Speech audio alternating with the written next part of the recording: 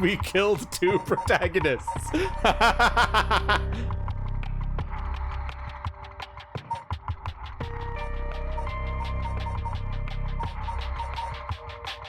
So who killed Shogo?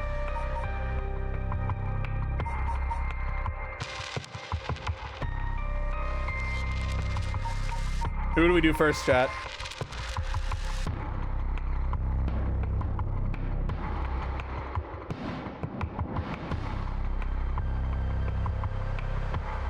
This might be a long stream. Yeah, we might be up late, but I'm really engaged right now. I will say that. They've done an excellent job at setting up the whole, like, using the curse stuff to JoJo Sentinel stuff, but then also setting up the mysteries and the confusion. I'm into it, bruh.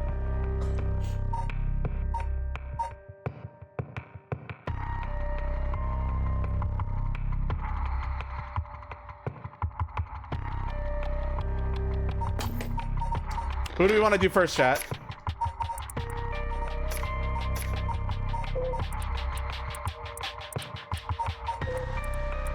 And there's definitely some meta shit going on too, which is interesting. There's definitely some meta shit, and I'm wondering how that plays into the storyline as well.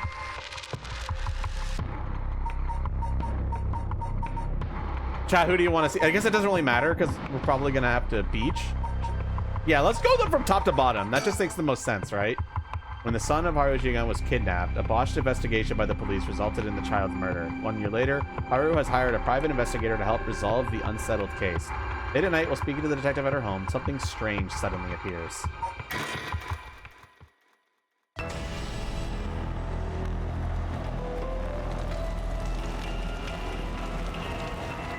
May those who mock fire's flame perish in the flame. Kill them. Kill them, the flame bearers. Kill them all.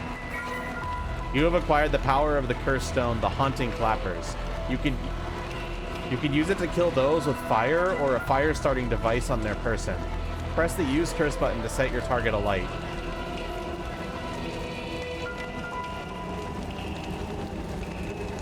Oh, she had the haunting clappers. She didn't have the beach.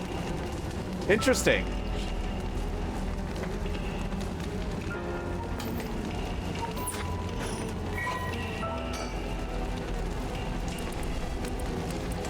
Kills by burning one who is in possession of a fire or a fire starting device. Red, red, red. Everything is dyed crimson. My home is burning to the ground. It's hot. It's so hot. I must call for help, but I cannot speak. My throat must be burned up from the smoke. No, I think I'm already on fire. That's right. I'll just use the clappers. Clack, clack. Is anybody there? Clack, clack. Why is no one coming? I'm going to burn to death. How did it come to this? Oh, right. Her. It must be the work of that vixen who appeared suddenly and enchanted my lord. That witch, those hauntingly cold eyes had my lord dancing in the palm of her hand. Perhaps I was also taken in by her. How many innocent people did I lure in under orders? This must be karma. The sound of a heavy bell. It feels like my head was split open. Right. Evening bell. That must be why nobody can hear the sound of my clappers. I've got to do it louder. Clack, clack.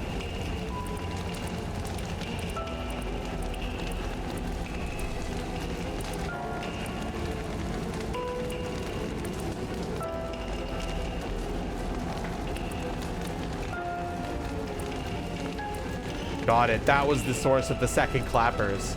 Someone was burning to death, and they failed to save him. Oof, man. There really is a secret underlying horrible mystery behind all of these mysteries, despite them being fucking completely normal sounding on paper. A murderous impulse seeps into my soul like thick black tar. Now. Kill. Can you hear it, curse bearer? You, who so strongly desires the right. Kill them.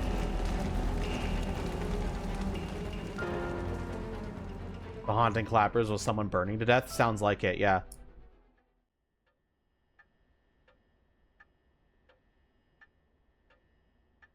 Shigima Mansion reception room. Back with me, ma'am?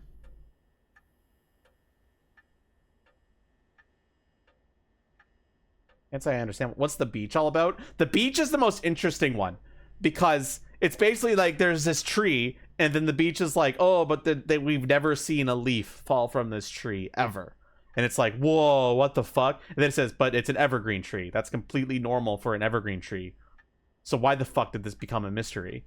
Why the fuck is this passed down? Why the fuck is that? And there's probably some underlying reason why that was passed down. And that's what we're going to find out later, I think. Can't say I understand what just happened, but it certainly seems to have put you in a good mood. This might be the first time I've ever seen you really smile. Sweet dreams. Are Shigima. Housewife. The Haunting Clappers.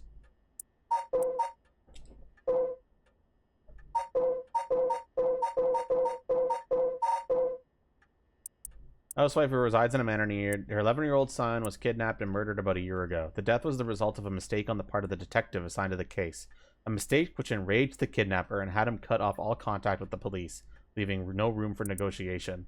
The incident was covered up, and Suichi's killer remains at large, leaving the aggrieved Hare to call on the services of private investigator Richter Kai to uncover the truth. The Shigima family came from a line of samurai who built their residence in Honjo during the Edo period. They assumed important positions in the police force following the Meiji Revolution, thereby protecting their family's elevated status even today.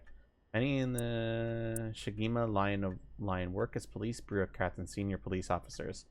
Hari's father sits in the upper echelons of the National Police Agency, and her husband, adopted into the Shigima clan through arranged marriage, is also a highly respected agency official. However, as her family prioritized work above all else, it wasn't long before Hari's marriage grew cold. Though she wants for nothing, she is isolated from her neighbors and withdrawn from society. Her personal life, it was cut short by the kidnapping incident. And she took making snide remarks at her husband, which only further soured their relationship. Husband was transferred to another area for work and now rarely returns home, left to live in the large empty mansion alone. With her family for a long time. Nothing but time on her hands. Unfortunate. No. Not dreams. Sounds like something I might want to hear about.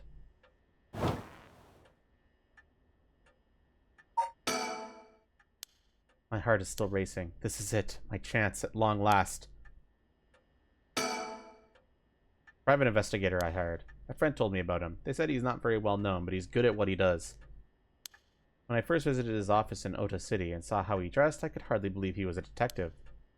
After talking to him for a while, I changed my mind.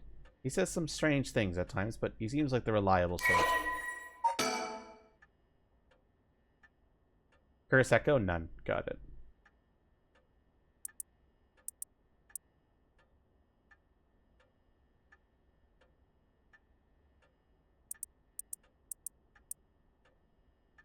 I'm not going to read all this out loud because that'll take too long.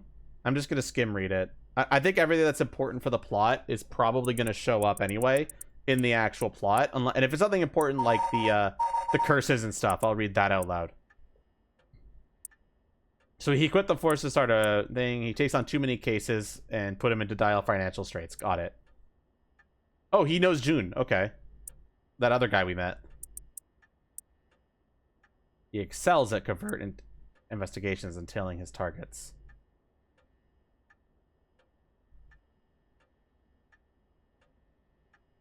He has a female albino parakeet, apparently.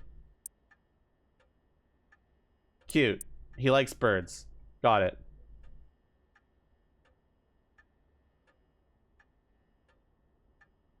And he leaves his office in the care of a high schooler. Got it. Bird up.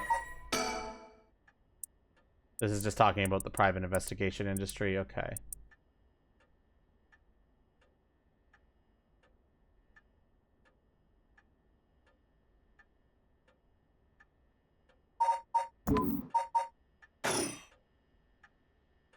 I don't know if it's the high schooler. Let me bring you up to speed. We were in the middle of a chat when you suddenly started spacing out, and the whole time you were grinning to yourself like you just won the lottery. Care to tell me what that was all about? Well, where to start?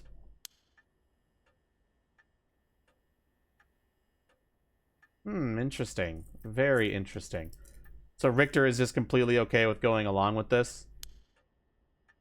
So the haunting clapper's curse echo appeared out of nowhere.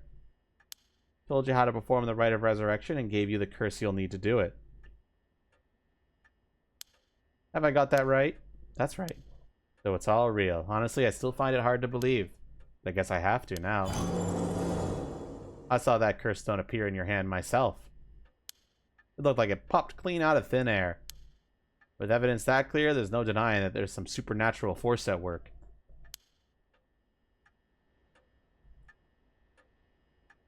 There's also the question of, who am I? There's definitely something going on with the protagonist, you know? Like, whoever I'm playing as is a character in the story in some way. That's my current assumption right now. So we'll figure that out later, I think. I don't think you quite understand. Oh? This isn't about evidence, and it isn't about belief. It's more than that. I know it's real. The moment the curse appeared, I knew everything before it even said a word. It was already there in my head, as clear as day.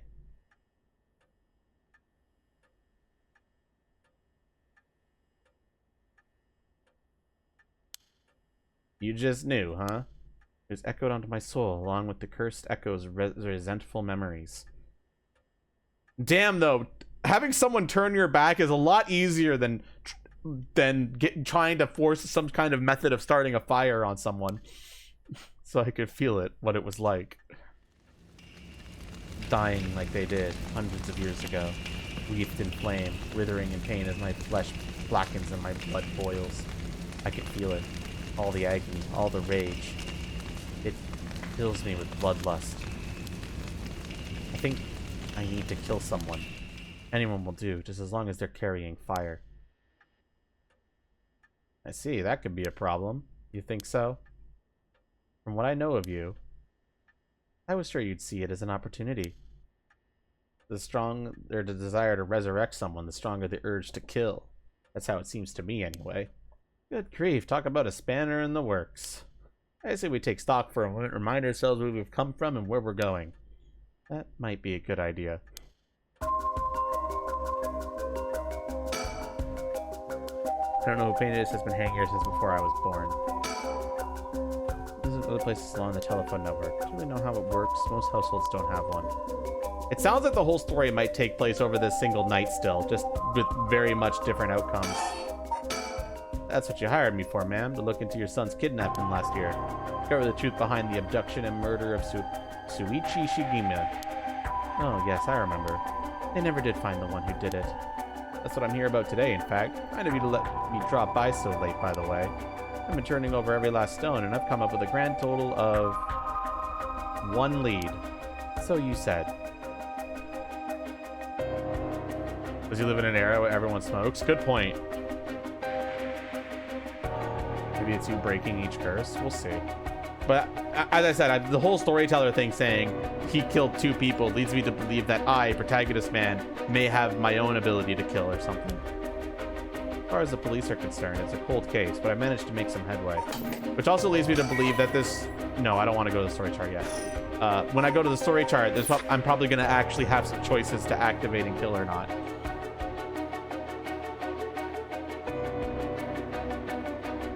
Managed to make some headway. I remembered. You were just about to tell me. A kidnapping and murder case that took place in Honjo about 1 year ago. Haru's son, Shuichi, age 11, was kidnapped on his way home from school with a ransom being demanded that same evening. Kidnapping one thought it was a simple extortion scheme, but when it came to light that the Shigima family was closely tied to the police, and Shuichi was in fact the grandson of a senior official, Billy assumed that the perpetrator was acting upon a grudge against the police force. The kidnapping was treated as a direct attack against the good name of the police, and a large-scale investigation was launched that used the best equipment available to trace phone calls. This made it all the more embarrassing when they were unable to catch the culprit, losing the public's confidence. The culprit grew cocky, relentlessly mocking the police force. After 3 days of failure and failure, Haru reached a breaking point. Spurred by concern from her son, she resolved to hand over the ransom money as fast as possible. But her husband and father, who held the prestige of the police in high regard, refused, saying that they would not let the criminal win by giving in to their demands. The increasingly frantic detective assigned to the case lost his temper when the criminal called to give an ultimatum, causing the culprit to never make contact again. Another week passed, and Suichi's body was found floating in the Samita River. Shuichi's death could be largely ascribed to the police's incompetence. This was ultimately covered up with stringent media embargoes. The investigation was never closed, but the case had long gone cold. Yeah, that sounds like something the police would do.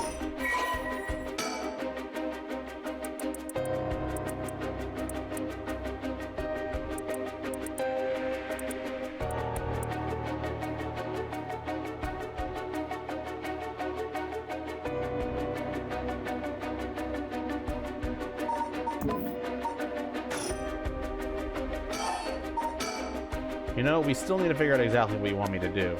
Tell you what, why don't I tell you what I've found and then we can make a decision. Alright. You know, I suppose there's not much point going over the kidnapping itself. No, I'm very familiar. Then I'll leave that for the files to cover and just confirm a few things about the case. The police traced the culprit's calls back to, let's see here, Northern Okio River. Oh. Here in Sumida City. That's quite a wide area. That's right.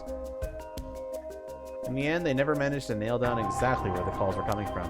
It was almost certainly the same location that Shuichi was being held captive, since Shuichi's voice could be heard during the killer's calls. Northern Okio River is quite a distance from Shuichi's normal school commute. Factoring in that he was seen at the school but went missing before he arrived at his house, it's likely that he was abducted by car on his route home. Maybe, but exactly. Shuichi was a clever boy. He never would have gotten into a car with a stranger. That's right. I was very firm about that. I know he understood too. I even saw him warning the other children. It's possible that they forced him into the car. The only issue there is there weren't any witnesses to the kidnapping. You can't bundle someone into a car with that many students around and not be noticed. And nobody came forward to say they saw anything suspicious. So, did they target him at some other time, or somewhere away from his usual route? Both of those seem a little far-fetched. Which raises the question, how did the kidnapper pull it off? The police never managed to find an answer. In the end, they decided that the kidnapper must have just gotten lucky. Well, why not turn the problem on its head? The kidnapper managed to convince Shuichi to get into their car. But how? The only thing that makes sense to me is if there was somebody that he would have a reason to trust. A teacher, perhaps, or a relative, or somebody else that he knew. All of the adults in Shuichi knew had alibis. The police checked them all thoroughly. They did, huh? No one throws numbers at a problem like the cops. But what if it wasn't someone he knew? Or rather, what if the culprit disguised themselves as a police officer? That would explain why he didn't find them suspicious. The Shigima family have close ties with the police, after all. He would have had reason to trust them. You might be right, but surely that couldn't have. Oh, there's a problem with the theory. You'd be surprised how much police officers stand out. That's sort of the point, after all. They're meant to be a visible deterrent against crime.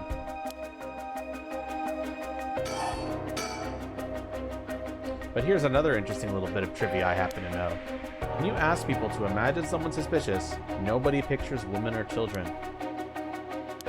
Even kids who've been warned about stranger danger often subconsciously expect that danger to look like an adult man.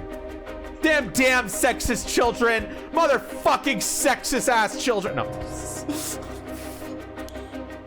Besides, Shuichi was the sort of boy who wanted to be a police officer when he grew up. He must have had a very strong sense of right and wrong. That's right. Wait, surely you can't mean... Now you're getting it. If, say, a young woman approached Shuichi asking for help, what would he have done? If someone like that said that they were lost and asked him for directions, would he have gotten into a car? He might have. Fucking idiot, kid! What a fucking dumb fuck! The kid deserved it! Okay, I'm sorry. That's rude. That was very inappropriate of me. I apologize. My husband always told him that a man had a duty to watch out for women and children. You could certainly argue that kind of attitude is outdated nowadays.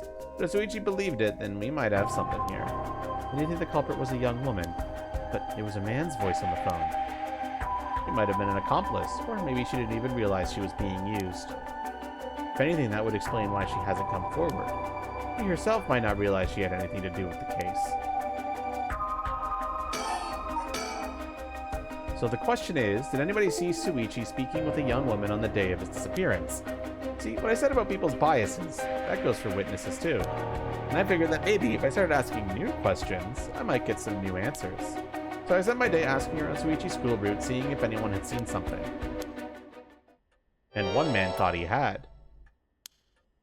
Do you mean he saw it happen? Well, I can't say that for sure yet. Turned out he wanted something from me, so we asked if we could talk in private.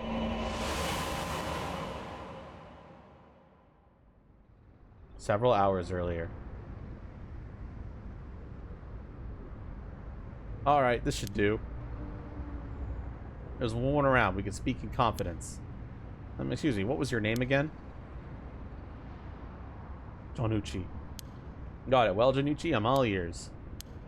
Just so we're on the same page. You're a private detective investigating Shuichi Sigma's kidnapping. Do I have that right? Of course. What else do I look like? How should I know what a private detective looks like? Oh, forget it. Look, I'll tell you straight. My life is in danger. I need your help. You'll excuse me if that caught me a little off guard. Let me ask you straight.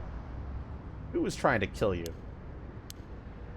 A student called Michio Shirashi. Interesting.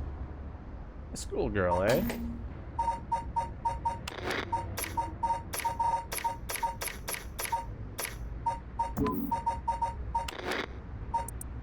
Do we know that character?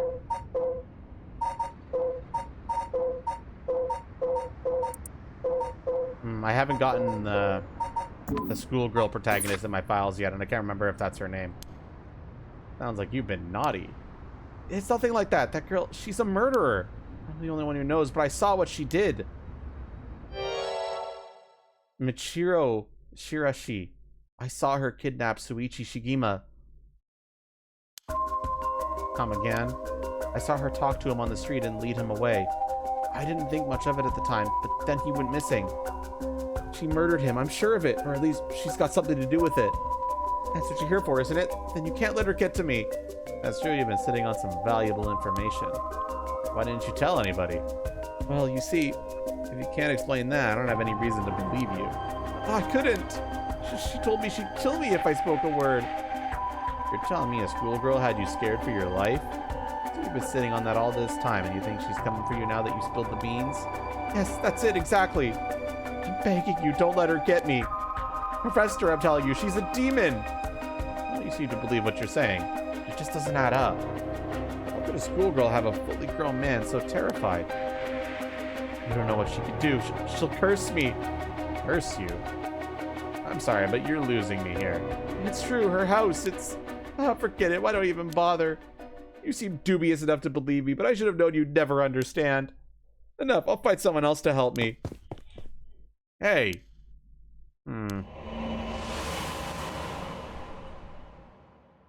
Oh my gosh, what's happening with my hands? And that's about the long and short of it. I can hardly believe it. At that time, I thought his mentions of curses was just crazy talk. But I'm starting to see that there might have been more to it. Then, if we could just find that girl. Curse or no curse, if she was with Shuichi on the day of the kidnapping, there's a good chance she knows something. On top of that, I did some digging on the man I spoke to. His full name is Kohei Jonuchi. He's a teacher at Komagata High School here in Sumida. Teacher, then the schoolgirl is one of his students? I think that's very likely. At last, we've got a lead. Hopefully it'll be the breakthrough we're looking for. The Rite of Resurrection, huh? I read about that in an occult magazine the other day. Apparently some old book showed up recently with all the gory details. Is it that the rite could be found somewhere in Honjo? I remember that the first time you told me about it. It felt like my prayers had been heard. Like I had hope, real hope, for the first time. Ever since that awful day, I've wondered, what if I hadn't sent him to school? What if I just paid the ransom? Not a day goes by when I don't think that if I'd done something differently, Shuichi would still be alive. You can't blame yourself, ma'am. It was the culprit's fault, not yours. Though I know that won't help any. Grief is funny like that. I'm guessing that's why you're after the right. Guess I didn't need to ask. It's written all over your face. I could tell how much he meant to you. But, and this is a big but, If this right is the real deal, using it will mean killing someone and stealing their soul. Is that a problem? If it comes to that, I'm afraid I'll have to stop you. Oh, that's a shame. A shame, huh? That's all? I thought if I'm going to be competing with other curse bearers, then your detective skills might come useful. You realize you're talking about ending someone's life, right? Don't you see an issue with that? I think any parent in my position would happily kill for a chance like this. That's so, isn't it? Dear, oh dear, what have I gotten myself into? If it makes you uncomfortable, then you won't have to get any blood on your hands yourself. I don't need you to kill the other curse bearers. I only need you to find them. I won't be party to murder, ma'am, not even for a client.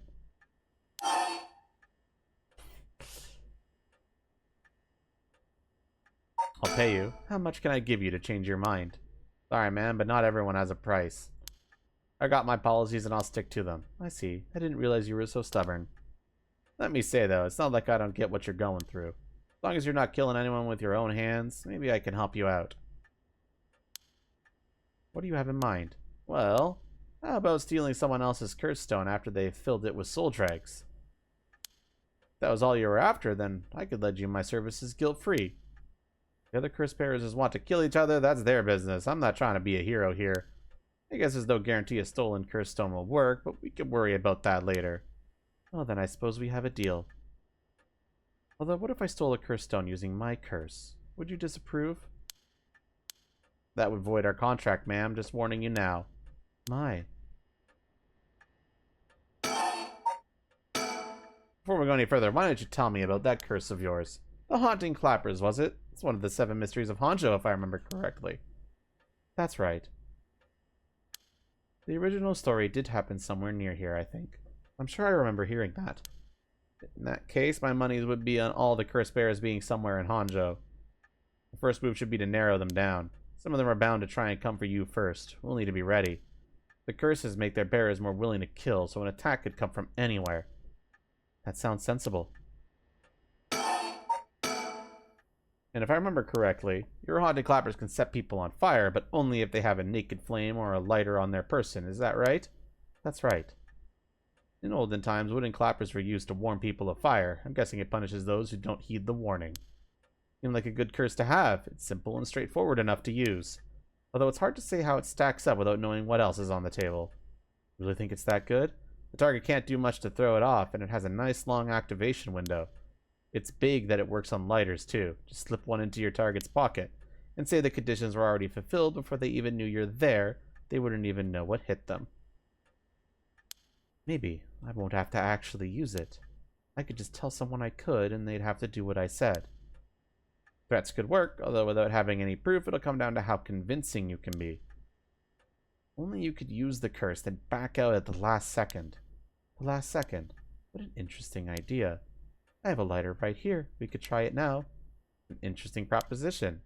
But maybe not. I'm not quite crazy enough to make myself a guinea pig. Oh, I see.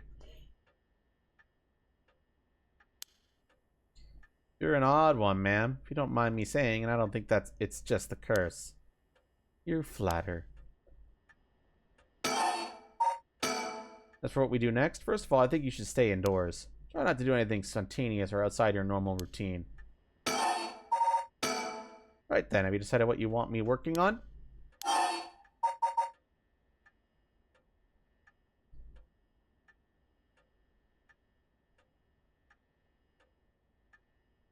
Is this actually going to be like a big choice? Help me with the right, I think makes the most sense. Bringing my son back is more important. I want you to help me with the rite of resurrection. Roger that, the rite it is. Odds are good that the other curse bearers are also working by night. Anyone they kill under the cover of darkness won't be discovered until sunrise. But they'll be trying to do as much as they can before morning comes. So it's settled then. I'll look into the other curse bearers by night. And once the city wakes up and I can start asking questions, I'll investigate the kidnapping as well. I'll even try and find Miss Shirashi as part of the bargain. Thank you, that's more than enough.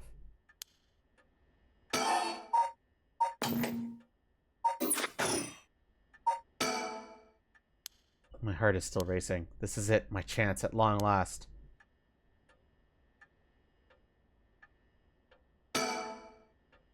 Well, I'd be damned. Is that what I think it is? Goodness, you made me jump. It's a silly little sticker my son got from somewhere or other. Put it up just before, well, you know what happened. I still can't bring myself to take it down. Let me take a closer look. I knew it. It's Head Honjo from way back at set number 1. This is a real collector's item. Excuse me? Don't tell me you've never heard of the mockingbirds. The what? They're the hottest new craze. Cute little birds dressed up like rough and tumble delinquents. Never heard of them, but this certainly seems to matter to you. Best part is nobody knows who made them. They just started showing up around town, and soon enough they've won everyone's hearts. Story goes that they are made by some anonymous artist who covertly leaves them behind in specific locations. No one knows when or where they show up next. They're basically an urban legend of sorts. I think one would turn up here of all places. This is a good sign, I'm sure of it. That's nice.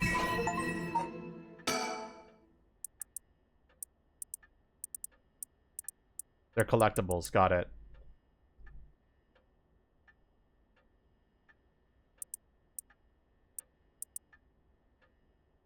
And looks like there are hints on where they are, too. Cool.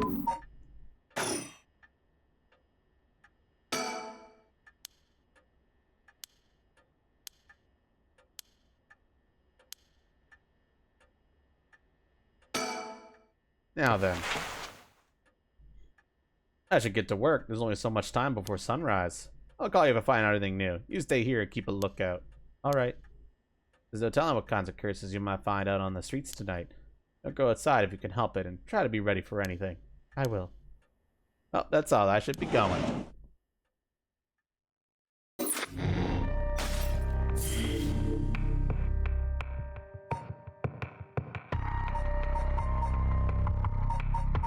And thus the killing begins. Despite having obtained the curse of the haunting clappers, is determined to use the right reservoir by stealing the remaining curses. You have to find the other curse bearers.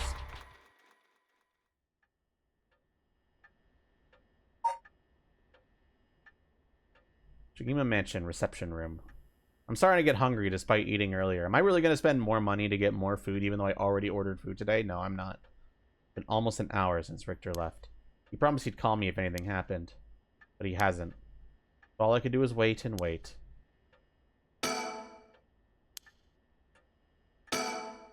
What's this? A newspaper? It must have fallen off the chair.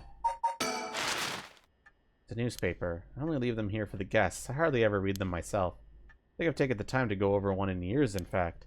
Well, it's not like I have anything better to do. The city's biggest problem right now is pollution. It's come from all the sewage. Okay. Gotten better since then. Okay, cool. Although the air around the industrial district is still filthy with gas and smog.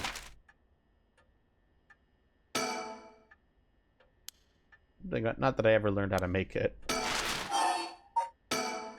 All sorts of articles about the current state of the economy. Post-war boom has passed its peak, moving in the area of large corporations. 20 to 23 yen per dollar, manufacturing is on the rise, and exports are healthy. Dollar is down from its height, and people are saying it could fall further. No denying how much the standard of living has improved in the past few years. It's common to own a car and television now, and supermarkets are better stocked than ever. Kill, kill, kill, kill, kill, kill, kill, kill! Blocking to the arcades. Now we have these enormous theme parks and gaming machines that plug straight into our televisions. Everyone is talking about superhero series, foreign films, and movies based on the latest bestseller. Fusion rock and folk music were all the rage, but now it's all about city pop and idols. It's hard to care about that sort of thing anymore.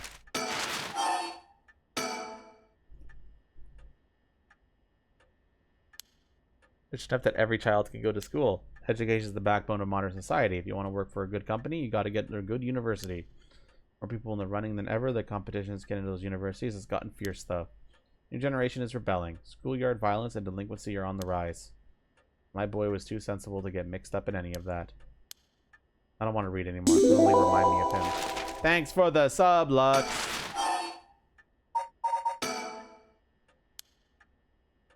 They found a police officer dead in a local park just the other day. A lot of my family are in the police. I hope it wasn't anyone I knew. I don't read the news anymore. Not since last year. Brings back bad memories. Vision. Feels as if all the information in the world gets passed through that little black box.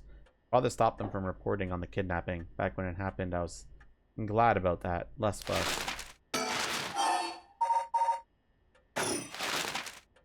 I don't really know if all that information is relevant to the plot, so I'm just gonna...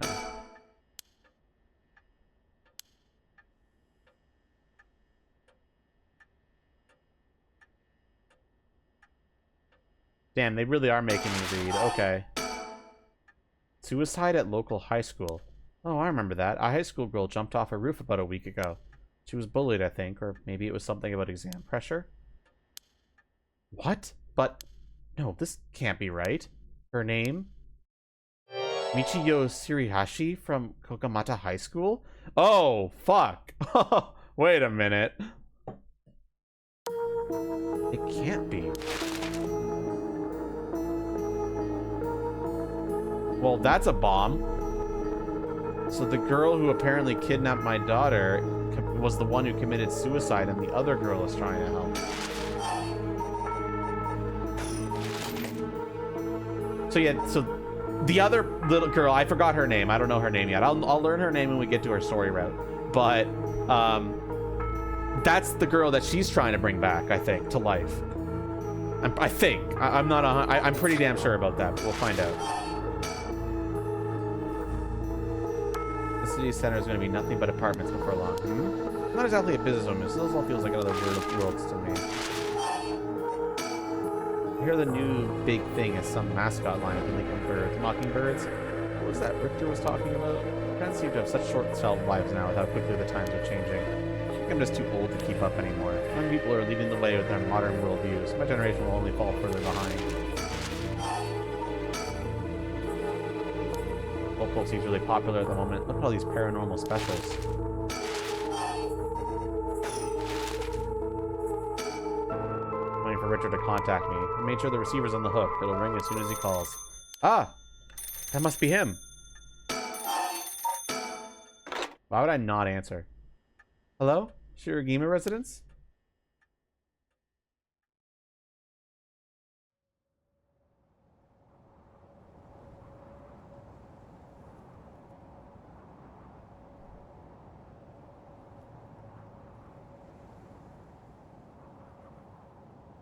Richter called me out to meet him. We came here to Komagata Bridge. Richter, there's something I need to tell you. Funny, I was just thinking the same thing. What does he see down there, I wonder? You go first. Please, go ahead. Alright then. I've been poking around places connected to the 7 mysteries looking for curse bearers. I think I found a few candidates. First, the tall man I ran into Kinchibori Park. I asked him for directions, trying to probe him a little, but he turned the questions right back around on me. He was out there for the second. He figured I wasn't what he was looking for. I got the sense curses were nothing new to him. I'm about 40% sure he's a curse bearer. Oh, he's not around because I don't think we're in the route where he got killed. Then there's this middle-aged guy I saw on South Warigasui Street. There's no question about this one. He had one of the curse stones in his hand. He had a nervous air about him, too. It was clear he was up to some shady business. Gathering soul dragons, I bet. He'd make a good target.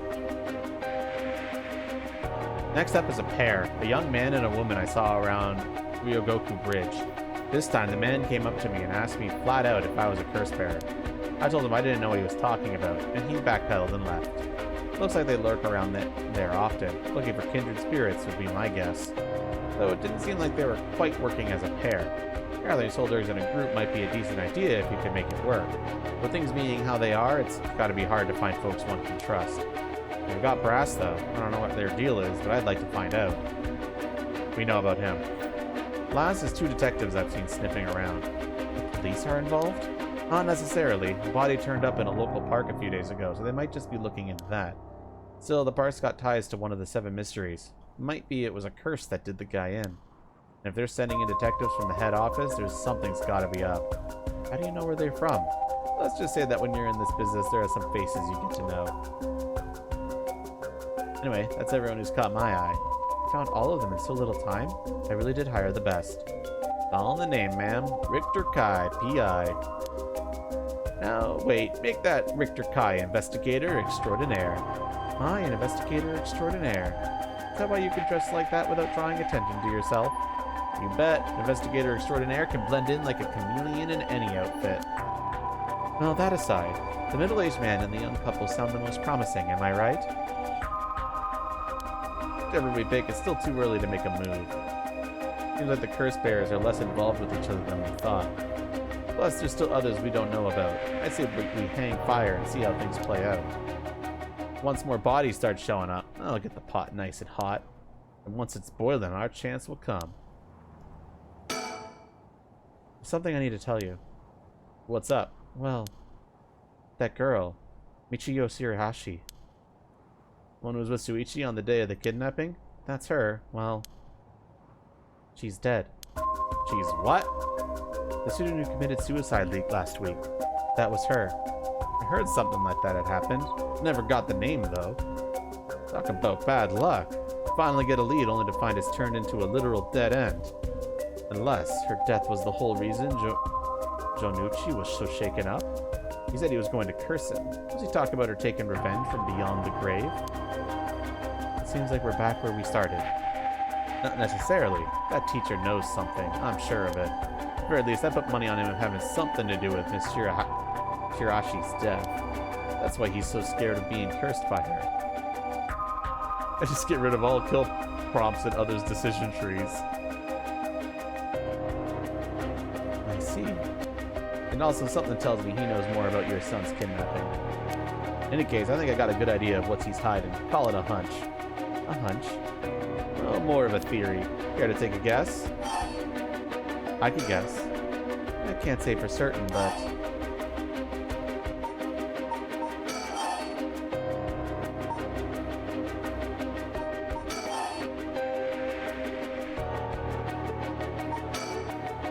What if Mitsuru Shirachi is silenced? What do you think? I just said some nonsense. Well, no point dwelling on speculation. The truth will come out in time. Right now, I think we need to have another chat with Mr. Jonuchi.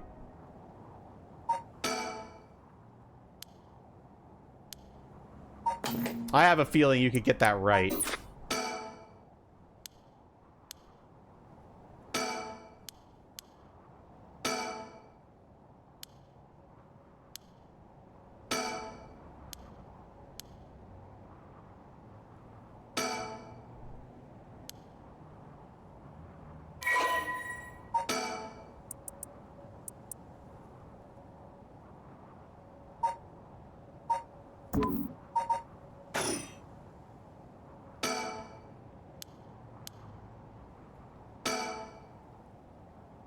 The river is filthy and horrid, but at night when it's still, it looks almost peaceful.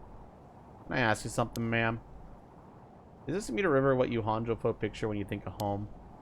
I couldn't say. All I could tell you is that I can hardly stand the sight of it. Right, should have guessed. This is where they found him after he went missing. All alone, floating in that horrible water. All I could think is how scared he must have been. How cold he must have been. What did he ever do to deserve something so awful? I've come here every day since then. And I prayed to the river to give him back. To give me back my son. Day after day after day. You know, in olden times, people believe rivers marked where our world meet the next. So the act of crossing, flowing water had a huge amount of spiritual significance. Back when Edo was founded, the people of Chuo saw the Sumida River the same way. They associated the far side of the river with the afterlife. That same place would later become Honjo. All their fear and revulsion accumulated there and took root. But then the Ryoku Bridge sprang up after the Great Fire of Meraki, and just like that, Honjo was a part of the city too. As it turned from farmland into a town, the people surrounded it with man-made rivers and crisscrossed it with canals and waterways. Weren't those to prevent flooding? That's what I was told. They were, but that's not all they were for. The other purpose was to contain all the corruption that had built up on the far shore, and stop it leaking through to our side of the Great Divide. Officially, they were a physical barrier, but unofficially, they were a spiritual one too. So, if I have this right,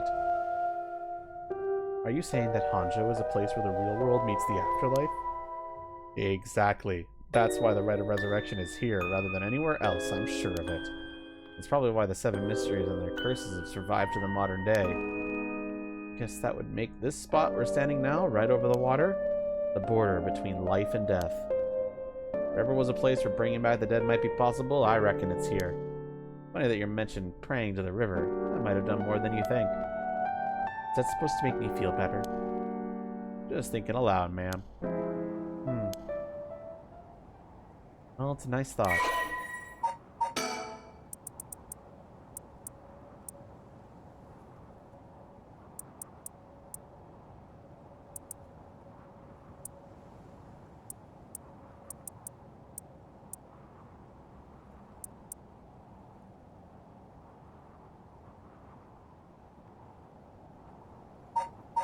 Neat.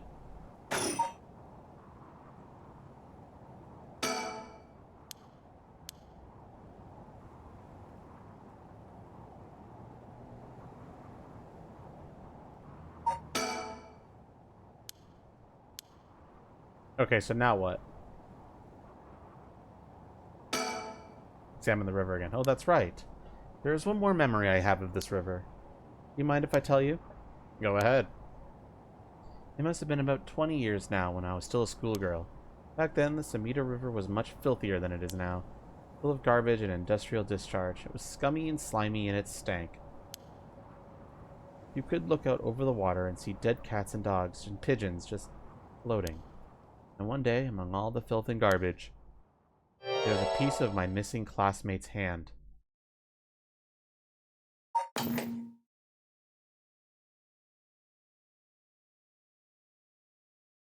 What? Yeah, my thoughts exactly. It was almost a miracle when you stop to think about it. What were the chances that someone would find a part of her that was still recognizable, and that although everything but the palm had rotten away in the water, the part that was left would have an identifiable scar, and that they could tell it had been a murder from the blade marks on the bone? Wait, are you talking about the Najima murders? So you have heard of it, I'm impressed. I assume you were about an elementary schooler at the time. I wasn't really aware of it then, I only heard about it after the fact. I had no idea the victim was a classmate of yours. The Najima murders, a notorious case from over 2 decades ago involving the murder of a female high school student. It first came to the attention that the authorities were part of a human left hand was discovered floating in the Samita River. Testing revealed it to belong to a missing female high school student. It appeared to have been severed deliberately. The police launched a murder investigation. A large-scale search of the river was organized, but the highly polluted state of the water made this impossible. Visibility was poor, the stench was intense, and the drivers quickly fell ill. They succeeded in recovering only the victim's head and what appeared to be part of her leg before the search was called off. At the time of the incident, the Samita River was as polluted as it had ever been. Neither fish nor shellfish could survive in it, eventually causing the annual fireworks festival to be called off indefinitely. Over the course of the search, the police discovered a number of unidentified human bones. This caused a stir among the public. Several other young women had gone missing in recent years in the Tokyo area, and it was feared that they may have fallen victim to the same fate. Forensic technologies at the time, however, were not advanced enough to determine the identities of the deceased, so the police were unable to open any inquiries. Due to the overwhelming lack of circumstantial evidence, the investigation ground to a halt until a fifth-row unrelated individual came to its attention. During questioning about a separate incident, Fumichika Najima, a 36-year-old shop owner with no relation to the victim, divulged details about her that had never been released to the general public. An investigation into his background was conducted, leading to his arrest. Najima testified that he had snatched his victim from the street and confined her in the underground storeroom of his shop, which also served as his living quarters. He chose her for no special reason, but simply decided she was an opportune target on seeing her walking alone at night. After keeping her locked up for several days, he restrained her, sewed her mouth shut, and severed her fingers and toes with a box cutter, while she was still conscious. As she screamed silently behind her sealed lips, he proceeded to hit her wrists, her ankles, her elbows, her knees, working his way inwards slowly and methodically. His victim constantly wavered in and out of consciousness. Her ordeal continued until she died of blood loss. Najima dismembered the rest of her body and disposed of it behind his home in the Samita River, before cleaning his storeroom and returning to his everyday routine as if nothing had happened. The brutality of his actions shocked the nation when they were eventually reported. Once apprehended, Namita readily divulged the details of the murder, but was less willing to explain his motive. When asked, he would only break down in tears saying, "I don't know what came over me. I know it was wrong." In the end, the police could extract nothing more from him than expressions of remorse. Although the efficiency of his methods strongly suggested he had committed similar crimes in the past, no corroborating evidence ever came to light. Najima was sentenced to life in prison at his first hearing. The sentence was imposed with no appeal for the defendant. What the hell?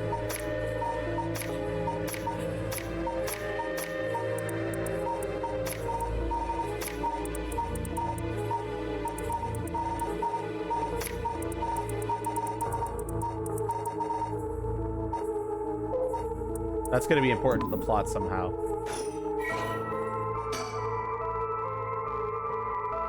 The man who made headlines over 2 decades ago as the perpetrator of the brutal killing is known as the Najima murders. Oh yeah, obviously it's going to be important if they're literally adding this person as a person of interest. To be honest, it was all a bit of a blur. A wave of chaos just parting around me. Something like that. They said the rest of her body must have sunk to the bottom of the river.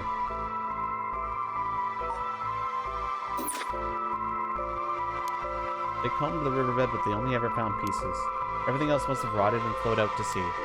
Afterwards, I heard that all the divers who had been looking for her fell ill. Sorry story for everyone involved, huh? It's funny, everyone figures the river's filthy already, so one more piece of garbage won't hurt. Every little bit makes it worse. It's a vicious cycle. I know I wouldn't want to go rooting around down there myself. That's right, which is why the riverbed is the last place anyone would go looking. Or so was the killer's thinking, I suppose.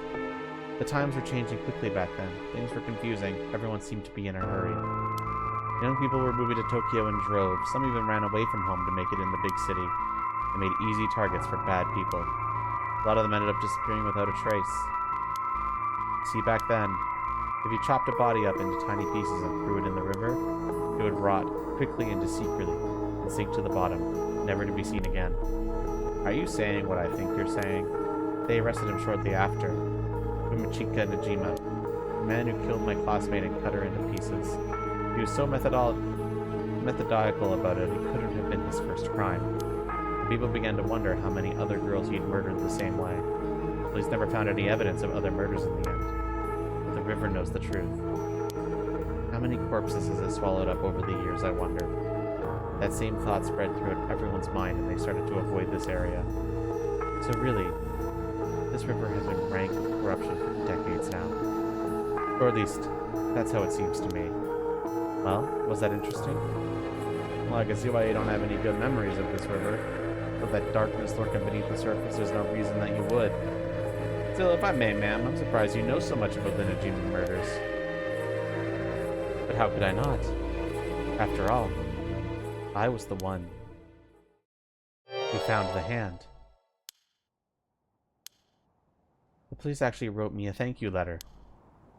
They said it was only thanks to me that they managed to bring Najima to justice. That was the only time my father ever said he was proud of me. Huh. I guess it just wasn't the killer's day. Sometimes I wonder if he resents me for it.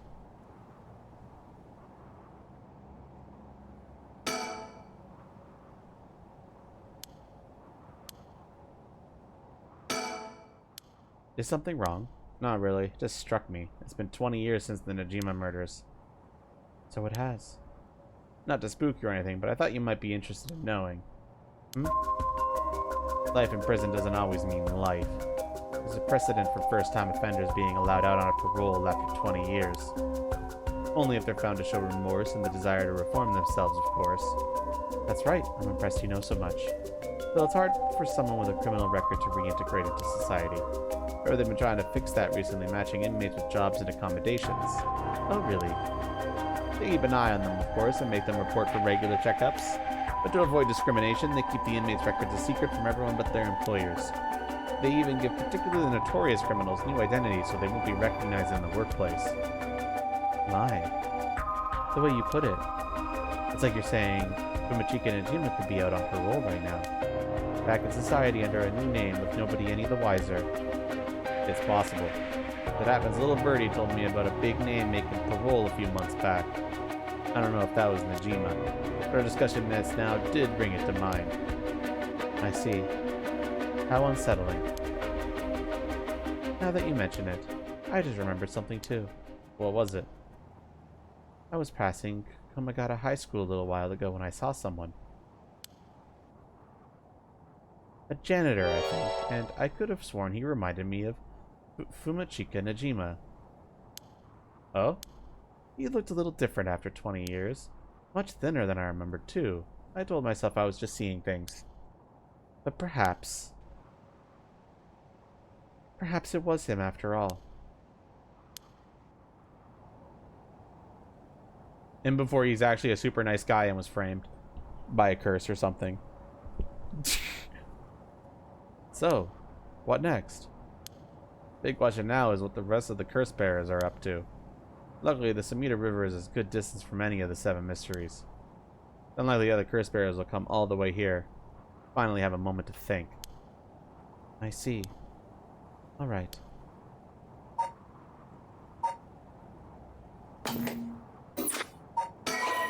You cannot currently progress any further. Once your situation has changed, select resume to try again. Pressing suspend will return you to the story chart. Alright, well, I'm gonna take this opportunity to get some water. Be right back, nerds.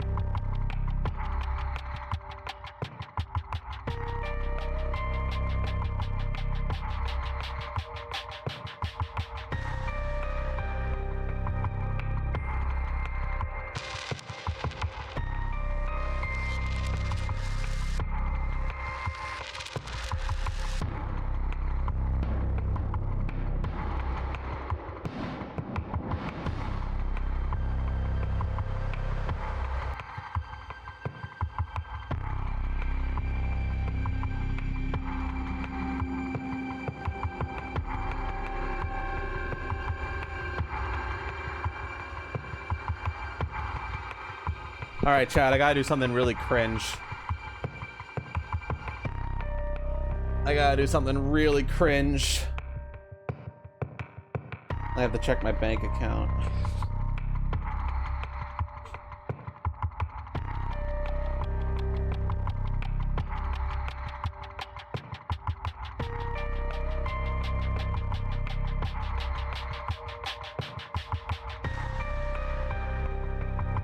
Sounds pretty normal to you. Bro, I don't want to look at it, but I need to see if I'm bleeding as much as I think I am. Because I might want to order even more food. I don't know.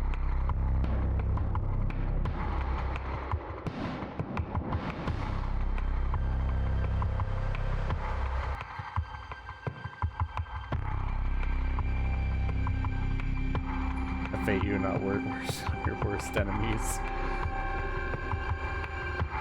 Because I already spent too much money on both food for me and my brother to get Pokeballs. But I'm still hungry and I want more food.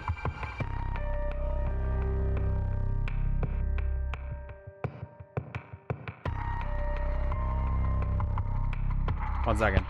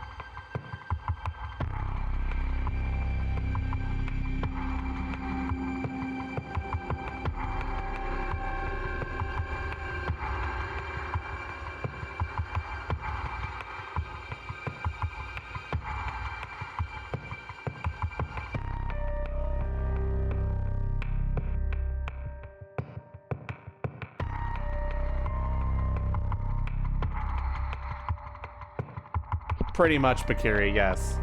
I've been doing pretty good lately, but, like... God, man, I don't want to get, like... All my money just goes to food and video games. It's kind of sad sometimes, but... I want something cheap, maybe.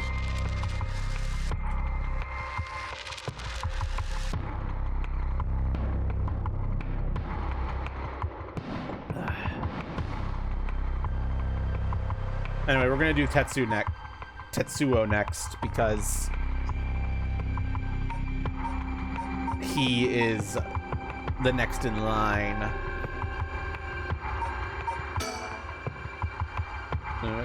First investigating is investigating the mysterious death of a fellow officer. He visits the scene of the incident, the former Yasuda Gardens, with his subordinate Juniro.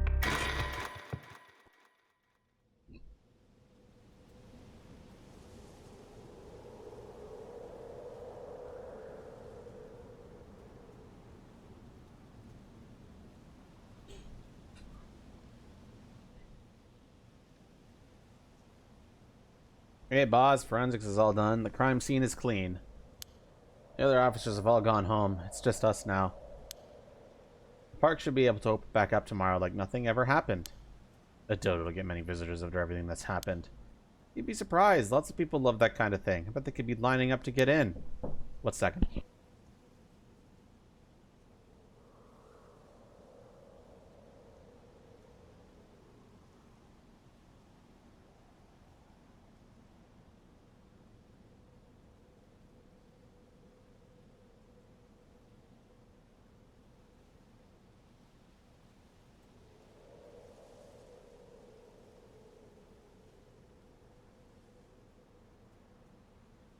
I'm talking about food with my brother, chat. Give me a moment.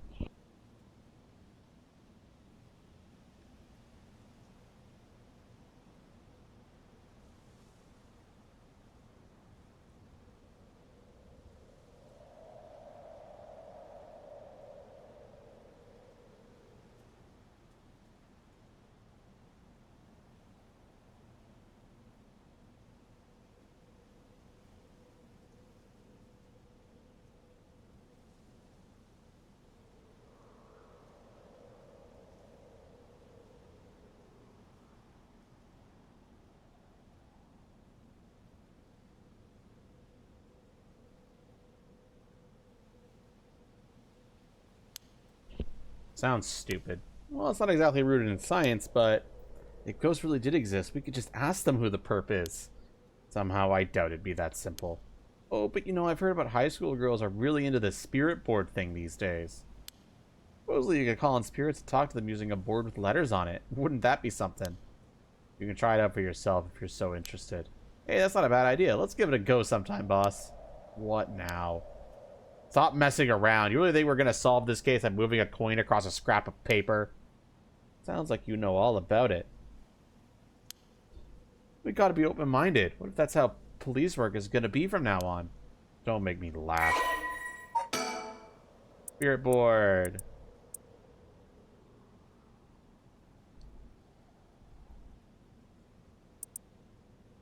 Need to be a tool that was adopted from Western spiritualism and modeled by Japanese occult enthusiasts. This matter use can have self-hypnosis or auto-suggestion, leading to hallucinations or symptoms similar to spirit possessions. Many schools ban these spirit boards after there are several cases of students sneaking into schools at night, in addition to the stories of people having seizures when using the boards. Listen up, Arrow. You can't go blaming the death of your buddy on something like the occult. Why does Arrow do this stupid duck face, bro? I don't care if it was ghosts or the occult or what. Whoever or whatever it was that did this. I'll get them. I promise you that. Well, you got the right attitude, but we don't even know if this is a murder yet. Biases weaken our judgment. Get too fixated on one thing and you stop seeing everything else. Aye aye, boss. So, now that we've finished investigating the scene, let's review what we know. Now? It's getting late. I figured we'd head straight home from here. We've got to go over all the info we've gathered. What better place to do that than here at the scene of the crime, where we can soak up the atmosphere? Soak up the atmosphere? The hell's there to soak up? Unless you're really into this occult stuff, you get on being in a place like this. Wait, you mean being somewhere like this doesn't get your blood pumping? No way. No, no, don't turn this around on me. I'm not the weird one here. Cripes. No, we don't have a curse yet in this Skype. Or this character doesn't have his curse yet. Let's get this over with. Aye, aye, boss. Jun Iro, a detective in the Tokyo Metropolitan Police Department. First Investigative Division. His rank is sergeant. This is his first time leading a case. It's like he's graduated from rookie to newbie. He looks put together on the outside, but acts like a kid most of the time. Honestly, the force could use more people like him. So early in the morning yesterday, a staff member found the victim collapsed here in the park and called the police when they realized he was dead. While there were no obvious external wounds, the fact that he was a police officer and the evidence of a struggle means that it's likely that this was a murder. The Samita office sent it over to us since it involved the death of an officer, and we were tasked with the investigation. What we need to do is figure out what happened and whether there was foul play involved. I think that about sums things up. But, boss? Yeah? Is this case really important enough to assign to someone from the investigation division? I mean, a friend of mine died, so it's important to me, but it's all up to the higher-ups. I'm sure they've got their reasons. One thing that I'm interested in is this guy, Shogo Oki, right? Like, I know we just had, like, a whole storyline where he went around murdering people, but, like, he only does that if Yoko dies, right? So how did he end up dead? Because he has no reason to pursue the right if Yoko's not dead. So what's this guy's deal, man? And then he still ends up dead. You know?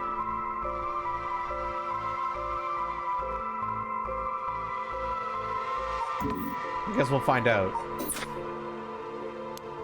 Boss, you know something, don't you? It'll all become clear in time. Try not to worry too much. Those, like, obviously those are the mysteries that I'm thinking about. Questions for the game to answer later. Thinking about it, the only thing we know for sure is the identity of the victim. That means there must have been something special about him, right? Maybe he knew something he wasn't supposed to. Some kind of secret or something? Wait 1 second.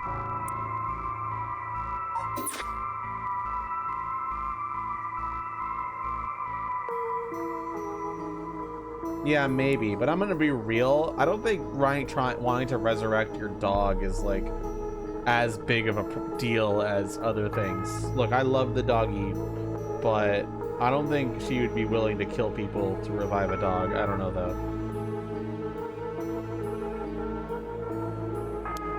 Isn't that right? Pretty sharp sometimes, you know that?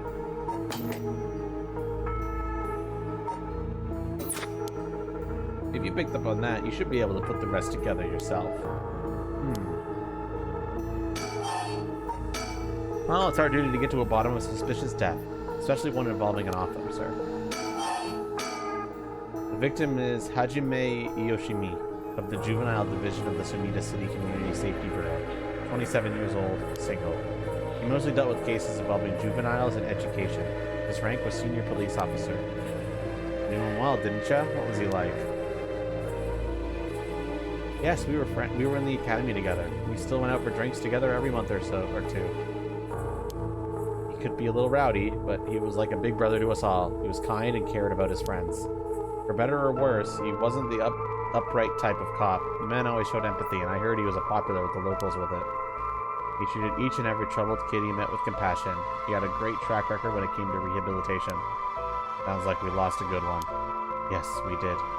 We truly did.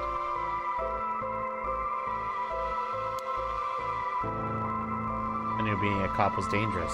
I knew something like this could happen, but it's never easy when it happens for real. I know the feeling.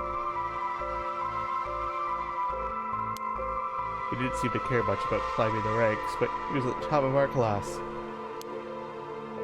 The only problem was that he took on so much, he had the most unfinished paperwork, too. And I thought we needed an unusual guy like him to help us solve all our unusual cases.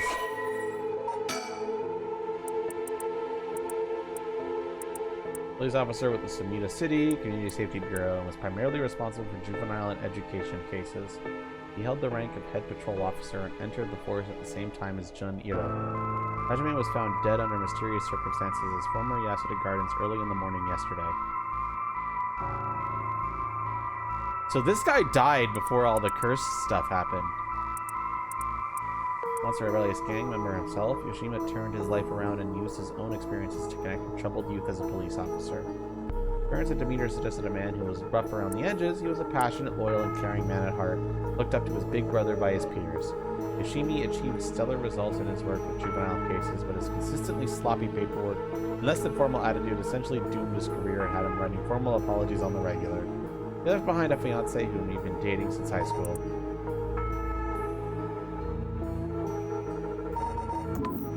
I don't know. I also do think that there's something about the protagonists, as in, not protagonists, like the player character's involvement and stuff. Like, it's only ever shown up in the prologue, but I do think there's something about our involvement and our ability to potentially adjust things. The prologue definitely seemed to play around that theory. After all, the whole reducing the voice volume to 0 thing, and the fact that we could tell him to throw away the lighter. Don't worry, you're plenty unusual yourself. Me? I was the most normal of my classmates. Besides, the real weirdo among us has quit the academy a long time ago. There was one even weirder than you. Hajime was quite the bad boy in school. Apparently he ended up with the police a lot. He said that the officer in charge was good to him, helped him get back on track. The reason he wanted to become a cop was to pay his kindness forward. Said it was the first time he ever took his studies seriously. That's a good story. Love the kind of thing. Makes me want to have a drink in his honor. Please don't make fun of my dead friend. Hey, I said in his honor. You should aspire to become the kind of cop people miss when they're dying in the field. Say that like it's a sure thing I'll die. Besides, if I end up biting it, I'm sure you'll be the one who misses me most, boss.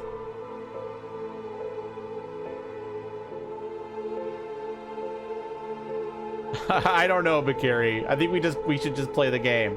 And we'll figure it out.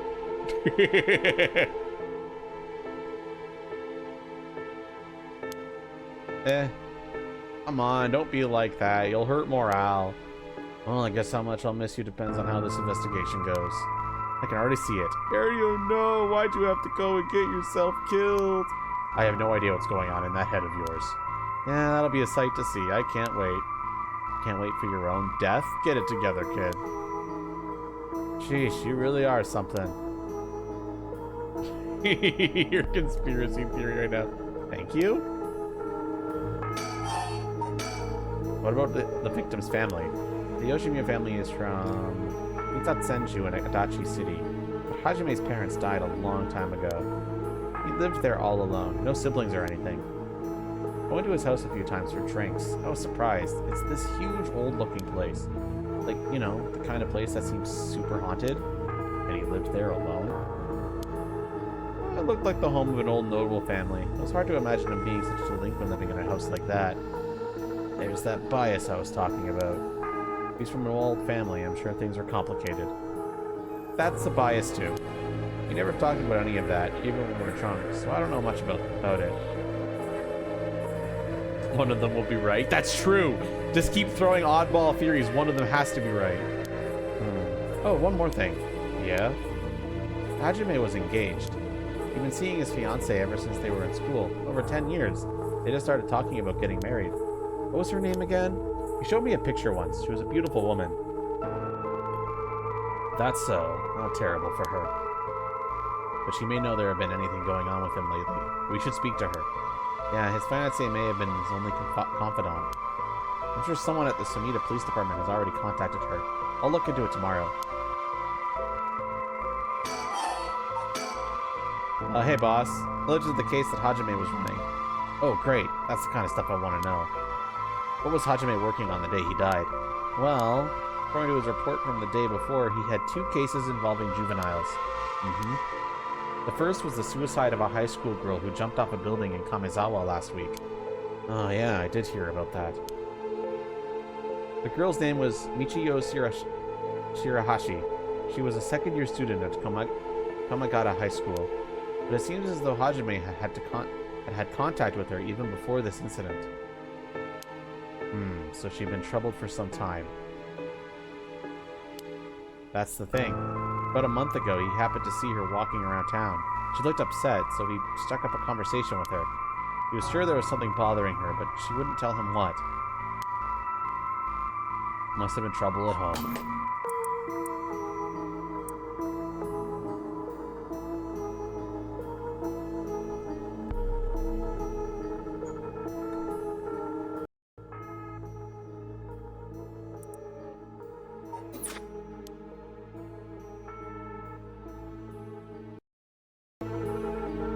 That's what she thought. That's what he thought too. It seems he visited her home and spoke to her parents, but they say there was no problem, so there was nothing else he could do.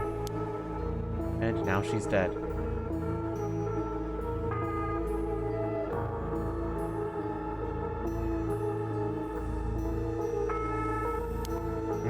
Then it's possible he could have prevented her suicide then. He must have been devastated. And that's why he was looking into this Michiyo Shirihashi again. He must have thought that something terrible had happened that drove her to end her life. But ultimately, he never reported the findings of his investigation. I see. You're thinking that it may have something to do with his death?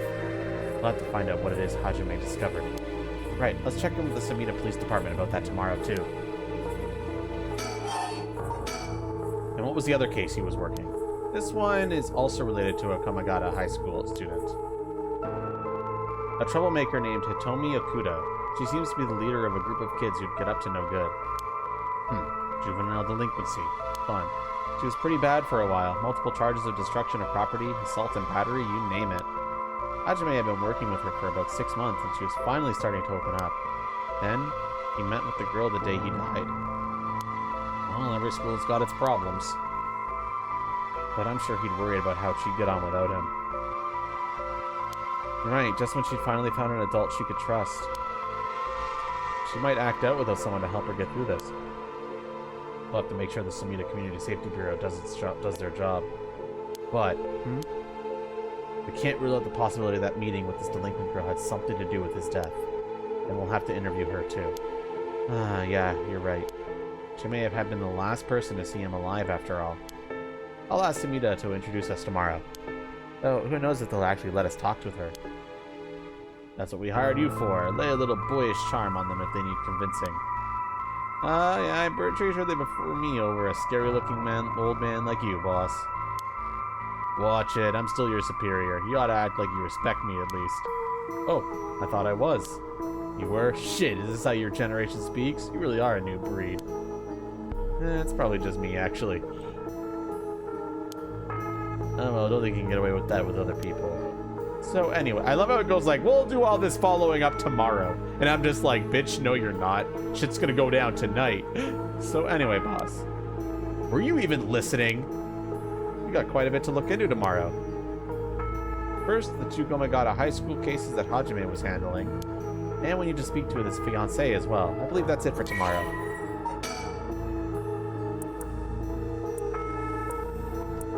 Estimated time of death, 2 days prior at approximately 11 a.m. Cause of death, acute heart failure. Cause unknown. Signs of a struggle found at the scene. Efforts to locate witnesses underway. Body discovered by groundskeeper. Contact with this person of interest.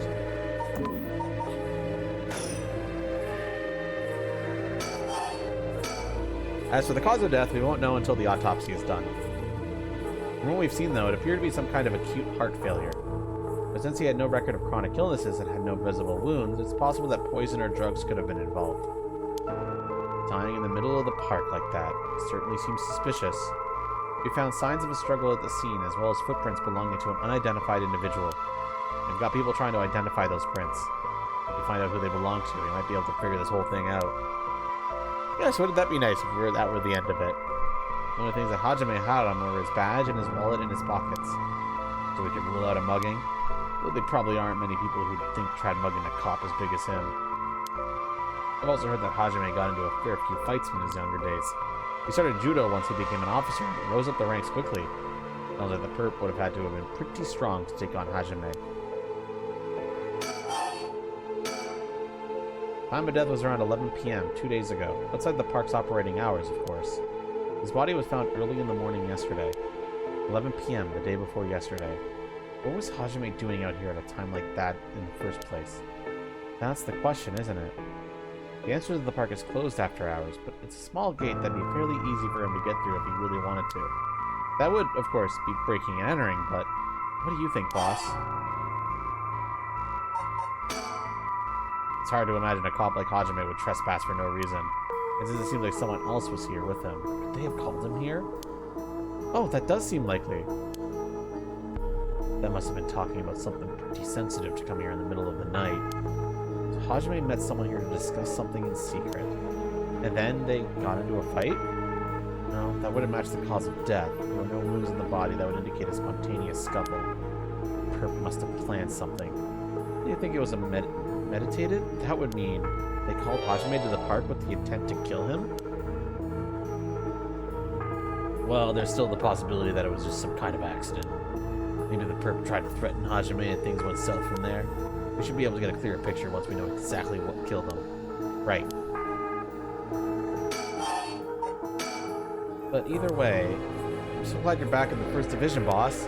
I've always admired your work. You were like a god to me. You were the whole reason I became a detective in the first place. Yeah, about that. People have been saying that ever since you first entered the academy, but... Yes, that's because it's true. I couldn't believe you got transferred out of the first, just as I was assigned to it. Getting to work on a case like this now, just the two of us, is a dream come true. Happy as I am to hear that, well, how should I put it? What is it? That's true. I'm not sure you've been showing me the proper, appropriate amount of respect. But I do respect you. Don't tell me you're going senile, boss. That's exactly what I'm talking about when you run your mouth like that. It's getting late. You must be sleepy. Don't worry, boss. I'll make sure we get out of here soon. Yeah, I get it. I've been wowed by your shrewd detecting abilities all day today. Oh, really? Funny, I've been wowed by you, too. By shrewd. I'm a family. What's yours like, boss? The hell's wrong with you, prying into my personal life all of a sudden? It's just, I've never heard you talk about them or anything. Oh, are you single? Shut it. It's none of your business. Well, ever since I joined the force, I've been thinking.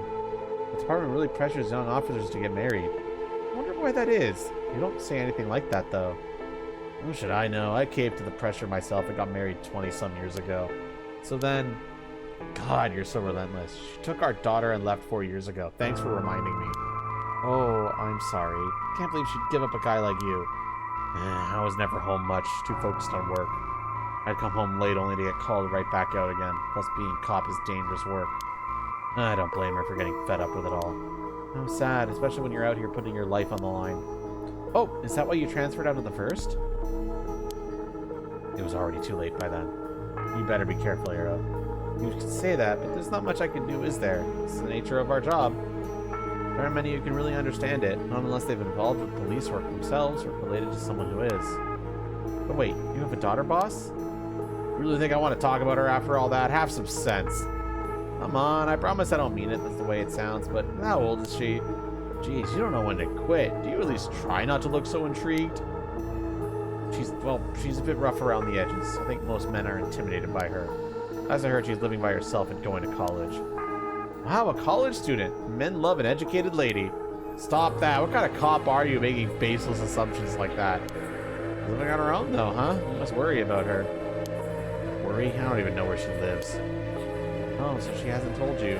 Because she knows you'd follow her everywhere. I would not. I don't think. Come on now. We both know that's not true. Listen here. You may look like a mean old man, but you sure have a soft side. What? Is that supposed to be a compliment? I can't keep up with you. We're done talking about this.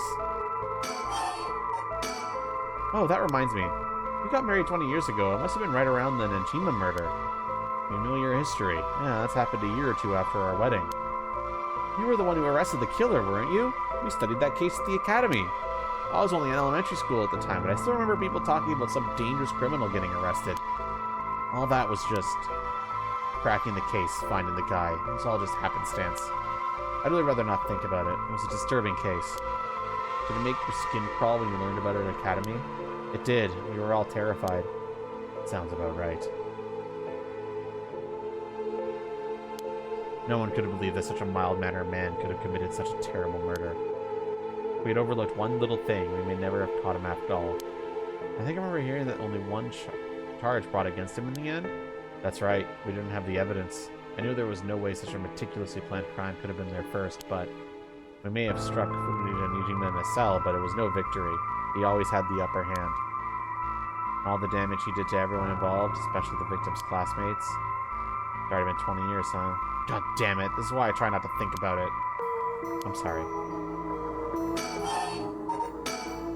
All this old cult stuff. Have you heard about it, boss? What are you talking about? The Rite of Resurrection thing that everyone's talking about. No, not you two. I've been hearing about that shit everywhere. Oh, you have? That's surprising. Who cares what people are talking about? It's got nothing to do with our job. Don't you think the occult stuff with this case feels, I don't know, realer somehow?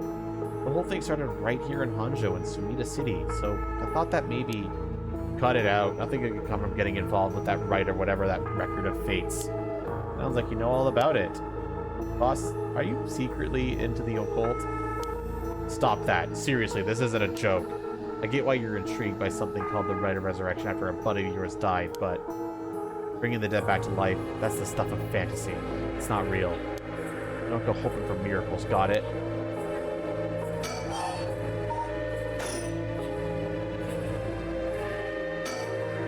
The former Yasuda Gardens here in Yokohama-ichion were originally built as part of the Daimyo-zen estate back in the Edo period. The park became city properly a number of years ago and underwent extensive renovations. There's not a soul around this time of night.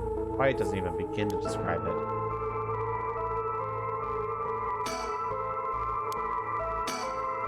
This pond, they say it used to flow into the Sumida River. The river became so polluted that they cut it off.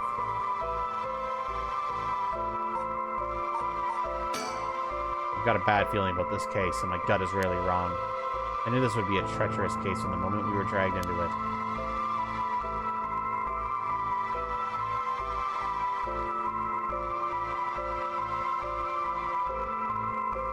Yes, we are.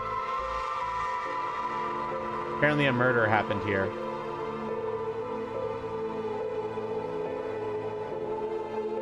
So what am I supposed to do now?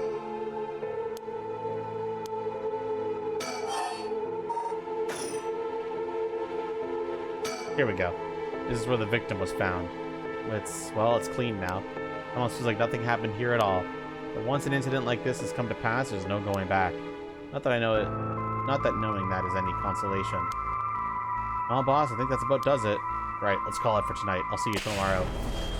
Oh, God, what is that? Huh? Boss, what's wrong? Don't tell me you're going senile. Damn it. It was that case all along. Boss, what is it? Is there something over there? Ah! Such deep sorrow. A resentful memory is flowing into my mind. Kill them. Kill them. Those who spread lies. Kill them all. You have acquired the power of the cursed stone of the Evergreen Beach. You can use it to kill those who intentionally try to mislead you. Press the use curse button when someone lies to you.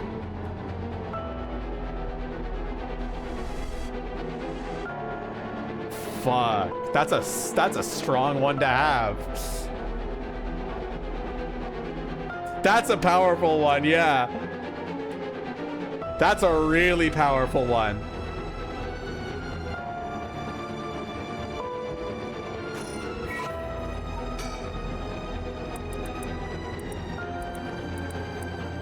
Kills by hanging one who tries to mislead the curse bearer with false statements. He deceived us with his so-called Rite of Resurrection. The man who tricked the people with his false dark arts swings from a rope. They thought the man had escaped the previous night, but oddly enough, he was found hanging in the garden of the Daimyo's mansion that morning. The man, a local named Jinkichi, was known for his kind temperament and skill in crafting Netsuke clasps. While his life wasn't always easy, he was optimistic, the type to smile through whatever life threw at him. He was the kind of man who would take care of those who didn't have anyone else to rely on. The prosperity that the Ukiyo boom brought must have been what fanned the flames of his greed.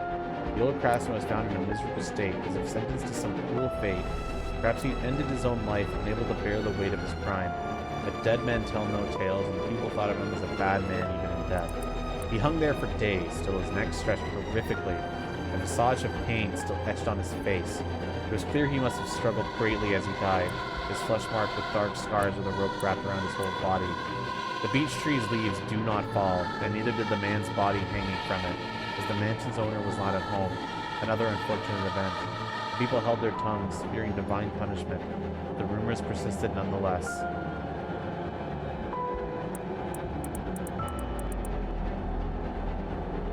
Don't you need to know if they're lying? I don't know. That'll probably be revealed later on. So that's why the tree with leaves never falling became a legend. Everyone was shutting the fuck up about the fact that a corpse was hanging from it for days. And then that just got warped to remove mention of the corpse. Mention him at all? Yeah, because that's the point. Why did this become a legend to begin with? Because they shut the fuck up about a corpse dying. And so over the years of like telephone game, it just been, oh, the leaves don't fall. No, it was a body that didn't fall.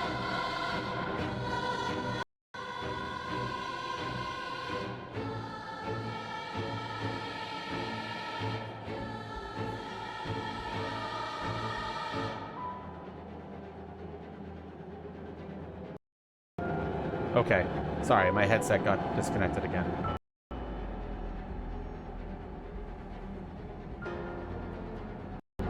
And it immediately happened again.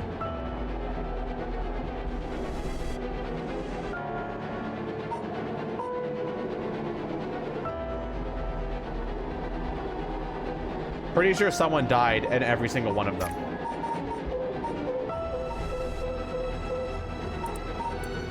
There's also apparently one we don't know.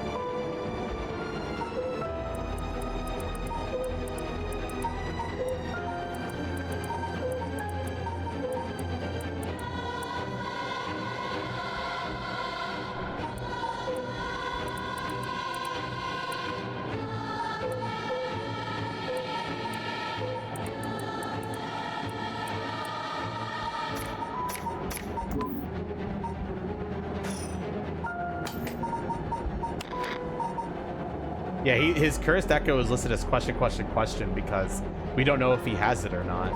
That's interesting. Murderous impulse seeps into my soul like thick black tar.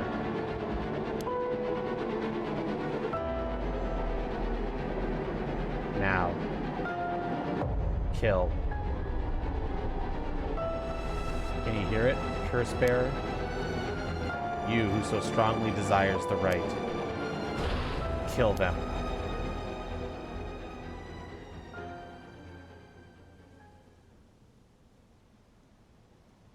Boss! Boss! Boss, what's the matter? Don't tell me you really went senile. Sorry, I'm fine. Hero. Yes? I have some bad news. Oh no, your senile is kicking in, isn't it? No, we've got a bit of trouble on our hands. Looks like we'll be working some overtime. We're not going home tonight. Huh? What are you talking about? Bro's gonna be like, there's a bunch of murderers on the loose. There's a bunch of murderers on the loose. And we gotta stop them.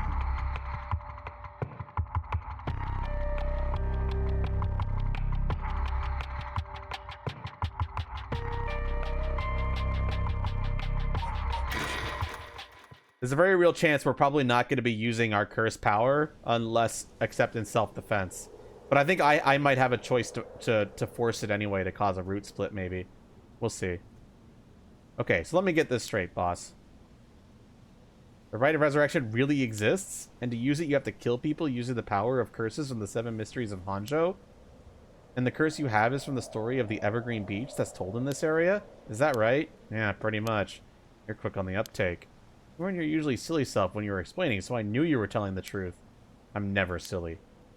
The only thing I have trouble believing is that you're taking this occult stuff seriously now. I mean, talk about paranormal. I thought you didn't believe in any of that. It's not that I don't believe in it. My familiarity with it is why I've tried not to get too close. Are you just being a sore loser? Not used to admitting when you were wrong? Oh, shut up and listen to me. No point in trying to hide things anymore. We won't get anywhere if you don't understand this, so listen up. Please, just listen. You don't have to keep saying it, I'm listening. We don't have time to waste. We'll talk as we walk. Hey, wait for me, boss!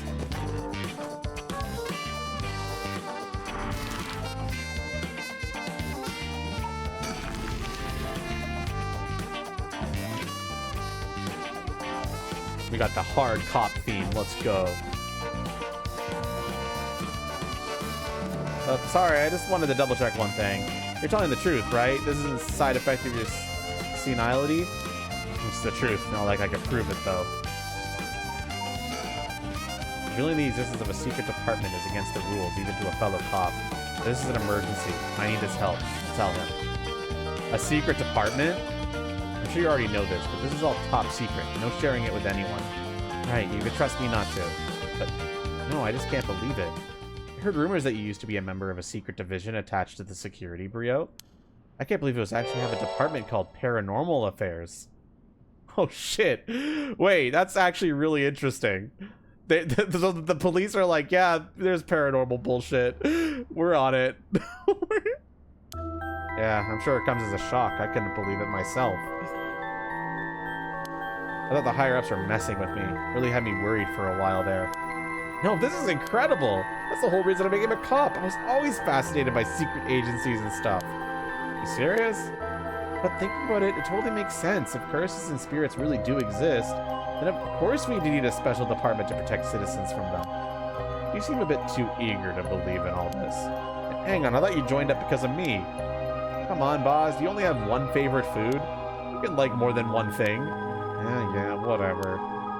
In any case, the official stance is that the supernatural doesn't exist, so the Paranormal Affairs operates in secret.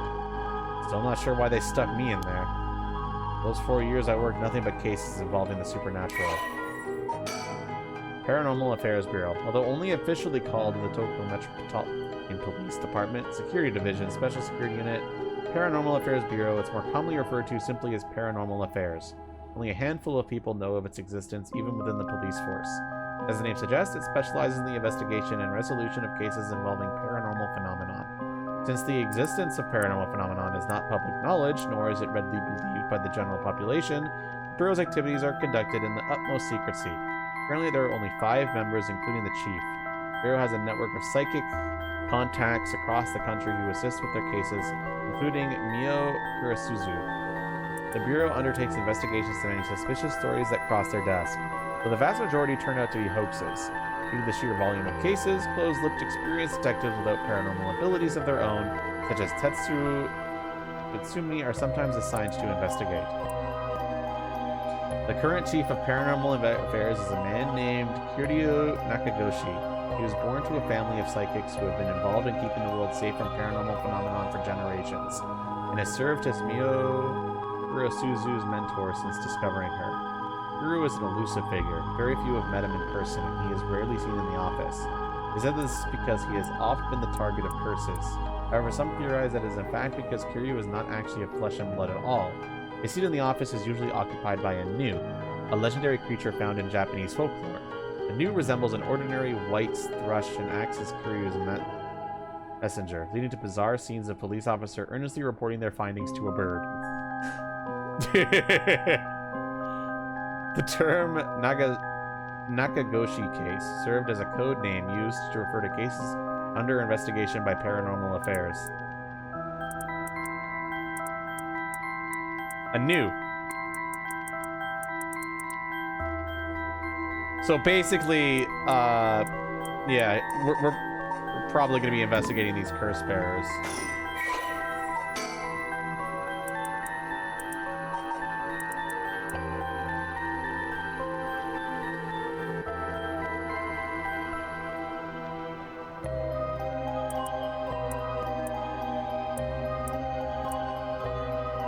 Coincidence? Probably just a coincidence. We'll see though.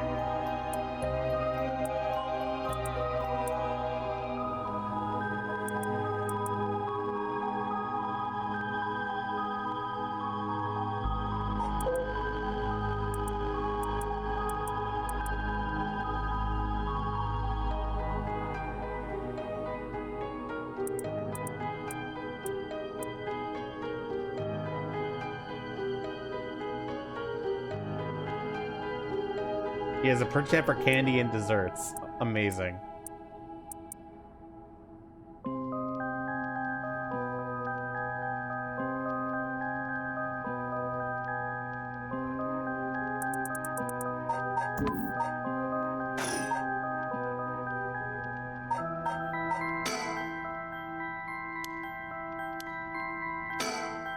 So, do you know, have it? Have what?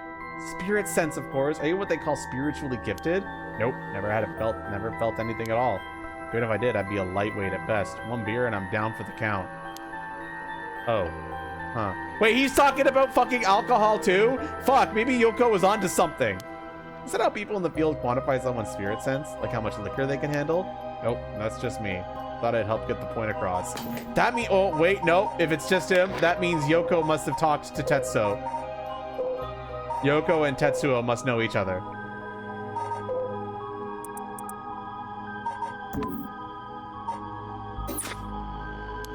Oh. Huh. Sorry, it seems like I'd keep disappointing you. No, it's not your fault, boss. At the risk of disappointing you yet again, I'll tell you one more thing. Spirit sense is usually something you're born with. It's tough to develop it later on. What? So there's no hope for me? No. Say it isn't so. Of course you were interested. Well, you never know. You may have some hidden potential. I know there's a high schooler who's got so much spirit sense that she works on the front lines. I'd say work, but she wasn't paid because it was supposedly part of her training. Yikes, that seems like it'd be in violation of Article 69 of the Labor Standards Act. That might be Yoko. Oh, you really know the law. No comment. Even the occult field has workers' rights issues, huh? So, what do we do now? We've got this rite of resurrection and the cursed echoes of the 7 mysteries of Honjo. The curse is being spread around the city is a bit of an emergency.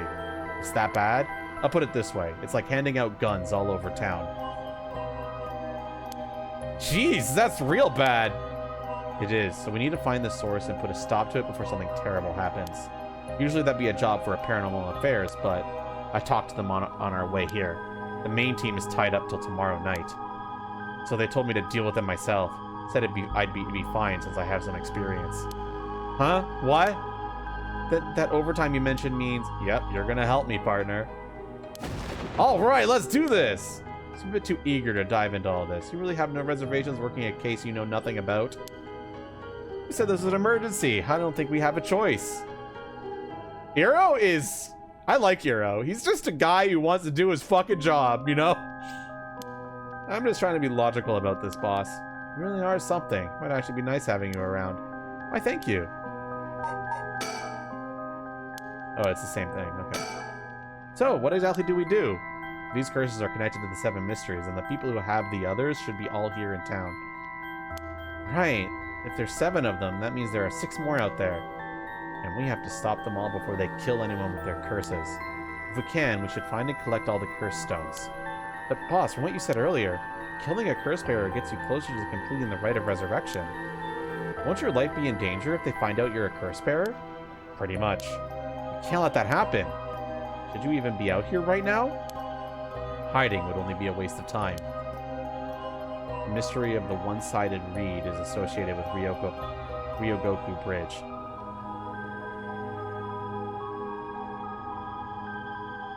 I was hoping we'd be quick enough to run into the one-sided reed curse bearer. No such luck, it seems. Well, if nothing else, maybe word will spread that the cops are on the lookout and people will behave. That's putting a lot of trust in whoever these other people are. But it's possible that other curse bearers with the same idea will come here. I get the impression that if we kill anybody on this route, it'll either be because A, I clicked the button and forced it to happen, or B, self-defense. Because Tatsumi doesn't seem like the type to just kill. But we'll see, you know? We'll see.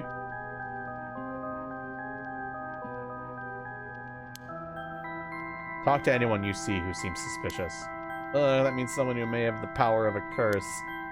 Understood. In that case, why don't I ask the guy who's been watching us this whole time? What do you know? There is someone there. Good luck. Hey, you there. Sorry to bother you, but we got some questions. I'm with the police. Oh no, it's him. Thanks for your cooperation. We'll be asking you a few things, Mr. Yutaro Namagaki. That's your name, correct? Yes, I don't mind answering your questions. Sounds like Costco time. It's Foot Guy. This is the guy with the foot power, yeah.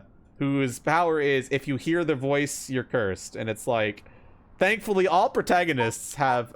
You're a detective. Did something happen? All protagonists have a superpower to just completely negate his ability. But I'm gonna keep it on for now because I get an achievement for bad endings. Oh, right. Lots of things have been happening around here. Like people dying. Boss, let's talk to this guy. Let's think. So, what to make of this guy? So, what is it you were doing here? It must be the incident at the former Yasuda Gardens. The dead policeman?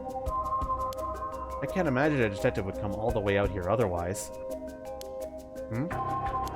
Say, Mr. Detective, have you ever heard of the Evergreen Beach?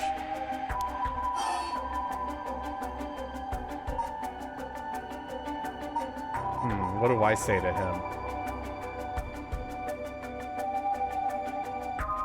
The 7 Mysteries of Honjo, right? One of the 7 Mysteries of Honjo, right? Why do you ask? I was just looking for it. Actually, I was wondering if either of you knew anything about it. If it's the Evergreen Breach you're after, you better be looking at the former Yasuda Gardens than here. Oh, you know a lot about this. But that's what I thought. Detectives, you have the cursed stone of the Evergreen Beach, don't you? You, how did you know? Arrow, you idiot. Well, that was much easier than expected. Oh, crap, sorry. It was a simple inference. I figured you would have taken the curse if you were just in the gardens. If you know that, then, you must be a curse bearer yourself. I have no intentions of hiding anything. I plan to tell you from the start. Look, this is my curse stone. I believe it's called the Foot Washing Mansion. That's right, but are you sure about this? I'm not so rash that I'd kill someone as soon as I found out they were a curse bearer. Not without talking to them first. You're the same, aren't you, detectives? You wouldn't use a curse on a normal person. Let's speak as equals, shall we? Fuck. I can immediately kill him!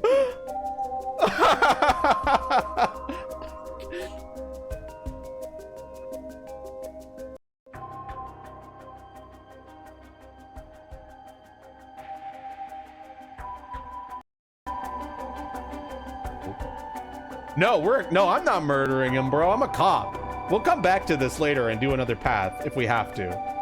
Or if I suspect anything. Let's speak as equals, shall we? Boss? Sure, we'd rather resolve this aimlessly too. I'm not gonna I'm role-playing as the cop here, bro. I'm role-playing as the cop. But now I know he does not want to speak as equals. It's a lie detector test, yes. We have a built-in lie detector test. That also lets me kill them if they're lying. Fantastic.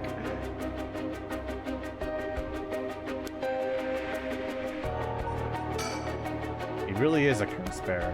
He may only be talking with us to try and activate his curse. I'll have to be wary of anything he asks me to do. I could tackle him and pin him to the ground, but that might have something to do with his curse. Any slip of the tongue could get us killed. I have to try and discern what activates his curse. So what do I do? But before we talk, there's something I should tell you. This is my curse stone, the Evergreen Beach, just like you thought. What? What? Hey, boss, why would you tell him? As for how this curse works... Boss, are you having another senior moment? If you tell him that, it hangs to death anyone who would try to mislead me. So if you try to lie to me, the curse stone will let me know. I don't have to use it to tell. Understand? What? Really? That's super useful.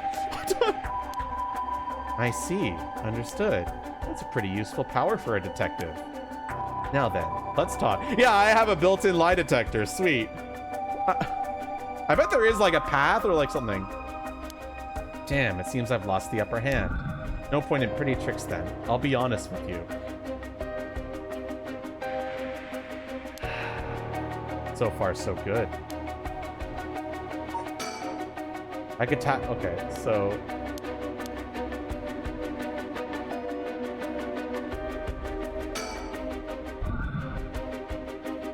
Bro, he's just lying!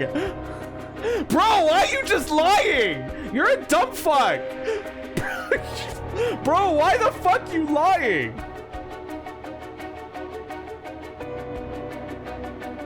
Bro, you're a dumbass! There's someone I want to bring back, so I'd like your assistance in collecting soul dregs. Can't help you. Please, all you have to do is tell me who the other curse bearers are. Sorry, but as a police officer, I can't just look the other way and let you go. Please, if you help me, I'll let you two go as well. Is that a threat? No. God, this guy's an idiot. God, this guy is so dumb. You're lucky I don't want to kill you right now. It's your final warning. Oh, well. Ugh. I curse the foot-washing mansion. I think you could just escape it just by being careful. Didn't matter to me which of you was the curse bearer. I'll be taking both your soul dregs anyway. Wait, Namagaki! Foot-washing mansion is a powerful curse and so simple to activate. It's ready whenever I need it. There's no escape from the voice of my feet. Arrow, get out of here, hurry. I'll find you later. What? Okay. Too late. Hear the voice of my cursed echo. The voice of his cursed echo? The voice. Ah! Sorry, I wanted to die. I wanted to get the ending. Sometimes bad endings are good, chat. See, I got an achievement for that. Why am I? You seem to have arrived at less than favorable. Alright, but I believe you may be aware of a way to escape Yutaro's curse. If you're not, you may make as many attempts. I already know, and I'm gonna do it.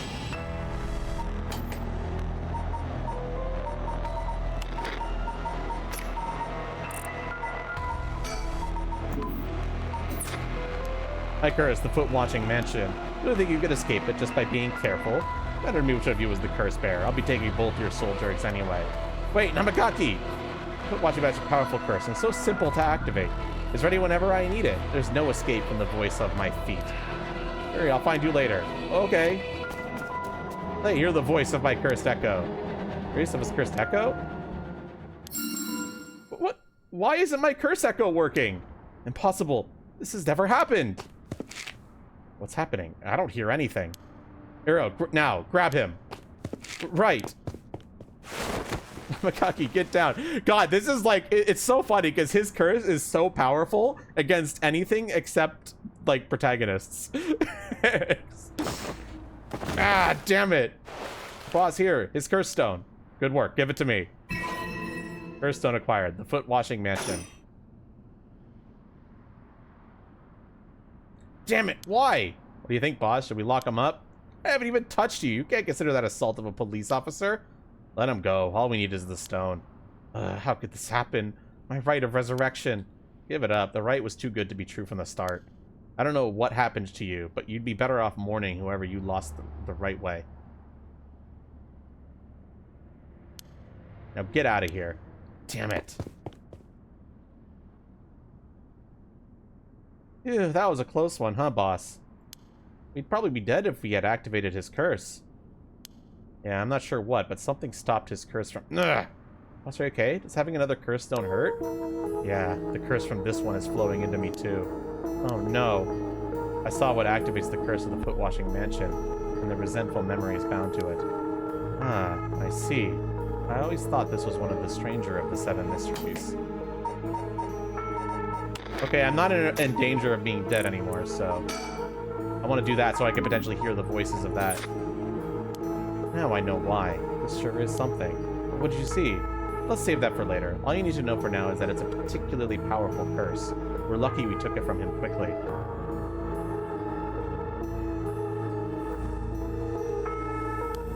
Phew. Kills by crushing one who hears the command wash.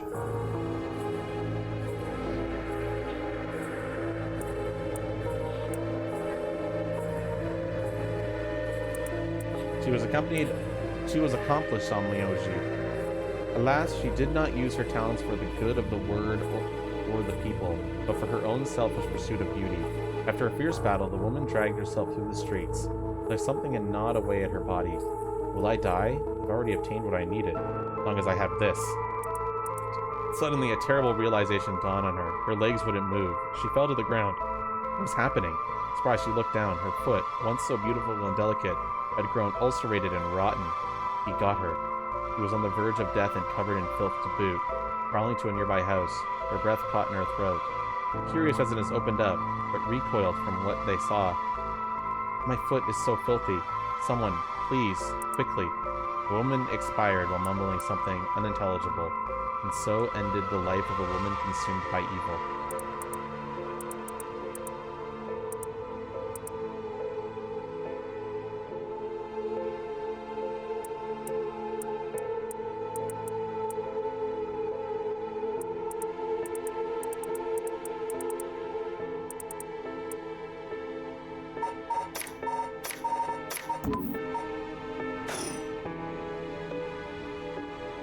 Oh, that makes one stone. Where do we go now?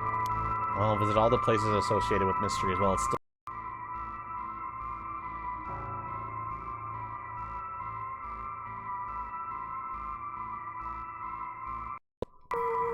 The cursed spirit is the one who says it, Makiri.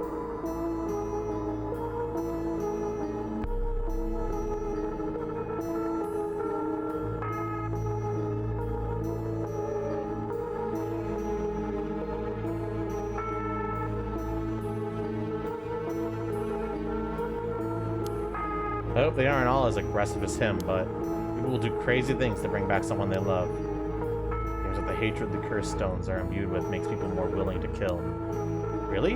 Then what about you, boss? I'm fine. I may not have any spirit sense, but I'm tough when it comes to this stuff. That's why they loved me in paranormal affairs. You're spiritually gifted after all. Alright, let's head to the next place.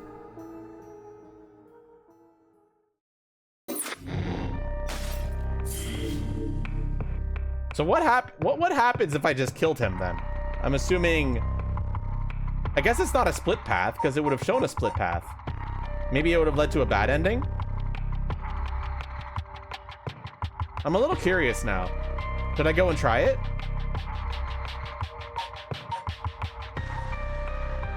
Oh, fuck, I gotta go to the bathroom, though. But I don't think it'll be a long bathroom trip, so I'll be right back very quickly.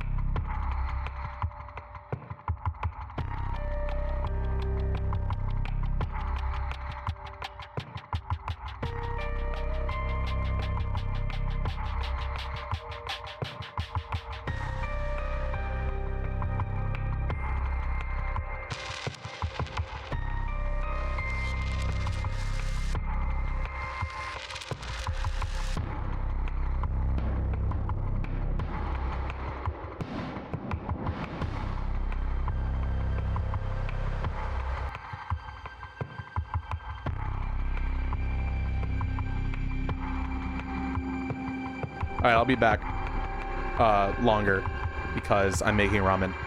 Okay.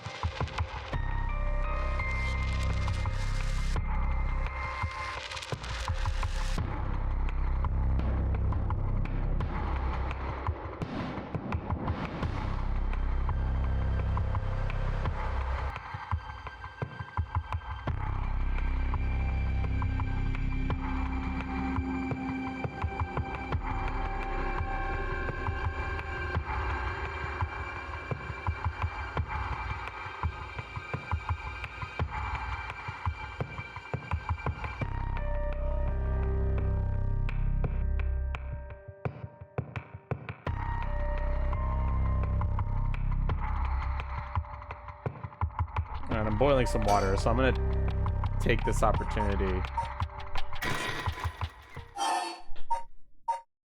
I'm gonna start this opportunity to see what happens if I curse this fucker.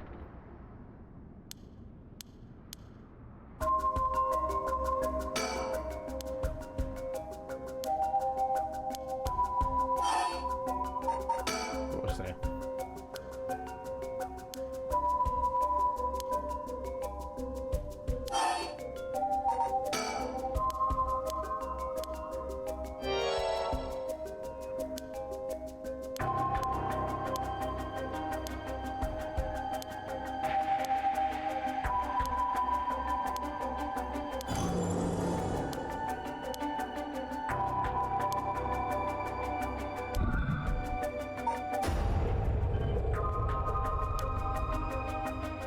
Oh, it doesn't let me. Got it.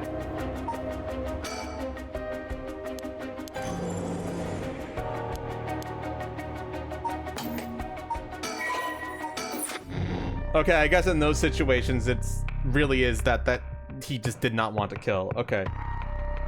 Interesting. You didn't mean to do that? I'm just gonna use it. But that said, I'm going AFK again. So, because I'm still making ramen. Okay, be right back.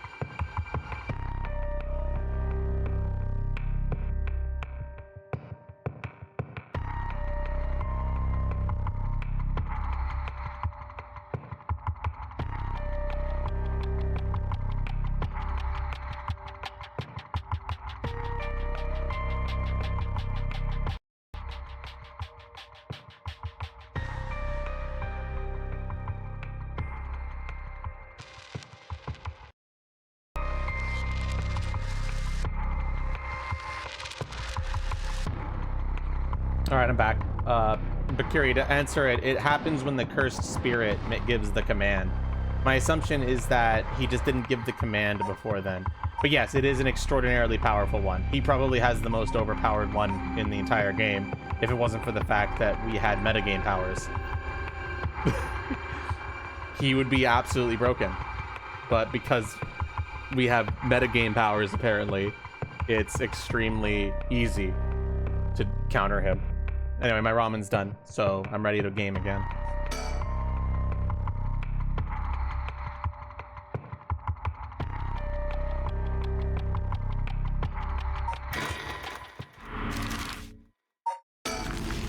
Off to the park.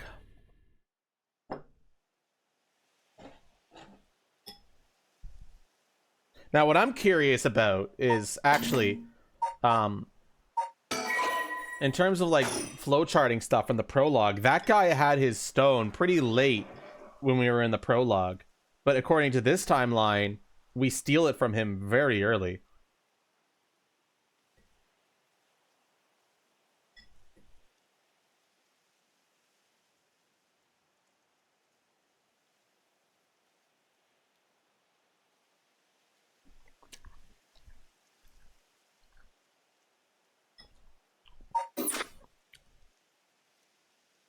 Is there time fuckery about? There might be.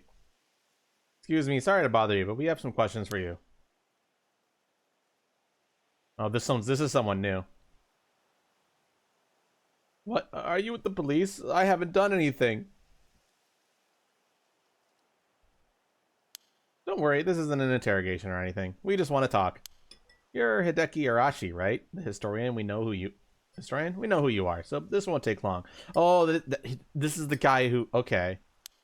As we saw you here, we'd just like to ask you a couple questions.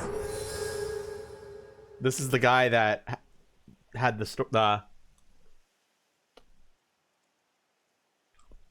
Rite of Resurrection study.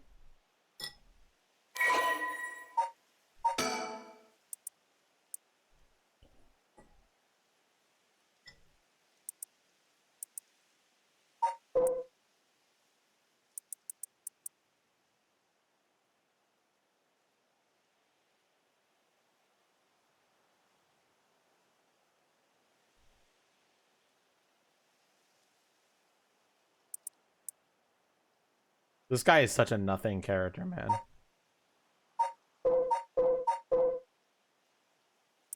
Yep, he's the guy who found the records.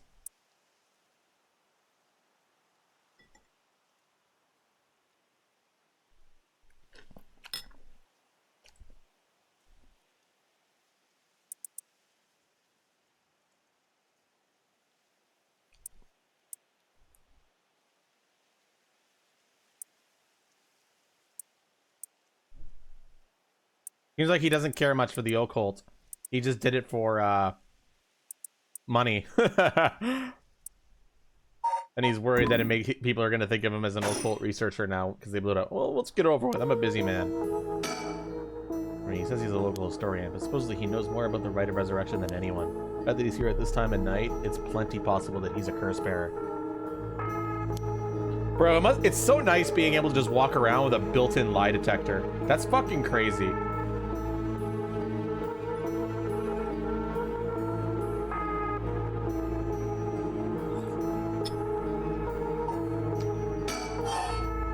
What were you doing? Mr. Arashi, what were you doing here at this time of night? Doing research, of course. Day or night, information never sleeps. Okay, he's telling the truth. That's an admirable philosophy. You know, your research has been quite the talk around town. What was it they were saying? You discovered something about some book? Oh, right. You found some kind of ritual in the Record of Fates. What? Don't tell me you want to know how to carry out the Rite of Resurrection, too. To be perfectly honest, I'm tired of people asking me about it all the time. I don't even care about the local history. You just come crawling out of the woodwork when something interesting comes out. Looks like I hit a nerve. I think you can force me to tell you because you're a policeman. You're sorely mistaken. He's not misleading me yet. What were you doing? What was the research you were doing just now related to the Rite of Resurrection? Well, yes, that's right. What exactly were you looking for? I have no reason to tell you that. You wouldn't understand anyway. I guess refusing to answer is not lying, so... That's one way to beat my stone. Plead the fifth.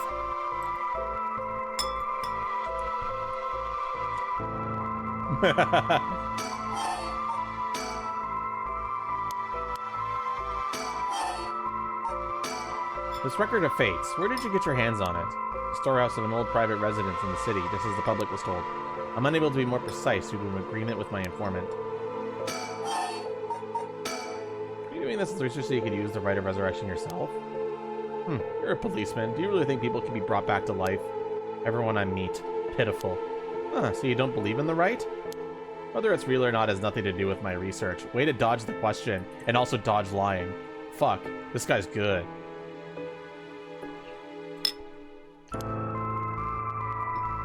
Such thing.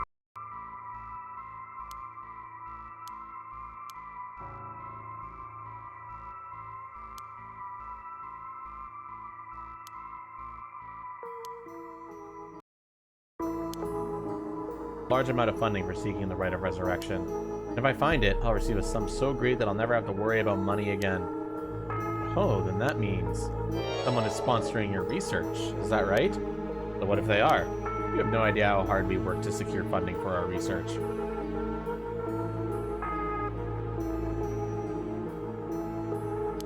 I have no interest in teaching those children.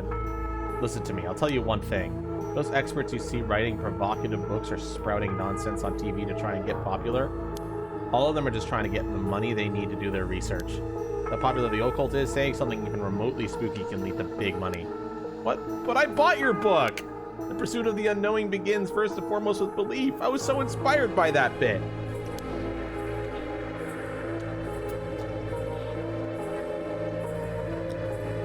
I do appreciate your patronage. Unfortunately, however, the occult is not my true interest.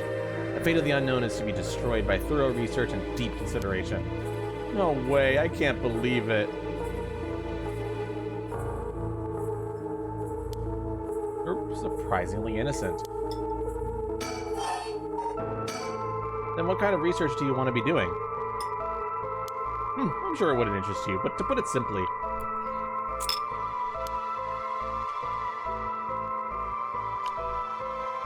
the focus of my research is how historical accounts transform into folklore over the years as they are passed down from generation to generation.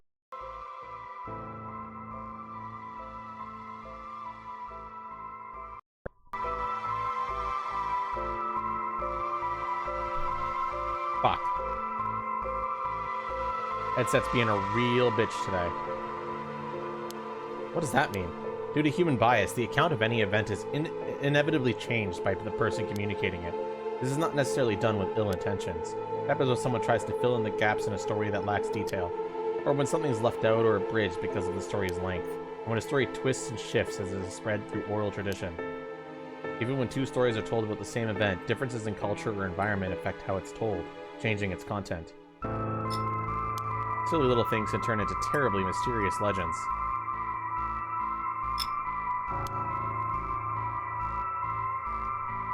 My research is a study of how history, culture, and legend all influence each other. I see. Take the 7 mysteries of Honjo, for example. Why are some of the mysteries seemingly about nothing particularly interesting? You'd think stories wouldn't last a decade, let alone 100 years. So why? Perhaps putting it that way piques your interest. I admit, I am curious. So that's what you've been researching all this time. Makes sense. As I said, it doesn't matter to me whether the right exists or not. If people in the Edo period believed that what was written in the Record of Fates was real, that's all I'm interested in.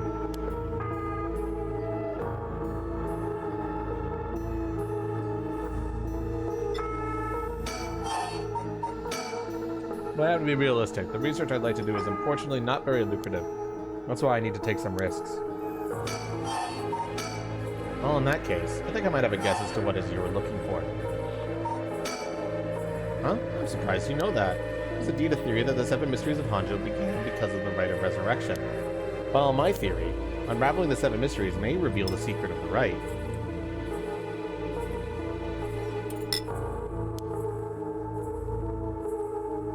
I think quite a few people are looking into the mysteries for that reason. Midori Chirko part is connected to the story of the Taiko no Tsugaru, right? That's right, but that isn't the issue at hand.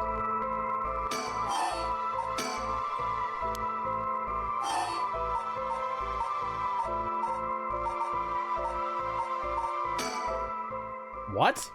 Damn it, if you know about that then. Calm down, no need to get so defensive.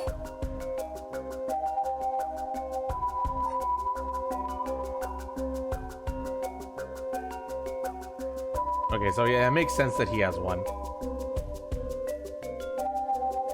What do we do, chat?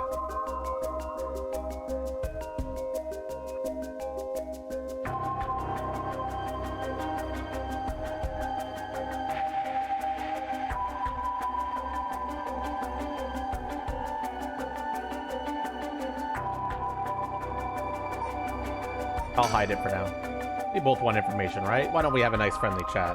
Well, you may say that, but I don't trust you. Perhaps you've already learned about curses. Perhaps you want to take my power away from me. No, that's not true. I almost revealed my hand. I'll say nothing else. Sorry, but I'll be taking my leave here. Hey, stop!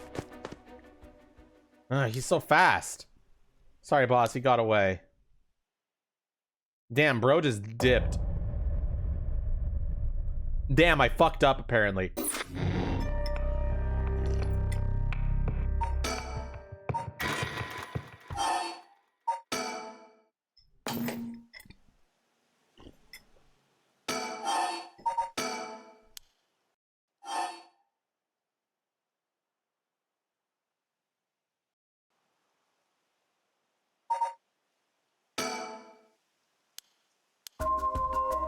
Let's show my stone this time.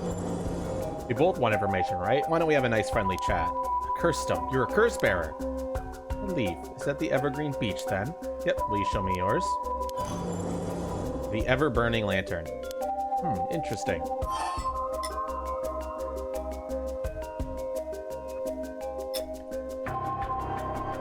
Let's be honest with this guy.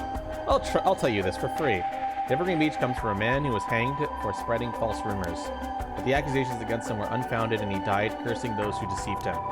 So that is the resentful memory held within the evergreen beech. Memories of the 7 mysteries are truly fascinating. If only I could collect them all. Do whatever you want, but you should know something. This stone of mine lets me curse anyone who tries to mislead me. What? But, so don't try and lie to me. I'll know. You would curse a citizen? You call yourself an officer of the law?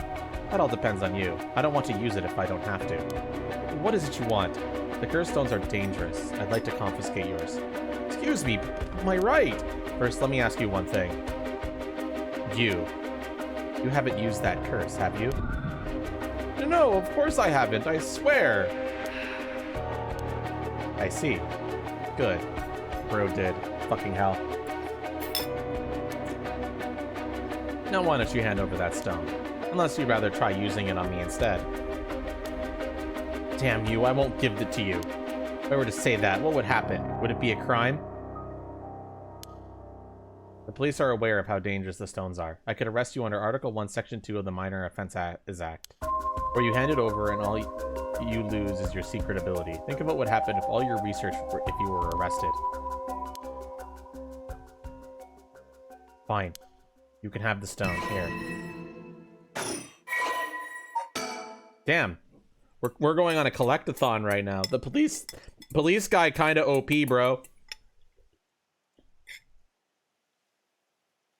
So he did kill someone. Sounds like it, yes. The ever-burning lantern. Kills by disembowelment one who finds themselves trapped in the darkness of the curse echo.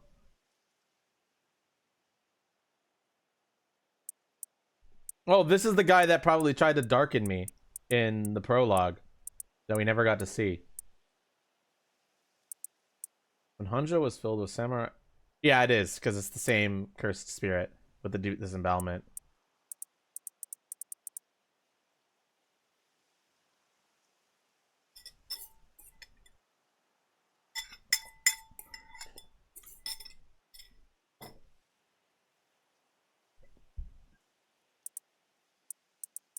Let's see the true thing. The Honjo was filled with samurai residences. The spies of the shogunate lived amongst the townspeople to keep an eye on things.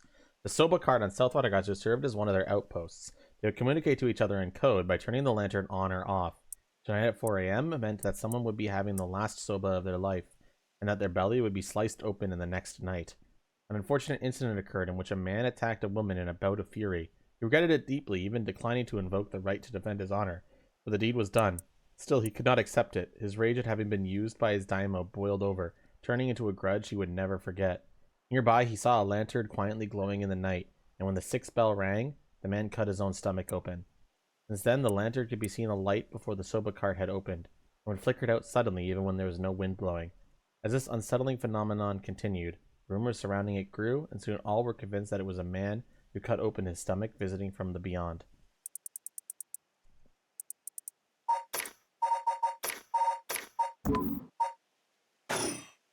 Good choice. I look forward to seeing how your research pans out. Oh, right. Would you tell us everything you know about what's been going on? If you help us out, we'll give you all the information we've gotten after we solve the case. What do you say? In that case, will you tell me about the resentful memories of the 7 mysteries? I believe they are the key to the secret hidden in the Record of Fates. Sure, why not? I'll learn about them as I collect the curse stones.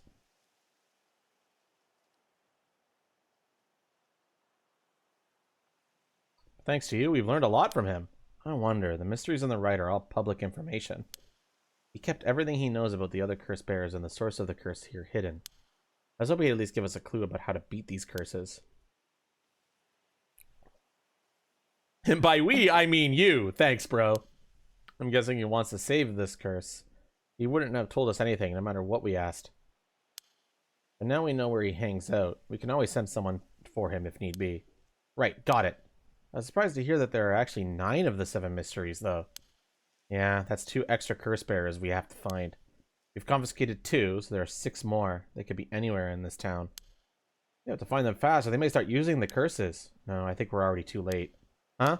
I didn't tell you this, but there are some soul dregs in Namagaki's curse stone. Really? Then he already killed someone with it! It's not much, so it probably wasn't a curse bearer. Shit. Well, we know who did it. We can make arrangements to take him into custody. We'll have Paranormal Affairs pick him up tomorrow. For now, we continue our search. Right, on to the next place. We just have to cross them off the list one by one. Oh, but boss? Good to know we could use the Minor Offenses Act to arrest people with curse stones. But why didn't we do that with Namagaki? If we could do that, there'd be no need for Paranormal Affairs. What grounds would a normal detective have to put him under arrest? Oh, right. Yeah, I suppose that's true.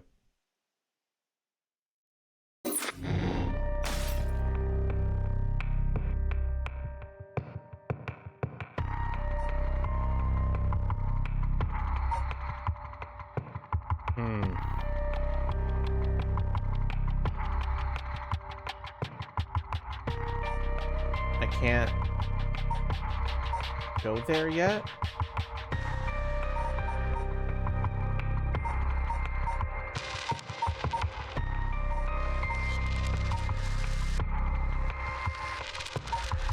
Why though?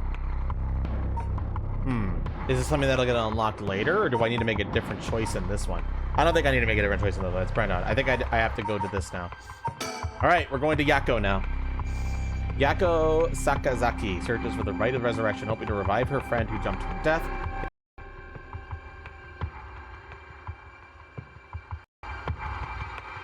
And she meets with her classmate Mio Kurasuzu in the classroom at midnight to attempt using a spirit board.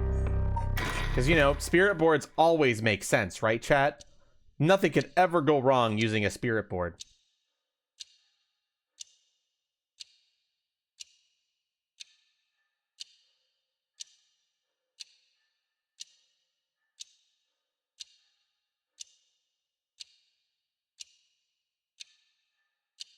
That should be everything.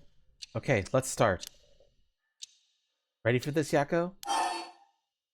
I need a second. Sorry, give me a second. It's okay, it's normal to be nervous for your first time. Nothing to be scared of, I promise. Thanks, I'm ready. Yako Sakazaki.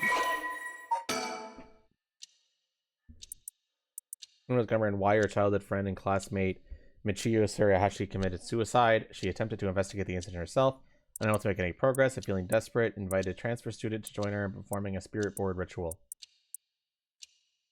She owns a candy shop. Well, not she doesn't own it. Her family does.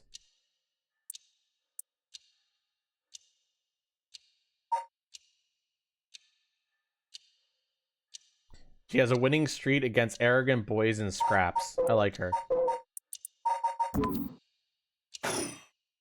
Alright, let's start. This is the spirit board. This is how we'll be communicating. First, we both put a finger on the 10 yen coin that's on the board. Like this? Just like that. Relax your finger as much as you can. Now for the chant. Repeat what I say, okay? Oh, specter of the spirit board, please visit us. Your turn.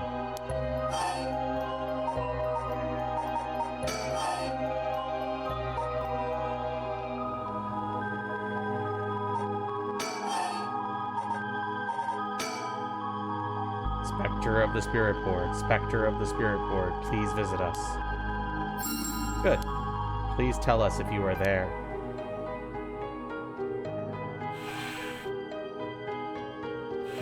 Whoa, it really moved. Looks like we succeeded in the summoning. We can ask questions now.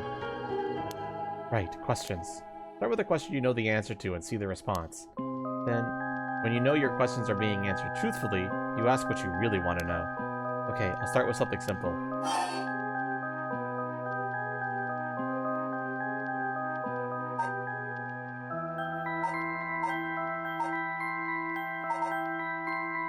What is my name? I think it should know the answer to this. Oh, specter of the spirit board, what is my name? Huh? What's the matter? How strange. Huh? It told me no. I bet it means it doesn't know. It may be the specter of the spirit board, but it doesn't know everything. Is this spirit really the real deal? It's fine. I feel like it's giving me the attitude. What is this place, I guess? Oh, specter of the spirit board, where are we?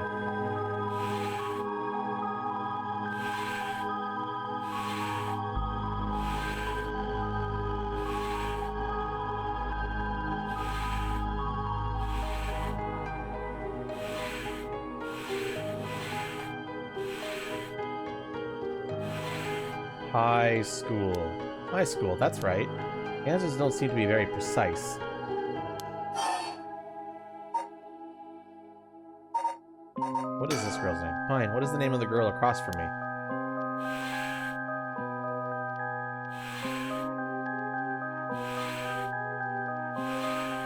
Mio, that's right. That's not fair. It knows your name, Mio. Even use that weird character you used to spell your name. How flattering. Psychic girl, Mio Kurosuzu.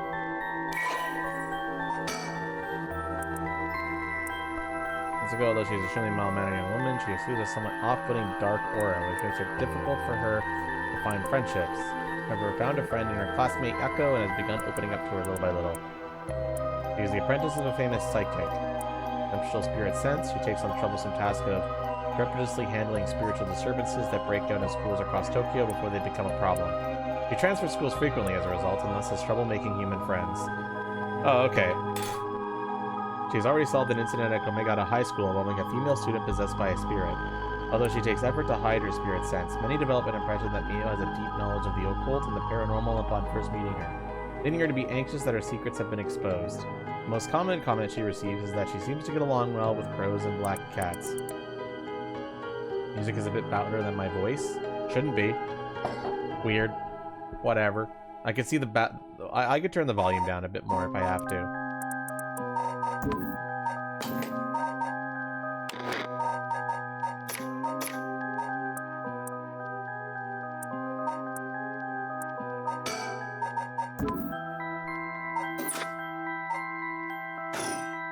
I bet. Even the teachers get it wrong all the time. I guess these paranormal beings just tend to take a liking to you. I don't know how I should feel about that. Oh, Spectre of the Spirit Board. Are you truly the Spectre of the Spirit Board? Huh? It said no. Is it lying? Not quite. The Spectre of the Spirit Board is just a temporary name we call them when using the board. We're actually calling a spirit with a strong tie to this place, or one of the people participating. In other words, a spirit that just happened to be nearby just felt like answering. They don't really think of themselves as the Spectre of the Spirit Board. Oh, really? Huh, feels like some of the mystique has disappeared. you mind if I still call you the Spectre of the Spirit Board? Yes, okay. Thanks. Always good to remember to say please and thank you. I'll ask again, what is my name? Didn't even hesitate this time. Alright, it's time to try asking serious questions. Yeah. Who does Mio have a crush on? No, I'm not a fool. Okay, here we go. I'll be serious now. Yes, please. Oh, Spectre of the Spirit Board. Did Michiro Shirashi in our class, who died by committing suicide by jumping 1 week ago, really commit suicide? No. So it really wasn't. I'm not surprised. I never believed it from the start. Now's the important part. Yeah.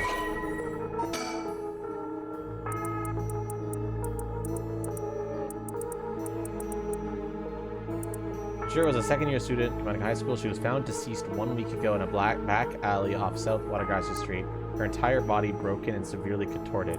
Police determined that Michiro committed suicide by jumping from a nearby apartment building.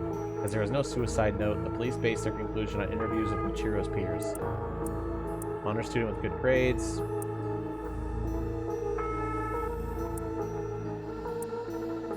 I'm skimming it for some interesting stuff. She's been pushing herself too hard. Her father died 3 years ago. Michiru began avoiding Yako after moving to a new house when her father died, but they remained in the same area. They gradually grew further apart.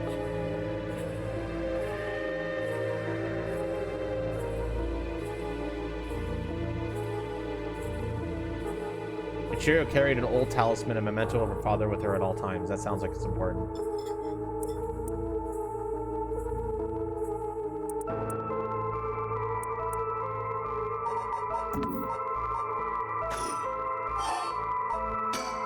Oh, Spectre of the Spirit Board.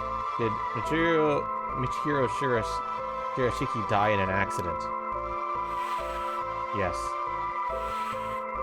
It said yes. So it was an accident and not a suicide. Michio. Then did she slip and fall from that apartment building?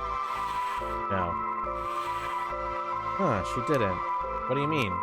Michio didn't die from falling from the apartment building? No way. If that were true, then why was she lying on the ground like that in the back alley of the apartment building?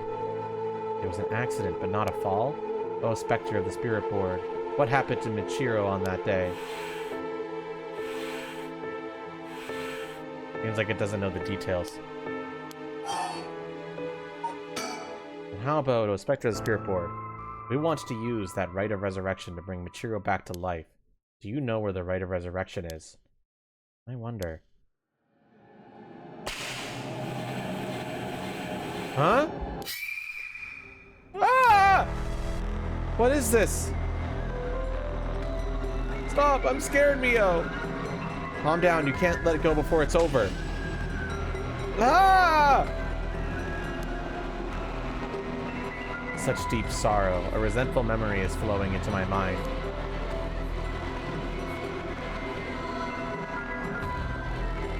Kill them. Kill them. Those who hear this sound. Kill them all. Require the power of the cursed stone, the Fool's Procession. You can use it to kill those who hear the sound produced by the cursed echo for more than 30 seconds. The effect will be negated if you are seen in that time. Press the use curse button to produce the sound.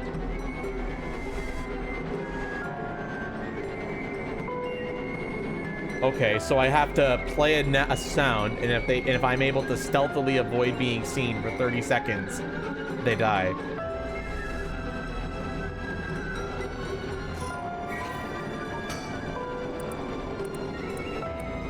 Kills by fatal fall one who hears its music for 30 seconds without seeing the curse bearer.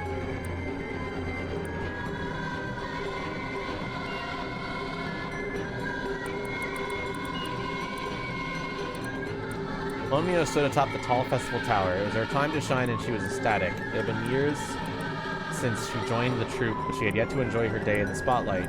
She wasn't particularly pretty, nor was she all that talented. As a gossip and loudmouth, she wasn't well liked by her peers.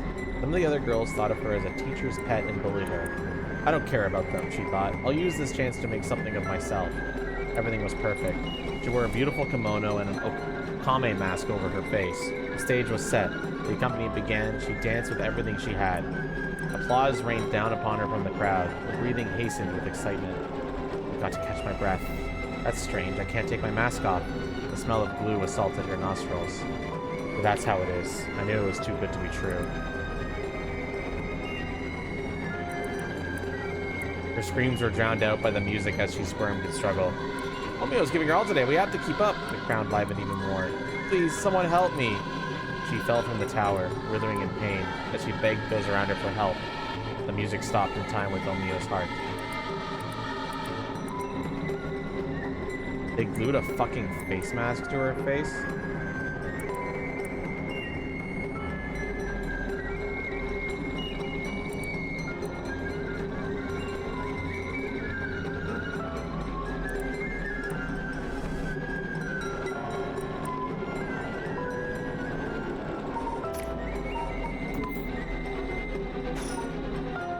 Ugh, a murderous impulse seeps into my soul like thick black tar.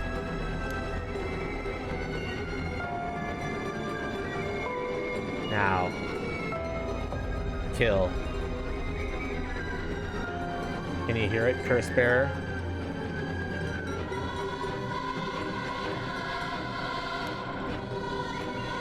You, who so strongly desires the right. Kill them.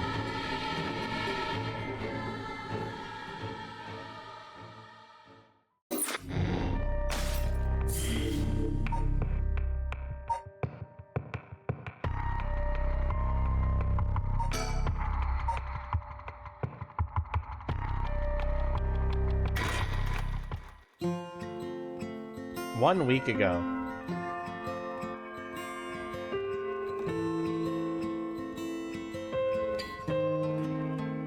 We got some flashbacks.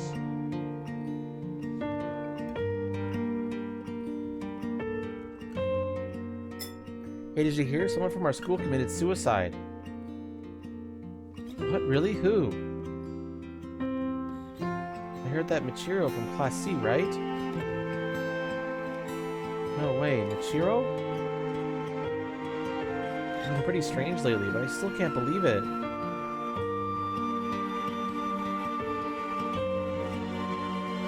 Did you hear about Michiro in Class C? Yeah, she seemed like the stereotypical honor student in her first year, but she stopped showing up to class and her grades started dropping after her third semester. She offed herself because her grades were bad? No fair. Just thinking about practice tests makes me want to die too. All anyone cares about is test scores and grades. Gotta love kids being dipshits, huh, chat? Did you know, I heard Michiro's mom remarried last year. They say her new stepdad's a total jerk.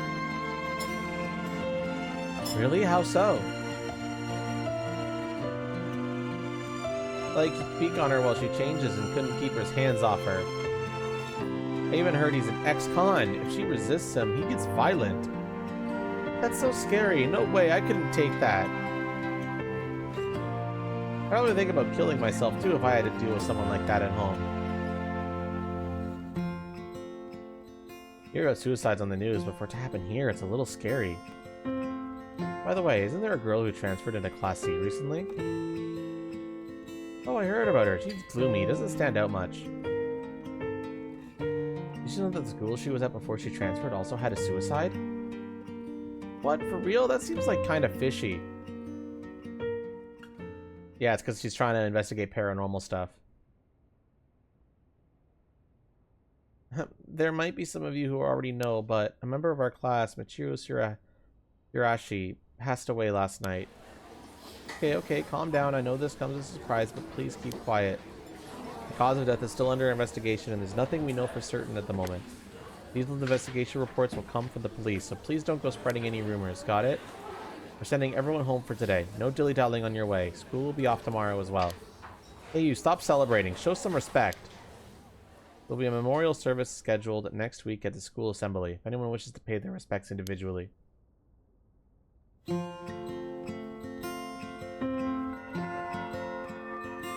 Yeah, I'm not sure.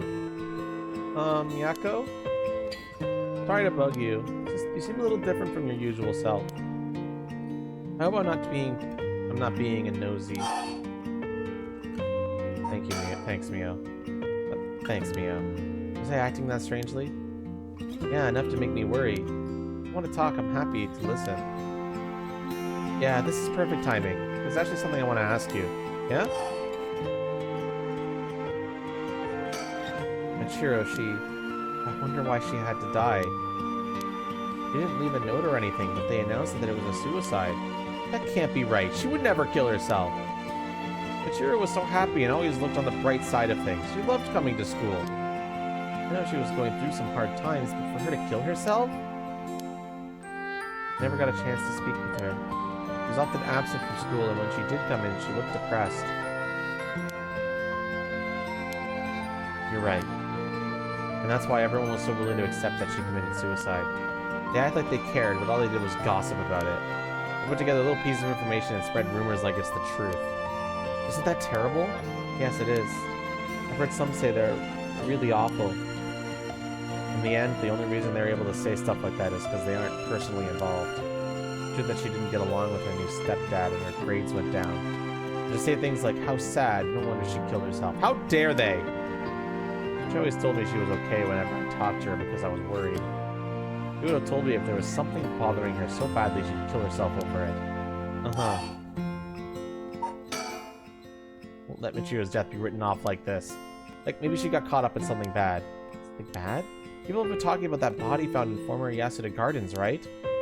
Some are saying that this town is cursed or something. Yeah, there have been some strange feeling around things recently. You know that spirit board thing that everyone's been doing? Where you just summon a spirit and ask it whatever you want? Ah, yeah, I know it. I want to try it out. There's something I want to know. Why are you telling me this? I mean, you seem like the type to know about this stuff. Oh, I do? Yeah, you look like you're really into that occult stuff. You know, you got that kind of gloomy look. I don't know if I should feel about that. But you do know how to do it, right? Well, yes, I think I probably know a little more than most. Okay, please help me. You're my only hope. Okay. It's the same thing. Hey, Mio, do you know about the Rite of Resurrection, right? Yeah, it's that thing Mr. Arashi apparently discovered and wrote an article about. I know there's many people who don't know. He's always talking about it. Do you believe it's real? Huh? Well, sounds a little too good to be true to me. Well, on the off chance that it really works, we could bring Michiro back to life with it. I want to find it if there's even the slightest chance of bringing Michiro back. But how will you look for it? Right, that's the thing. I want to know about the truth behind Michiro's death, and where the Rite of Resurrection is hidden. I see. I don't know if getting the answer to those questions will be as easy as you hope. Please, the teachers and the police aren't any help, and there's only so much I can do alone. If there's even the slightest chance, then... well... okay, that would make you feel better. Then I'll help. Yes, thank you, Mio. Okay, then tomorrow after dark.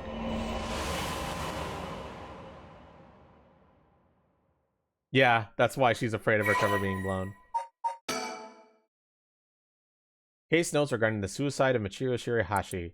Cause of death. Body discovered 1 week ago. Died from full-body blunt force trauma in an alley off South Warigesui Street. Believed to have fallen from the roof of a nearby police complex. Potential motives. The deceased parents had recently remarried, and rumors among the students suggest physical abuse by her stepfather may constitute motive for suicide.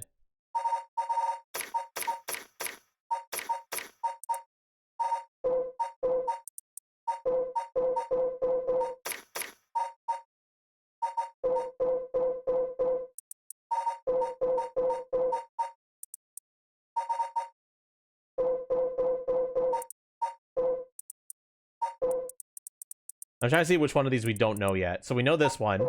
We don't know this one. We know this one now. We don't know this one. We know this one. We know this one. We don't know this one. And we know this one now. there's 1, 2, 3 that we don't know. Okay.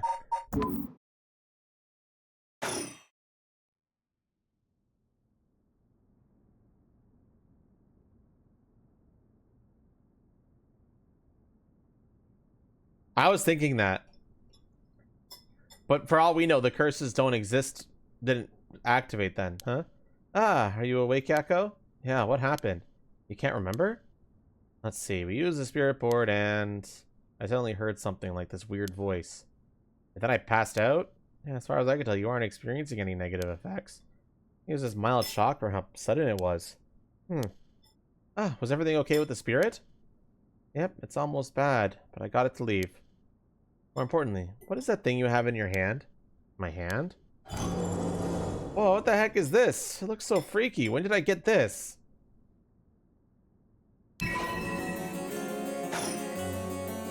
Oh, there's so much anger and hatred held within it. Just like they're like the tools that were used for ancient curses. That's so scary. Echo, you just said you heard a strange voice, right? Could you tell me what you heard? Anything you can recall? I think it might be connected to that object. Let's see. I felt like I was at the bottom of a dark place, and this voice felt like it was echoing in my mind.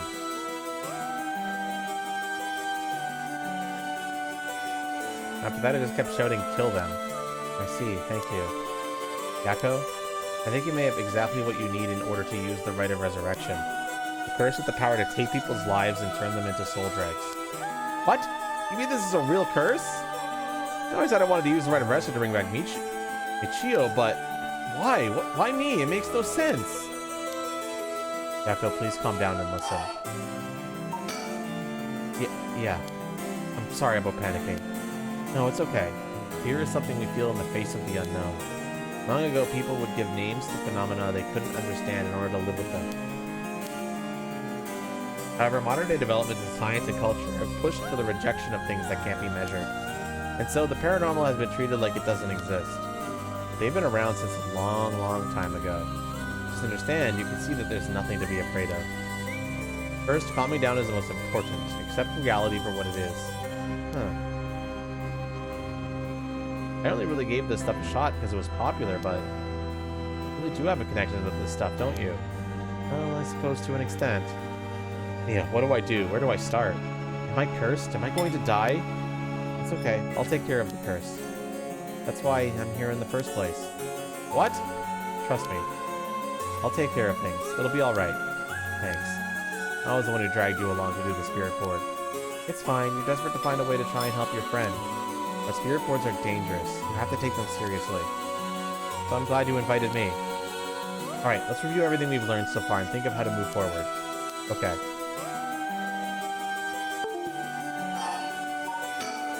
What is this cursed? Am I cursed? Well, I've only looked into it a little, but I wouldn't quite say you're cursed. It's more like you've gained the ability to use the power of a curse. So there shouldn't be any kind of negative paranormal effect on you. Power to use a curse? You mean this curse stone? Yes, if the curse stone is used under certain conditions, a curse will be placed on someone, taking their life and turning it into soul dregs. Soul dregs are said to be required to enact the Rite of Resurrection. Normally, a curse is a spell that would only be usable by onmyoji, of considerable talent. I believe that curse stone makes it so that even normal people can use them. So someone like me with no knowledge could curse someone? Yes, but it's still nothing to take lightly. You could end up having it redirected right at you. To tell the truth, something unusual did happen when we were using the spirit board. It happened right around midnight, I think. This whole area seems to be under the effect of the Feast of Shadows. The Feast of Shadows? Yes, it's a type of spell that temporarily boosts the potency of the supernatural. It also has the effect of making the powers of certain curse echoes manifest more easily. Judging by its strength, I'd say it probably covers about a 3 or 4 kilometer radius. 3 to 4 kilometers? That's enough to cover all of Sumida City. Yes, I think the Feast of Shadows was used to cause the resentment lingering in the area to manifest as curse stones. Someone did this. But who? I don't know enough to say. Ooh, so somebody at midnight caused all these curse stones to show up. Got it. It's likely that it was done by someone who wants to uncover the Rite of Resurrection. This isn't something that happened naturally. I see. A technique that allows one to create a field that temporarily boosts spirit natural energy. In addition to amplifying the spirit power from a particular area, it can also be used to amplify the strength of grudges and desires tied to the area. In the abilities of the user, it's possible to limit the scope and range of the spell to such a degree that one could use it to amplify the power of even those not naturally gifted with spirit sense. Got it. That makes sense. So that's why all these stones started to show up. The cursed stone's powers can only be used in this area under the influence of the Feast of Shadows. The effects also only appear after the sun is set. By setting a limit on when they can be used, the curses are strengthened. The curses can't be used outside this area or during the day. Correct. Speaking of limits, to actually use a curse to kill someone, it seems that there are conditions that need to be met. Conditions? You mean like how my curse echo needs someone to listen to the sound it makes for 30 seconds? To be honest, I don't really understand it. Like, how do I even summon the curse echo or make the sound? Do I just, like, will it? Do you mind if I try? Stop, stop, stop. You shouldn't be using curses so willy-nilly. Even if there are conditions that have to be met, the power to kill someone without leaving behind evidence is dangerous enough. In that sense, maybe you really have been cursed. I'm sorry that you got wrapped up in this situation, even though I'm here with you. So I think whoever holds it becomes a curse bearer. It'd probably be best for me to hold on to it, but I feel bad about forcing it onto you. No, I sense a powerful force rejecting me. I don't think I'd be able to take it. Really? Why? If we tried separating it from you, the curse may trigger. That's how bad I sense it wants to stay with you. No way. That curse stone might look like nothing more than an old Netsuke carving, but I can sense a powerful, resentful energy from it. I don't think it's a good idea for me to even touch it. It may seem like I know what I'm doing, but I don't know how to handle something this powerful. This little thing? If you threw it away and someone with bad ideas picked it up, it could be bad. I think it'd be safer to avoid the risk of getting anyone else involved than have you hold on to it for now. Well, now I'm kind of freaked out. We need to make it a daybreak. I think the curse should weaken once it's morning. I'll help you find a way to deal with it then. Okay. There are two things you should remember. First, do not fulfill the conditions while it's night. Second, should you happen to fulfill the conditions, don't use the curse. Right. The detective is cooked.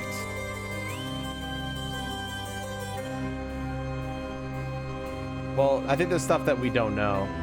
We'll figure it out. The mysterious voice said the cursed stone is called the Fool's Procession, right? Yeah, that's from the 7 Mysteries of Honjo, right? Our school is said to be connected with a story with the same name, one of the mysteries. Right, I don't think it's a coincidence. This is just a guess, but it's possible that you were chosen because it could fuel your desire for the rite of resurrection.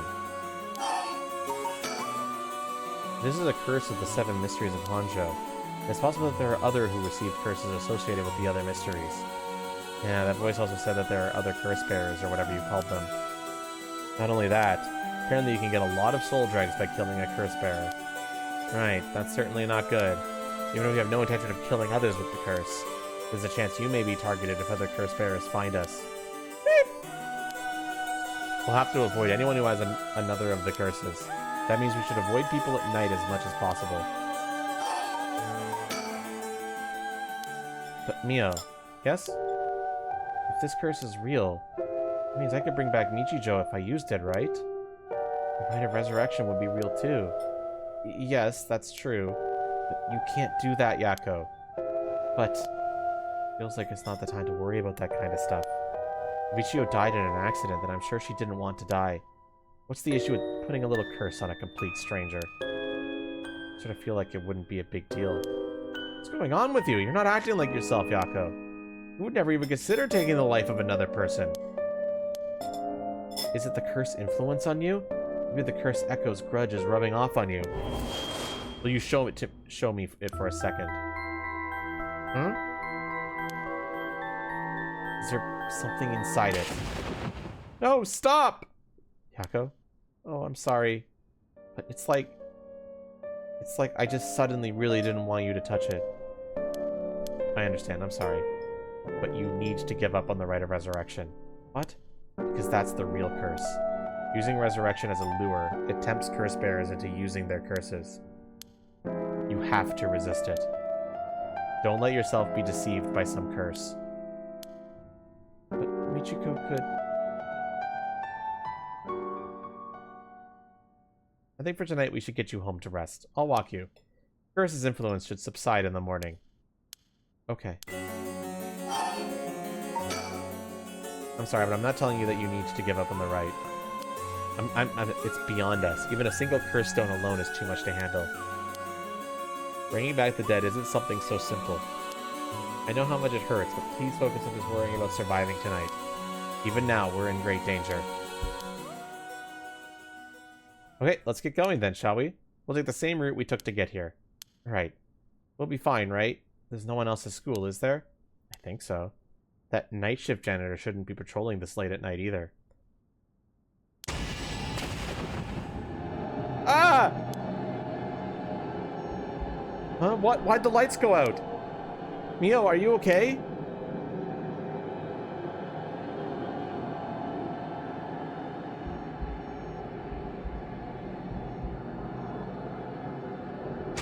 Fuck! That one got me.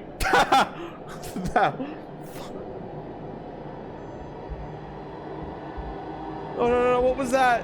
Get me out of here, Mio. Mio, where are you? Yako, I'm here. Over here, can you see me? Huh, where? I can't see anything.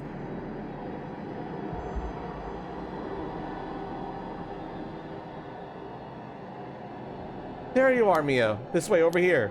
Be careful, your field of vision is being limited. Right.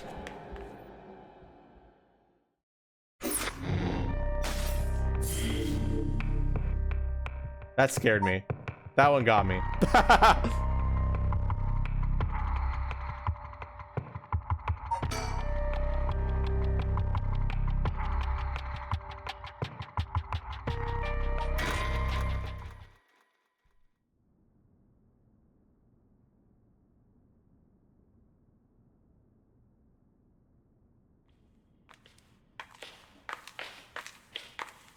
Hey, Mia, what was that just now?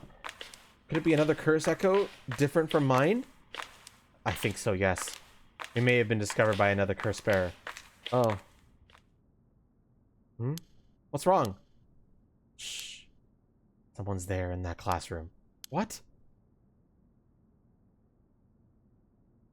Something moved in there. Well, check it out stealthily. It might be the curse bearer who used that curse echo just now. We can see who it is and might help us decide what to do later. That's true. Okay, be careful.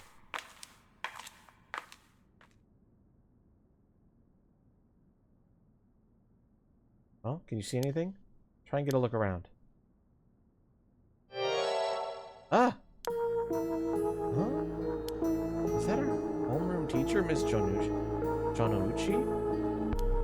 And the person with him is Hitomi from Class A? What's going on here? Oh, that bastard.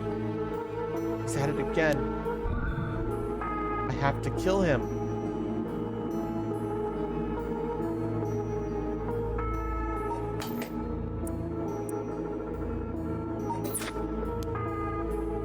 I won't let him get away with this. What? The curse. I could kill him with it. No, Yako, you can't use the curse stone. What's gotten into you? Resist it. Who's there? Is someone there? This is bad. We gotta go before they see us.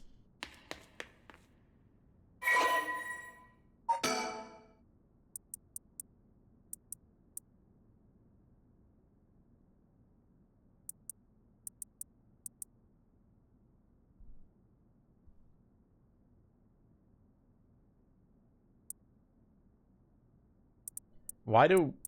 That's interesting. Yeah, I don't know. I don't think that's been explained.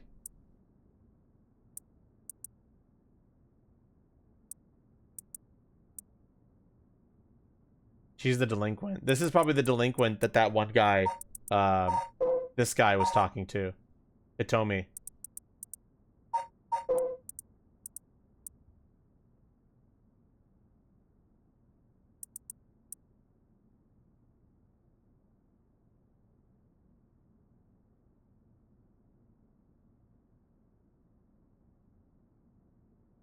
Seems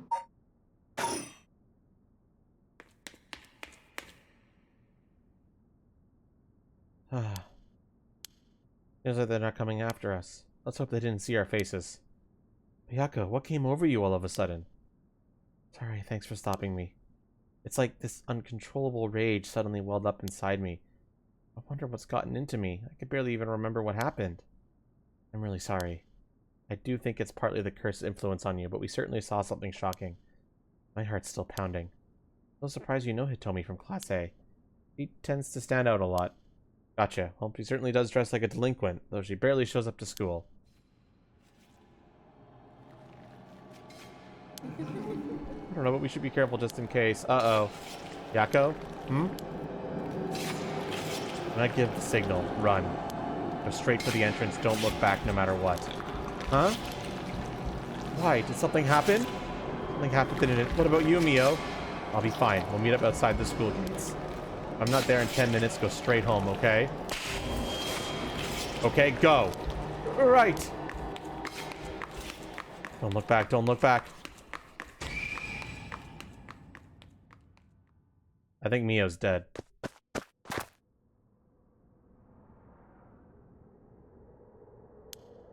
I have to get outside. Let's see. To get to the gates, I go by the gym and... What are you doing, miss?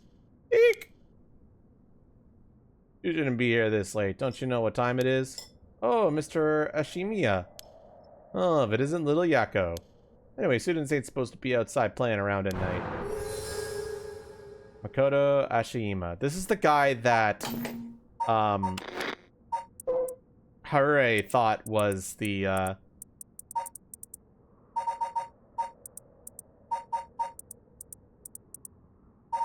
this guy. I don't see it, personally.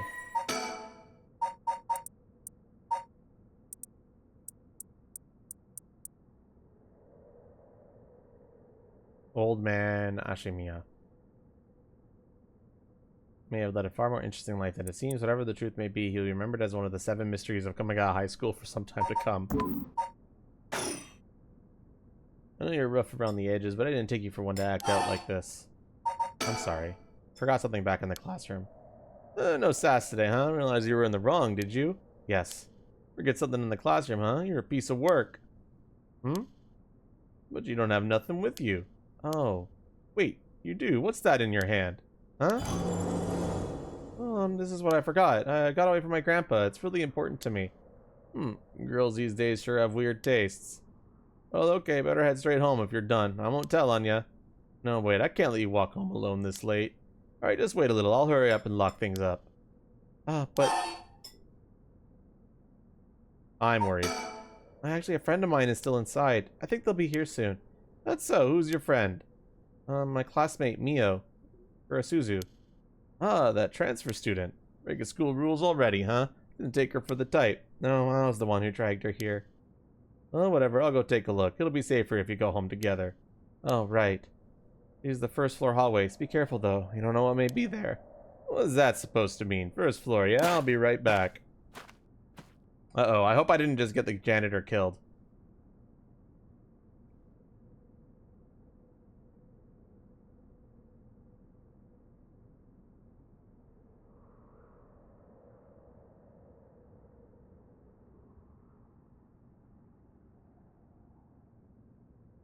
She's late. We're waiting for 20 or 30 minutes, but there's no sign of her. I'm starting to get worried. I'm going to take a look. Bad move, but it's okay. Mio, are you there?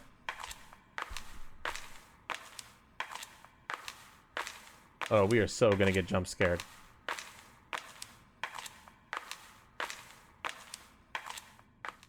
Oh yeah. Huh?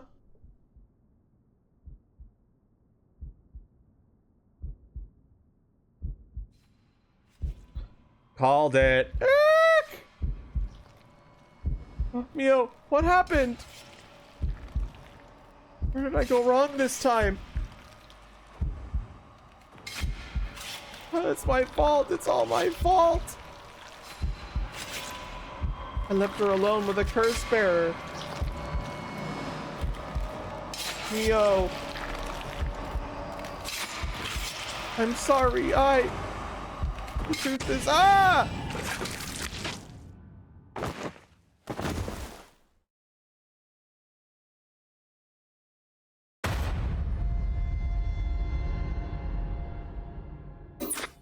I'm dead. One-sided Yakko. What a fucking achievement name. It was bound to happen. There is someone who must not be trusted. That sounds familiar, doesn't it? If so, you may choose to withhold important information from that person. Fear not, you may still try as many times as you like from the event in question. Very well.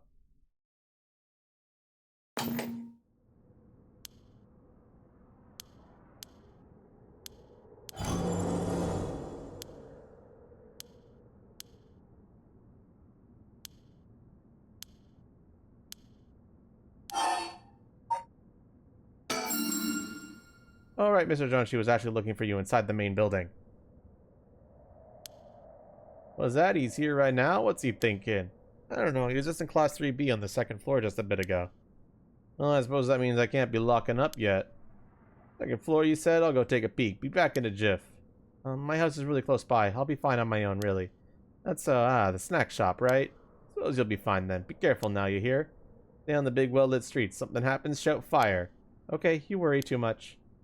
I wouldn't want you to be losing any more students. But I imagine you know that better than anyone. Yes, you're right. Wonder what the Reed's kill condition is? Yeah, I don't know what it is either.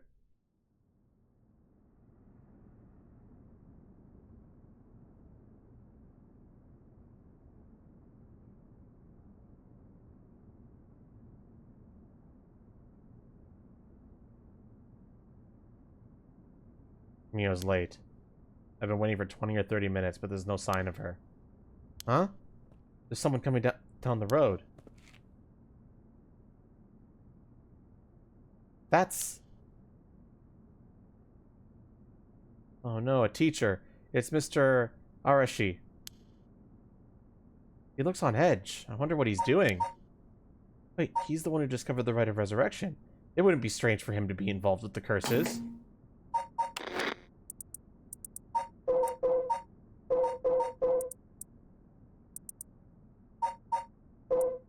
The ever-burning lantern was his. Okay.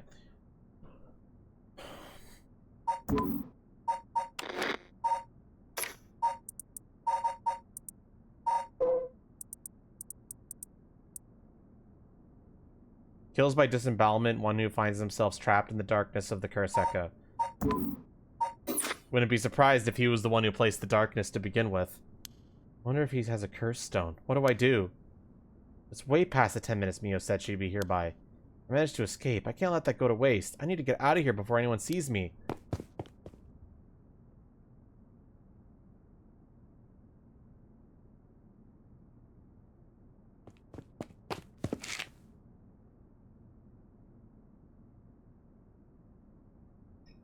I'm home. Thank goodness. I don't think the walk has ever felt so long. Nobody will be able to use their curse once it's light outside. I need to go look for Mio as soon as it's morning. But for now, I need some rest.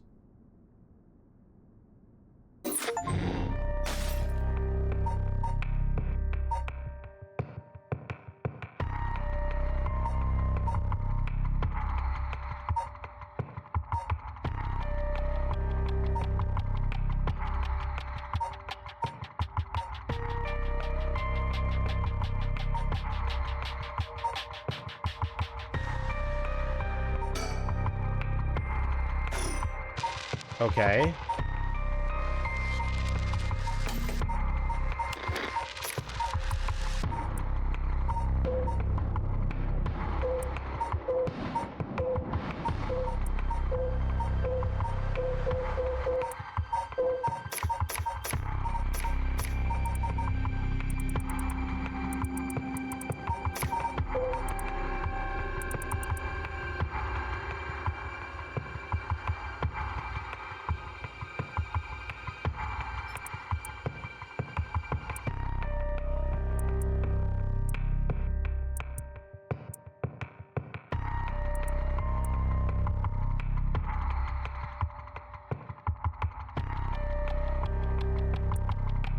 Am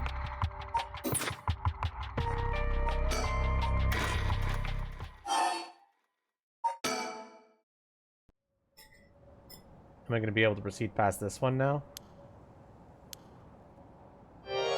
Excuse me? Hmm? Oh, it's you. Okay, I am able to proceed past this one now. That girl gives me the creeps. What's her deal? Where did she come from? It's like she appeared out of nowhere. I didn't mean to startle you. I'm terribly sorry if I've gotten the wrong people, but would you happen to be curse bearers? Curse bearers? What's that, then? I mean, someone who's gathering souls for the rite of resurrection. You have heard of the rite of resurrection, haven't you? Everyone's talking about it. Color me intrigued. Care to tell me more, miss? What's your name again? Oh, silly me. I'm Ayame Tono. Ayame Tono. There's more to the rite of resurrection than meets the eye, you see. The best way to collect soul joys is to kill other curse bearers. And that's about the size of it. I hope it wasn't too much to follow. No, I think I got the gist. Funny old world we live in, huh? So are you saying you're one of these curse bearers? No, well, not quite. It's complicated. I'm not, but Yutaro is. Yutaro? Is that your boyfriend? Oh, heavens no, just a friend. His full name is Yutaro Namagaki. I suppose you could say we're partners in crime. Funny way of putting it. That must be it. She must be half of the young couple Richter mentioned.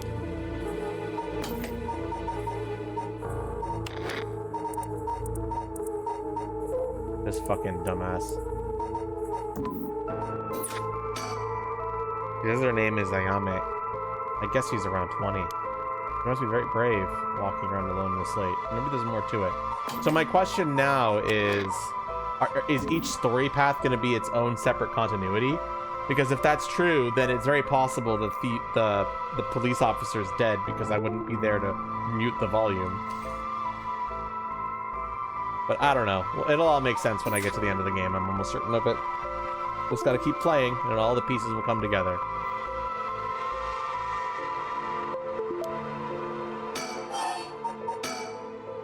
So where is this Yutaro now? Well, about that, he's not actually a curse bearer anymore. He's more like a former curse bearer. Oh, okay, so it was there. Former? How so? I don't really know the details by myself, but apparently he lost his curse stone. Typical, right? He makes such a show of being a top student only to flunk where it counts. So now I'm out here looking for curse bearers myself. If you want something done right...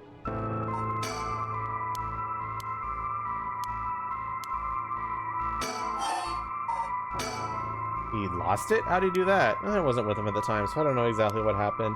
All as I know is he came back saying he didn't have it anymore. Although, well, it's strange that you'd probe into that of all things. I'm just a curious sort, that's all. Sorry if it's a touchy subject.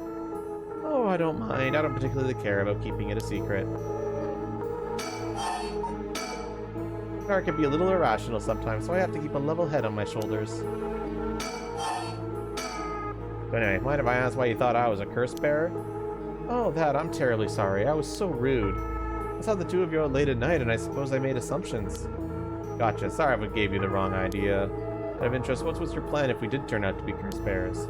Great question, and the answer is I was going to ask you very nicely for your curse stones. And you thought we would have given to you just like that? Well, maybe not, but you know what they say, you never know until you ask. You must really love your boyfriend if you're willing to try something that risky. Oh, goodness no, we're just friends. My life doesn't revolve around him, you know. Anyway, you aren't curse bearer, so I'm just bothering you, aren't I? Please ignore me. What are you trying to do with this rite of resurrection? Well, Yutaro has his own plan all laid out. I don't know if I can get behind it, though. Seems, how do I put it, self-centered? I mean, if you got a chance to resurrect the dead, it would be a waste not to use it on someone that really matters, right? So I was planning to steal his curse stone to the last second and use it for myself. Well, until he lost it anyway. Oh, but don't tell Yutaro I was going to do that, okay? I don't think he'd be happy to hear it. Of course, keeping secrets is my business. My, aren't you dashing? Sounds like you really have your heart set on this right. What are you hoping to use it on? You promise you won't laugh? Cross my heart. Let me tell you my master plan. Prepare to be amazed. Ahem. I'm an art student, you see. Woodblock prints are my specialty. Ukiyo-e in particular. Ukiyo-e, huh? You must be a cultured lady. Really? Do you think so? Everyone says it's a strange interest for a girl to have. You know, people often think of the ukiyo-e as some inaccessible high-class art form, but that's totally untrue. Back in the Edo period, it was the art for the masses, amusement for the common people. If you think about it, we feel exactly the same thrills from every brushstroke as they did back then. Isn't that fascinating? Huh. Yeah, I guess. As far as I'm concerned, the undisputed king of ukiyo-e is the one and only Hokusai. Have you heard of him? There I have. He's famous. Didn't he live somewhere around here back in the Edo period? That's right. You're just as knowledgeable as you look. His 36 views of Mount Fuji are so iconic that the only works of his most people know. But Hokusai was so much more than just mountains and waves. That was only the teeny tiny tip of a veritable iceberg of work. I gotta admit, I only really know him from those landscapes myself. Oh, don't you worry about it. Anyone can learn. When Hokusai died at the age of 90, he left behind over 30,000 drawings. That's multiple drawings a day for 80 years. Amazing, right? So he kept on drawing right up to his old age, huh? Impressive. Even in his final years, he was never satisfied with his own work. His signs were, should heaven afford me but 5 more years, I shall finally become a true artist. Even on his deathbed, he still thought he had more to learn. He was already the greatest painter and artist of his era. Who knows what he could have done with more time? That's what I want to find out. Hold on, are you saying... Besides, he always said he wanted to move out of 100 houses, but he only made it to 93. Isn't that tragic? Oh, no, nuh-uh. No way is this going where I think it's going. Imagine the masterpieces he could create with modern techniques. I feel all dizzy just thinking about it. You gotta be kidding me. If I understand correctly, you want to use the Rite of Resurrection to... That's right, I want to bring Hokusai back to life. Well, that's certainly a novel idea. That's what she'd use it on? What a waste.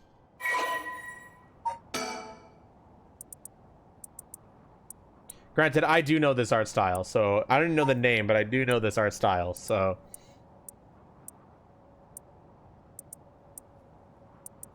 I guess I know this artist after all.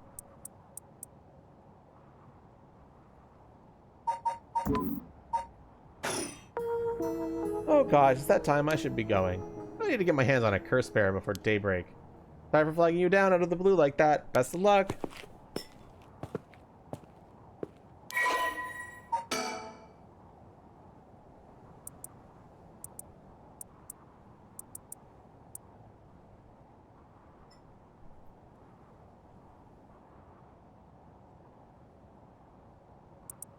Recently, Ayame has figured out that older men will fall for her if she acts a little bit stupid. Unbelievable.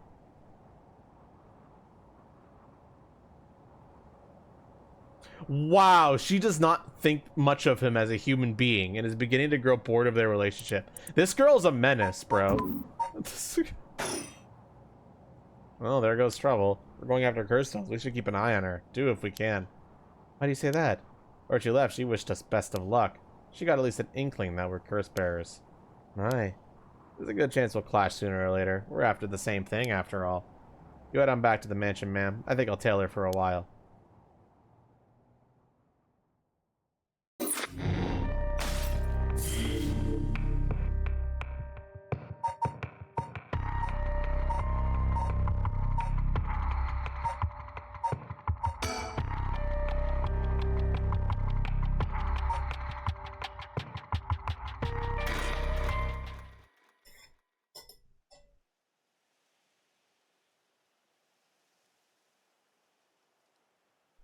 Off we go to more plot.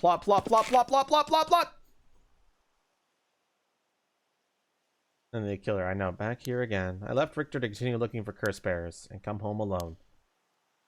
Will this really be enough to gather the soul drugs I need? What if nobody uses any more curses? I'll lose my chance to bring him back.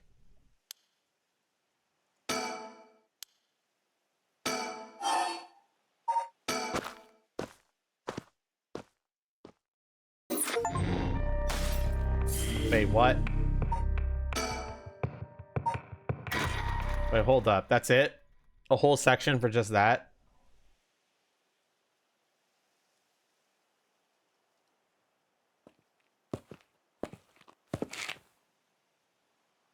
I don't trust you.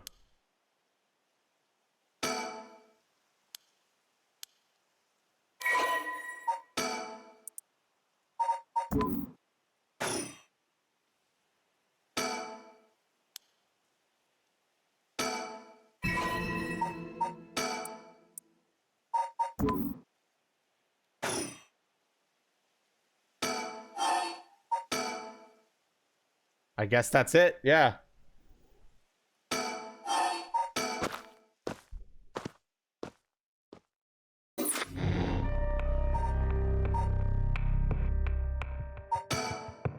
A threatening phone call. After persuading Arashi, the curse bearer of the Evergreen Lantern, to give up his stone, Tsume and Iro have obtained 3 curse stones in total.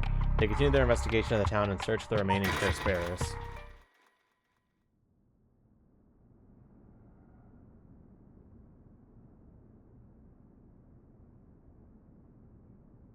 Back to the most successful of the bunch. We've already disarmed 2 motherfuckers. Well, with this we can have visited every place connected to the 7 mysteries. Last spot, huh? We've got nothing to show for it. Even though every last location looks suspect from top to bottom. But we came at the wrong time. There might not be many curse bearers around. I don't think we'll need to do another round before morning comes then. Or maybe someone's been observing our movements. What? No way! It's just a thought. Either way, we should check out this last place. Let's hope we finally get a lead.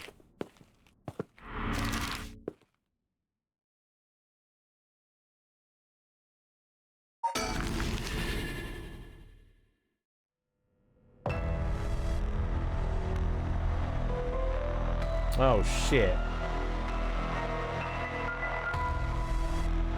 Whoa, whoa, whoa. What the hell is this? Is he dead? Damn it, we were too late. Was this a curse too? Hang on, I'm gonna call this in. I'll leave it to you. I'm gonna take a look around.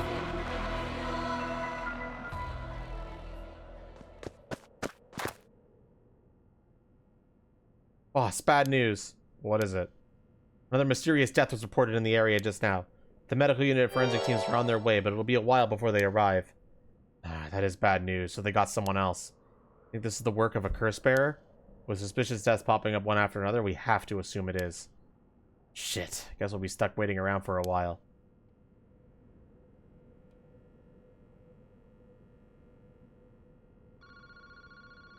Huh? Boss, that phone is ringing.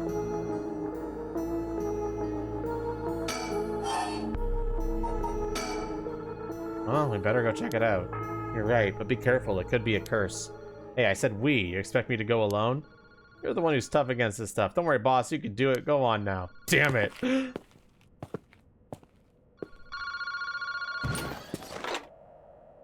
Hello? Kishibori Park phone booth?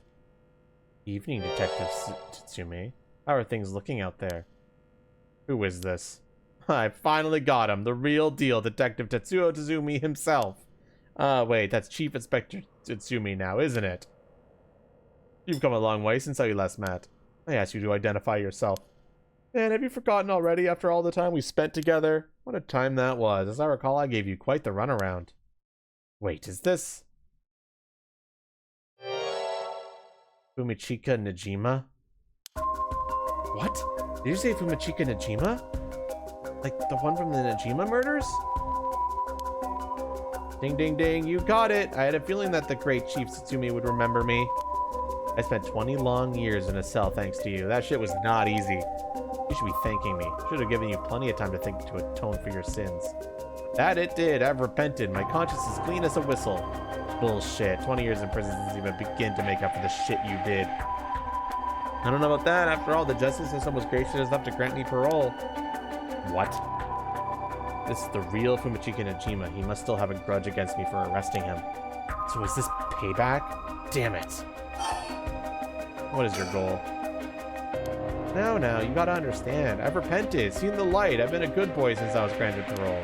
I even got myself a job. I've been real serious about walking the right path. Well, that's very nice. Keep it up. But it was no good. When the opportunity arose, it was impossible to hold myself back. I knew I had to give you a little token of thanks or I'd never truly be able to have a fresh start. Do you get what I'm saying? No thanks, I don't need anything. No need to do all that for me. Just try to live a quiet life. Oh, it's no hassle. No hassle at all. It'd be all too easy to just kill you, to tear you apart. But that wouldn't be very satisfying.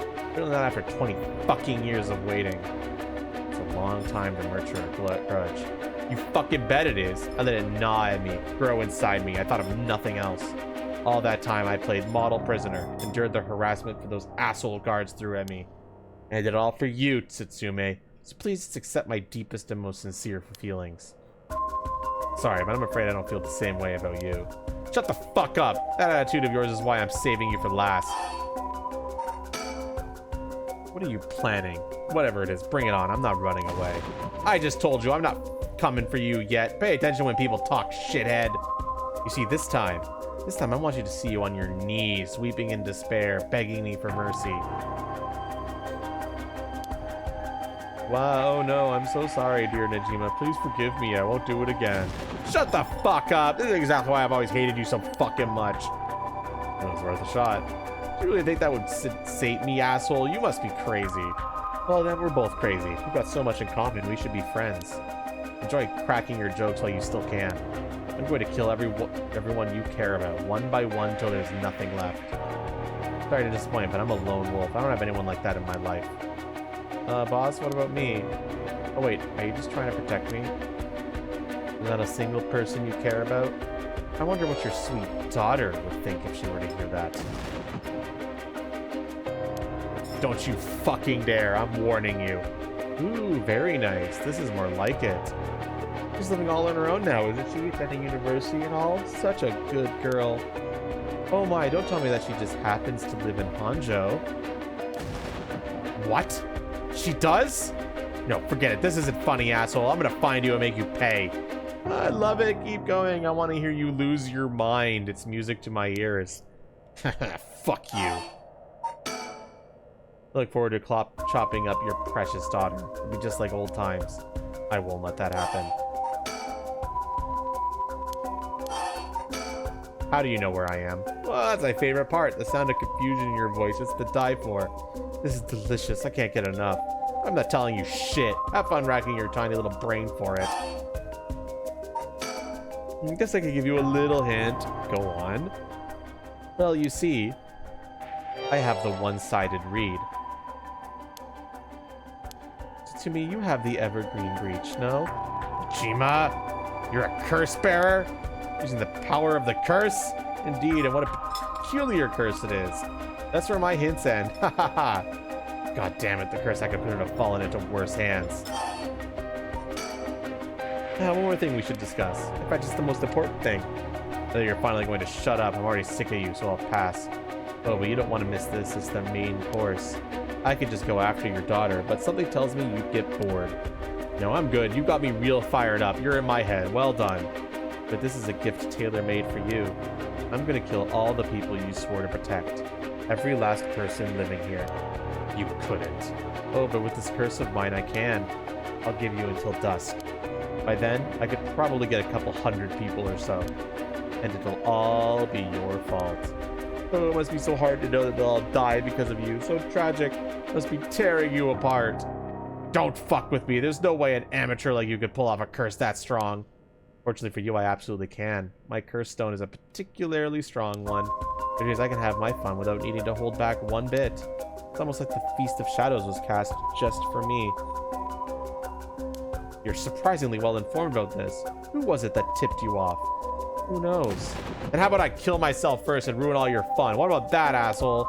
Idiot, you think I called off just because you were dead? There's no running away for you. I'll find you. I won't let you get away with this, Najima. You've got 12 hours. Do you really think your pet, paltry little organization will be able to make a dent in my plans? Oh, the sacrifices made will be heavy. I can't wait to see you sobbing with regret. I even have enough soul dregs to pull off the rite of resurrection. How splendid. Wait, Najima, you're after the... Anyway, see you around. Bye-bye now.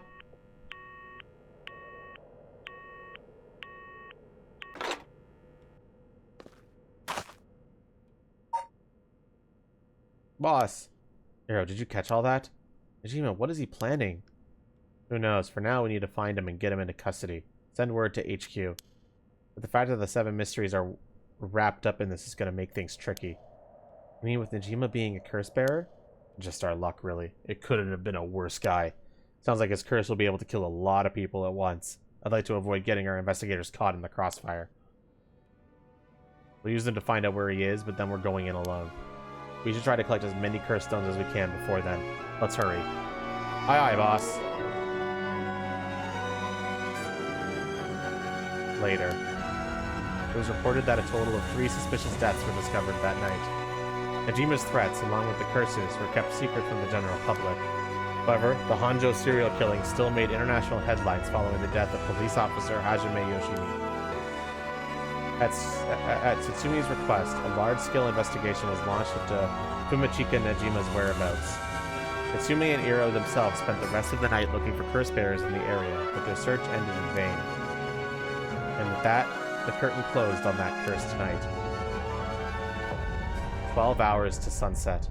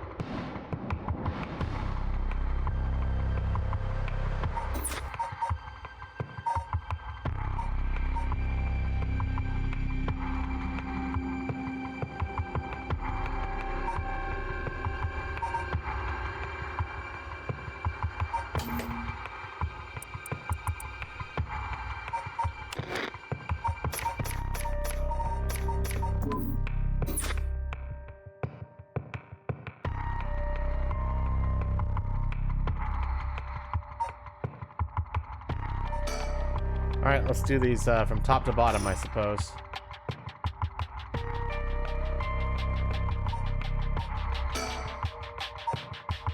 Let's see, Hajime Yoshimi's death, Najima's threat of mass murder, the problems just pile up, putting the detective's job goal of collecting all the curse stones in jeopardy. Tatsumi leaves Zero to handle the investigation while he catches a quick break. 9 a.m.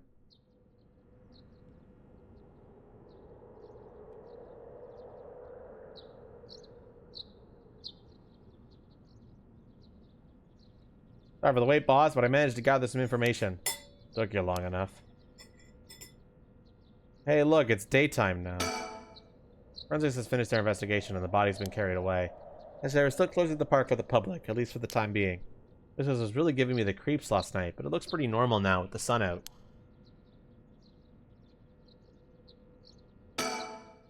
Things at the station were pretty hectic, but I managed to get some info. Let me fill you in. Thanks, the floor is yours. A total of 3 mysterious deaths were confirmed in the area, including the one in this park. So let's start with that one, the young man we found here. He's been identified as Shogo Oki, 25 years old, a regular old office worker who worked around here. He died of asphyxiation due to water in the lungs. He drowned. He drowned? In the middle of the park? That's not possible. It's got to be a curse we're dealing with here. About that, boss, isn't this park associated with one of those 7 mysteries too?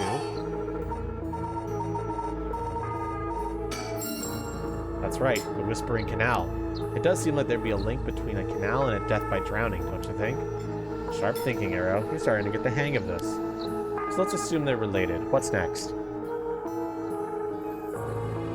Before that, the body of a woman was found behind a residential complex to Kamizawa. The victim had been identified as Tawako Hayashi, 29 years old. She was an office worker who lived on her own in the area. We don't know a Tawako, do we?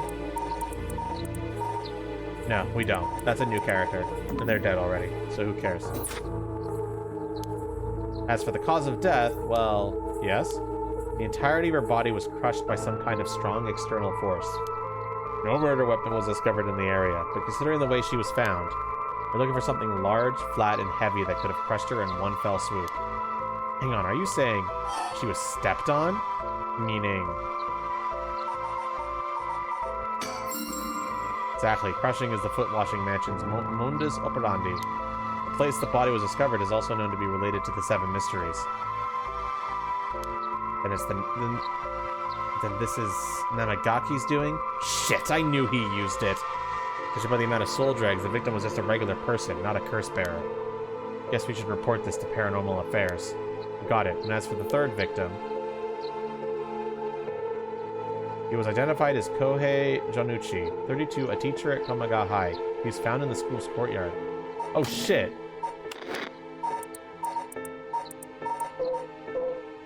Fucker's dead. He was right about being cursed.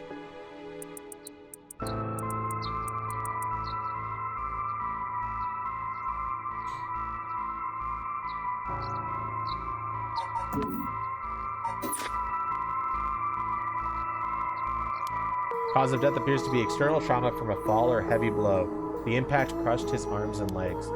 He was found in the middle of a courtyard. He couldn't have fallen from the gymnasium or the main building. A teacher dying at school. And not just any school. Komaga houses one of the Seven Mysteries.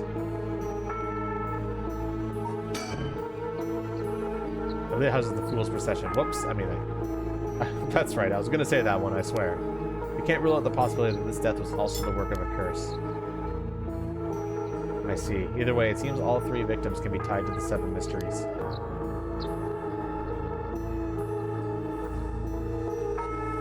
No, it's just saying the Fool's Possession was there, not that it killed them. There's probably a curse bearer at the center of it all, pulling the strings. But you've got a point. All these strange deaths do point in one direction. That's right. Hajime's case wasn't all that different either. He also died of mysterious causes in a place connected to the Seven Mysteries. The problem is, the timing doesn't match up. He died before the curses were activated. Could he have been hit by a different curse? One that didn't have anything to do with the Seven Mysteries? That's a thought, but if that were the case, we'd be dealing with a powerful practitioner. One could pull off a curse like that without using a curse stone. There aren't many people in this day and age who could do something like that. Really? I see. I don't know too much about this stuff.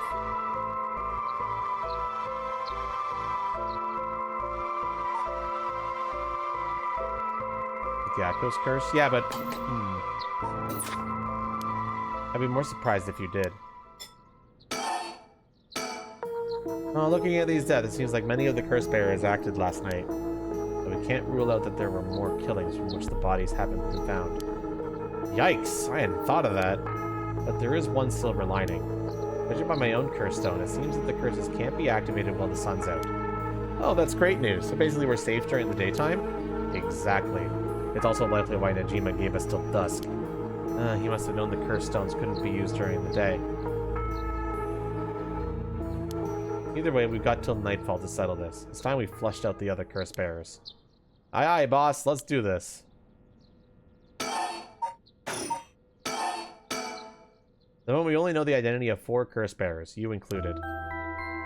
Yutaro Namagaki had the foot-washing mansion, and Hideki Harashi had the ever-burning lantern. We got both of their curse stones. And then there's Najima, who claims he has the one-sided read. That about sums it up.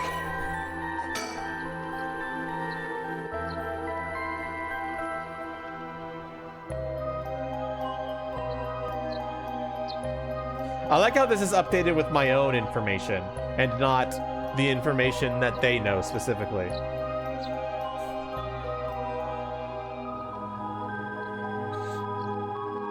Like, he doesn't know that Yako and Hare have those, but we do, so it puts those notes there.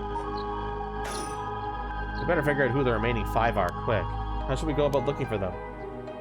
There's no point in searching blindly without a lead. Let's focus on other things for now. Tracking down Najima may lead us to other curse bearers too. Either way, he should be our top priority. He can do some real damage if we don't get him. I also want to look a little more into Yoshimi. I've got a feeling there's some connection there. Aye, boss. Sounds like we've got our work cut out for us. I asked around Sumita's community safety bureau where Yoshimi was stationed. Putting Shogo to question mark? It's very possible that Shogo never got it, and we don't know if he did or not. Shogo only ever got it after Yono died.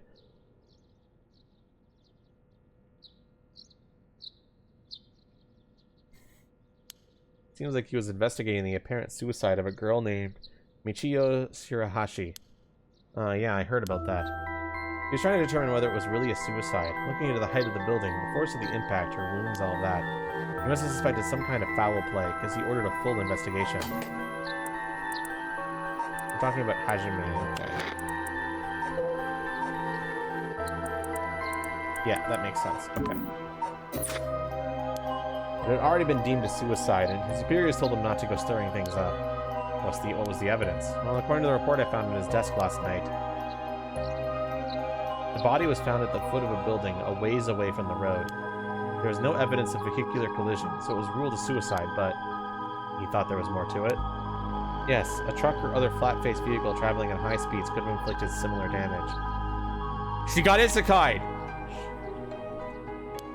In other words, sometimes a traffic accident can look an awful lot like a fall. And we did learn it was an accident. So there's a chance that it wasn't a suicide. What a terrible way to go. There were no brake marks on the road, meaning it would have been a hit and run. The vehicle would have hit her without slowing down at all. This is turning into quite the grisly case. The vehicle couldn't have come out from a collision like that unscathed. Exactly. So I asked the traffic bureau to keep an eye out for any vehicles with frontal damage. But I haven't heard back from them yet. I don't think they're looking very hard. So we've got no proof.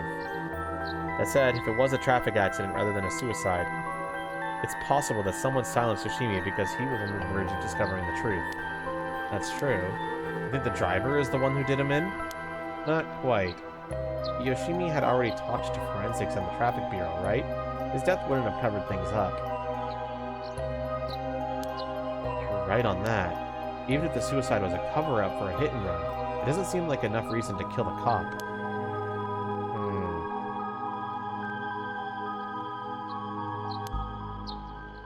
Oh, that's right. Unrelated, but I got something else, too. I managed to get a hold of Michiyo Shirashi's address. Yoshimi went there a bunch over the course of his investigation. Might be a good idea for us to drop by, too. Good thinking. Hopefully that'll give us some more leads. Alright, let's move on to the next topic. Remember the girl Yoshimi met the day after he died? One Hitomi Okuda? Community Safety didn't have any contact information for her on hand. Not even an address? Well, they had her parents' information, but when I called, they said they hadn't heard from her in a month. Lots of family issues from the sound of it. They even said they didn't want anything to do with her anymore. That said, she still goes to school once in a while, so we might be able to find her there. Not sure we have the time for a stakeout right now, but she could be a key witness. Can we have Community Safety track her down for us? We can ask, but it might be tricky to get it done today. For starters, Kumagata High School is closed today. Because of the teacher that died? That's right. Alright, but if it's not something we can do today, we may have to forget about it. Let's move on then. I got some information about Yoshimi's fiancée from Community Safety. Her name is Mayu Chozawa, 27 years old. She works as a beautician in the area. Mayu? Do we know a Mayu? We don't know a Mayu. Okay. That's a new name. So that was the husband of... the fiancé of this guy.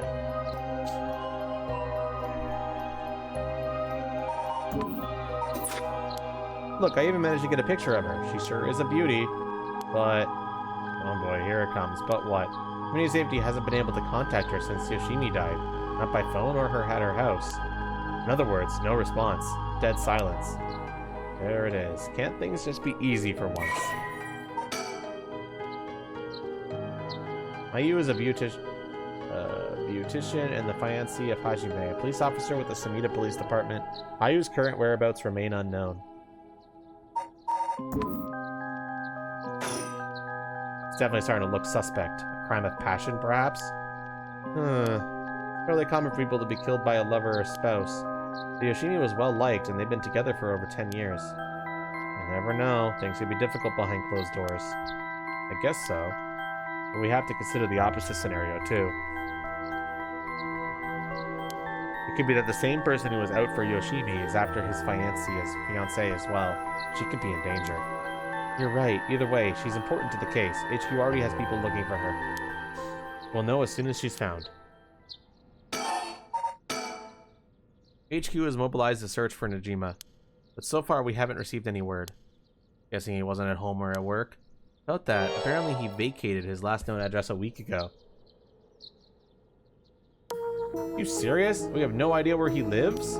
It gets worse. I checked in with the factory he was working at. They told me he was only there for a month before he quit. Hold on a second. You're telling me nobody caught that? Well, I had the same thought, so I spoke to his probation officer. Turns out he'd been doing house visits and interviews, but never bothered checking on his workplace. He also said he lost track of Najima when he moved to a new place. Jeez, that's just sloppy. I've heard they're giving parole to just about anyone these days because they're running out of room in the prisons. Which also means there aren't enough probation officers to go around. Dude's probably overworked. So Najima got to fuck about unsupervised. God damn it! That asshole's annoyingly good at faking remorse or insanity, whatever the situation calls for. Back when I arrested him all those years ago, just talking to him left a bad taste in my mouth.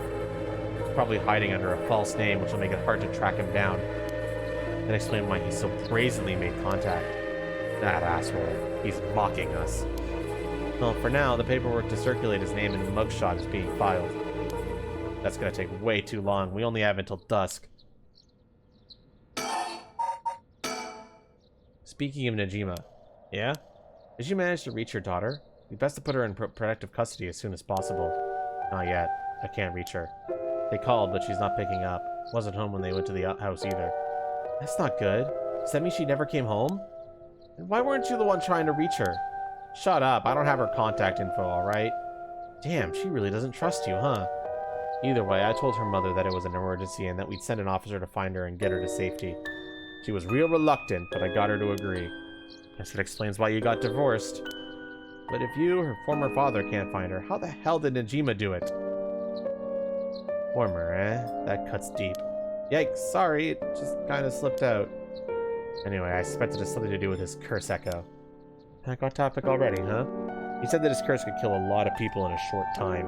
It may even allow him to act from a distance. I see. The one-sided reed. What was that story about again? Something about a man stalking a woman who goes insane and chops her up. Ah, right, one of the more gruesome of the 7 mysteries.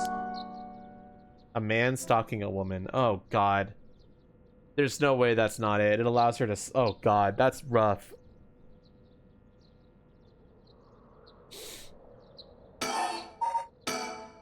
As for Najima's whereabouts, all we could do is throw more people at it till we find something. I'll check in with HQ frequently to see if they've got any updates. And that's about it. Shall we continue our investigation? You can go to Komagata High School to look into Hitomi Okuda, or to Michiyu Shirashi's house to find out more about her.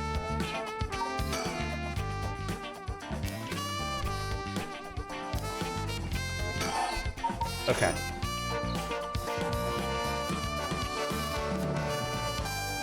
But if his daughter is the idiot lady who wants to revive the painter, that would be so funny.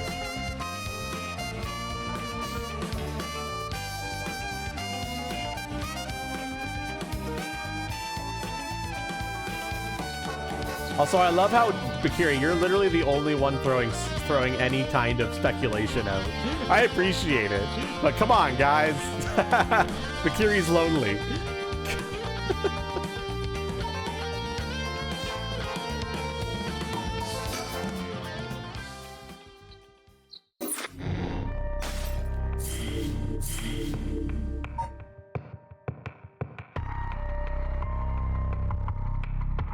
Being something to do with one-sided relationships. True.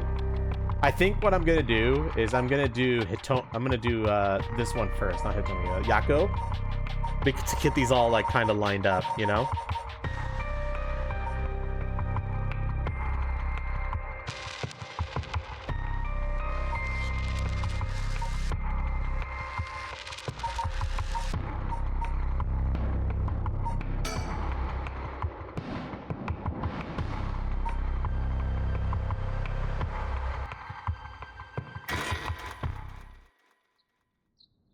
AM. Yako. That makes the most sense to me storyline-wise anyway. Yako's home. Okay, Mio didn't die this time. Excellent. Oh, good morning, Yako. Huh? Yako, rise and shine. Uh-huh. You're up. It's morning. You okay? Can you remember your name? Duh. I'm Yako Sakazaki. Good, seems like you're fully awake. Oh, Mio, thanks for last night. Was everything okay? Yep, still alive. I couldn't dispel the curse echo or learn the identity of who used it, but I managed to at least get away. But in that situation, it's the best you can hope for. I'm sorry I got you involved in something so dangerous. I meant to look for you as soon as the sun rose, but I was just so sleepy. I can't remember when I fell asleep. It's okay, it's only natural to be exhausted after what you went through. Besides, I also feel bad that you've been wrapped up in all this. It's supposed to be my job to prevent that from happening. Oh yeah, you said something about that last night. Just who are you exactly, Mio? Oh, well, the truth is I've been trained in things having to do with the supernatural. Huh? You mean you can learn that kind of stuff like you would with flower arranging? I had quite the eventful childhood. That sounds like it must have been tough. Yes, it would take a long time to explain, so let's leave it at that for now.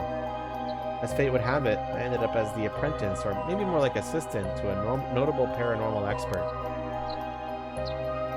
Schools have always had more paranormal disturbances because young people tend to be more susceptible to these things. I'm sent to schools that may experience something paranormal and put a stop to it before it happens. Wow, that's amazing. So it's like a part-time job you do while also being a student? Well, I do help maintain public order, but it's all part of my training, so I don't get any money. Oh, you've got it rough then. But still, that really is amazing. You're so cool when you faced off against the evil spirit. I never know if I should be happy when you compliment me like that. But anyways, that's why it's up to me to resolve any paranormal issues at that school. Why I'm going to look into the cause of all of this. But for now, let's head to school. Yeah. Oh, do you have your curse stone? Now that it's daytime and its power is diminished, I should be able to hold on to it. Want to give it a try? Right, I do have it, but... Yako? Is it really so wrong? Trying to bring Michiro back, I mean? I can't approve of it. The rite may seem like a dream come true, but if it involves taking the lives of other people, then... Yeah, true. I want to make sure this whole ritual ends without anyone getting hurt. That's what I believe, and what I'll put before anything else. I'm sorry, but is it okay if I hold on to it? Yako. I promise I won't use the curse, no matter what. But maybe there's some other way. I just have this feeling that I shouldn't give up on the possibility just yet. That said, I'll help you, even if it's to stop the curses. The Michiro that still exists within me, I'll settle things so that we can move forward. Okay, but if you ever feel in danger, you can give me the curse stone at any point. Right, thank you, Mio. Okay then, let's go.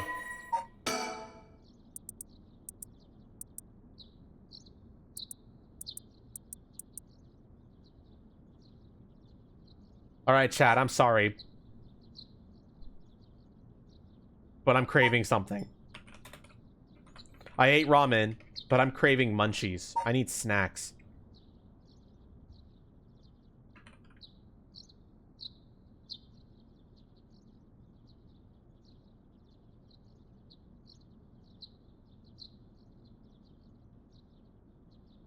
I'm craving snackies.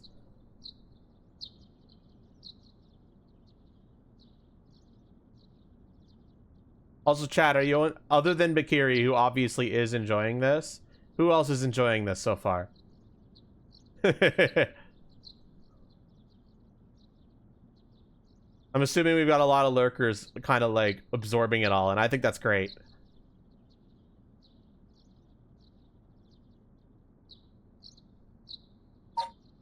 Very interesting. I think it's very interesting.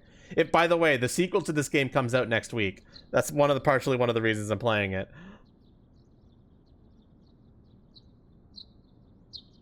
A non-insignificant part of the middle. Fair enough.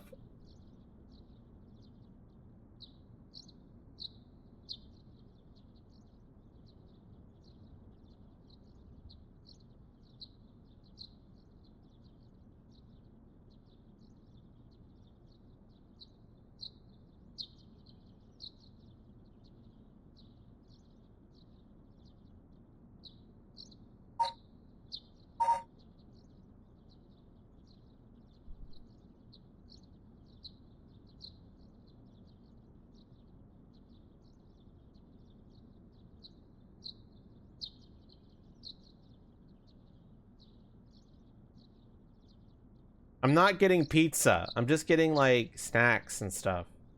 1 second.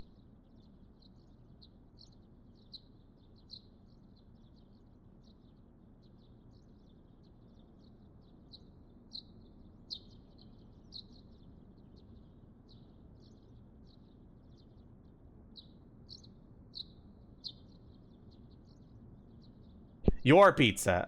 Okay.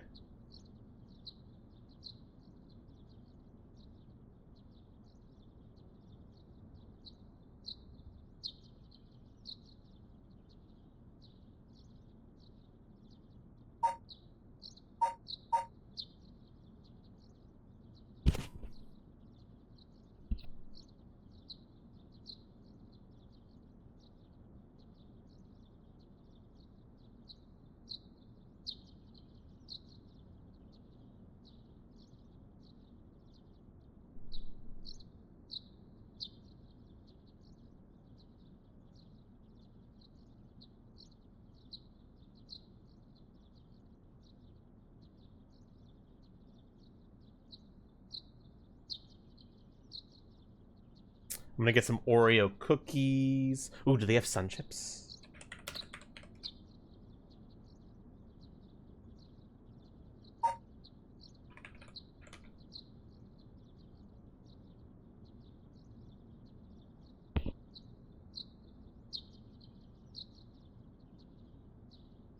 Okay, I don't think they have sun chips.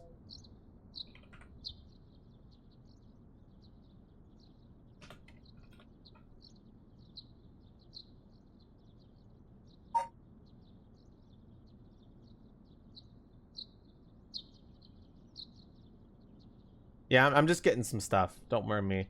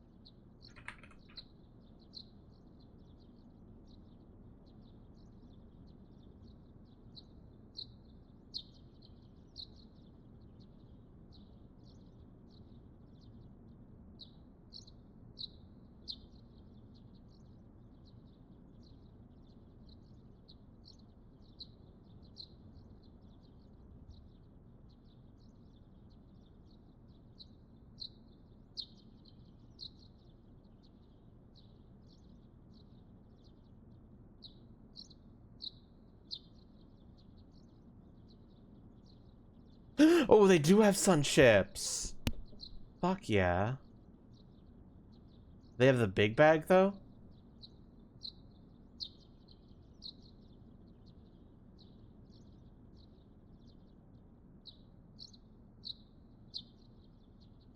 Guess not. I'll get a Doritos. Can't go wrong with Doritos.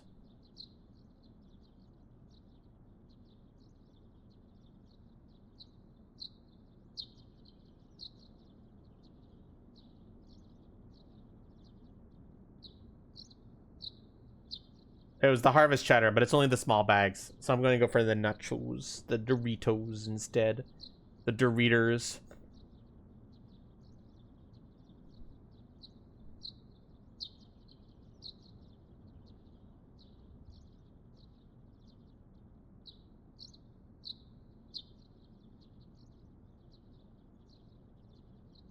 I could go for a thing of bagged chocolate as well. What do we got here?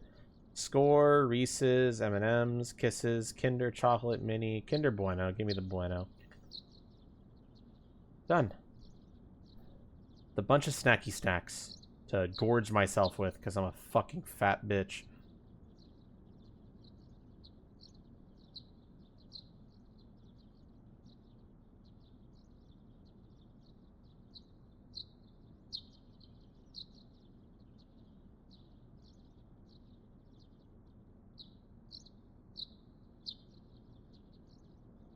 Score? It's like a... I've never really had it. It's like a caramel crunch thing.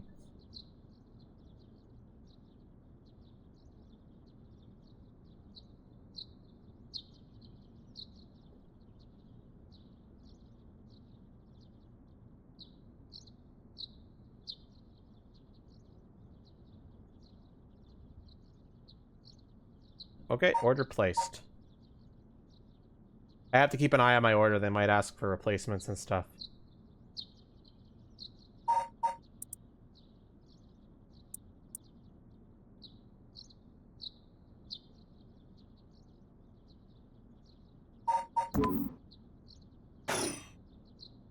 Traditional candy shops are struggling, apparently.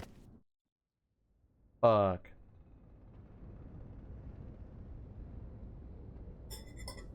Komagata High School, front gates. Huh? I thought it unusually noisy. There's a big group of people and police in front of the school. Did something happen? If the police are here, then something must have. I'll go ask. Thanks.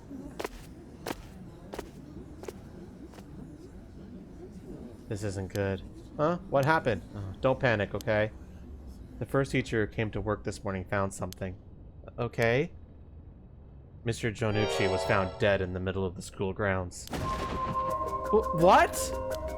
They're closing the school for today. But that's not all. I didn't know this either since I didn't watch the morning news, but rumors are spreading that a number of bodies were found nearby. What? There's no way! Why? Could it be because of the curse?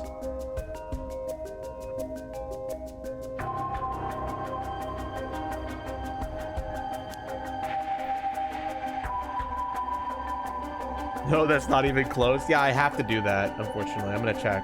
We don't know enough to say. From what I've heard, Mr. Jonucci's body was in the middle of the grounds. But his body was covered in bruises like he'd fallen from somewhere high. Weird.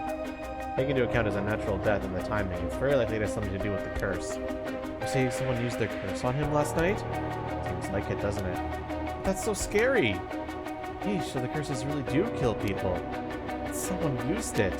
Shh, keep your voice down, okay? What would happen if another curse bearer heard you? Hey, sorry.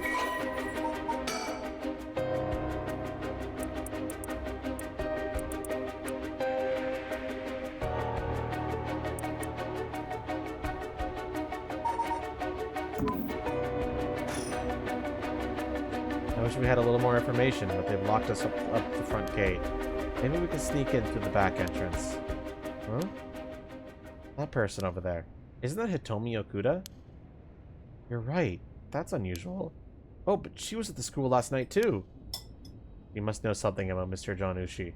Let's see what she has to say. Oh, Mio, wait for me.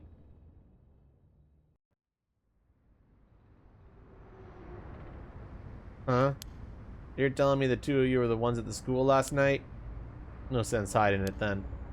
Plus, I owe you one, Mio. I'll tell you everything I know. Thank you. She owes you? Yeah, right after I transferred here, there was a bit of trouble. She gave me one of those, what was it? Oh, exorcisms. So that's what it was. Did you hear about Mr. Jonucci? I heard about it. I've known about it since last night. I saw that asshole biting on the school grounds myself. What? You saw it happen? Tell us about it. What happened exactly? Don't really know myself. It was pitch black. What I can tell you. It was almost dawn, probably around 3. He started freaking out all of a sudden, running out on the ground like something was chasing him, then screamed. Somebody help me! Forgive me, Michio! Or something like that while he was running around. Michio? No? He mentioned Michio? Was there anyone else out on the grounds? It's too dark to see from where I was. For just a second, I think I saw a girl in a school uniform with her hair in braids. Oh? I didn't go out to make sure, so it could have been nothing for all I know. Then I heard him begging for his life, like, I was wrong and I'll do anything. And all of a sudden, his arms and legs snapped, even though he was just standing there. His arms and legs broke without anything being done to him. He fell over and quit moving, so I thought I'd better get out of there. Then he croaked. That's all I saw. I see. But from what you've told us, it almost sounds like Michio's ghost chased him down, Mr. Jonucci, and killed him. Well, if I know anything about that, I'm just telling you what I heard him say. Did you tell that story to the police? Nope, and I ain't gonna. Can't count on them for shit. I feel like they believe such an insane story anyway. Right. There must be at least one person in the police worth trusting, right? And I guess. There was this one cop who always got on my case about stuff. But he just died the other day. Oh, he did? I'm sorry to hear that. Everyone who gets involved with me ends up dead. Maybe I really am cursed. It pisses me off. You've got it all wrong. The spirit that possessed you wasn't that kind of spirit. It wasn't? Yeah, it was just an unfortunate coincidence. Well, I'm sure it was hard enough for you. That's all I know about this asshole's death. Hey, Mio, I've been thinking something.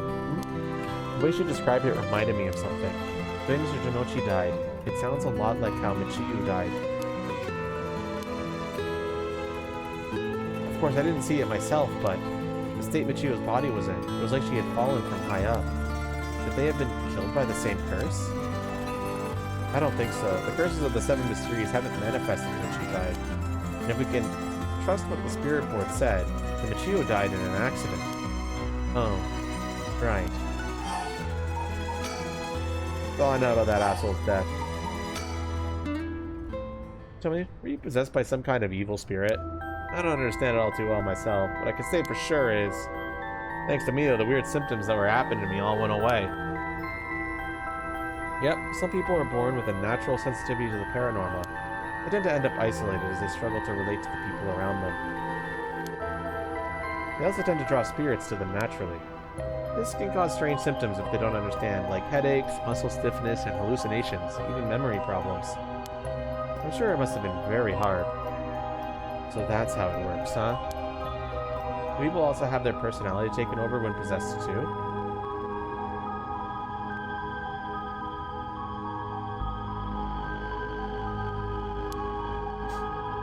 It's possible with spirits who have a very close relationship to their target, like siblings or a parent and child. But you almost never hear about people being taken over completely.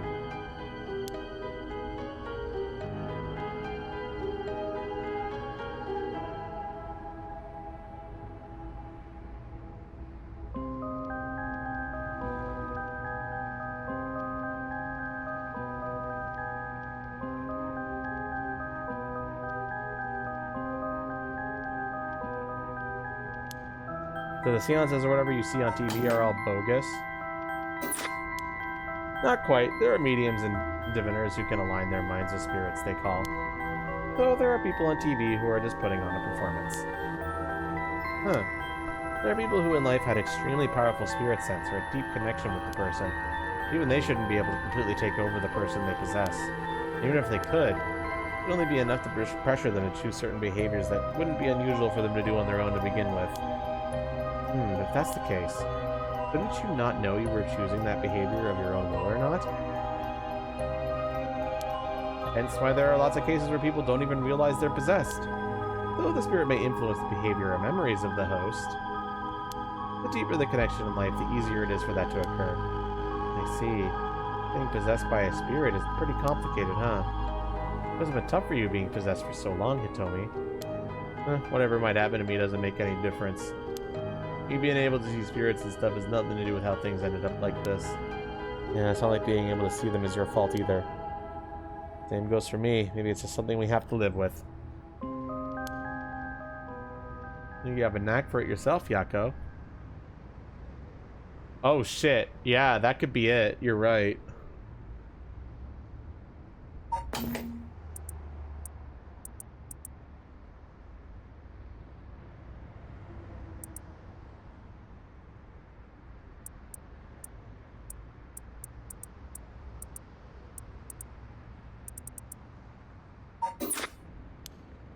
I think I might pass.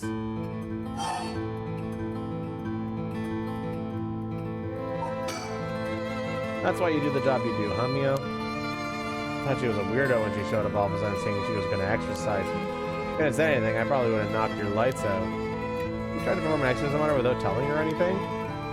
You see, in my experience, most people don't understand no matter how much I explain. Well, they accept my explanation after they see the results. I guess that makes sense. Tell me, last night before you witnessed Mr. Jonucci's collapse, may I ask what he and you were doing in the classroom?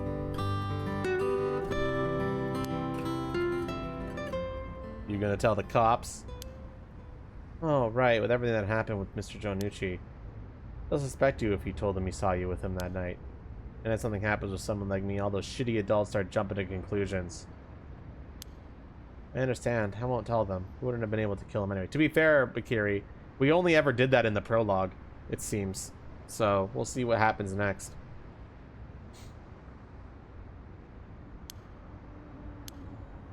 If you say so, then I don't mind telling you about it.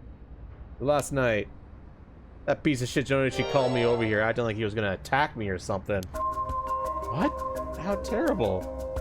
Whatever, I'm glad he's dead. He had it coming. Calling people worthless and a cancer in society when he doesn't know shit about them. And also was the one always acting like scum, if you ask me. It's not so. Can you tell us in more detail why he called you out in the middle of the night? It's hard to explain. Where to start? It's hard to explain. Where to start? Oh. What did you mean by Mr. Jonucci acting like scum? Is he doing something bad? You know Michio Sureshi, right? The girl who killed herself? Huh? Michio? I don't know everything, but that creep of a teacher had some dirt on her. He was using it to blackmail her, call her up after school, and make her do whatever he wanted. What? What do you mean when you say whatever he wanted? I'll leave your imagination. Nothing that a couple model students like you would ever get involved with. No way, that's... How? What do you mean by dirt? Oh god, that better not be what I think it is. Jesus. Alright, maybe it's good this guy's dead. I don't know anything about this. How could I have not known about this? Yako, I know how you feel, but try to calm down. You got guts acting like you were her friend. Jonucci really did a number on both Michio's body and soul. She probably felt she couldn't tell anyone, that she had to suffer alone. Oh, how terrible. Tell me, how do you know about this? I just happened to walk in on it. I know the spots around school people go when they want to stay out of sight.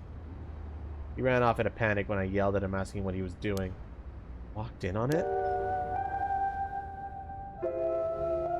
We're gonna just leave her alone, looking like she was about to cry, so we stuck around for a bit. Told me everything that happened in whispers. She probably figured I wasn't the type to spread that stuff around. But she never asked for my help. She told me that she was fine and to keep it a secret. Michio, why? He probably thought she just had to grit her teeth till it was through.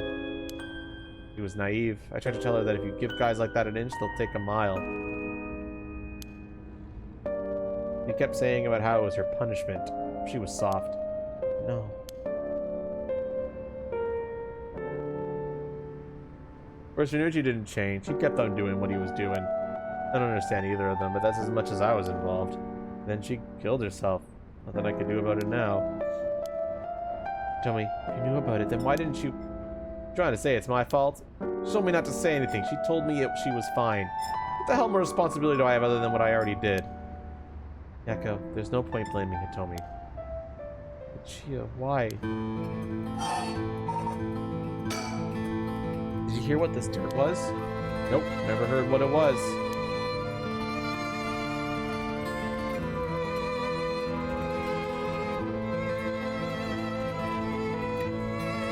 From the sound of it, he'd been blackmailing her since about a year ago. That long? Dick probably caught her doing something she shouldn't have been. A year ago. One sec. Yeah, that's definitely the dirt. Okay. Look well behaved, but there's more to a person than meets the eye, you know. There must be some reason. But no, got nothing to do with me. But last night, how did it start? Oh, right. Remember that nosy cop I mentioned who was always on my case? He died at the former Yasuda Gardens a couple days ago. Yoshimi was his name. He was part of the juvenile division. He didn't look like a cop at all, a real rough guy, but good at looking out for folks, so he was the one I could talk to. So there's someone like that with the police. Too bad he ended up dying. Another thing, one time he suddenly introduced his fiancée to me. It was hilarious seeing a big guy like that act like a shy little kid all of a sudden. She told me that she was like me when she was my age, and she was on my side. must have been a terrible loss for her too.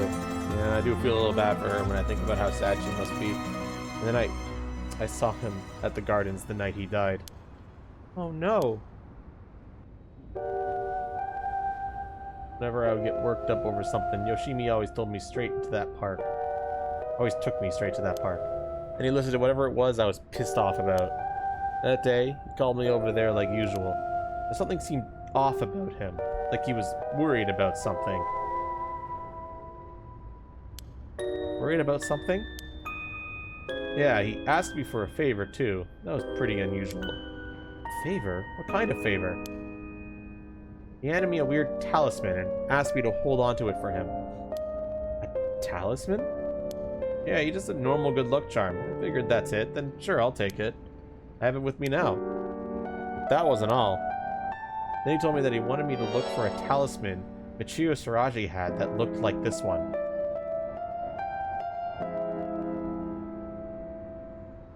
What? Michio? What does she have to do with this? Yoshimi had been meeting up and talking with her. While they were together, he noticed that she had like a special talisman or something. But apparently Michio always avoided the subject. Talisman that Michio had. He knew that I knew her, so that's why he asked me, he said. Could there have been something that Michio couldn't tell even the police about? I know things at home were a little complicated. From what I heard, Michio was keeping her mouth shut about what Janucci was doing to her. Hard to talk with the cops when someone's got dirt on you. And it didn't squeal on anything about Michio either. Michio, what is it had such a strong grip on you? So basically, Yoshimi didn't just have his eye on Michio, but her talisman too. But after she died, he didn't know where it ended up. Since I knew her from school, he wanted me to look into it for him.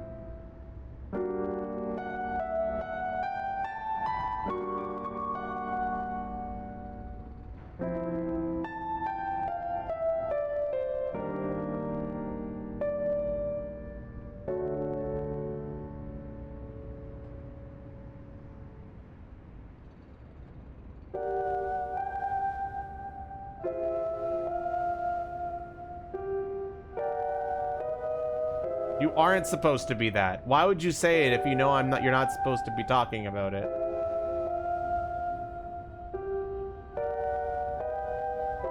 Like, bruh.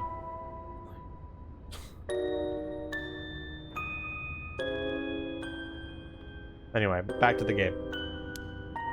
There's something special about the two talismans? I wonder why he gave it to you.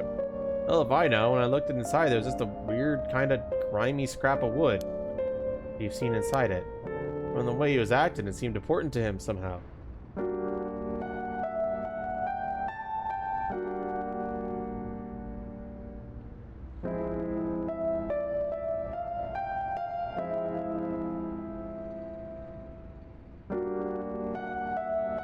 Yeah, that's an incredibly stupid thing you just did, MRL.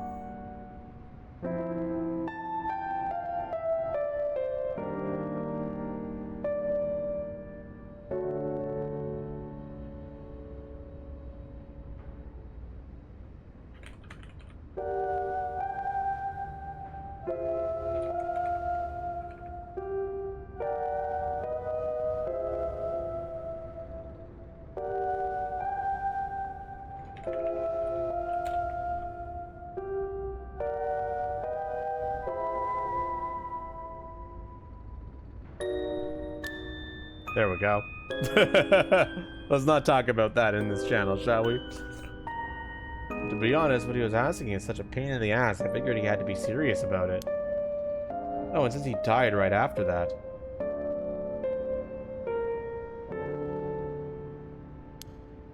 Yeah, he even said to me, if anything happens to me, take those two talismans. Give them to a guy named Nakagoshi at the police department.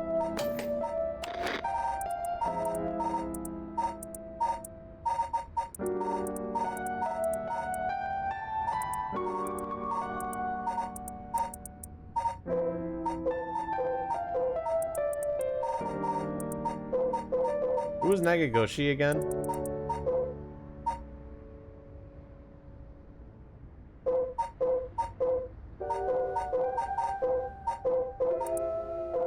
Oh! Right. No.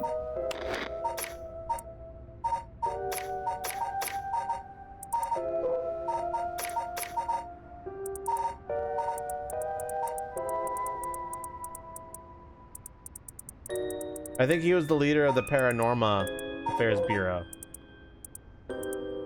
Yes, he is. Okay.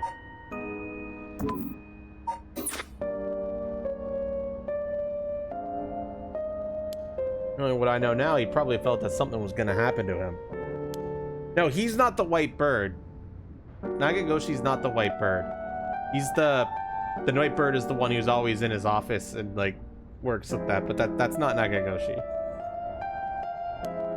Did you know him, Mio? No, I've just heard the name, I think. He's not? No. Here, you want to read it again? One sec.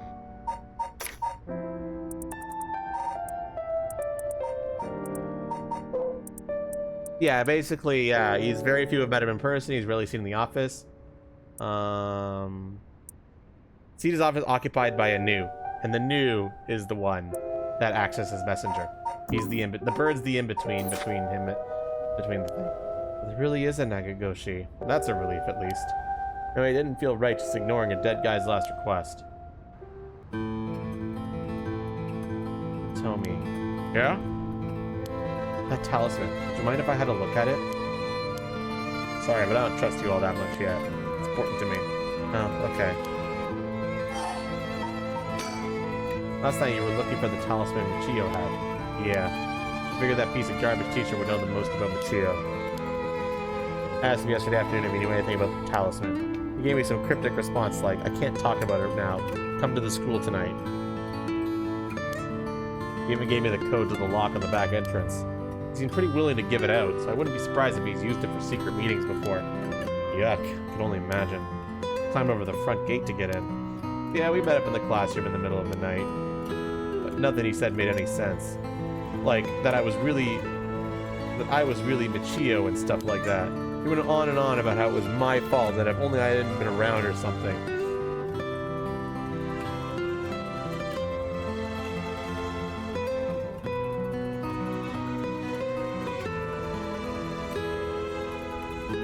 Excuse me, what?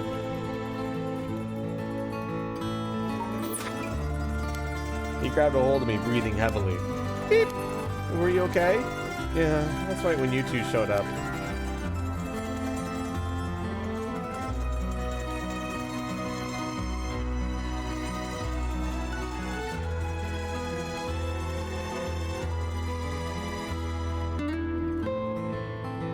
Okay, cool. Looks like there were no replacements needed for my order. Yay. Oh my gosh, good thing you got away.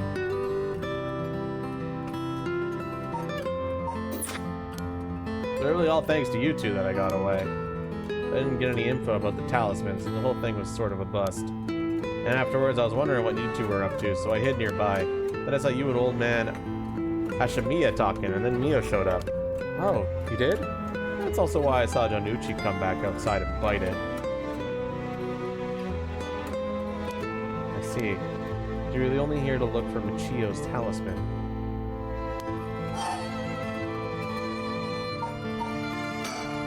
I was dumb to fall for that creep Jonuchi's trap so easy. Could have gone a lot worse, but I lucked out. What you described does sound like Michio killed Mr. Jonuchi. She did have a reason to hate him after all. No way. You mean that really was her ghost? Like, for real? Those who die bearing strong resentment or regret can occasionally become spirits, either bound to a place or roaming freely. However, it'd usually be impossible for them to kill the living. Most don't have that kind of power. But it's possible they could possess someone close to them and act on those lingering regrets. Huh? I wonder if that's what happened.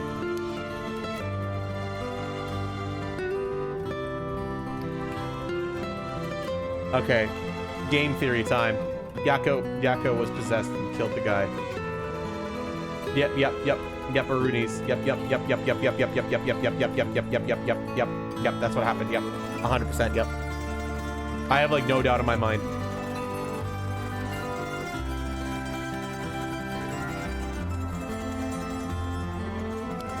And she must have had some regrets.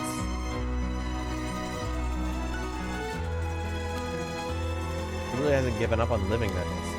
I don't think she was the kind of girl who would just give up no matter what situation.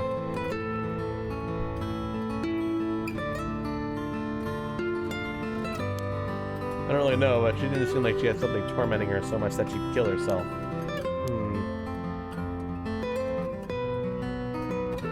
And that's all I know. Happy? I still gotta look for the talisman. Sure, thank you, Hitomi. Oh, could you find out anything about Michiyo's talisman? We'll be sure to let you know. Thanks. Oh, can we get your contact info? Where can we normally find you? Right, I'm not home most of the time. Usually I'm at a friend's place. Here's the phone number. Thanks, we'll call her if we need to talk with you. And, what was it? You're easier to talk than I imagined. I was kind of scared at first, but not anymore. Shut up, you're the one avoiding me. Anyway, catch you later. Don't die out there, okay? Thanks, we'll be careful.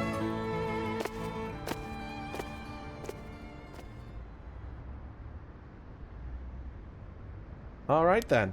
We got a lot of new information. Sounds like Mr. Jonucci was killed by a curse, just as we thought. Which means there was a curse bearer at the school. Multiple, in fact. Multiple? You think so? Yes, the curse act that we experienced in the school and the one that killed Mr. Jonucci seem to be different.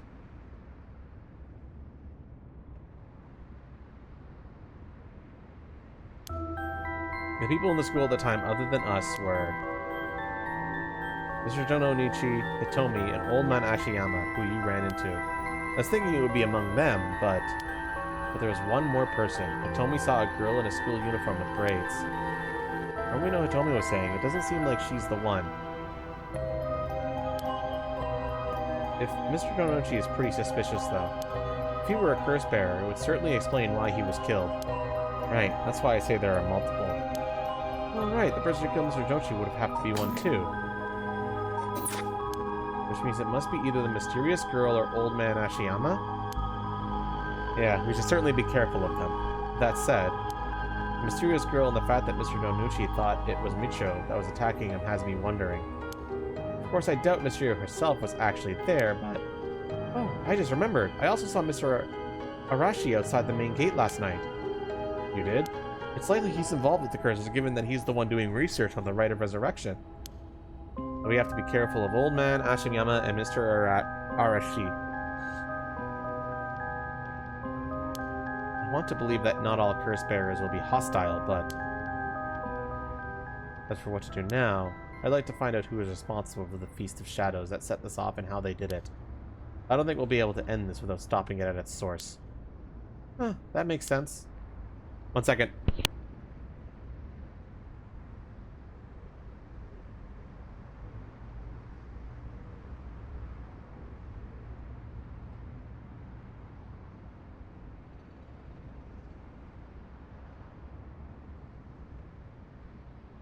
Okay. But is that too obvious? I think it is obvious. I'm like 100% sure that that is obvious, but I also think that that's not intended to be the big plot twist. The big plot twist is going to be who set up the shadows, what our role in the plot is, and a whole bunch of other stuff.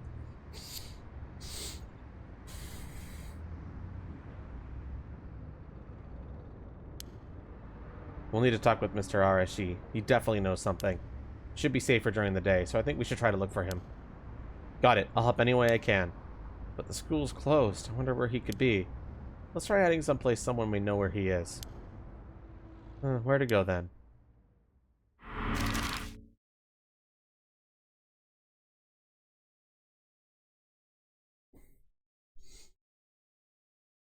Alright, where do we go? I guess we just go everywhere until we find something.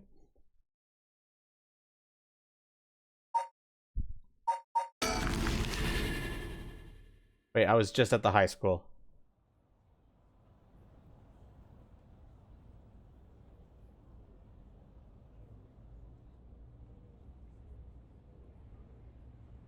And so... Neogers and Yaku decide on the next location to investigate.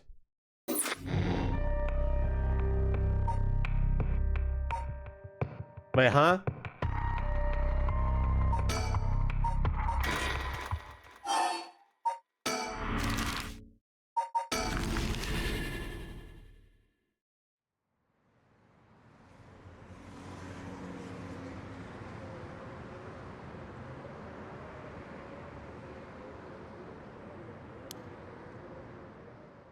Oh, okay. I guess I can't do this yet. Got it. The historian guy was the one who had the disembowelment curse, right? Yeah. I'm trying to think about if that was taken from him by that time. Okay, no. He had it during that time. Oh, no, wait, no. I think he was there, then the timeline's a little weird. Okay.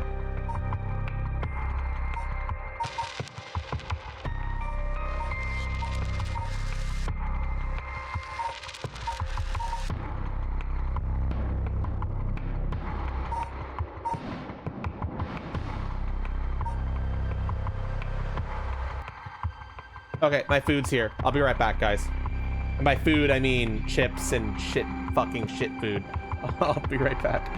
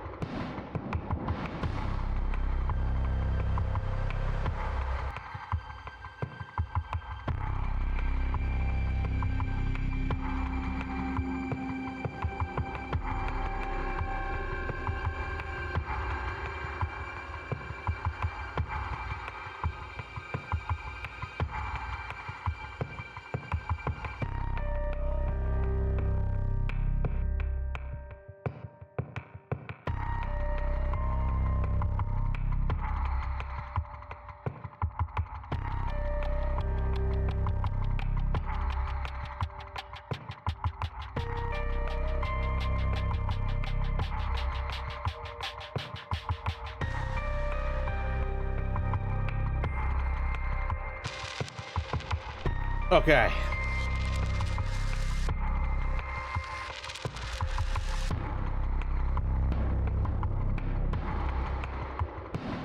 Is it pizzas again? No, I just got chips and Oreos and stuff.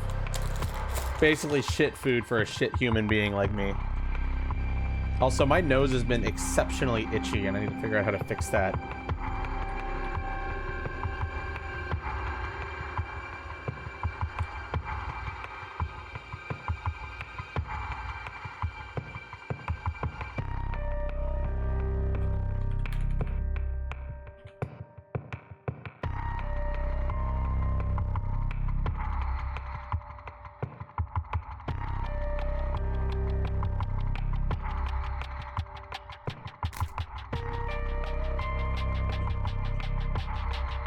Okay.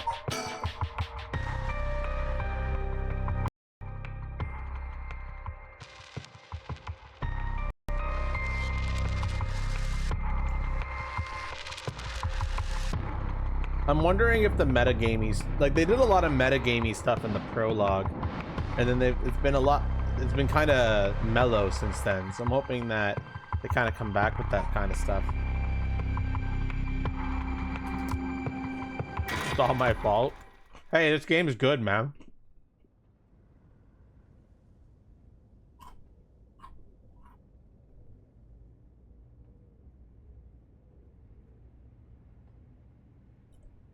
Good morning, ma'am. How are you feeling? I'm fine. I hope we can make good progress today. How's your curse stone looking? I haven't felt anything from it since sunrise. Interesting. It's possible that its powers can only be unleashed at night, then. And aside, why are you so late this morning? There are unfortunately some things that can't be investigated while the world slumbers, but I had to get some research done in what limited time I had. Very well. Let's talk.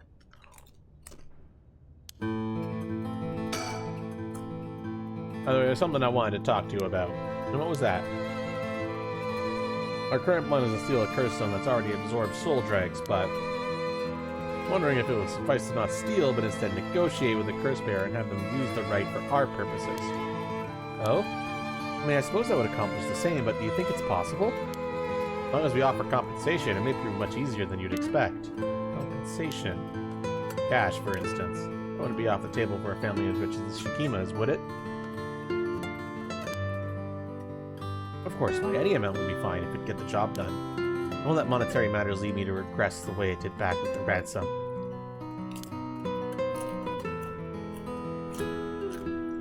With that option on the table, let's figure out our strategy. Do you have a curse bearer with whom we can negotiate in mind?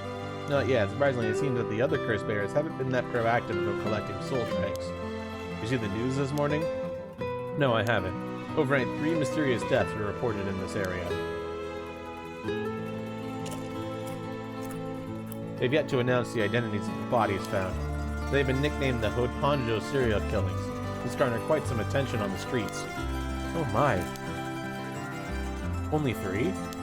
That's what I thought. Even if the victims were curse bearers, just 1 or 2 wouldn't be enough soul dregs. For what those curse stones are capable of, a mere 3 victims seems a little low on the side.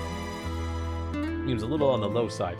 I love how this game started with a fucking bloodbath with the protagonist, and then lately it just hasn't been. There's a little activity all throughout the night. The curse bearers must be a cautious bunch. What's holding them back? Aren't we not all after the power of resurrection? There may still be some undiscovered victims, but it doesn't seem like anyone has gathered enough soul dregs yet.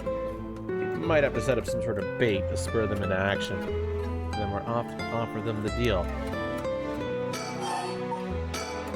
None of the curse bearers seem very proactive. I wonder if the situation could be what the mastermind who kicked it all off intended. Now that's an interesting theory. I think there's someone behind this all. Can you imagine hearing an agonized voice telling you to kill when you first obtained the curse? So that doesn't sound like a coincidence to me. Someone agitated the curses in this area on purpose, and they're all likely after the rite of resurrection as well. You're thinking this person is not one of the curse bearers? You've got a sharp mind, ma'am. Though it might seem obvious for the mastermind to become a curse bearer and collect soul dregs, if they're after the rite, this would be very risky since as a curse bearer they themselves would become a target. So it'd actually be more convenient for them if the curse bearers moved less aggressively. That's right, but despite that, they've been interdicting the curse bearers to commit murders. Why? Let's consider this. What if the master isn't trying to collect soul dregs themselves? I mean, their intention was also to steal the souls while the other curse bearers compete with each other from the start? Sitting back and observing from the sidelines is the safer course of action. Because I figured it's best for us to attempt the same strategy.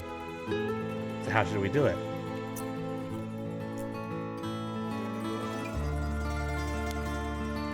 Still reason to suspect the mastermind could be a curse bearer themselves. To be honest, I want to keep my distance from whatever this is. There's no telling what kind of power they might possess. Whether our aim is to negotiate or steal, we'll have to outpace the mastermind in making contact with the other curse bearers. How do you suppose we do so? At this point, all we can do is search. If there is a mastermind inciting the curse bearers to collect soldiers, Greggs, can we be sure there even is a rite of resurrection? Good question. The rite could be nothing but a myth fabricated to spur the curse bearers into action. Seeing it might be for naught, do you want to give up, ma'am? Never. Understood. After all, we never know the truth unless we see it for ourselves.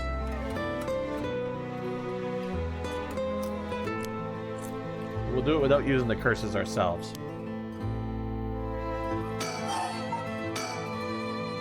By the way, I met a few people who seemed like potential curse bearers last night. I did some investigating into all of them, but only managed to get detailed information on 2. You're quick. I suppose that's to be expected from an investigator extraordinaire. I appreciate the flattery.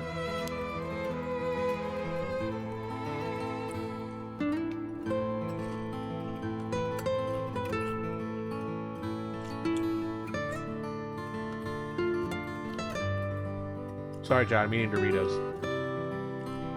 First, there's Ayame Tono, the girl we talked to before, though she isn't a curse bearer herself.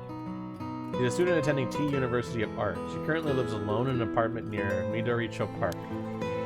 You even determined her address. You're not one to be underestimated, Mr. Investigator Extraordinaire.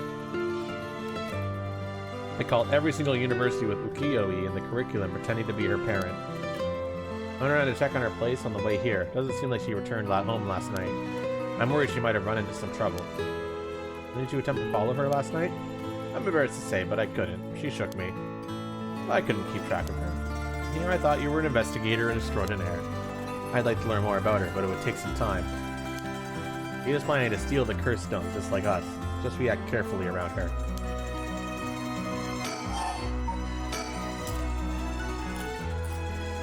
Next is the tall man who was dressed in black. I met him near Kinshirko. He stood out with the way he dressed. I managed to get some good information from him. Impressive. What can I say? He works as the secretary to Hikao's shop, Soap's chairwoman. I believe his name is Takumi Yumikoa. Ah, the guy who stabbed me when I turned around in the prologue. Of course, that didn't happen in this timeline, but still.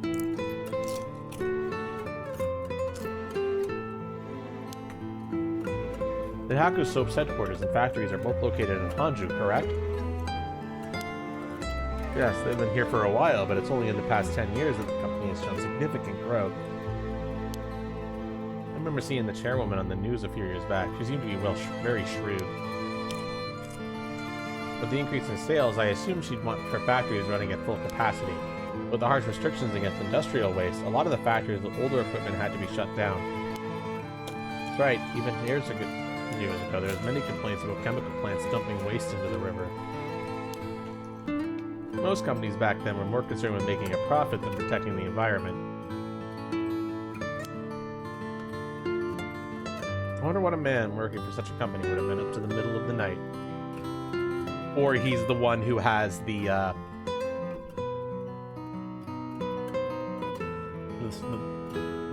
stone that we used. Ba ba ba ba. Why is my nose so itchy, chat? It's like unnaturally itchy. I hate it. On the way here, I stopped by the company's headquarters, but they hadn't started for the day. I should have better luck later.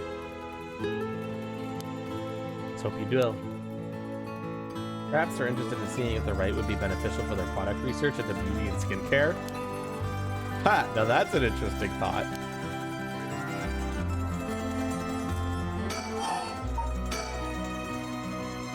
I ran into one more suspicious young man last night. This one seemed to be out collecting soldiers, right?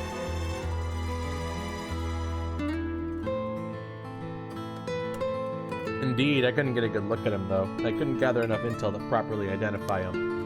Oh, that's a shame. But I can make an educated guess. Oh? You know that researcher who discovered the ancient text of the Rite of Resurrection? The one that lives near here?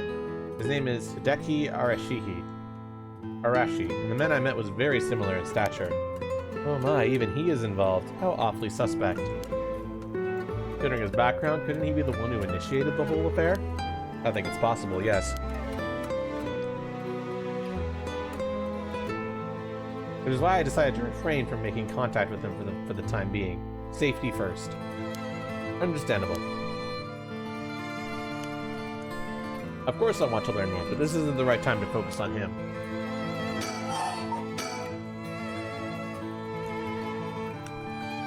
If we're to ascertain who else is a curse bearer, first I'll return to Hihaku Soaps to see that man in black.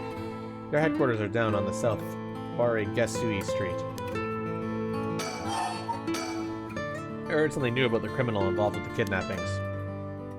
It concerns the serial killings. There was a body found at Komagata High School. The person was identified as a school teacher. His name was Kohai Januchi. Do you think he was a curse bearer? I'm not sure. It's possible. But regardless, this means that two people who knew the truth about the kidnapping are both dead. That's when we were getting somewhere.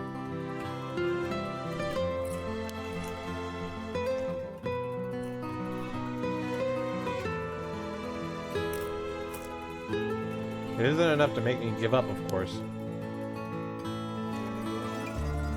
Still, we don't know anything about Michio Shirashi's residence. It'd be wise to pay it a visit. Understood.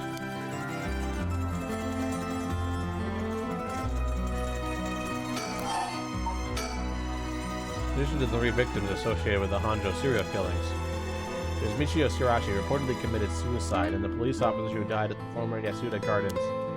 If strange deaths continue occurring like so, they're bound to inspire strange rumors. But those last two have nothing to do with the 7 mysteries, no? It's true. Both occurred a week before this accusation situation began. Still, it cannot be ruled out. It's possible that the mastermind was involved even with those killings. How? What if there were preliminary steps to awakening the 7 mysteries as curses? Can we really assume that they're unrelated just because the timing doesn't match up?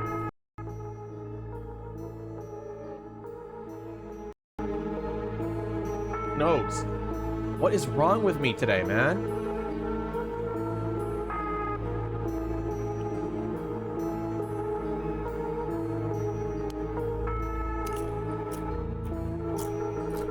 Or rather, the police officer's death is so baffling that it'd be easier if it were connected to these curses. The victim wasn't the type to be caught off guard easily. He seems to know a lot about this. I suppose we weren't strangers. My personal feelings might be wrapped up in this one too. I see. If we were to investigate this matter more, we might get a lead on the mastermind. You're right. If we wish to focus on the mastermind's identity, this would be a fine starting point. We might even discover more deaths related to the curses on the way. We should pay attention to today's news. Well, that's all I have to report. Shall we continue on with the investigation? What do you...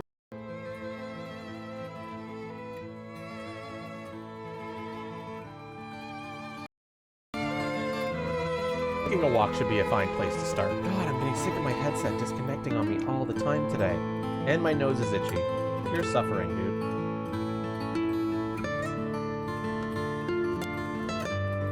Right, let's go together. I want to see what's going on for myself. In that case, I'll trust you to decide on where we should go, ma'am.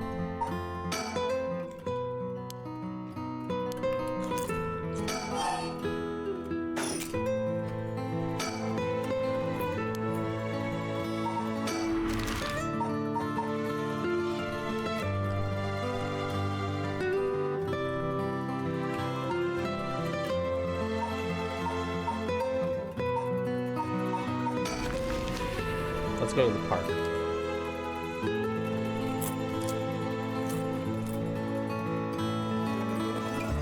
We're here. This is Midoricho Park. Ayame Tono lives around here. It wasn't her apartment when I dropped by this morning. I wonder if it's worth checking again.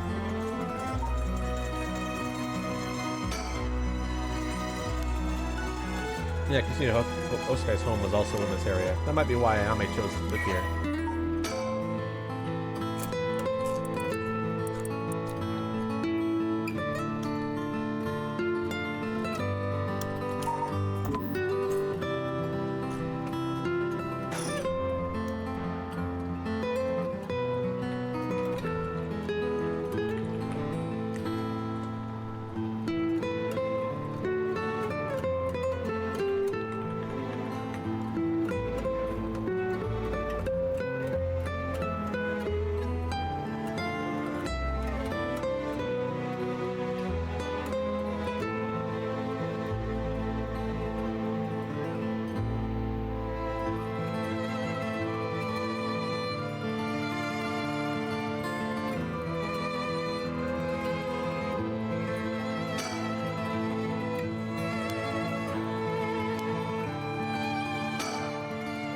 Don't get much done standing around here. Why don't I go and check out Ayame's apartment?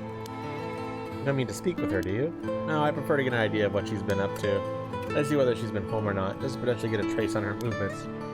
That'd be my guess. Okay, that shouldn't be long.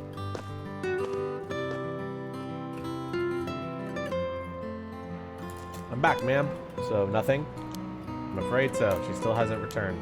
However, I noticed a few people who seem to be related to the police force keeping watch in the area. I don't know if they got their eyes on her apartment, but they do appear to be watching the building it's in. Interesting. You've got a sharp eye to have noticed them despite being so covert. What can I say? It's part of the job. However, I meant to have to refrain from knocking on her door or looking through her windows. I wasn't able to check on her electric meter or mailbox either, unfortunately. You were planning to go that far?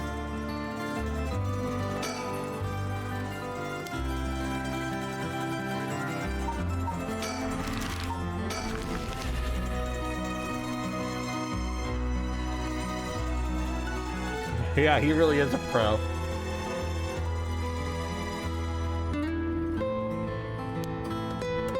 Really busy this morning, but it appears things are up and running now.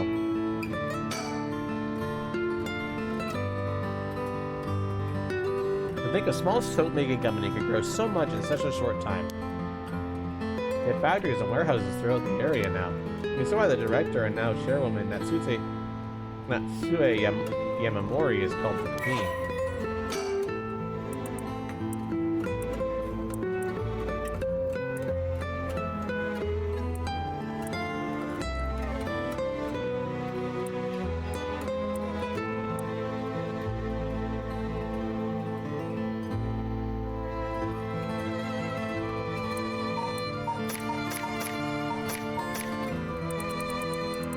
There's really not a lot of these questions missing still.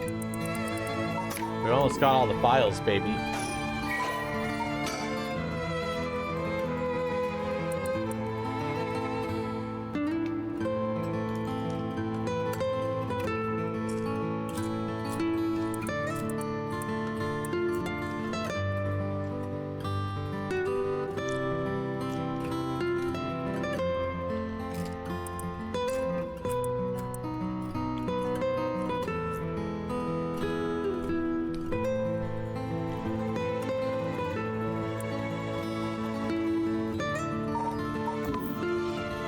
Neat. I wonder how she plays into all this. You mentioned that Takumi works as her secretary? That's correct. You think it's possible he's acting on her orders? That's exactly my thinking. A curse bearer with both money and power could certainly look at resurrection as their next prize. Negotiating with a person of that stature may prove difficult.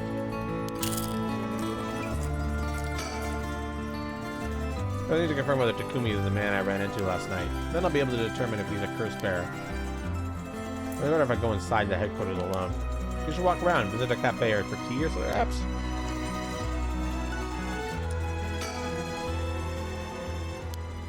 Good luck in there.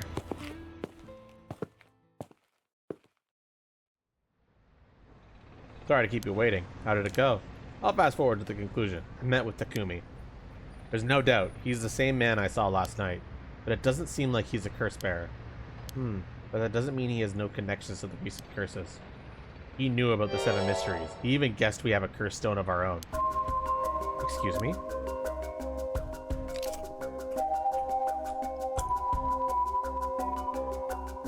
I tried to approach Takumi about a fallen item after I ran into him last night. However, you said your name was Richter, correct? I have a favor I'd like to ask you. I'm hoping you would hand over the curse stone in your possession.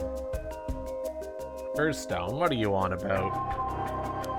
There's no need to play dumb with me. In fact, there's no time for it. I had the same reason you did to think you were a curse bearer last night. Your arrival here only confirms it. You are a curse bearer, no? You're right, we lack time. I'll confess, I'm a curse bearer. I possess the curse stone of the haunting clappers. I'm glad to hear the truth, finally. This conversation is worthwhile. It is a dangerous item you hold. Give it to me. My company will take the responsibility to dispose of it. I didn't know the soap business specialized in scrubbing curses clean. It is the prerogative of Miss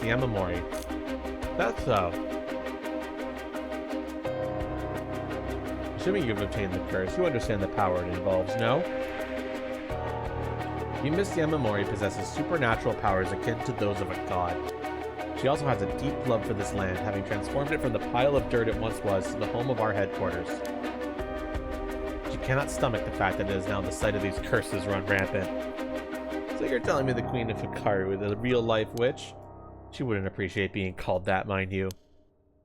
There's a sorcerer by the name of Shugen Gemyodo, who is gallantly working behind the scenes, exorcising spirits and the like. Go on. That being so, there have already been instances of the dead coming back to life. Do you understand the urgency of this matter? These are curses we're speaking of, tools which are used by wicked beings to possess people. The rite of resurrection is nothing but a fabrication meant to seduce the curse bearers into unspeakable action. This is the guy who killed me. I mean, in a different timeline, but... if you truly understand what I'm talking about, you must hand over that curse stone at once. Very interesting. With that said, just how many curse stones have you acquired so far? If what you tell me is true, surely the company would have launched a large-scale search by now. We have 6. Liar. 6? Whoa, I can rest at ease then. Here I thought I was at risk of being cursed. It seems we are on the same page. If that is the case, you should hand over your curse stone immediately. Sorry to disappoint you, but it's not actually in my possession at the moment, considering its importance. I've been keeping it in hiding. Really now? Then I'll accompany you while you retrieve it. I'm sorry, but I got something important to attend to, but I promise I'll return with it later. Very well. Then you won't refuse to provide your address and telephone number, I presume. How prudent of you. I'll oblige.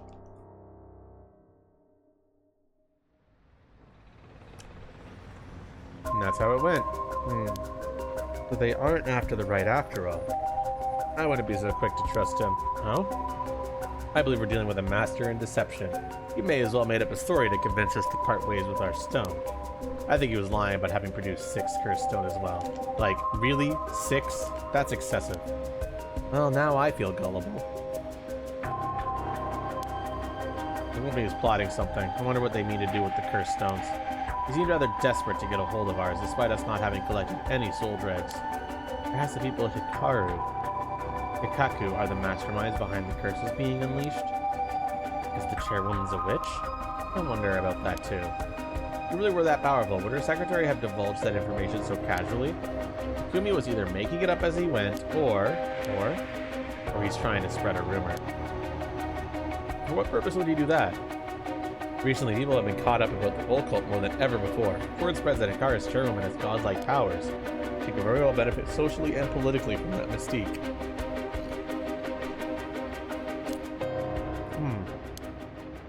That's unsettling. By the way, there's one more thing of interest I heard while in the company's reception lobby. What's that?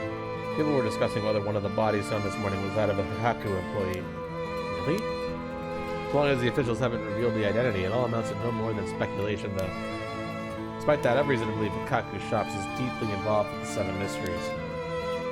At the very least, I can assure you that I've gathered that much. The more we know, the better our negotiations will go.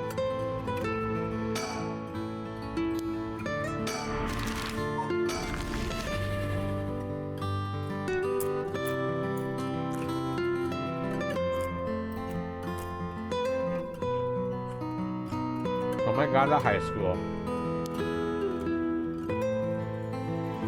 It is logical that the police got this place shut down. The teacher's body was found here after all. As if the students have nowhere to go now that the school's closed. This place is said to be connected with the story of the fool's procession.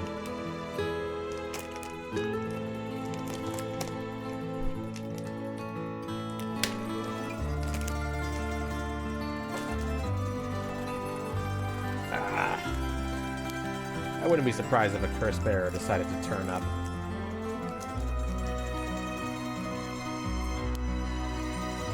However, I need to find out if that teacher was a curse bearer or not. I expect the police to be baffled since they don't know about curses.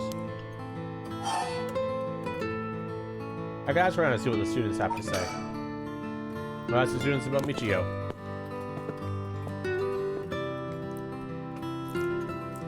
I'm back, ma'am. So, what did you learn? The school kids sure love a good rumor. I was practically drowning in stories about Mr. Jonichi and Michiro, most of which seemed dubious at best. Not surprising. Most of what I heard was hardly worth a second thought. There was one story that caught my attention. Oh? Some believe that Michio is the one who killed Mr. Jonichi. Really? We've already got 2 pieces of evidence to back it up. One of them wasn't news to me. Apparently he's been mumbling that Michio was going to kill him for some days now. A fellow teacher overheard this mumbling and told the students.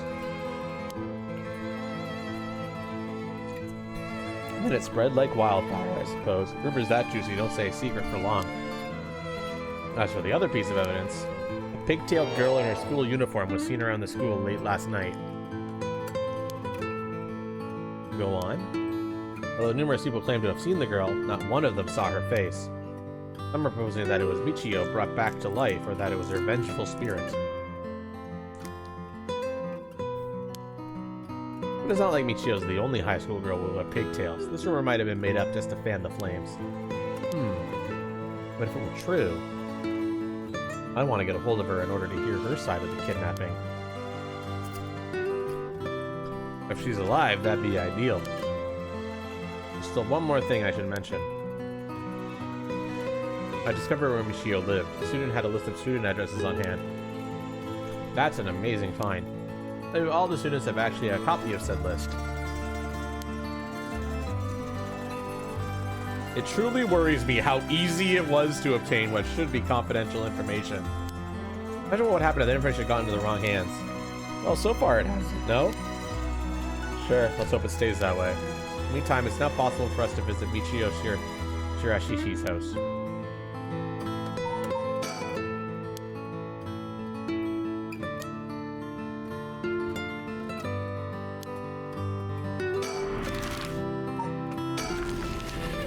Off we go.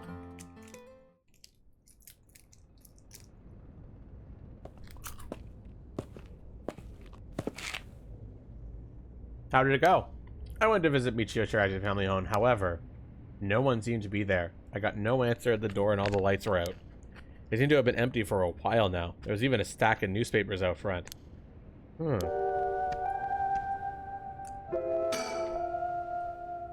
Social connections run deep in the working class areas like this place, so I decided to talk to the locals. I met a few nice old ladies who were kind enough to give me the scoop. Turns out Shirahashi's reputation really went down in the dumps in the past year. Is that so? I'll give you the quick summary. They moved here about 3 years ago. The previous residence was in a better part of town. Michio's father died in a car accident, leaving behind just the 2 of them. Michio's mom, Toshiko, now a single mother, relocated here. At first, they got along well with their neighbors, many of which were in similar situations, helping and being helped in return. So far, so good. What happened? Well, as I said, their reputation began to go downhill about a year ago. A man recognized as Toshiko's common-law and husband had moved into the household.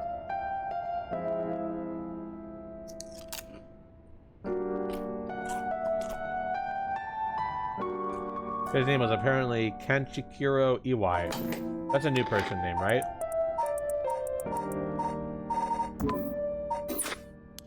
Neighborhood gossip is something else. Somehow everyone knew his name. So, what of this Iwai character? He was apparently a vulgar fellow with a criminal record. He was prone to violent outbursts. The neighbors often heard screams and shouting coming from the home. The neighbors took their particular notice of Toshiko's screams, pleading with him to not hit Michio. That's terrible. If that wasn't unsettling enough, every night the neighbors also began to hear an eerie chanting. Through this, the Shirashis standing in the neighborhood plummeted rapidly. Toshiko was often seen covered in bruises and wounds. She stopped responding to her neighbors. She would just turn the other way when greeted. They kept their storm shutters closed even during the day, and effectively shut themselves away from the entire community. That sounds horrible. Why didn't the police step in and do something? Fortunately, under our current laws, the police aren't allowed to get involved with domestic disputes. Wait, really? That seems kind of dumb. That's awful. And then Michio reportedly killed herself. Only got worse with Hawaii until Toshiko was admitted to the hospital for physical and mental abuse. Ever since, Hawaii hasn't returned to their home. Many locals expressed sympathy for Michio's circumstances, but just as many were fed up with the Shirashis entirely and seemed relieved that things finally quieted down again. It seems that they were still considered outsiders even after 3 years of living here. I don't understand it. How would Toshiko have gotten involved with such a brutish good-for-nothing in the first place? I've heard many stories where partner's personality does a complete turn after entering a relationship. After her first husband's death, Toshiko's financial situation had also taken a turn for the worse. She was determined to send her daughter to a good high school. It's possible she fell victim to sweet promises. Life could be tough, I suppose. You don't seem moved by the story, ma'am. That's fine. People have all kinds of stories.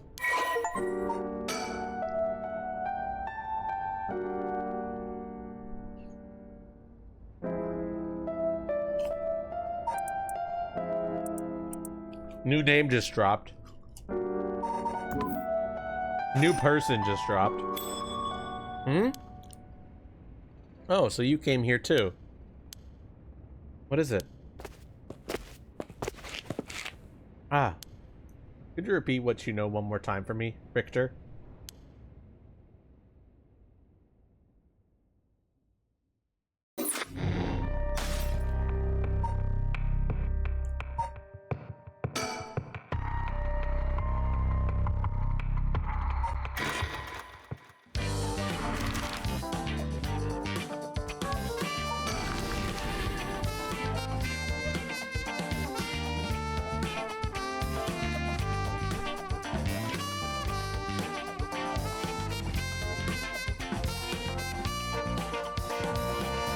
To the high school. Here we are. Come and get a high. Class is suspended for the day, so the students are just kind of wandering around aimlessly. This isn't only connected to the case because the students are under Yoshimi's jurisdiction. It's also the site of the fool's procession, and of course where that teacher was killed. It's a likely place to find some clues, don't you think? The schools. What is it? You said Paranormal Affairs can't help us right now. So why don't we get that psychic high schooler you mentioned to help us? A lot of people involved in this case lead back to the school anyway, so it might make things easier to have them with us. Alright, he's questioning me on the legality of working with them. You sure seem eager to exploit underage labor. Who said anything about exploiting them? I just want to give our young experts the opportunity to shine. When did you become such a smooth talker? Anyway, I'm afraid I don't know where they are. Oh, I see. I wonder if there's anyone who can help us scout out the area.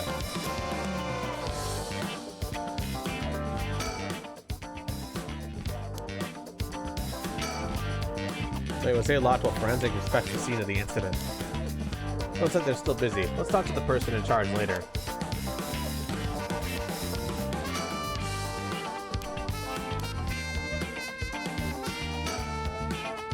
The news of the dead teacher for those who got a fair share of rubberneckers. The atmosphere's kind of tense with this many cops around.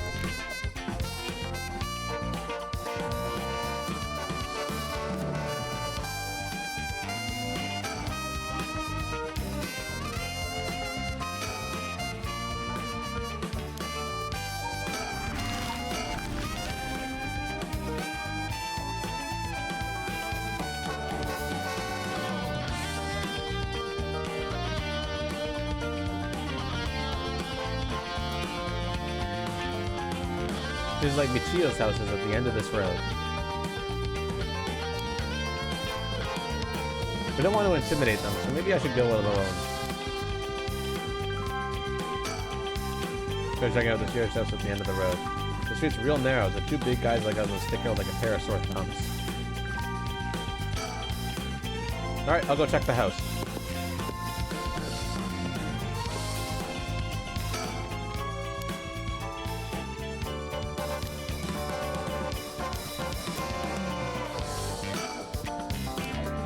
Very lively, full of people coming and going. It seems like everyone decided to stay inside because of the recent incidents.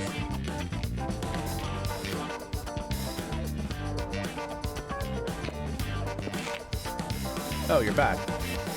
No luck, boss. No one home? Doesn't look like it. I knocked for a while, but nobody came to the door. I glanced in the windows, but there's no sign of activity inside either. There's about 3 newspapers stuffed into their mailbox.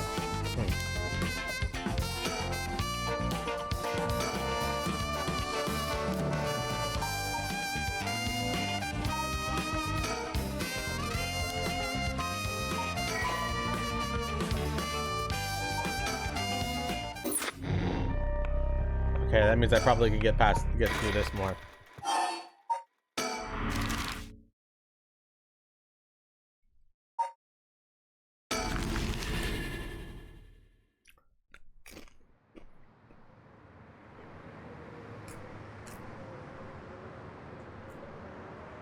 Or not. What am I missing?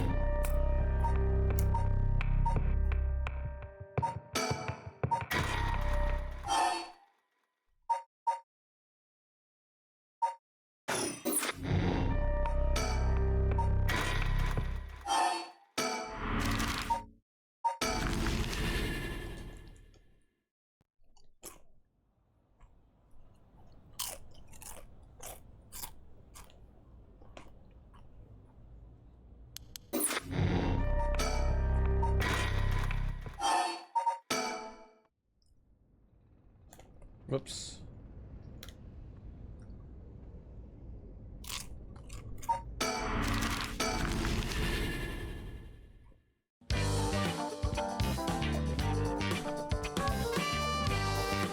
There they are. Okay, cool. Clever.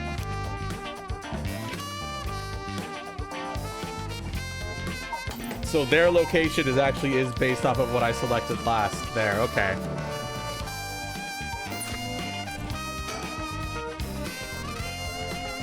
Oh, that? What is it? You want to talk to those girls? No idea. This is a divine intervention. We were brought here for a reason. Come on, Ariel. Huh? What?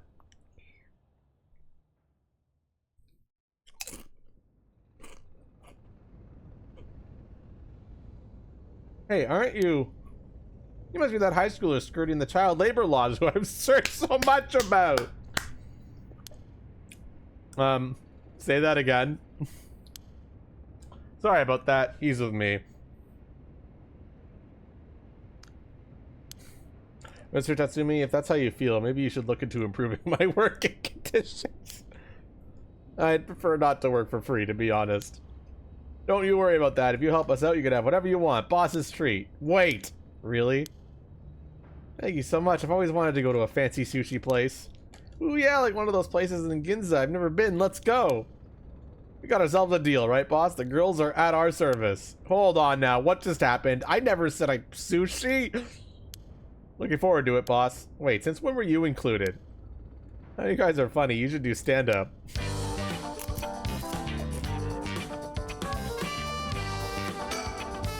What's that rope all about? And then the gates where Joe Nucci's body was found. They moved his body, but this way we still have an idea of how it was found. Thanks. That's a little gross. You can even see how his arms and legs are all... Yeah.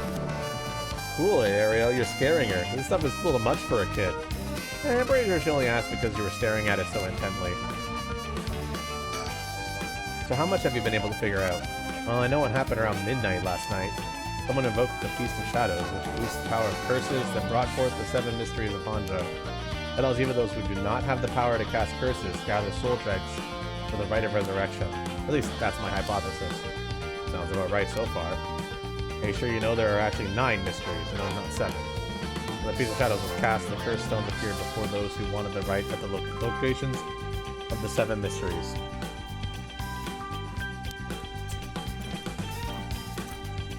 We've managed to gather 3 cursed stones so far, including the one I got first, the Evergreen Beach. You've got 3 already? Wow. We have the cursed stone of the Fool's Procession. Well, Yako, the girl standing behind me, does. That's me, Yako, the girl standing behind me. She does? she alright? We can take it off your hands. Well, the Feast of Shadows has no effect during the day, and there's still something I want to find out. Alright, I'll leave the Fool's possession with you two then.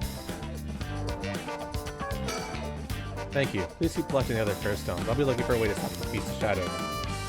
That should make things go more smoothly. What about the other curse bearers? Have you run into any of them? Oh, last night at school. You were here last night? Yes, you see? You were using a spirit board? That's so cool! So that's when you ran into the curse echo. I'm glad you survived the encounter. Somehow we managed to get away without accidentally setting it off. The curse echo we saw took the shape of a woman missing an arm and a leg. What? A woman missing an arm and a leg? That's the one-sided reed. This is bad. What's so bad about that one? You idiot! Think! The curse bearer of the one-sided reed! Umechika Najima, he admitted it himself. That's his curse. Oh, that's right. Wait, but if that's the case... Najima might have been here last night. What? It's possible he was lying to us, but... What? Who's Najima? No clue. No.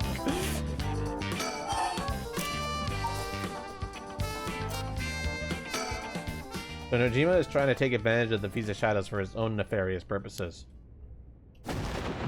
He said he's going to massacre the city at sundown today?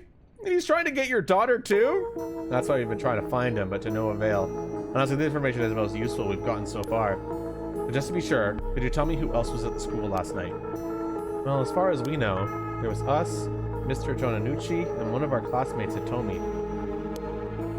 Don't forget old man Ashimaya. Wait, Hitomi, do you mean Hitomi Oduda, second-year student? Well, yes, why? Boss, so she was here last night. I saw Hitomi earlier, though, and she didn't seem like a curse bearer to me. You did? Did you talk to her? Yes. Would you mind if we asked you a few questions about that? Hitomi said she didn't want to talk to the police because she was afraid she'd become a suspect. So, I can't tell you anything unless you swear you won't drag her into this. Ah, I see. Don't worry, this is about a different matter. A different matter? You mean about the police officer, Mr. Yoshimi? You know about that? Did Hitomi say something about him? Yes, she did, actually.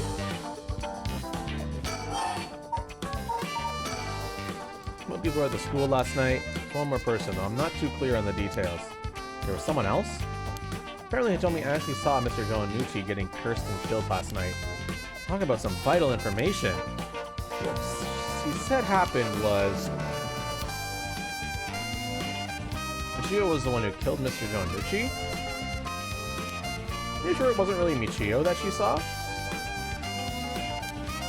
That's what she told me. I wasn't there. That must mean there was another curse bearer here last night.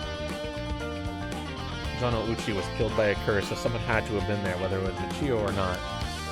Damn, boss. Do you think it really could have been Michio's ghost? I mean, based on what we've heard, she does have plenty of reasons to be vengeful. Calm down. Just because the paranormal exists doesn't mean just anything is possible. It's still possible that Jima was behind Jonanuchi's death. But what about Hitomi's story? What about this janitor, Ashimiya? What was it? How old is he? Do you know how long he's worked here? Why aren't they considering Yako? I don't know. I do think it's Yako possessed. That's what I think happened. Which means it's still technically not her fault, so who cares, but...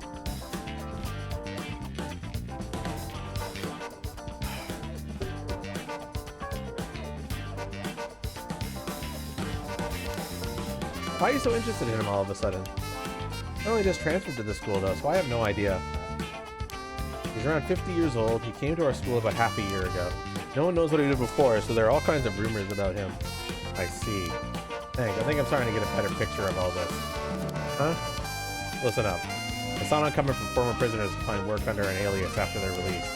An authority attached to their former name can get in the way of proper rehabilitation, you see. What are you? No way! Here, have the officers apprehend the janitor. He worked the night shift, so he might still be in the overnight room. Yes, right away. Well, that's bad news. Apparently the room's been empty all morning. Sounds like they've been looking to question Ashima too, but couldn't find him anywhere. No. That all but confirms it. There's one more thing to check. Are there any photos of this Ashimiya?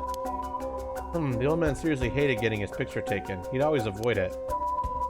Hero, call an urgent search for Makoto Ashimiya. We can't let him get away. Yes, sir. I'll contact HQ right away. Yeah, he gave us the fucking slip. Oh my, I didn't expect this at all. Yeah, how could that old man have been some horrible criminal mastermind? I can't believe it. And a curse bearer on top of that. I think he was so close to us this whole time. It gives me chills. A guy like that really shouldn't have been allowed to work at a high school. Hope it isn't already too late. Oh! I may have shown Ashimiya my curse stone last night. What? I don't like this one bit. Majima did say he wasn't specifically targeting curse bearers, but I'm glad nothing happened to you. Wait, but then could it have been old man Ashimiya who attacked you in the hallway?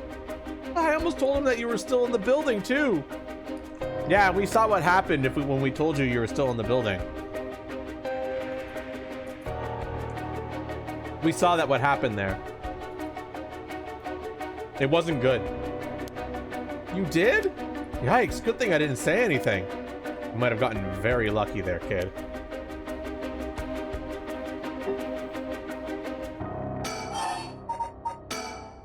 This is too much. I hope they find him soon. Come on, long arm of the law, help us. Put a stop on the Feast of Shadows. It would help if I knew more about how the curses of these 7 mysteries first came about. In that case, you're probably best off talking to that crabby researcher guy.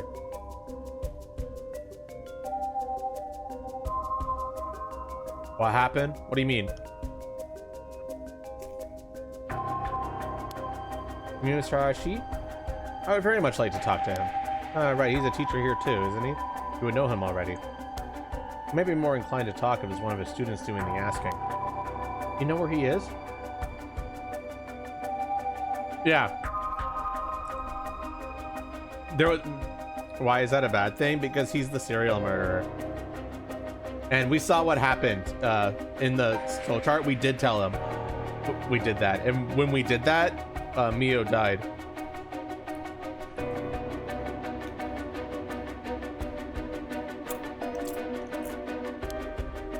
I do. We tried to talk to him, but he refused to cooperate. Maybe you should give it a try. He's at his usual cafe working on his papers. Oh, Kirokiko Cafe in Kamizawa. Thanks, we'll head over there now. School rules say we're not allowed to go to cafes, though. Don't worry about it. I'll allow it. Thank you. Huh? That's all it takes? There must be a mastermind behind everything. Someone who orchestrated all this for a reason. I want to find out why. Tomi did say that Mr. Yoshimi entrusted her with something. He did? What was it? Yoshimi gave her a talisman. Yes, apparently he also asked her to look for another one just like it. One that Michio had. What kind of talismans could they be, boss? Doesn't ring a bell. If Yoshimi was talking about him with his dying breath, they must have been pretty important. Did they find a talisman on Michio when her body was found? I'll check, but if they did, Yoshimi would have had plenty of time to retrieve it before he died. Right. Would you consider giving us Tomi's contact information? I'd like to talk to her about this talisman. I'm not sure. She never opened up to anyone except Mr. Yoshimi. I'm no good, huh? I was friends with Yoshimi, though. You don't seem like too bad of a guy. Not all that scary for a cop. But I thought that'll be enough for her. She really doesn't want to end up becoming a suspect. To be honest, she was even a bit wary of us. Well then. Do you think she could talk to Yoshimi's fiancé? Hope, haven't they met before? Oh, they have. She told us about that. Yes, she might be willing to talk to her. Alright then, we better find her fast. You haven't been able to reach her? That's a little worrying. Mayu Chozawa. We'll let you know as soon as we manage to contact her. I'll be willing to give Hitomi's contact information to her. Oh right, one more thing. Hitomi told me that Mr. Yoshimi gave her instructions in the event that something happened to him. He told her to give the talisman to Mr. Nakagoshi from the police headquarters. What? That was a Nakagoshi case? Why would Yoshimi tell her that? Did you check on that? I will, but I don't know if they'll pick up when I call. Is he with the Paranormals Affairs Bureau? Well, yes. Nagoshi's the chief. But he's almost never in, so I don't really know the guy. To be honest, I'm not even sure if he exists or if he's just a figurehead. I've never spoken to him myself. All of Paranormal Affairs cases are referred to as Nakagoshi cases. Jeez, what's up with that? The amulet Hitomi was looking for may be the missing puzzle piece to this mystery.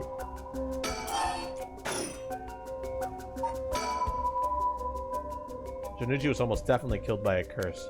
I wonder about the exact cause of death. The curse's origin and the cause of death are connected. It could give us another lead. What was that thing you mentioned about Michio earlier? Something about a grudge? Do you know anything about her? What's your relation? I'm her friend. I was actually planning to resurrect her at first. Ah, I see.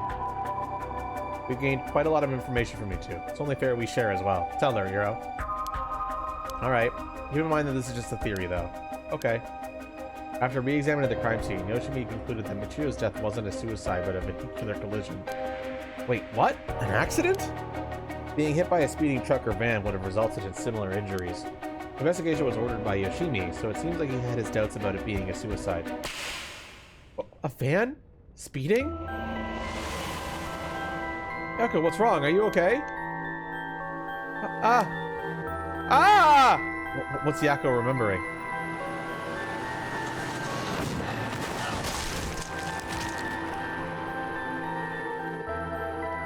A van. There's a young man in the driver's seat. In the passenger seat. A woman? Yako! What the fuck?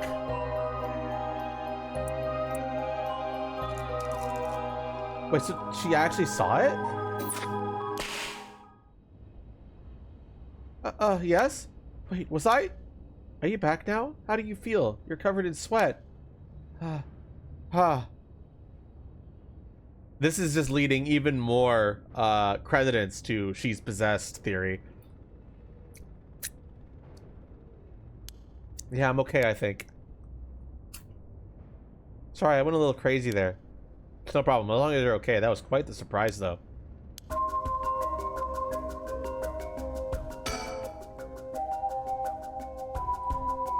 Yoshimi talked to you about Michiro, right? Didn't he? Well, he didn't give me any specifics, if you're wondering about that. I don't know what truly on Michio's mind either. Right. Do you have any idea what Jonichi was so scared of, Michio? Well, about that. I'm not sure exactly how to put this, but... I see. Well, I half expected it was something like that. Thank you for telling me. Sorry, it's hard to explain. I wonder what he got his hands on to be able to blackmail her like that. Michio, what happened?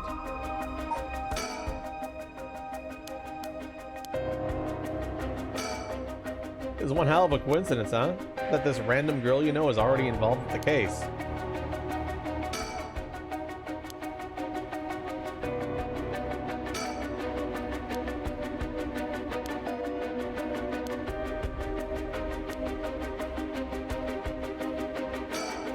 Alright, that's enough, Mio. What do you think? I knew it the second I looked at the scene. You're right, traces of a curse still linger here. I figured as much. Does that mean Jonichi was killed by one of the curses of the Seven Mysteries? Yes, a strong curse like that always leaves behind a trace. Wow, Mio, you're so calm. Are you used to this sort of thing? I wouldn't say that I'm used to it. It just comes with experience, I guess. No? I've heard some stories about you. Didn't you investigate a gruesome scene where someone had been killed by a paranormal attack without even breaking a sweat? Stop it, Mr. Tatsumi. She's going to get the wrong idea. Oh, that's amazing! Mio, you're a professional. You think? You're cool even in the face of death. That's awesome. You're like that, I'm not sure how awesome it is. I'll go see what they have to say. Sure, thanks. Boss, they found the things on the ground a short distance away from the scene. What is it? Ribbon? Yeah, the kind you use to tie up your hair. What? I've seen that ribbon before. You have? Go on, then. That's the ribbon that Michiro always used to wear. What? Doesn't that mean that Michio was here? I love his face. He's like...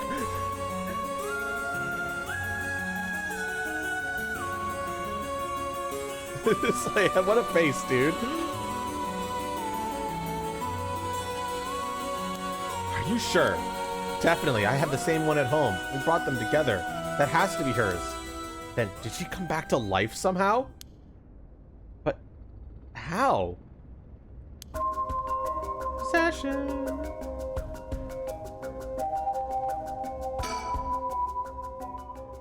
If I was Michio and I came back to life, where would I go? That's the question. She got her revenge on Jonuchi, but she may have more revenge to dish out. Is there anyone else she'd have a grudge against? Well, what of the guy who killed her in the collision? If she really did come back to life, it is terribly sad that she's spending her new chance at life like this. Being obsessed with revenge is such a tragic way to live.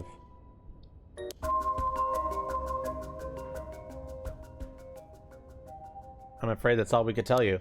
Don't worry, you were a big help, thank you. We should start our search for Najima and Mayu Chozawa. Maybe worth it to check Michio's house as well, just in case. Let's use the school as our base of operations. If anything happens, go to one of the officers hanging around here. Got it, thank you and good luck. We'll go to talk to Mr. Arishi about a way to lift this curse. Alright, boss, let's get going wherever you're ready.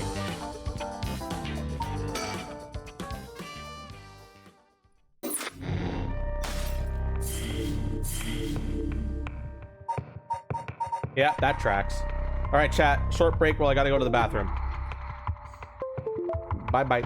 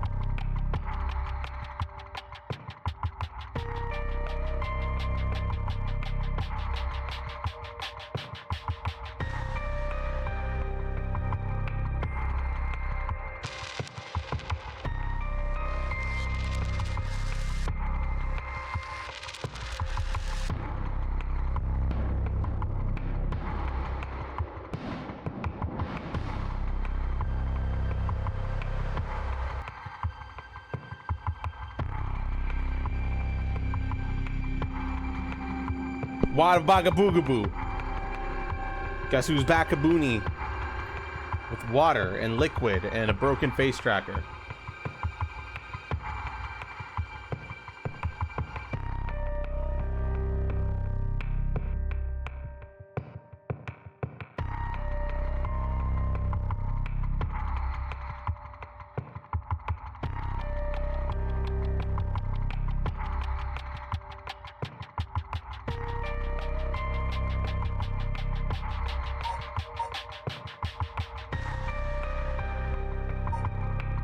Okay.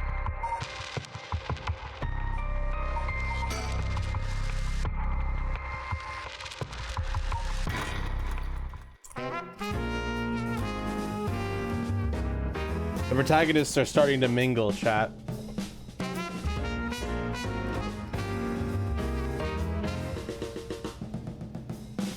And allow me to introduce one of our country's most elite detectives. The name's Jun Ero. I'd hardly call myself elite, but either way, it's nice to meet you. Here's the brilliant Chief Inspector Tatsumi, and yes, he's just as rough and tumble as he looks. Sometimes I really don't know if you're complimenting or putting me down. So you two are detectives? This is my client, Miss Hari Shigima. Her father's a big deal in the police itself, so remember to mind your manners. A bigwig named Shigima? Boss, do you know of this guy? Shit, I've heard the name, but you know, I don't keep track of who's who in the upper echelons.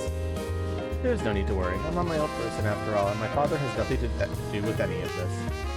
Oh, did you hear that, boss? Looks like they're getting off easy again this time. Don't make it sound like I'm involved in some shady business. It ain't like that.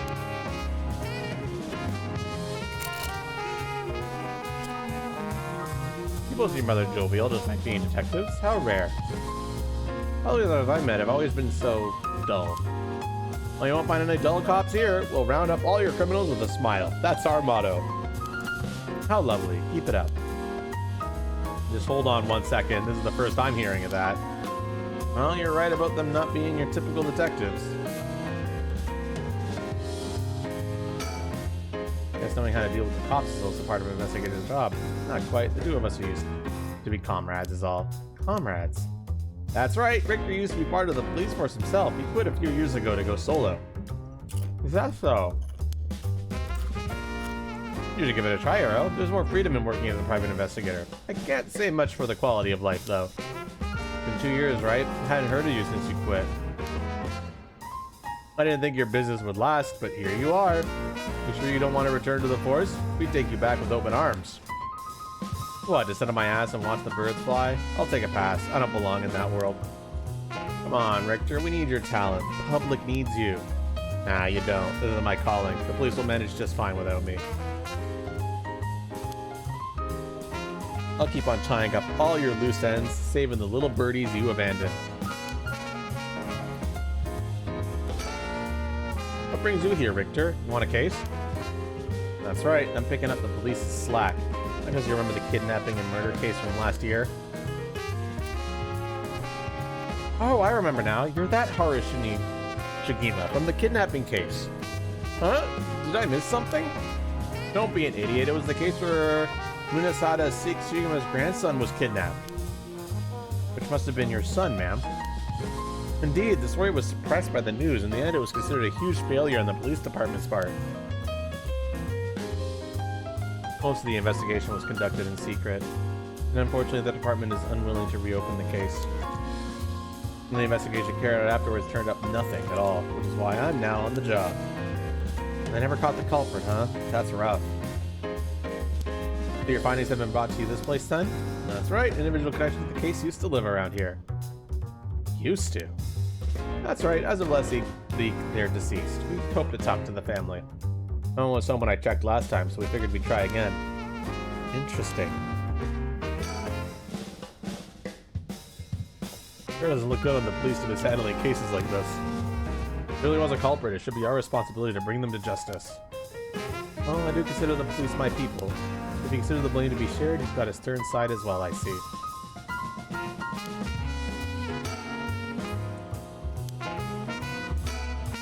By the way, ma'am, this might be sudden, but there's something I'd like to confirm with you. And that is?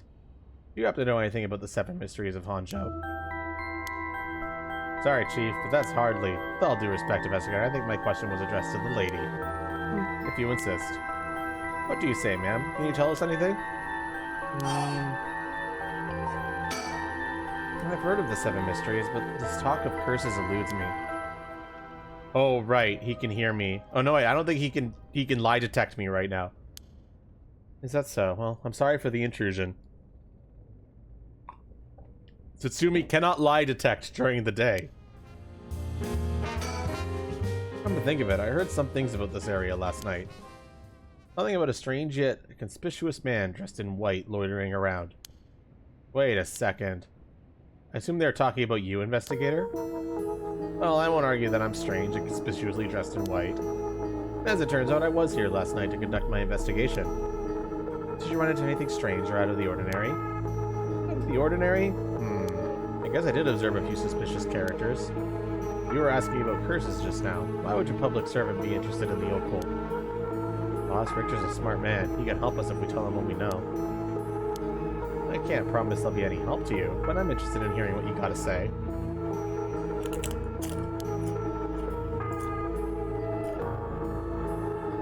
Something is happening in Honjo, isn't there? It must be something big if they got your head office guys on it. Well, I guess it's alright. Desperate times call for desperate measures. Thank you, boss. What's the closer I'm to say, Richter?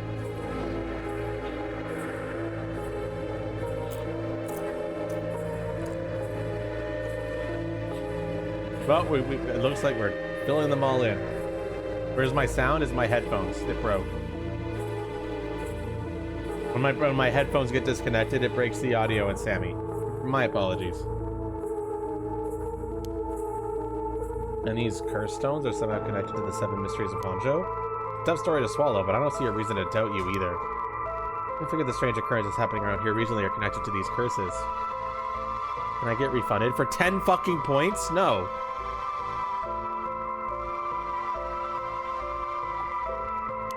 In the situation of control, we've been searching for the curse bearers to confiscate their curse stones. Do you have any information that might help us? That's tough. I never expected curses and other mumbo-jumbo to play into this all. If we're talking shady characters, there was this middle-aged fellow I saw on South, or I guess East Street. He had an average build. He was anxious, like he was searching for prey. Boss, what do you think? Well, considering the location, it could have been Hideki Arashishi. He already got his curse stone. Impressive, you two are working quick. Did you see anything else? Not that I can remember. That's a shame. See any characters who look like they might be carrying a curse stone and be a huge help if you let us know. Absolutely, I'll let you know if I find anything. But perhaps you could lend a hand to our case too? The number of people we can't track and finding missing persons happens to be your specialty, no? Hate to disappoint you, but I'm busy enough with this case. Say to my clients that keeps me afloat. I have to prioritize requests by the order in which they come. I see. Well, can't say that's not fair. Never recover those financial hit. What do you need a private investigator for anyway? The cops should have plenty of bright folks to throw at the job. True, but this isn't an ordinary case we're dealing with here. Thanks for the gift sub, MRL.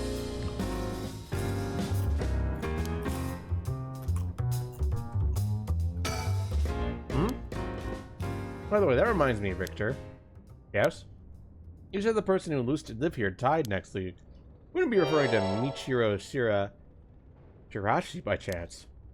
You knew? I thought so. It seems like we're here for the same reason then. Seriously? Michiro was involved with the curses and magic?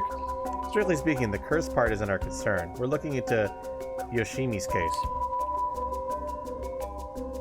Yoshimi. Oh, right. Hajime Yoshimi's. That's right. He died on the job, and I'm sure you've heard of it. I heard. It was the most unfortunate loss. But there's a connection between Hajime Yoshimi of the Juvenile Division and Michiro. Now, hold on. Let's focus on Michiro for a second. You think she had something to do with the kidnapping? Talk about unforeseen developments.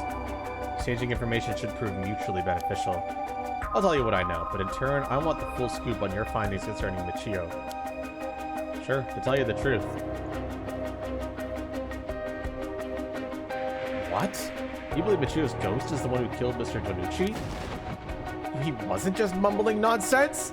I mean, we haven't fully confirmed anything yet. The testimonies we've heard and the evidence we found point to that direction. Testimony? You mean from those psychic high schoolers? Didn't they also say there was a chance Michio hadn't killed herself? White! If that's all true, then... Did you figure something out?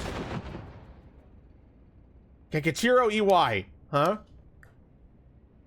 Kankichiro Iwai. He'll be the next victim.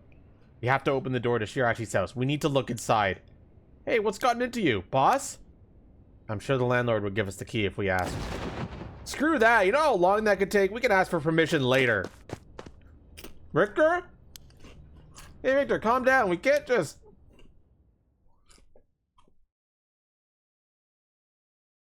Take that, you shitty door. That's how you do it.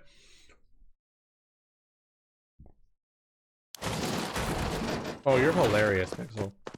Richter, get a hold of yourself. Is you're still the same as always. Everyone, come quick. Look at this.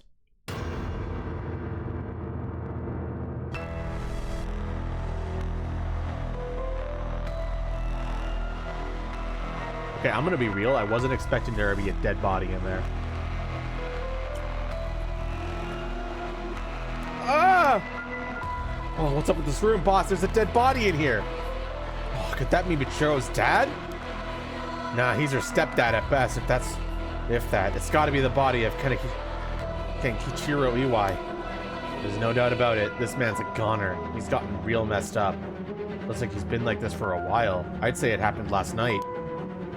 Hiro, did you find Jonuchi's body in the same state? Now that you mention it, it looked as though Kohei Jonuchi had died from a number of heavy blows. What are you suggesting, investigator? It was Michiro Shirashi. She's alive. She used the power of the curses to get back at the men who ruined her life. That's ridiculous. So you're suggesting she actually revived? It's gotta be that. If she's alive, then...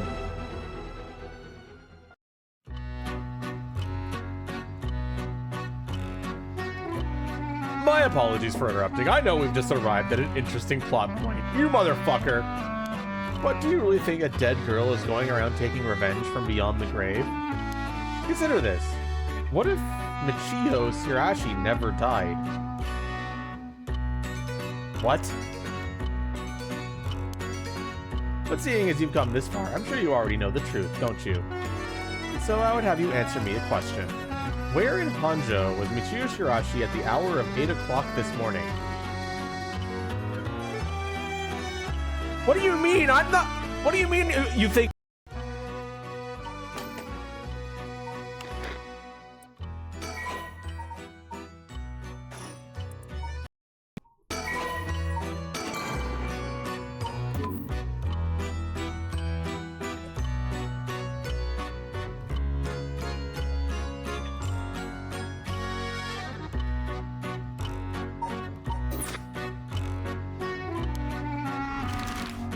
Where was Michio Shirashi at 8 o'clock this morning?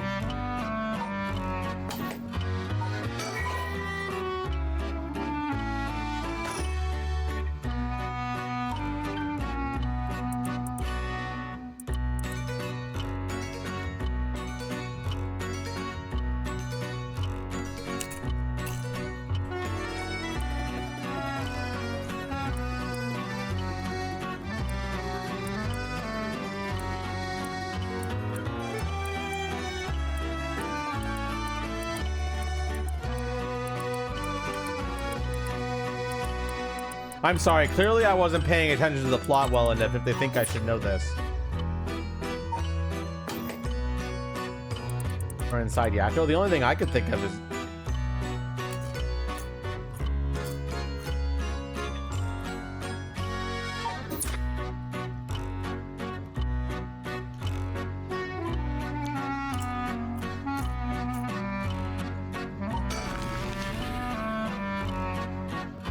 I see, very well. Congratulations, you are correct. As expected, you got it in one go. Well, the cause of death was such, was it not? You must have noticed this some time ago. Let's get back to the story then, shall we? I've taken up enough of your time. That's what I'm thinking, Leaf.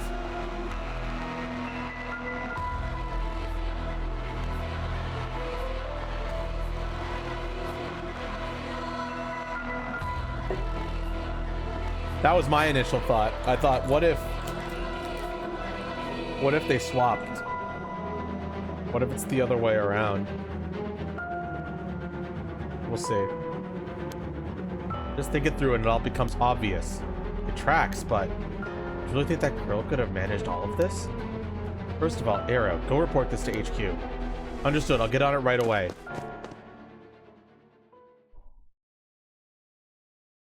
I'll start investigating this place. I'm sure it isn't lacking in stuff that needs looking at.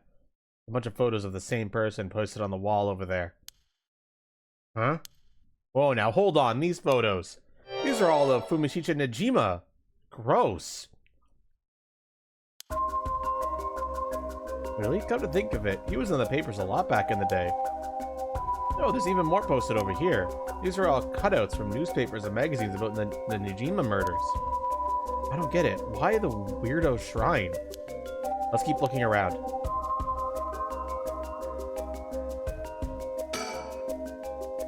These pictures of Fumichika Najima cut out from newspapers and magazines. Whoever put these up was obsessed. I wonder what their intent was.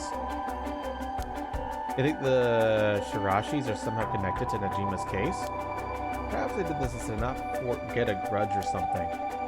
Crazy to think that Najima might be involved in all this too. Do you think he might have anything to do with the body here? Maybe. The man's already out on parole. He's a curse bearer with a curse stone now. He'll be announced that from sundown today. He'll be going on a killing spree. Oh dear! There's an emergency search underway as we speak, but no one's yet managed to get a hold of the bastard. He hasn't changed his ways. That doesn't bode well. To tell you the truth, the lady here isn't completely unconnected from the Najima murders either. Don't say. That's right, we talked about it last night. 20 years ago, I found the hand in Samita River that brought the incident to light. You don't say! You were the kid from back then. You were really brave. You did a great deed. Were you the detective I spoke with? I had no idea.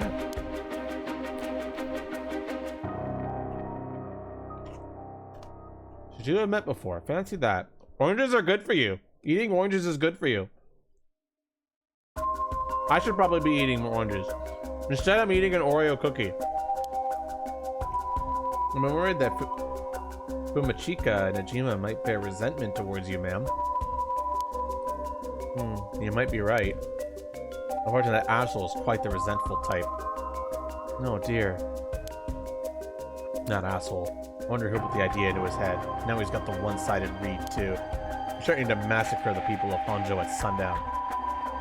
Seriously? On top of that, he's been itching to get revenge on me as well. Of all things, the man's gone and threatened to kill my daughter. Damn, that's quite the threat. Certainly you can't afford to stay put here. Fucker wants to get us all antsy. I finally get arresting him and be with a cool head. Not gonna give him the pleasure, huh? Well, if Amaya and Fumichi and Najima have anything to do with each other, this room might hold a clue to Najima's location. Let's hope so.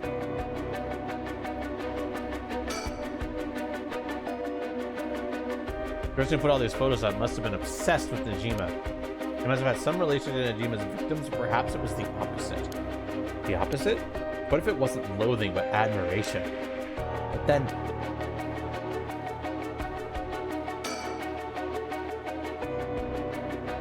The sliding door leads to the kitchen. It barely fits the frame.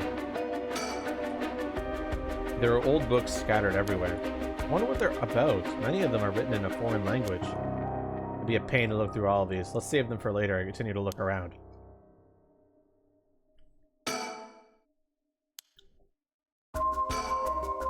Off-putting to look at, but I can't help but wonder what in the world this is. They're magic runes. They're used in Western black magic rituals. Most of the time, they're useless imitations, though. I wouldn't get too excited about it. Oh my, who knew the Chief Inspector was such an expert on the occult? I just chanced upon that information. That girl with the spirit sense we mentioned, she's pretty informed on the subject.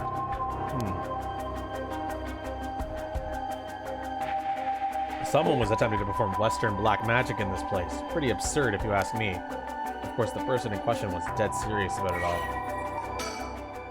While magic is often classified as a branch of mysticism, or may variously refer to the likes of witchcraft or astrology, here it refers specifically to Western black magic. In the Middle Ages, the line between science and magic was blurred, with the pursuit of the supernatural considered a legitimate academic discipline. Astrology was regarded akin to astronomy, while alchemy was accepted as scientific fact and would eventually evolve into what is known today as chemistry. One discipline, however, was considered wicked and shunned accordingly: black magic, practice of using magical knowledge to strike a bargain with demons. In contrast to the socially acceptable subject studied by the intelligentsia, black magic was prevalent around the lower classes. It was the common people who suffered most from the ills of the day: war, famine, and sickness, which perhaps led them to seek aid from unholy powers. As heresy, these rituals and spells are nowhere to be found in the orthodox modes of teaching, and instead were recorded in tomes of dubious credibility.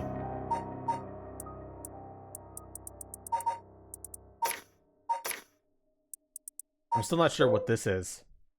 The last 7 mysteries.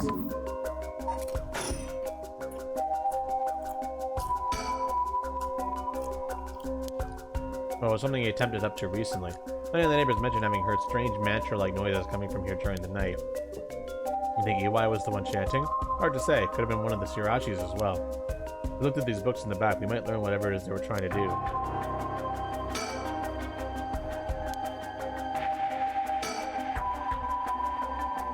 This drawer is really old. Chief Inspector, do you mind if I look inside? I mean, in normal cases, only the police would be allowed to touch things, right?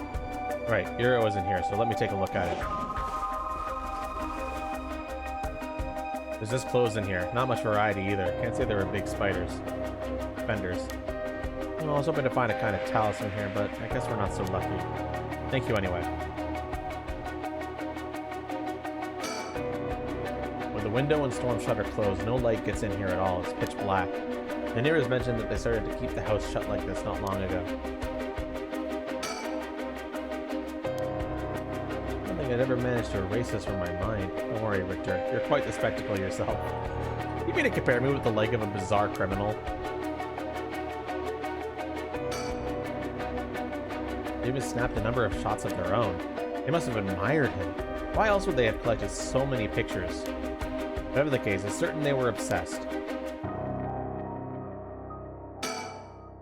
There's something about to confirm his identity, but by the looks of him, I'd say he's kind of Kiro Iwai. You seen him before? I heard he had a criminal record, so I assumed he wouldn't have held a respectable occupation.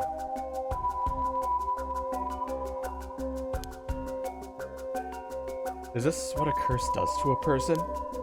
Ma'am, it'd be better not to look so closely. It's amazing. Cruel is what it is. What do you say, Chief? Would you let me look through if I wore gloves? Oh, I'm not like to help with foreign languages. Go ahead. Thank you. This seems to be a book on Western black magic. The same runes are written here, alongside detailed descriptions of the procedures. As you can call these grimoires. It's all a bunch of nonsense if you ask me, though. And this white guy was studying them, perhaps to form some kind of ritual. There are a bunch of handwritten notes beside the grimoires. Whoever it was, they were serious about this. Why doesn't look the type to be into this stuff, but you shouldn't judge a book by its cover. Yeah, I primarily eat meat, but that doesn't mean I can't enjoy vegetables and stuff too, if they're prepared properly. But why would he be studying black magic? According to the materials, this here rune is for the restoration of youth. Perhaps he was trying to become young again? This over here seems to be black magic related to resurrection. Each one of these spells requires a human sacrifice. Talk about dangerous. Resurrection? Like the rite? I guess no matter what part of the world, people will turn to the occult for similar reasons. What is it? This looks like a journal. It's probably Iwai's. A journal? His writing is surprisingly thorough. It's almost as if he was writing a report for someone. Oh wow, now this is something. What is it? What did he write?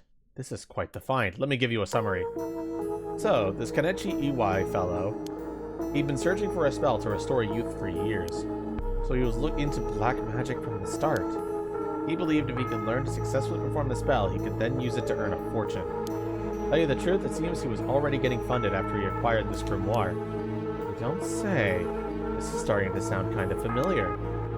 But first, let's find out how he got his hands on this grimoire. It seems that Najima told him where he could obtain the book when they were both in prison.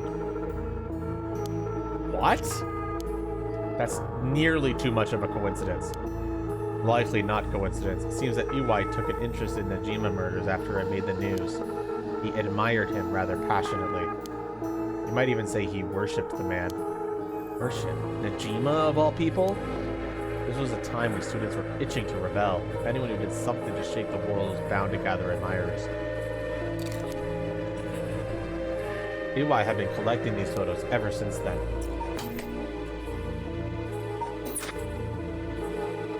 And since he just so happened to land in prison at the same time as Najima, he made sure to get in contact.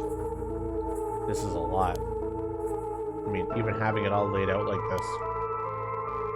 The thought of Najima being involved with these grimoires is staggering. I don't think we ever had anything pointing to that. What's the connection? To be honest, it's a shock to me too. For years we've been scratching our heads over the motives behind the Najima murders. Yep, it's been a mystery to us all from the very start. Whoa now, wait just a minute. Do you think... No way, are you saying... That's right, the murders might have been for a ritual. He was attempting to perform black magic.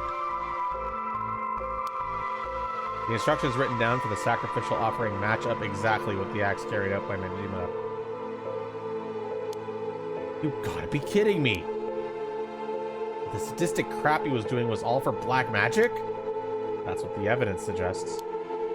However, Najima tried to do some type of resurrection ritual, but Iwai had different motives. Chief Inspector, you might think this is all the stuff of fantasy, but that doesn't refute that Najima and Iwai were both acting in earnest. This is batshit insane. You're telling me that nutjob did all this for some hokey-pokey resurrection. Shit, resurrection! That means there must have been someone Najima wanted to bring back to life. Damn, that's it! That has to be it! Fucking hell, it all makes sense now! What is it? So about the Najima murders. There's some information that's been kept from the public. Go on. When we broke into his house and arrested him, we also found a baby. A baby? It was a girl, looked to be about 6 months old, but she was covered in filth. She looked so weak and sickly. We called the medics right away. If we were a second later, I'm sure the girl would have died. So was Najima the father? He told us he found her under a bridge. He found her? She was abandoned? I've heard parents threatening to leave their child under a bridge as a threat, but to think it really happens. And I suppose there are those cases with the dead newborns found stuffed in coin lockers, so it's not without precedent. Whatever the case, we never found out the truth. There's one rumor from back then that I could never get out of my mind. And it's starting to sound more likely to you? Well, I'm sure this isn't the first time you've heard of it. Many people believe Najima's guilty of more crimes than what we got him convicted. Back then, a lot of girls went missing. Yeah, I remember all of that. Among the high school girls that might have been murdered, or maybe I should say sacrificed, was a girl who was pregnant. Goodness! That's horrific!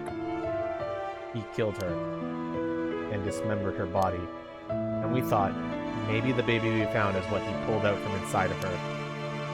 Don't misunderstand me, this is all speculation on top of more speculation here. But I, for one, never believed that man would just take in a baby he found under a bridge.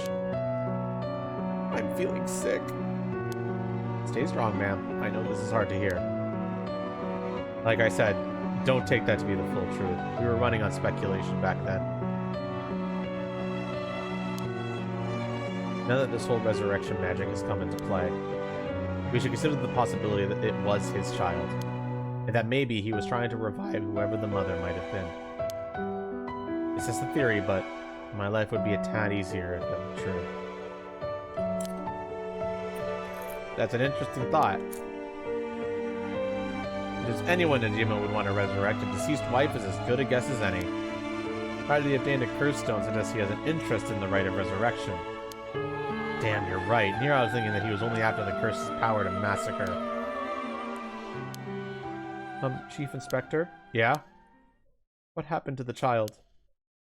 Without a birth registration on file, best we could do was find the girl some suitable foster parents.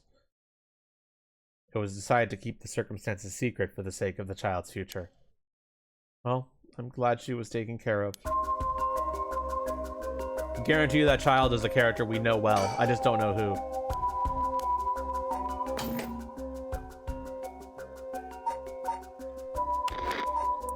So, who's the child, chat? Is it Yoko, maybe? Yoko's been absent from the plot since the very beginning, bro. Just completely absent from the plot. I have a feeling she's more important to the plot than we're giving credit for, but I wonder when she's gonna get reintroduced.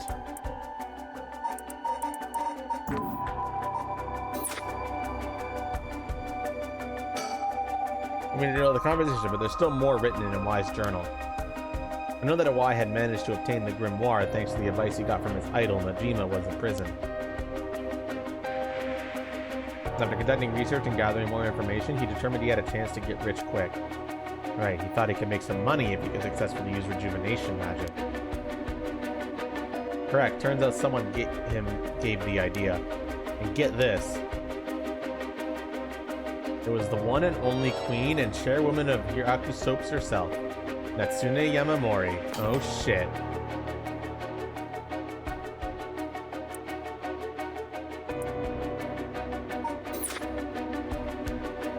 Wait, the chairwoman of Hiraku Soaps? So that's where this leads? Here, let me read what he wrote. The queen of Hihaku has a strange fear of growing old. Her fear of death is even worse. If she does die, she wishes to be revived, and she will spend whatever it takes to preserve her beauty. Magic, rituals, and rites, she'll use whatever means necessary. Her tenacity is unbelievable. She's apparently investing money into any research on resurrection, the restoration of youth, and the like. So she would even throw her money at the occult. The places greed will take you. Well then, that brings us to Deki Arashi. She presumably funded his research into the rite of resurrection as well. That's what it all points towards. I wouldn't be surprised if the witch of Haku pounced at the rumors of the rite of resurrection. It's starting to sound likely. It might also be why she's spreading the rumor about having godly powers. Convenient cover for if she becomes young again. Godly powers? What's that all about? You can ignore that. Either way, I think Y took the payments he was getting for his research to seduce a family into taking him to keep a low profile. This is the Shirashi family. The Chiyo and her mother Tokyo were just his unlucky marks. And this is where you get involved. Are you feeling steady, ma'am? Huh? Has this something to do with me? Are you saying that? No, you can't mean. You've realized then? Perhaps.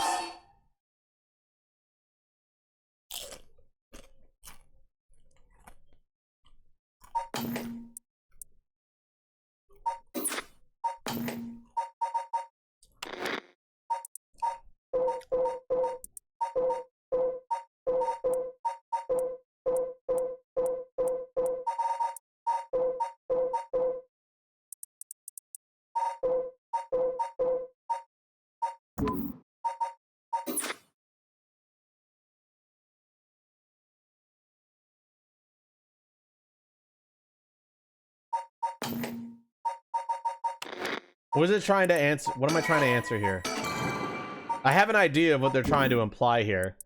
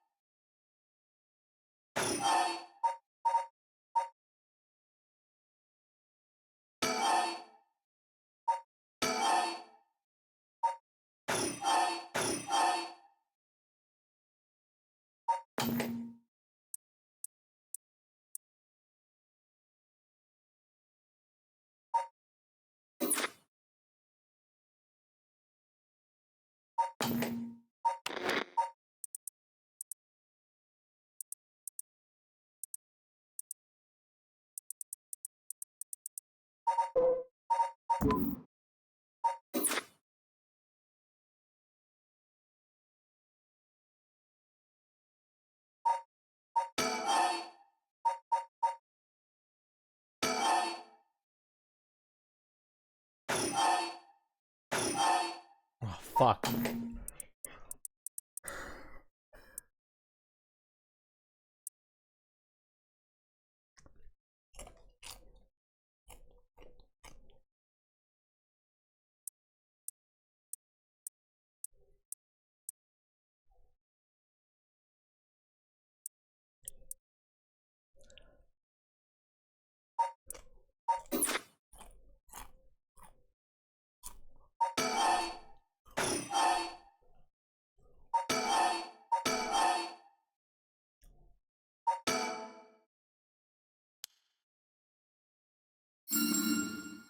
That's exactly it. Uwai moved in with the Shirashis to practice his magic.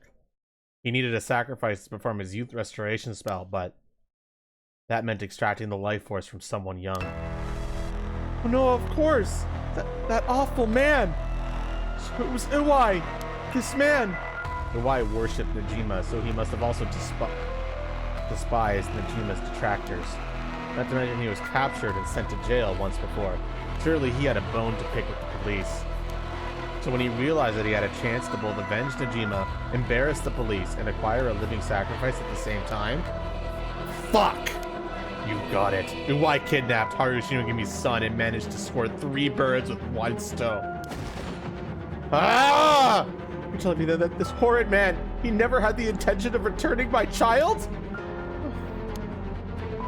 I thought there might have been a reason why the kidnapper seemed to be mocking the police. He never wanted money. His aim was to humiliate the force. It all makes sense.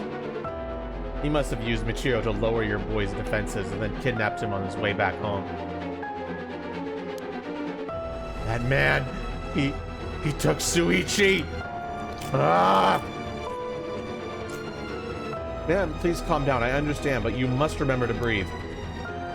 You don't understand. You have absolutely no idea what I'm going through. This is just a joke. I would have just meant the police to understand. You'll never understand. Living sacrifices? What a stupid, stupid idea from a stupid little man. Okay, man, let's just take a moment to breathe. Why don't we go get some fresh air? I can't believe this. This is... Chief, I think it's best we take our leave. But before we go, there's one more important piece of information noted in his journal. That's kind of fucked up, not gonna lie. Oh? Uwai got in contact with Najima last year, after Najima was released on parole. He provided him with accommodation and financial support. Is that so? He managed to find a hideout for Najima to stay in. Damn it. If anything, rather than use his money to support the Shirashis, it seems most went to Najima instead. If Najima's lurking around anywhere at the moment, it's probably in that hideout. Did he write where it is? Unfortunately, no. Not that I could tell. But it seems Michio knew where it was. I never met with Najima in person, but she was made to go in and clean up among other things. What good is that information? The girl's already dead! Wait, no, she's alive! That's right. Michio Shirashi is alive. If you could find her and get her to talk, you can get her to spill the beans on his hideout too. Investigator, I'm asking you. I should be going. The lady's not well.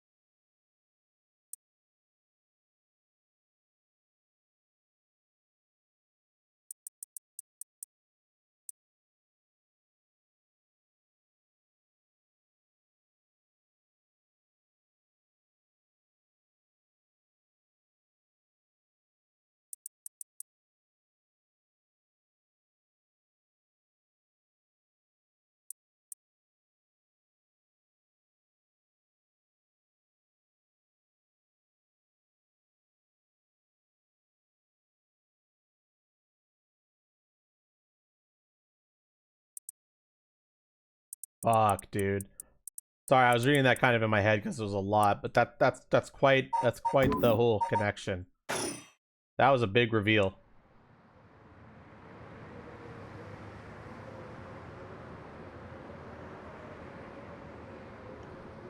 Are you feeling better now that we've gotten some fresh air, ma'am? I'm fine. Suddenly finding out who the kidnapper was really made me lose my wits. We managed to solve the kidnapping case by pure luck here. You're right, Richter. I feel grateful towards Michiro. She killed the kidnapper? There's that too. But it's for something else. Michiro was the one killing all these people. And she must have acquired quite a sizable amount by now. Soul dregs, I mean. Hey, Richter. Whether the kidnapper's dead or alive, it doesn't mean a thing. Revenge won't bring my boy back. And if Najima is planning to cause a massacre to collect soul drags, then all the better. I won't give up on resurrection. So, I'm counting on you.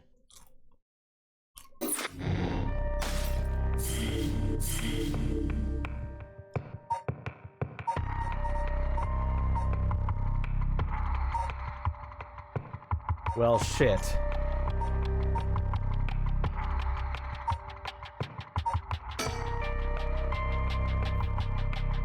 We're not gonna do these yet, because I feel like doing these in chronological order make the most sense.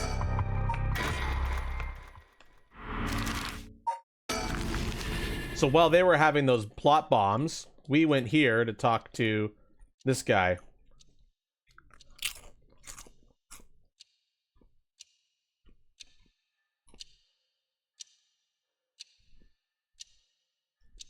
You know, normally you'd be breaking school rules just by stepping foot in a cafe.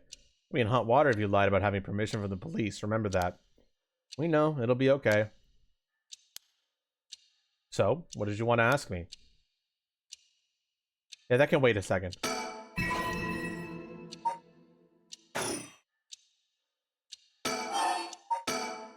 Yako, if you would. Right, we wanted to ask you about this. Oh my, a curse stone. An Okame mask. That must mean the Fool's Procession. Damn, there of all places. Yako, you're one of them. You're a curse bearer. Please calm down, Mr. Ashi. Your reaction is too intense. It's kind of scaring me. Sorry about that. I'm afraid I got ahead of myself. What is it you wanted to know about your curse stone? What would be the best way to approach this? Flatter him. This is a brilliant teacher like you must know an awful lot about these curse stones. Well, it's true that I'm likely the person most well versed in this matter. You're the only one we can count on, Mr. Ashi. Won't you help us, please? Oh, am I now? In that case, there's no harm in hearing what you have to ask. Thank you. Let's see. Why is everything with the Rite of Resurrection and Seven Mysteries curse stones happening now? Oh, taking an interest now that you've received one of the curses, have you? You sound like a researcher starting your questioning with your subject's origins. Mr. Arashi, you're not the one who triggered the curse, are you? No, I'm afraid I had nothing to do with that. Rather, I wasn't even attempting to do so in the first place. Completing the rite itself has nothing to do with my research. And do you know who the ancient Omayo ritual known as the Feast of Shadows? What is that? Something from the occult? Mr. Kazuku, you look like the type to be interested in those things, but it's outside my field of expertise. In that case, why do you think the rite and the curses have appeared now? I believe this is the intentional work of someone. It's certainly something that would not something that would happen by accident. Why is it you want to know? Well, you may not tell us anything else if we say that we're trying to stop the curse. We need to make something up. Right. I see, we just have intellectual curiosity, and I think it could really help our research. I see, now that you mention it. Seems like he's reluctant to answer. Then how about... Then, what does that record of fates that you've been researching say about the Rite of Resurrection? Oh, I see, that's what you want to know. Let me to first educate you regarding the author of the record of fates. A special privilege, I might add, since I have yet to publish this in a paper. Yeah, okay. The Record of Fates was written 200 years ago in the latter half of the Edo period. It was written by a skilled, little-known onmyoji called Seimin Tsuchimikado. This is important stuff. Nothing else, remember this. Taemin Tsuchimikado? I've never heard of him. I'm sure you haven't. He was born into a famed Onmyoji family, but split away to practice forbidden arts in secret. He used whatever name was most convenient for the situation, so his real name barely exists in records. Or so is written in the Record of Fates. As brilliant as Taemin was, he was also an eccentric. He delved into researching the Rite of Resurrection, a legendary forbidden ritual that has never been completed. However, by involving himself with this forbidden ritual, he was expelled from his family and eventually found himself in Honjo in Edo. The Record of Fates are the writings Seimen recorded on the road to Edo. I see. So he wrote how to perform the rite itself? The Rite of Resurrection makes use of Abe no Saime's specialty, the Taizan Fukin ritual, a means of communicating with the afterlife. It uses soul dregs to replicate the soul of a dead spirit that has been called. Oh wow, I never knew something like that existed. Thus, it is thought that the only ones who can use it are those with the ability to turn human souls into soul dregs in the first place. So the Rite of Resurrection calls for that ritual to be performed in advance. Then, when the soul dregs are gathered and infused with the wish of whoever is performing the ritual, it can be completed. The contents written in the Record of Fates end there. There's no more? What about the 7 mysteries or the curse stones? There's nothing written about them in the Record of Fates. The curse stones are separate from the Rite of Resurrection. Their curse is one used to enable one who is unable to perform such rituals to be able to use the rite. That's similar to what Mio said, actually.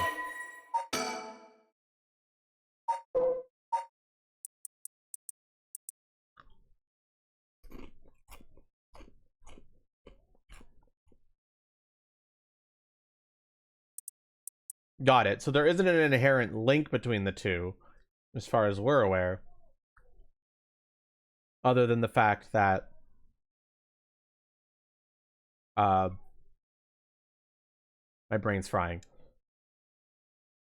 There is no inherent link except for the fact that you need to be able to convert souls into soul dregs, and the curses of the 7 mysteries is one way to do that. Okay.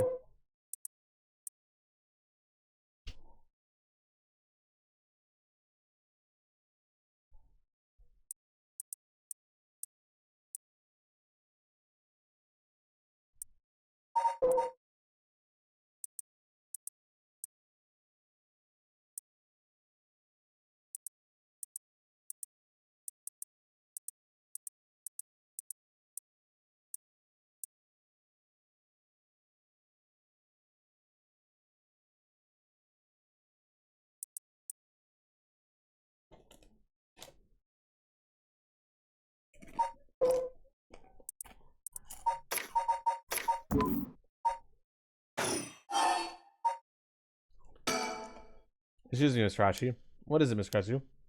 You published a theory before the incident took place. It said that the Rite of Resurrection and the origin of the 7 mysteries of Honjo are related somehow. What proof did you have of this? You really know your stuff, but about that. That was somewhat sensationalized piece written for occult magazines. Oh, really? It was just nonsense then? Not exactly. Rather, it's not a complete fabrication. There is a basis for it, and that is, well, I suppose there's no harm in telling a couple of students so passionate about the topic. Thank you. This is something I discovered from referencing numerous texts unrelated to the Record of Fates. It was this after Seimen arrived in Honjo. There are records of a conflict over a ritual used to resurrect the dead in Honjo. A conflict over resurrecting the dead? I don't know the details. A man enticed the public with claims of a spell that could resurrect the dead, causing a conflict that ended tragically with 9 dead. That is the only remaining reference. 9 people fighting over a resurrection ritual? I call this tragedy the Honjo incident, and it has long been a subject of my research. And I suspect that this Honjo incident might be the very origin of the 7 mysteries of Honjo. So what you're saying is, the resurrection ritual at the root of the Honjo incident is the Simon's Rite of Resurrection?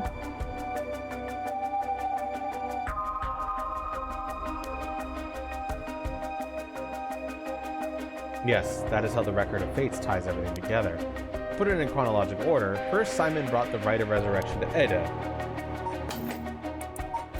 We can assume that by this point, Simon was likely using a different name. Then, in Honjo, 9 people fought to the death over this rite, the Honjo incident. After that, the incident was covered up by the interested party, preventing it from being recorded in history fully. Eventually, it was passed down in incomplete pieces, becoming known as the 7 Mysteries of Honjo. That's more or less the course of events.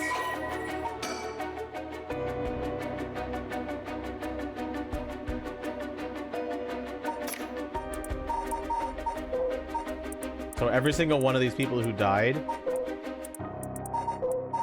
likely died due to their involvement in trying that.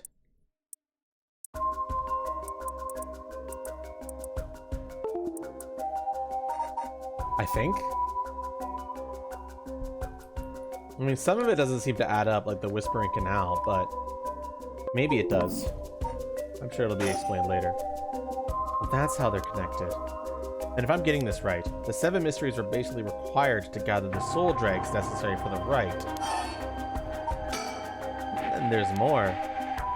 With the most recent occurrence of the curse, I've become even more confident in my theory. You are? Yes, the reason for it being the resentful memories of the 7 mysteries etched into those who received the curse stones. Resentful memories? Yako, if you really are a curse bearer, then when you obtained your curse stone, you would have had a resentful memory imprinted in your mind. Oh, I did! Exactly. Those memories are what happened in the final moments of the 9 who died in the Honjo incident. Broadly speaking, they involved dying while bearing some kind of deep resentment. The 9 victims became the 9 curse echoes, which over time came to be spoken of as the 7 mysteries. Thus, gathering the resentful memories granted by the present curses and connecting them together, it will reveal once and for all what happened during the Honjo incident. Huh. That's why you must tell me about the resentful memory of your fool's procession, Yako. Mio, should I? Yeah, I think it's okay. We need all the information we can get. Okay, I'll tell you about the memory of the fool's procession. Excellent. Well, basically, it's about a woman who died falling from a Yagura tower at a festival. Interesting. It's not that one, then. Not that one? What do you mean? Among the 9 victims of the Honjo incident, that is to say, the 9 cursed echoes, one of them is Simon himself. Or so I suspect. Oh, shit! Simon was one of the victims of the Honjo incident too? Meaning an Onmyoji as powerful as him also became a curse echo? Right, it would make sense that the curse stone tied to a curse echo like that would be special. The power of a curse stone is different based on the curse echo. Mio. Then maybe with Simon's curse echo we could... Yes, we may be able to settle this whole situation. Hey, what are you two whispering about? Nothing, sorry. Okay, I have a feeling it's one of the ones we don't have. Let's take... And I don't think it's the one-sided read. This doesn't sound like an Onmyoji mage.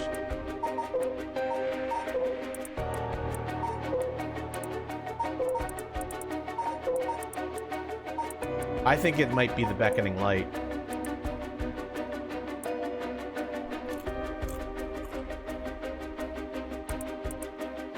The ones we don't have the resentful memories for are the Beckoning's Light, the Taiko of Sugaru, and the one-sided reed. Well, it could be the Taiko too. We don't know much about the Taiko other than the fact that it's just a tower that uses a drum instead. We don't know how somebody died during that.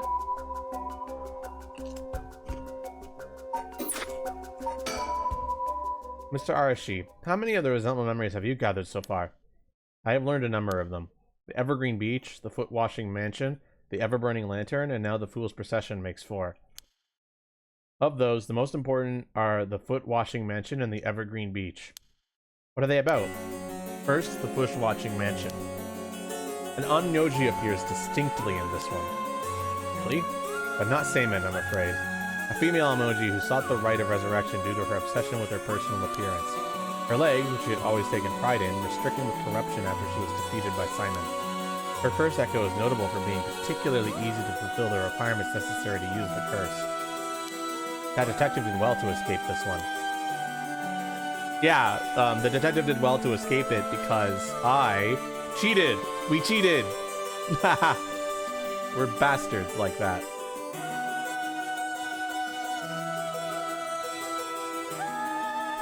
I just realized my mouth is like a gate. Fixed. That certainly is interesting. Next, the Evergreen Beach. This curse echo is from a craftsman of Netsuke carving named Jinki, who was hanged for spreading baseless rumors. He apparently spoke of something that granted the ability to bring back the dead. The Right of Resurrection. Precisely. This man Jinkichi must have been in contact with Simon. If I could just collect all the memories, everything will be revealed and the truth of the 7 mysteries will be mine. Without player option shenanigans? I know. I don't know how you would survive that one either. It's literally the most overpowered one. I think it kind of makes sense why they removed it from the plot so early, because it's just busted. That is the knowledge I desire. Meaning you need to gather as much information as you can from the curse bearers. Precisely. I have an agreement to exchange information with those detectives. They might not even find the other curse bearers, so I must take measures of my own. Another thing. Yes? You never really finished about what the trigger for all of this was. Well, I don't know. Really? You're not hiding something from us, are you?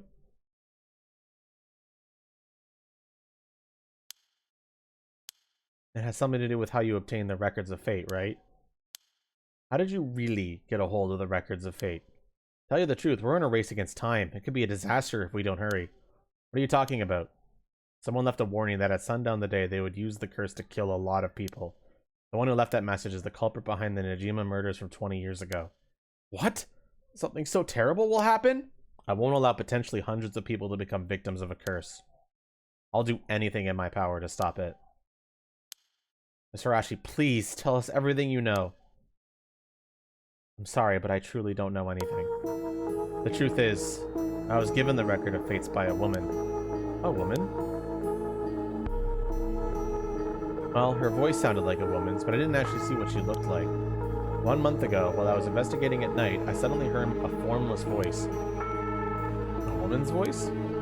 It said, I entrust you with this ancient manuscript and the right of resurrection held within its pages. Spread rumors of this ritual as far as and wide as you can in the coming month. And before I knew it, an old document had fallen down at my feet. 1 month? She specified the time period? I was told if I did that, I could study the manuscript as much as I pleased. I wanted so badly to verify its authenticity, I ended up accepting. I haven't heard anything from the voice since then. It must have had you spread rumors in order to strengthen the power of the curse. To tie together the curse and the desire to seek out the right. This makes it likely that the owner of this voice is the mastermind behind all of this. Hence, I went public with the record of fates. The Haku and occult magazines immediately jumping in the news was a financial boon to me. The Haku? As in the Haku soaps? Right, I mean, no, that's not important. Just some personal business. After that, I waited, trying to predict what would occur in a month's time. That's when the curse began. Those are all the details I have. Very well. I've told you this much, I might as well give you one more thing. Thank you. What might that be? About Simon's Record of Fates. There's a sort of continuation to it. Another document called the Record of Fates Yin Scroll. A continuation? Actually, a section written in Simon's own hand was appended to the manuscript. According to which, after the Honjo incident, Simon lamented such a calamity taking place. He apparently wrote the addendum for the event that the tragedy became its own curse. It seemed he had an idea that the victims of the Honjo incident would turn into curse echoes and be used to gather soul dregs. It supposedly details how to handle any trouble that occurs as a result of the rite of resurrection. Really? So basically, it's exactly what we need. Hold on a second. Don't you find that strange? What's the matter, Miss Suzuki? You think my information is inaccurate? If Simon died in the Honjo incident, then he couldn't have written an addendum. I don't know how to pronounce that word. You really don't get it, do you? Huh? Am I wrong? Have you forgotten the ability Simon possessed? Of course not. He could use the right of Oh. You're telling me Simon used it on himself? The rite of resurrection can be carried out in advance so that it activates when the soul dregs are gathered together. Then it is not possible that Simon himself was resurrected by the rite after it took place. But he'd still have to collect the soul dregs needed for the rite. Yes, and that's why they died. The 8 others besides Simon. What? They died in the Honjo incident for their soul dregs? That sounds like it's the same as what's happening now. That's why I need the resentful memories to learn the truth. Get it now. The issue at hand is that the Yin Scroll and the Record of Fates are supposed to have been passed down as a set. When I received the Record of Fates, the Yin Scroll was gone. Only this information was left. Supposedly, Simon's blood descendants guarded it as they passed down across generations. It is that over their long history, the 2 documents became separated and the scroll's location lost in the family line branch. Simon had descendants, so there's someone out there related to him by blood even now? Yes, in fact, I've tried to trace the line as far as I could. It wasn't a well-known Onnoji to begin with, so a detailed family tree does not exist. It seems likely that the use of the manuscript has been long forgotten, only being passed down out of tradition. And since they aren't even aware of what they have, tracking it down is quite tricky indeed. I wish I could ask whoever that voice belonged to about the Yin Scroll. I'm sure you do. But basically, in the Record of Fate's Yin Scroll, Simon himself wrote about ways to handle the curse and the rite, yes? Yes, that's right. I've been searching for it all this time, but I haven't found a single lead. If you do find out anything about other resentful memories of the Yin Scroll, tell me immediately. You owe me that much for telling you all this, do you not? That's the real extent of everything I know.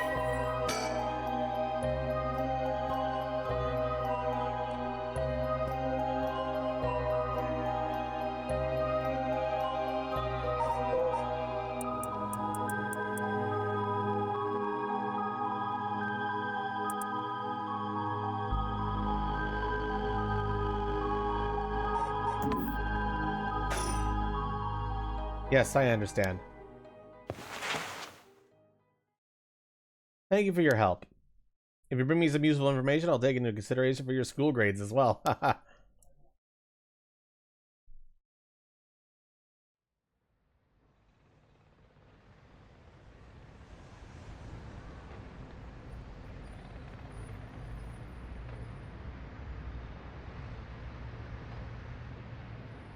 We've learned a lot. So to sum it up, there was a tragic incident with people cursing each other for the Rite of Resurrection in the Edo period as well. And the Record of Fate's Yin Scroll may have info we want since it details how to stop the rite. I think that's about it. Right. If we could just find the Yin Scroll, we might be able to learn how to settle the situation. But even Mr. Arashi didn't have any leads on where it is. How do we start looking for it? Someone involved in this now must have some connection to it, I think. I have a feeling the mastermind who awakened the curses is involved too. Right. So, Mio, what are we going to do next? Good question. Maybe best to give the information we just learned to Inspector Tazumi. We got a pretty big clue from hearing about the Record of Fate's Yin Scroll. Tazumi might know more about it. Can we go back to school then? Yeah, that's our point of contact after all. Whoever's behind that voice that gave Mr. Arashi the Record of Fates. That must be the mastermind, don't you think? Yeah, he said it sounded like it belonged to a woman. Whoever it is, I bet they're scary. Well, you don't sound like the Yakko I know. Then let's catch him and make him spill. I thought you'd say something like that. Really? I guess I'm just not really feeling that confident right now. I understand. Or maybe because you're not Yakko! Anyway. I don't know if it's religious to that woman behind the voice. But I'm also interested in that female on Yoshi who was a rival of Simon. Oh, that reminds me, Mio. You know what's nearby here, don't you? Oh, you mean where Michio? Yeah, where it happened. I was going there every day to leave flowers, even though they always get cleared away anyways. I'm sure it must be hard to have to be reminded of Michio's death all the time. That reminds me, Yakko. Yeah? You asked me to do the spirit board 2 years ago. Did you come here that day too? Yeah, I left some flowers before going to school. Why? Did anything seem different that day? What's this all of a sudden? So, now that you mention it, That day, I suddenly felt lightheaded and ended up passing out for a little bit. But I came to right away and felt fine, so I didn't think anything of it. Oh, she's possessed. I see. That's all I was wondering about. Thanks. Excuse me, you girls over there. Whoa. Oh, it's this idiot. Sorry, I didn't mean to eavesdrop, but something you said caught my attention. And who might you be? I'm Utaro Namagaki, also known as the person who was gifted the most overpowered stone and botched it.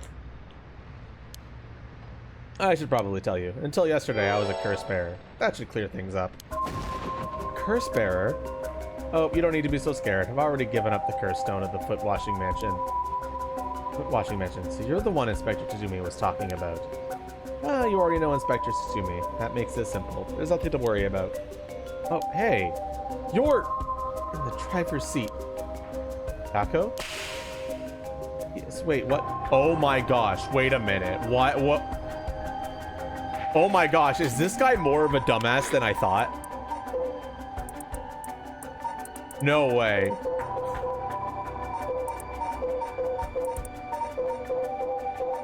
Bro. Bro, he just can't stop taking L's, can he? Where is he? There he is. This guy cannot stop taking L's, bro.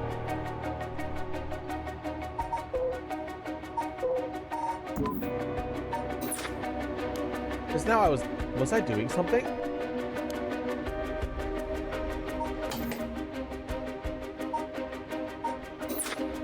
I'm sorry, Mr. Namagaki, what might be the matter? Alright, I actually wanted to discuss something with you. Would you come with me if you have a little time? Discuss something with us? We were talking about Michiyu Sarashi, right? It's related to that. Huh? I'm sure you would learn a few things yourself.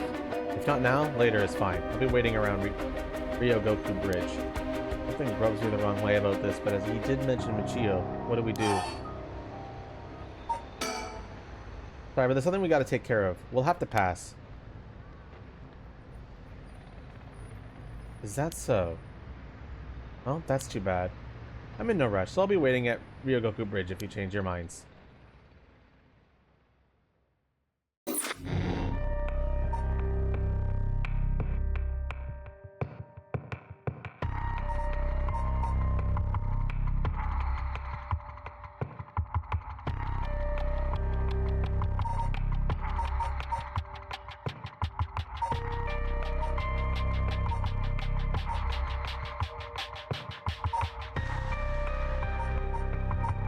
Okay.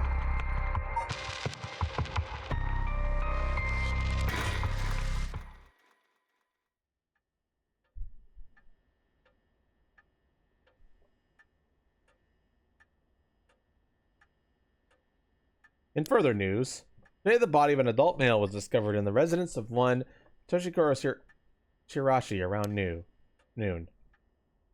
The man identified as Kanichiro Iwai is said to have been in a relationship with Toshihiro. He was unemployed at the time of his death. While further investigations are still underway, it's suspected that his death is connected to the recent serial killings in Honjo.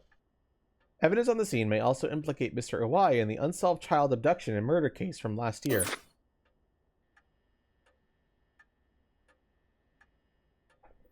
Well, ma'am, seems like we managed to settle one part of the kidnapping case for now.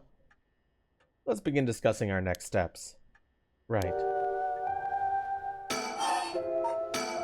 Judging by the official announcement, it seems what Iwai wrote is likely true. With both the kidnapper and his young accomplice dead, the police should be able to handle the rest. Now that it's over, I can't help but think how pitiful it all is.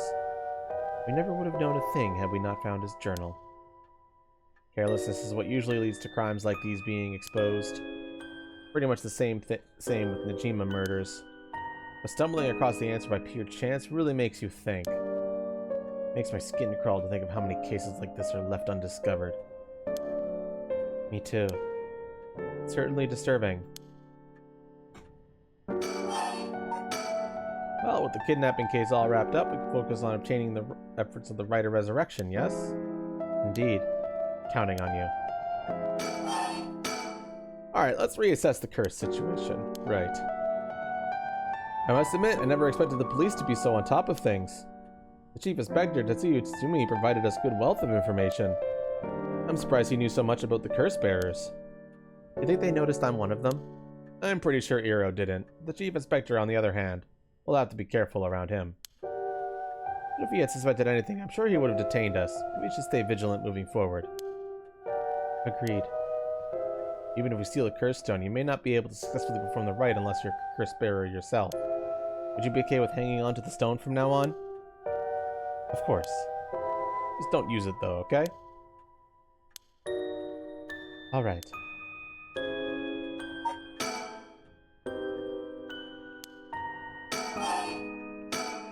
If what we've heard is true, then there are 3 curse bearers left to be discovered. There's the Whispering Canal, the Beckoning Light, and the Taiko of Sugaru left to investigate.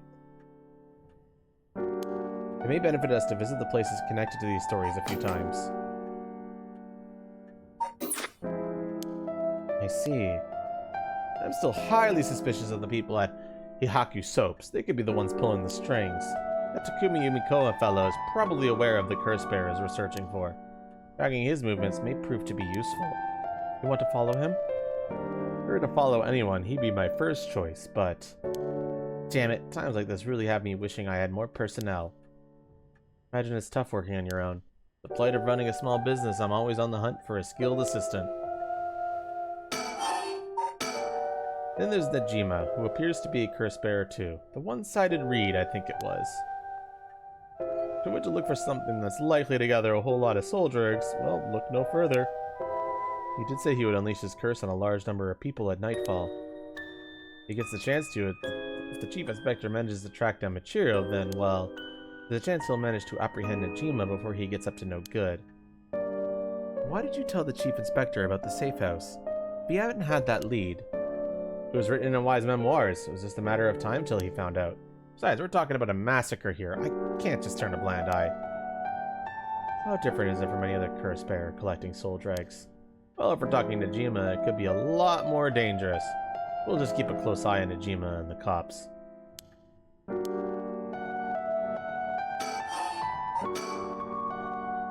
What about that girl from before, Ayami Tono? You think she could be a curse bearer? Well, there's a chance she could have gone and stolen someone else's curse stone by now. That's possible too, but... We haven't been to... Midoricho Park yet, the place connected to the Taiko no Sugaru. Ah, right, that's close to where she lives. What if she was a curse bearer this entire time? She could have lied. It's possible. It would make her a brilliant actress to boot. The idea's got me itching to investigate her again. That place is rather suspicious. If only we could run into someone there. Victor. Yes? That's right. Would you mind if we made a stop on our way? We can make it quick. Apologies for the diversion, but I'd like to visit a candy store if possible. I suppose I don't mind.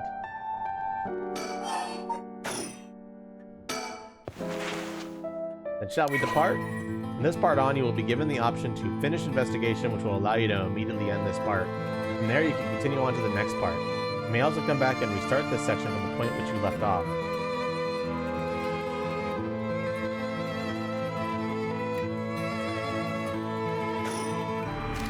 What? Why?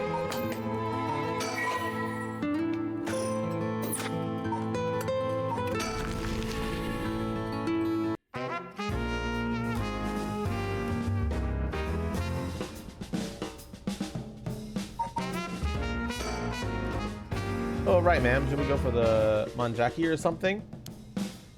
That's sweet of you, but I'm not hungry right now. That's too bad. I haven't had great luck with this Mockingbird raffle. Do you mind if I try it a few more times? I think most of these are just replicas of the real deal, but even so, they're well worth the price. Some of the kids were saying they managed to snatch some real rare finds in this lottery. Go ahead, don't buy them all now. They knew, they must have had renovations not that long ago.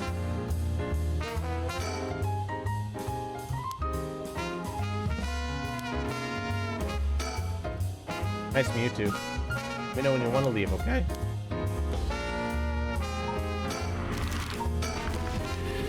My guess is I gotta line up some things, potentially.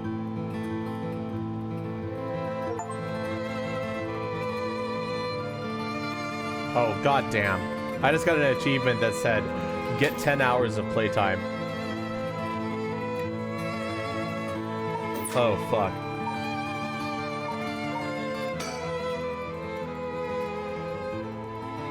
Reasonably, the curse bearer of the Taiko of Sugaru was here last night. Also, they're already dead, but we haven't found any definitive leads.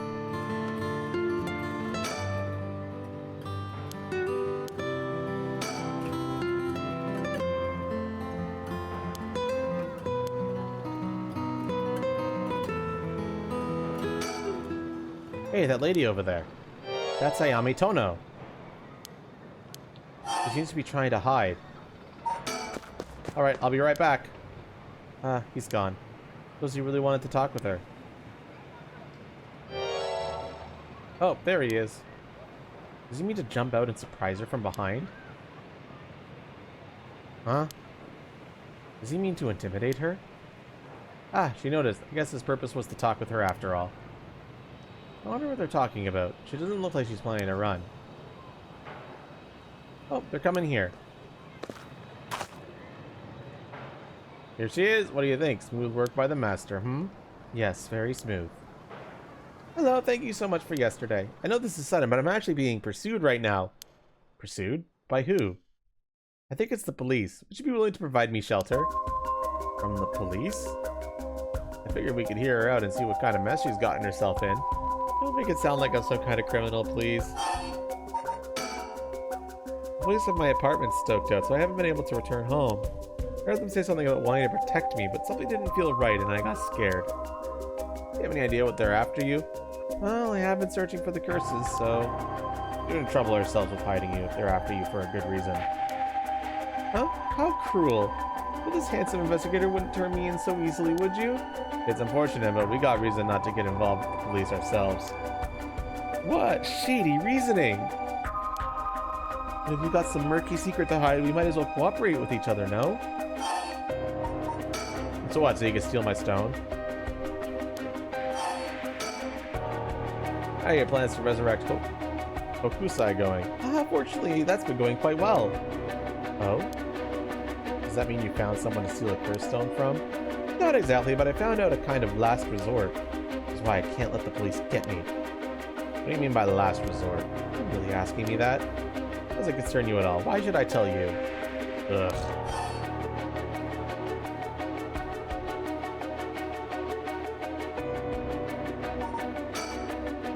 When we make a deal, since we're keeping you hidden from the police, you tell us about your last resort. Is that what got you interested? I've got it. You're meaning to steal it for yourself. Not at all. I'm just curious. That excuse will just not do. I don't need you to. I'll find a way to stay safe on my own. That was a close one. I should have known only the one you could count on in this world is yourself. Can't let her get away. Let's go after her. Stop it. Get any closer and I'll scream. Please wait. We'll help you out with no conditions. Well, you changed your mind quick. That just makes you all the more suspicious. Tried my best, but I couldn't convince her to stay. Maybe you don't know how to handle a girl like that?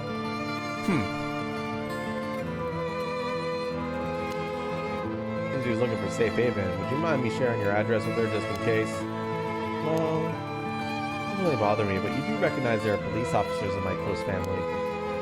This would allow us a way to keep in contact no matter how small.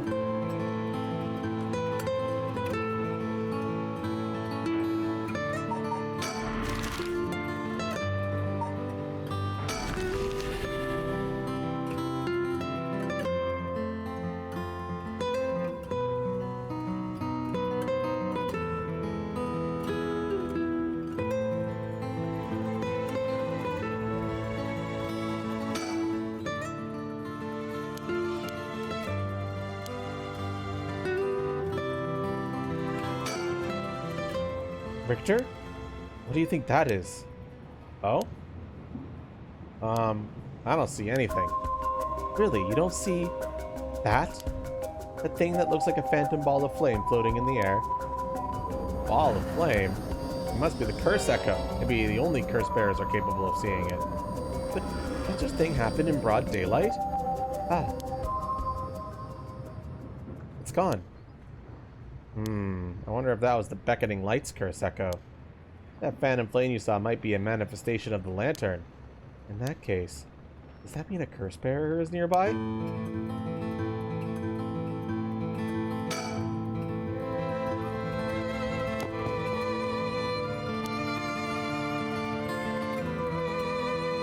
Nothing. I didn't find anyone who looked the part. I see. I don't doubt something happened around here, but something might have changed in the area. Keep your eyes peeled.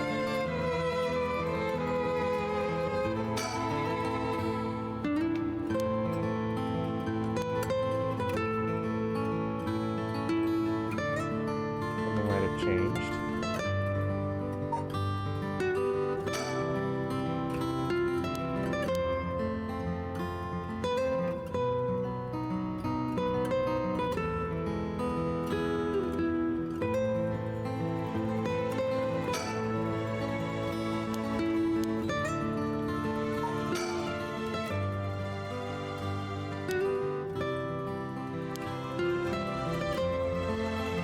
Am I supposed to, like...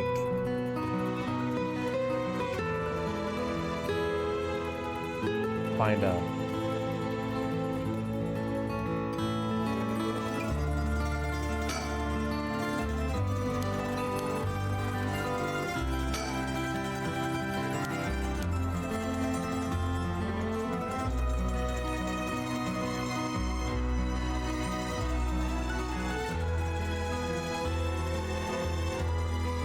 like some kind of something? I don't know. I'm trying to see if there's like a,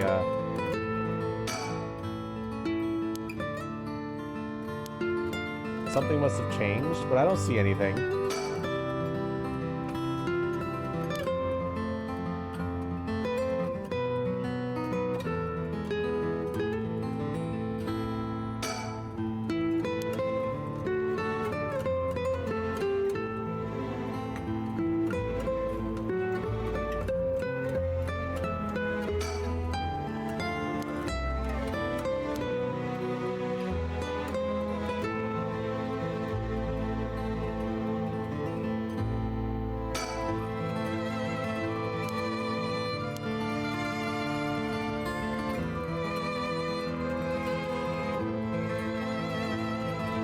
What am I looking for here?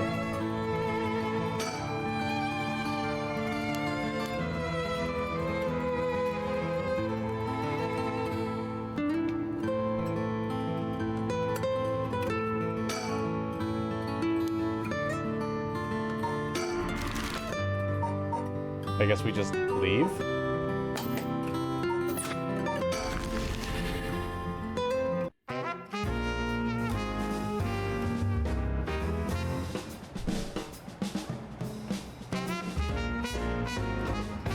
Back of this fuck-ass park.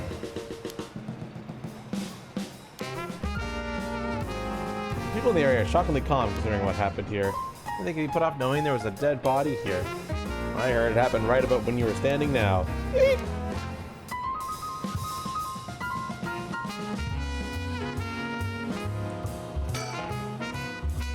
This place is associated with the Whispering Canal.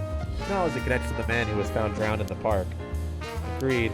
Wasn't the victim a Ihaku Soaps employee? That's right, his name was Shogo Oki. During his occupation, he probably came here searching for a curse stone. The people in the company knew about the rite. It only makes sense they'd be looking for curse stones. The chairwoman in Takumi would send their regular employees out to hunt for the stones? In this case, perhaps that Shogo died trying to take the stone from someone else. Either that, or he was killed precisely because he was a curse bearer with a curse stone. I suppose so, but... in the location. Oh, what? Wouldn't that mean the curse used was the Whispering Canal? Clearly, good point. That would mean Soko Oji wasn't the wielder of the Whispering Canal curse himself. Could he have had the Beckoning Light or even the Taiko Sugaru? I was here last night and there weren't any dead bodies then. It's highly possible he was brought here from somewhere else. If that's the case, the wielder of the Whispering Canal has already collected his stone. Ma'am, excuse me, but there's one more thing I'd like to try. Be my guest. Joe Oki is the name of the person who died here. Hard to believe he was here by chance, only to end up murdered with a curse. Given his ties to Haku, we can assume he was aware of the situation and somehow involved with these curses. The answer is no to all of that, by the way.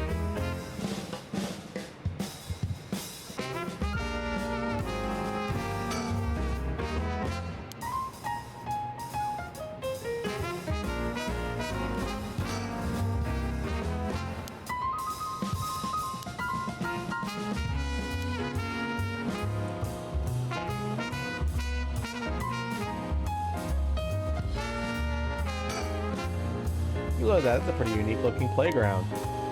They catch your eye. Perhaps now's not the time though. But it can get you interested. Does he want to play on it?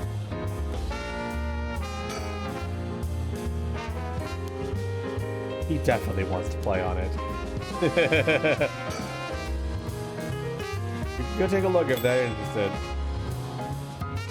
Alright, I'll go check it out just to make sure. He didn't have to think long about that. What's that? Did he find something? I found a mockingbird under the playground equipment. Damn, talk about lucky. It's 19 penny brittle. Oh my gosh. Congrats. Playgrounds always get me fired up. Gosh, this guy's weird.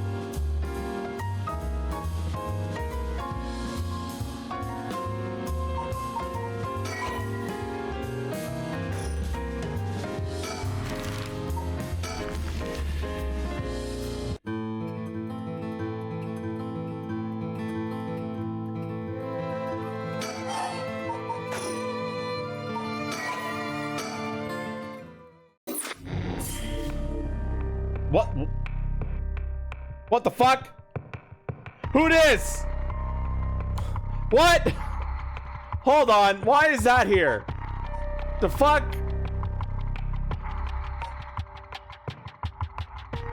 New protagonist just dropped. What the fuck?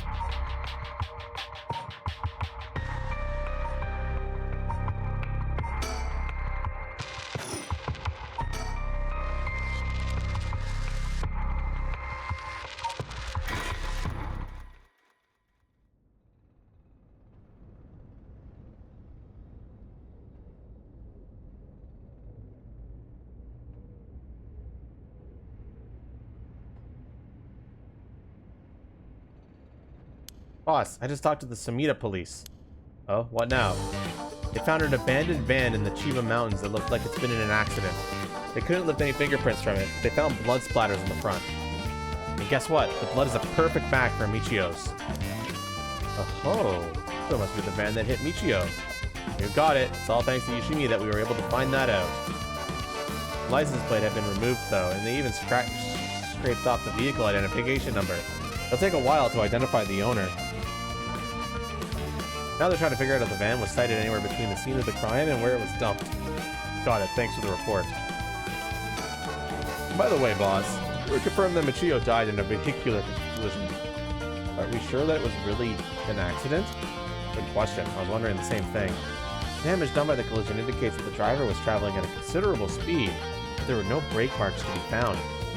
Exactly. Just they may have been intentionally targeting Michio. And what was the motive, do you think? Who would have a reason to kill Michio? The first person that comes to mind is Iwai. For all she knew about his crimes. Then Iwai was supposedly able to control Michio by intimidation alone. And there's also that teacher who was taking advantage of Michio, Kohai Jochi. That he killed her to stop people from finding out that was blackmailing her doesn't seem likely somehow. You're right. Both of them have fallen prey to her curse. In that case, it's very possible she'll also decide to extract revenge on the person who ran her over. Not just possible, she may have already done it last night, just like with Iwai. Anything else that could have served as a motive? A talisman, maybe? The one Yoshimi was looking for?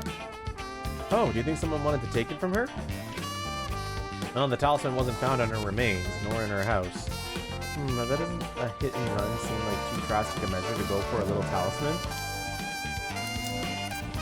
And in the end, it might have just been an unfortunate accident after all. Yeah, it looks that way. Either way, what we need now is a testimony from Michiro herself. With no luck, we may be able to ask her what happened during the crash ourselves. Yeah, I can't wrap my head around that particular development. I still have my doubts that it'll be so easy. Either way, we won't be able to do this unless Mio and Yakoa turn up. I'd rather have them come sooner rather than later, but if we But wait, shall we head inside? Alright then. It's nice that we got permission to use the school as our base of operations. The principal and head teacher were a little reluctant at first, but they were convinced that it'll help the investigation. Dealing with all this must be a real headache for those guys. I should thank them again later.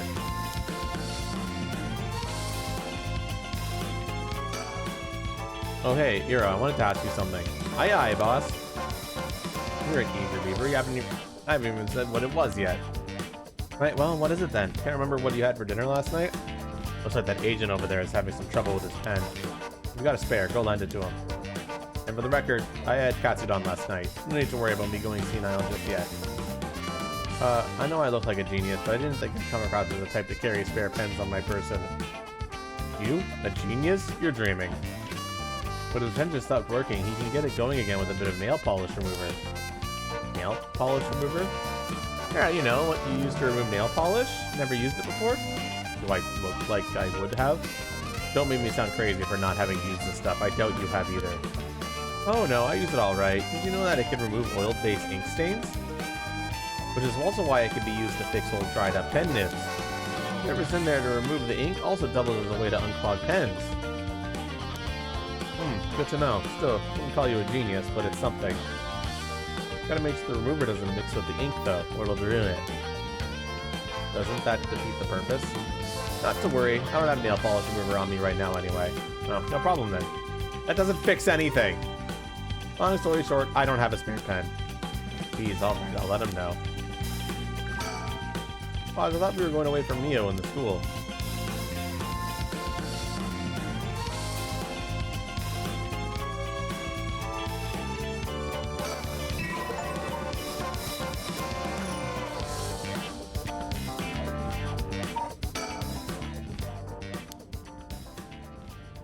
I'm sure they'll be here any moment.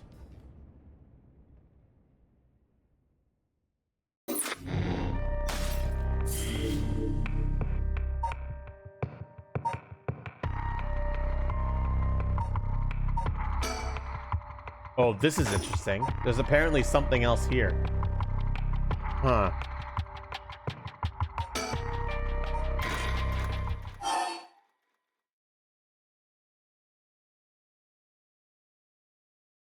Oh, I know what the other thing here is.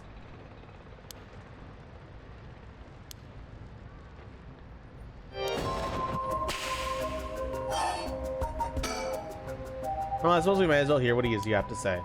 Glad to hear it. Then shall we relocate elsewhere?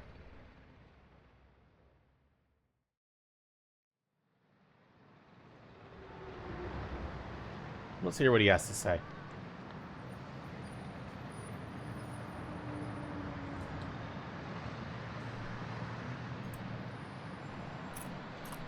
So what did you want to discuss with us? Let's see, how do I put this? I'll tell you straight. I want you two to use your curse stones to bring Michiro back from the dead. What? It's why I was pursuing the rite of resurrection in the first place.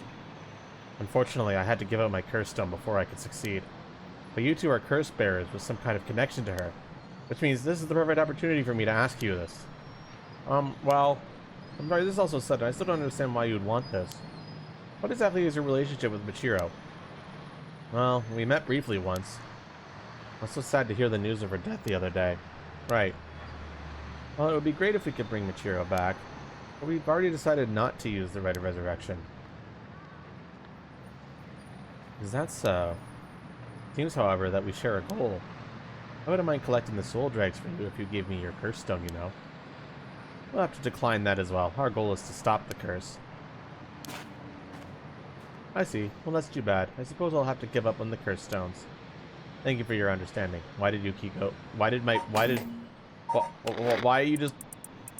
Yuki, why are you just running away? Yako, why are you just walking away? Yako?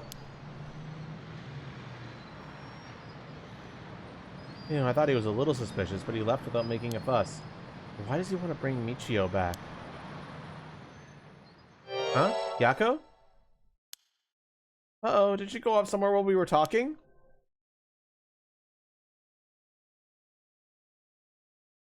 Oh, he absolutely hit her, man.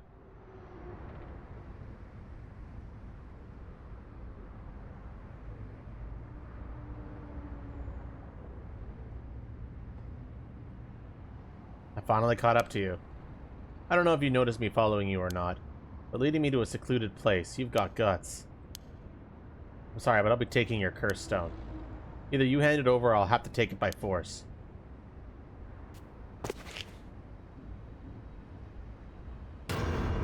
What? But why? Are you? No, she's here again. I don't understand. Wait, it was just an accident. I swear I didn't mean to. Oh yeah, you definitely did it, Namagaki. That's why I was trying to bring you back.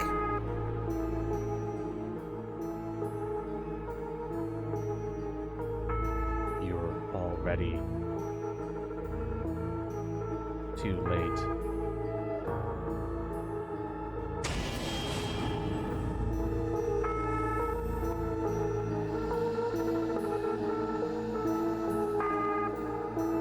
What?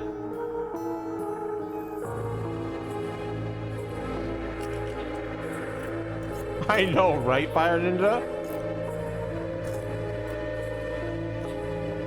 Why does this guy need to live?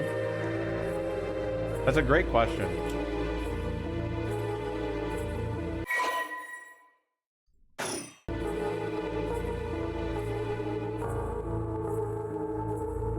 Let's not skip just to be safe.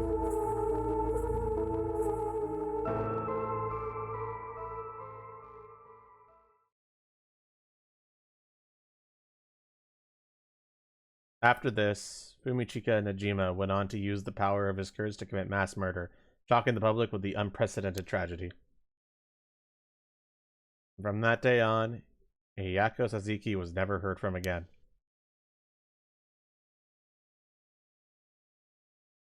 Ending 1. Michiyo's Grudge.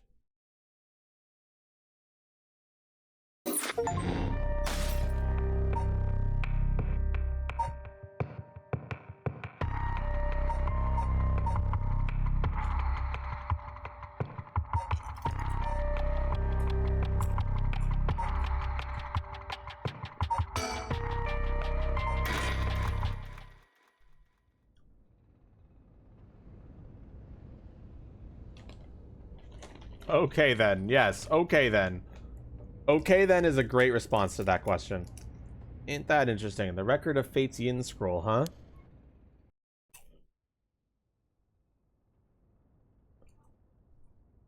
Well done, you two. That's some good info you got from that teacher.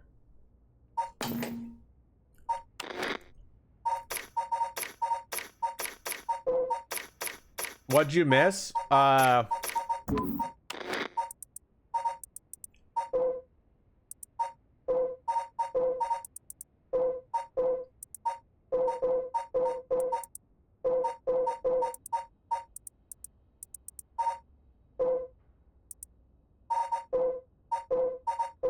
Where is he?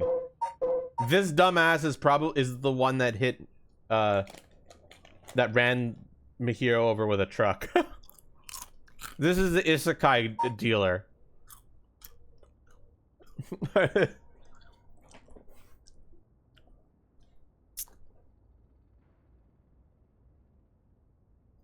At least it hasn't been outright said, but it's extremely likely. Was the driver? Yeah. It's been hard confirmed now, basically. We also talked to Arashi and got a lot of information.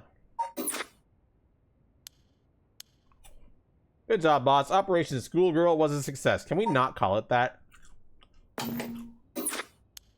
Arrow, stop making things sound weird. Anyway, let us share what we found at Michiyo Shirashi's house. Yes, please. Yes. A man named Iwai kidnapped sacrifices for black magic? And Michiyo helped with the kidnapping? And Mr. Jonochi used that to blackmail her?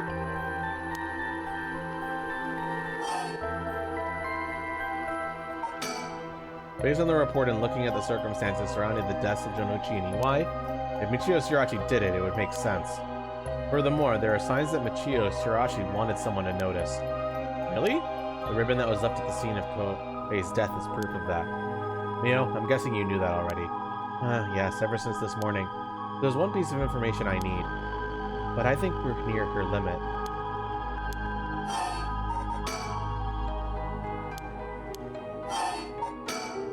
So if we get this record of Fate's Yin Scroll, we'll be able to dispel the curse? Yes, the source of this curse is a tragic event called the Honjo incident that dates back to the Edo period. An Onmyoji named Seimon Shimakado is said to have recorded a way to deal with the curse. Went to the school first. Yeah, we decided to go and talk to him, and he basically said, I want you to get the stuff. And then we got an ending where he got fucking murked, and then everyone died. And there may be a way to dispel the curse. Right, I'll leave that how to approach this to you, Mio. It just kind of glazed over stuff.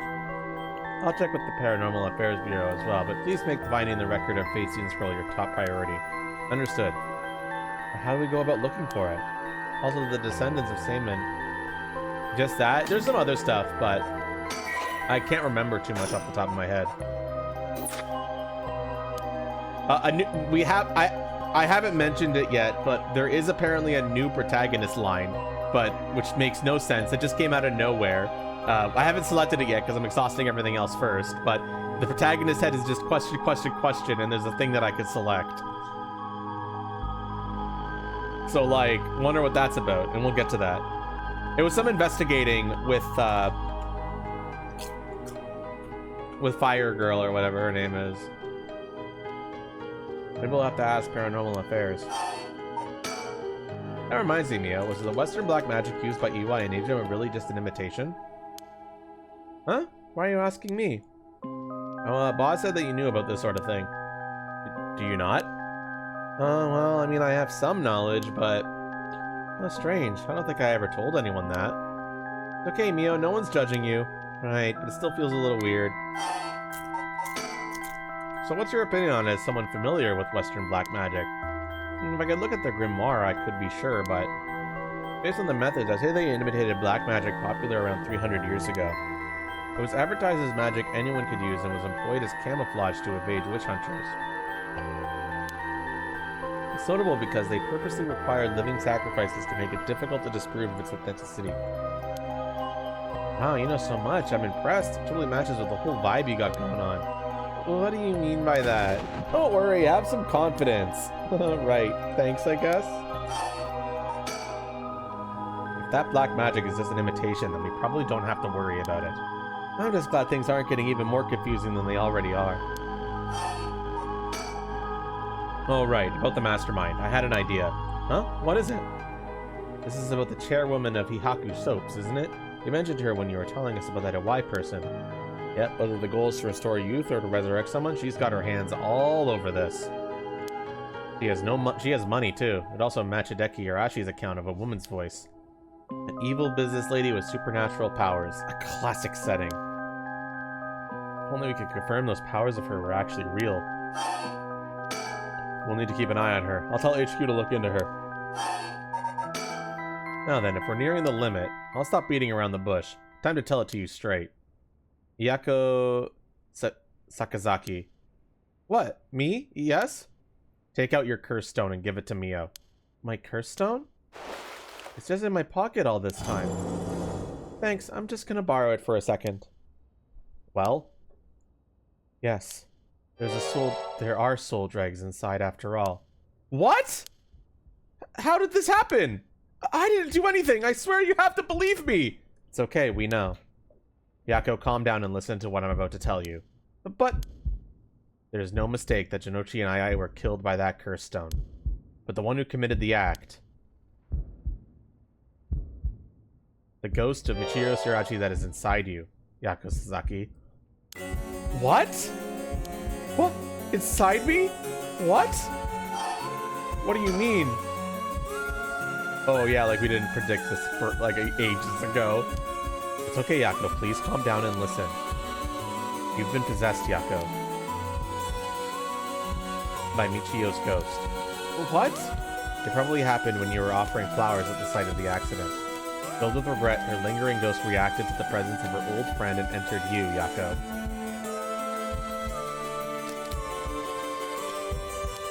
No way! You mean Michio's ghost is inside me? I've explained this once before, but just because you've been possessed doesn't mean that you lose control of yourself. Normally, the mind will reject such attempts and it'll do nothing more than affect one's mood or energy levels.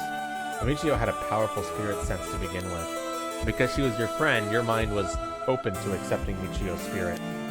For those reasons, your minds merged without any issue. It's going to be difficult to separate her from you at this point, which also means it'll be difficult to guide her spirit to the afterlife. No way. We're merged? Me and Michio's minds are... I don't feel any different. I mean, I'm me, I think. That's because after she merged with you, Michio started to believe she was you as well. As a ghost possessing you, she is not fully conscious, only really a jumble of vague memories. Still, there are traces of her consciousness and memories as Michio Tsureshi. You have been acting a little different from usual. You would also sometimes react when coming into contact with things with powerful influence. Really? That having been said, we don't have a proper understanding of the regret that she decided to add when she died and why. It will be difficult to separate her from you. That's why I didn't say anything. I'm sorry.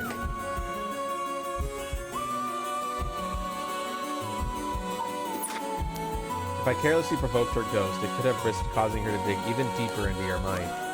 Oh no. When we mentioned limits earlier, we meant that by letting things proceed like this, there's a possibility that you will join completely, making it impossible to separate her ghost from you.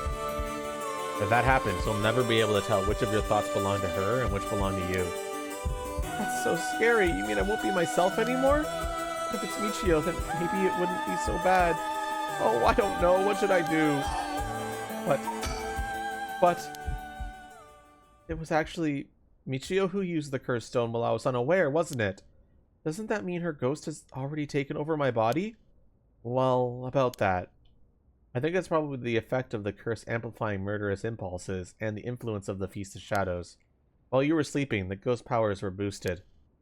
And, strengthened by the feast, Michio's consciousness surfaced and took control of your body. That means... I was the one who killed them.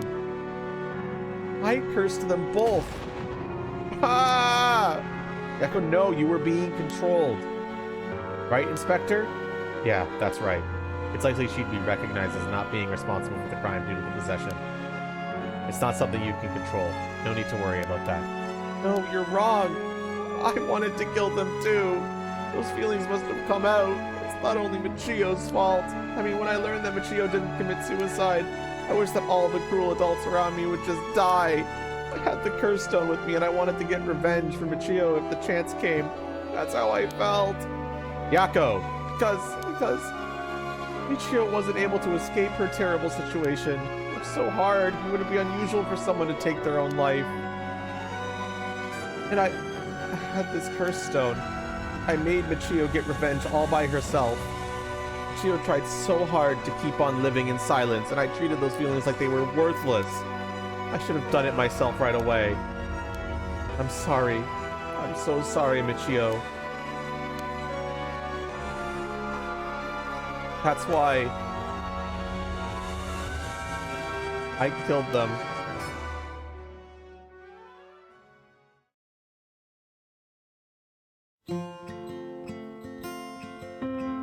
Yako. There you are. Oh, hi, Michio. What's up with you? You've had me worried sick since you haven't been coming to school lately. Feels like it's been forever. I'm glad you seem to be doing good. Yeah, sorry. Sorry I didn't tell you why. I've always regretted it. Oh, come on. You're acting like we aren't buds. You tell me if anyone's making you sad and I'll take care of them. Thanks, Yako. Actually, I'm here because there's something I wanted to tell you. Really? What's the matter? You could tell me anything. Well, the truth is, I did something unforgivable to an innocent man. Saying that I was forced to and didn't have a choice doesn't undo it.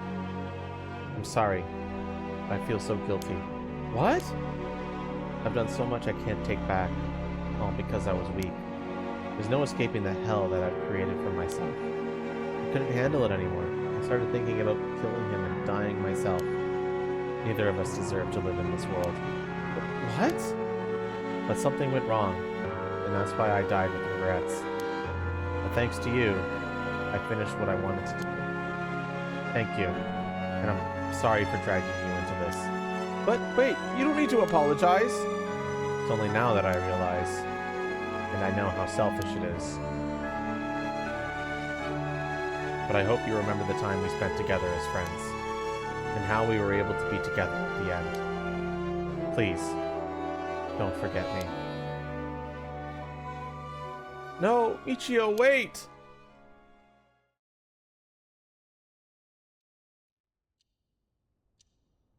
Hmm?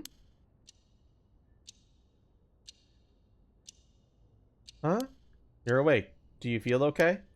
I'm sorry I had to spring that all on you, Yako. What? Is this... Are we in the classroom? Huh? Was I dreaming?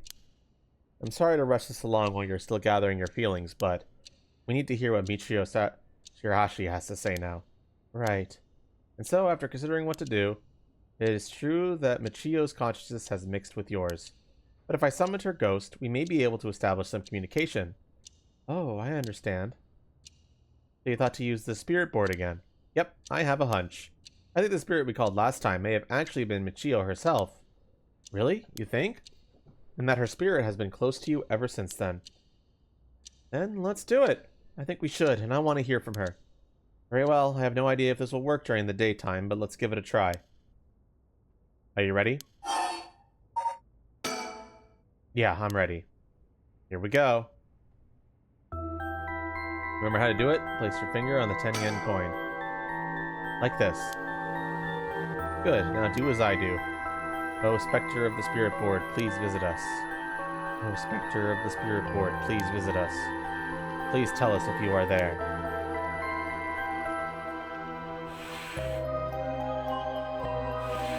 It's here. Now, is it the spirit of Michio? Yaka, would you ask the spirit? Alright. Oh, Spectre of the Spirit Board, are you the spirit of Michio Shirahashi?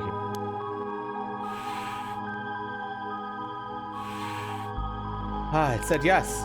Don't be so sure. Some spirits like to play tricks. Can you try asking a question only Michio would know the answer to? A question only Michio would know the answer to. Let's see then. Oh, Spectre of the Spirit Board, how much did the ribbon I bought with Michio cost?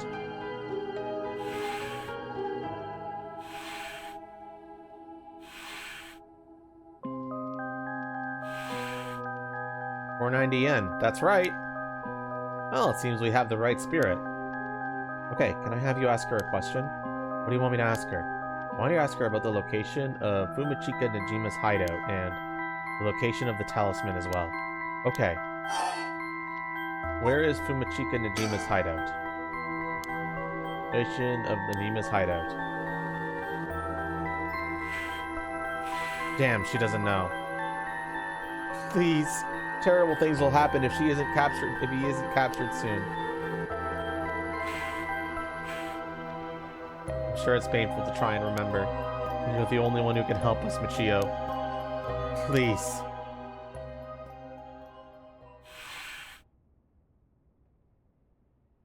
It moved. This is an address. She's giving us the address. Amazing. Thank you, Michio. Okay, I have the address. Thank you. Alright, Ido. Get a move on and check that address. Yes, sir. I'll contact HQ and order a simultaneous house search and sweep of the area. I just hope the information is accurate. I know it is.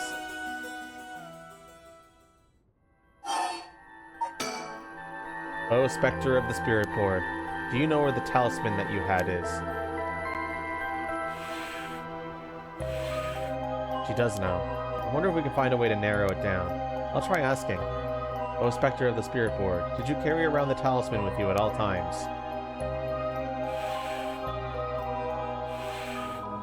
So she did carry it with her. Then, did you have it with you when you had your accident?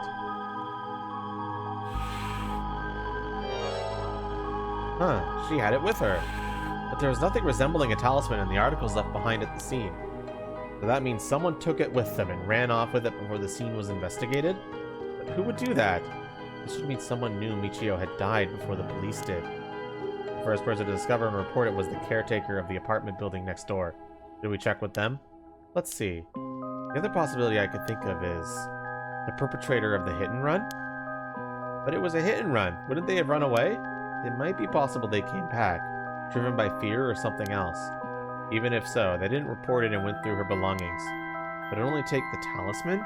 Seems hard to believe. Unless they were after the talisman from the very beginning. How likely is that? If the talisman really is so special. Hero mentioned the same thing, but to run someone over just to take something from them?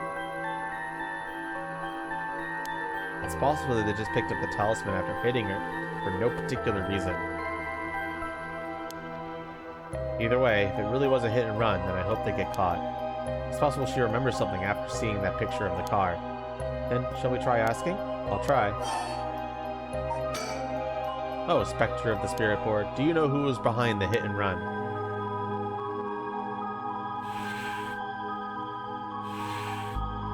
She says she knows. That's a relief. She hadn't known, huh? In order for Michio's spirit to find peace, we need as much detailed information about what happened as possible. We can't send her off to the afterlife if we don't know what happened when she died. This isn't like a forced exorcism. That's what it'll take. Alright, I'll try asking. Right. Oh, Spectre of the Spirit Board.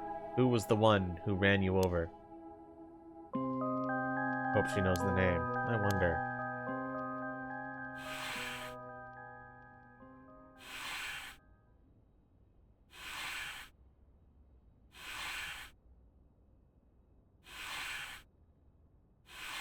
Namagaki?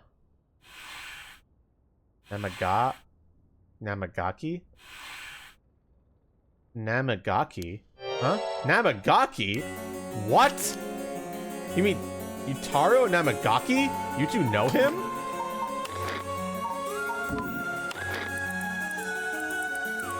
Yep, this fucker. We talked to them after we left the cafe. He used to be a curse bearer, right?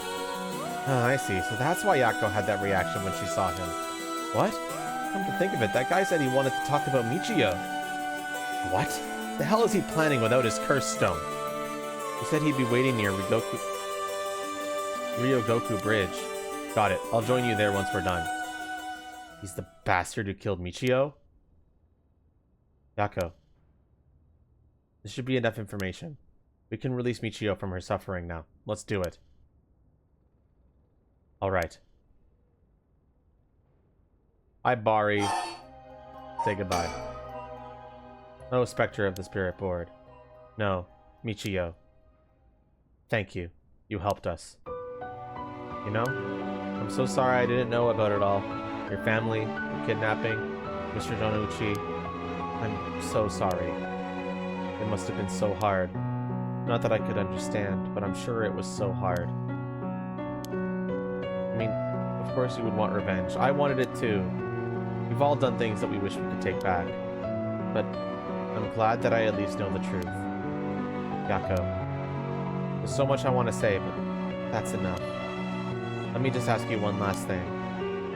Someday, can we hang out again? No. Can you imagine if it went to no? You mean it? Okay. It's a promise. Have you asked everything you wanted? Yeah. Okay, I'm going to guide Michio's spirit now. Yeah, it's time to say goodbye. Michio, with this I'll finally be able to free you. Hey, Yako? Yeah? You never accepted the idea that Michio took her own life. I'm glad you never stopped trying to find the truth. Yeah. You're right. Even though I didn't realize just how hard things were for her. Mio? Sorry. It's just Michio. She was taken advantage of by so many of the adults around her. She put up with so much. I should have tried and talked with her more. I know how you feel. Thanks, Mio. It hurts thinking about all the things I could have done. Why did this have to happen to someone so kind and hardworking? It feels like she was ill-fated to the very end. It's just too cruel. But even then, she didn't even tell me about this stuff. And she let herself worry more about revenge than living. I'm mad at her for that. Sure, I should have noticed something was wrong, but come on. What was she thinking? Seriously, I mean, seriously. Am I really that unreliable? Of course I'd help you get your revenge, you idiot. I don't care how you had to change or whatever. I just wanted to let you live.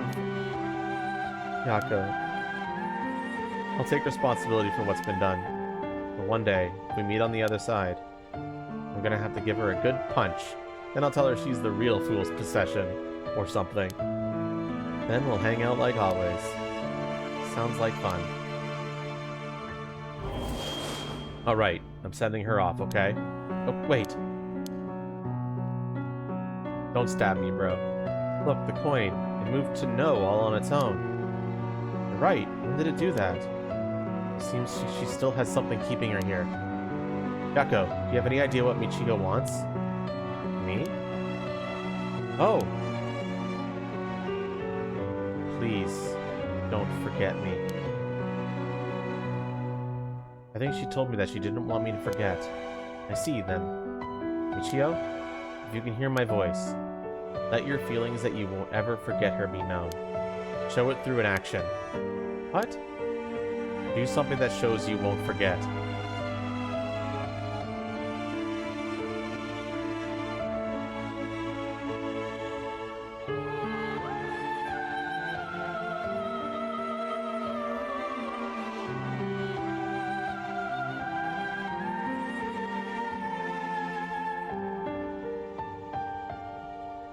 Wait, am I supposed to do something?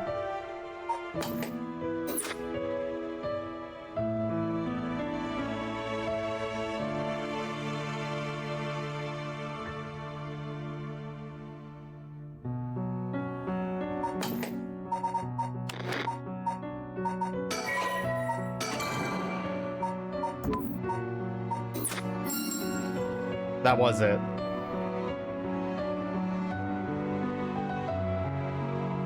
Thank you. Though, I don't really want you to punch me. So, live a long life, okay? I'll see you later.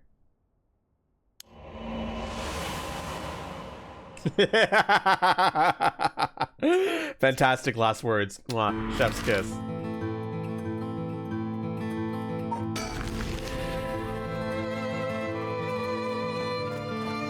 Yako, are you feeling alright? Yeah, I'm fine. Actually, I feel a lot better. I guess I really wasn't feeling like myself recently. It was like there was a part of me that I had no control of or something. Yeah, I think you're back to your normal self now. I'm glad there weren't any problems. I wonder if Michio was able to find peace.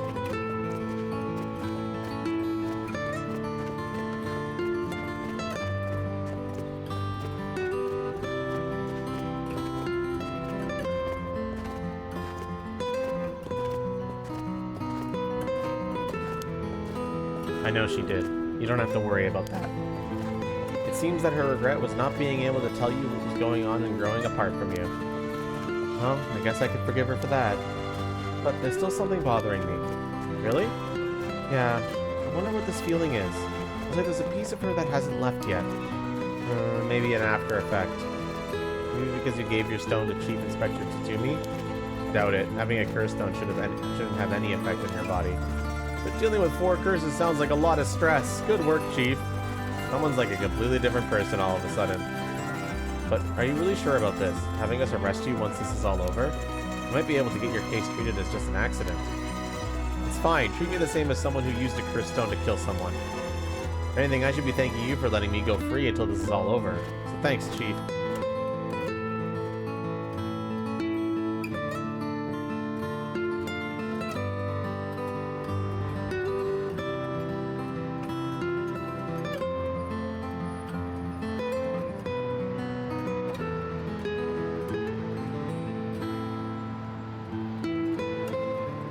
Whoa, you didn't say anything about bringing the police. Sorry, but we don't have time to care about what you have to say about us. What business do you have with this girl now that you've lost your curse stone? I'll tell you this for free. I have her curse stone already. Ugh.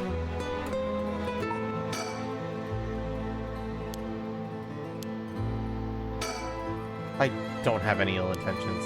I wanted to tell you that I want to help if you intend to resurrect Michiyo Surashi. That was my intention from the beginning when I received my cursed stone. And that's why I took you to the cursed stone. Man, can't be too careful. Besides, what connection do you have to Michiyo Surashi? We, met once. So sad to hear the news of her death the other day. Uh-huh. Met once? I see. Well, I'm sure it must have been painful for you, but... Do you think bringing back the dead will erase the fact that you hit her with your car? What? I'm sure that I have no idea what you're talking about. If you don't know, I'll tell you. And you'll let me ask you some questions in return.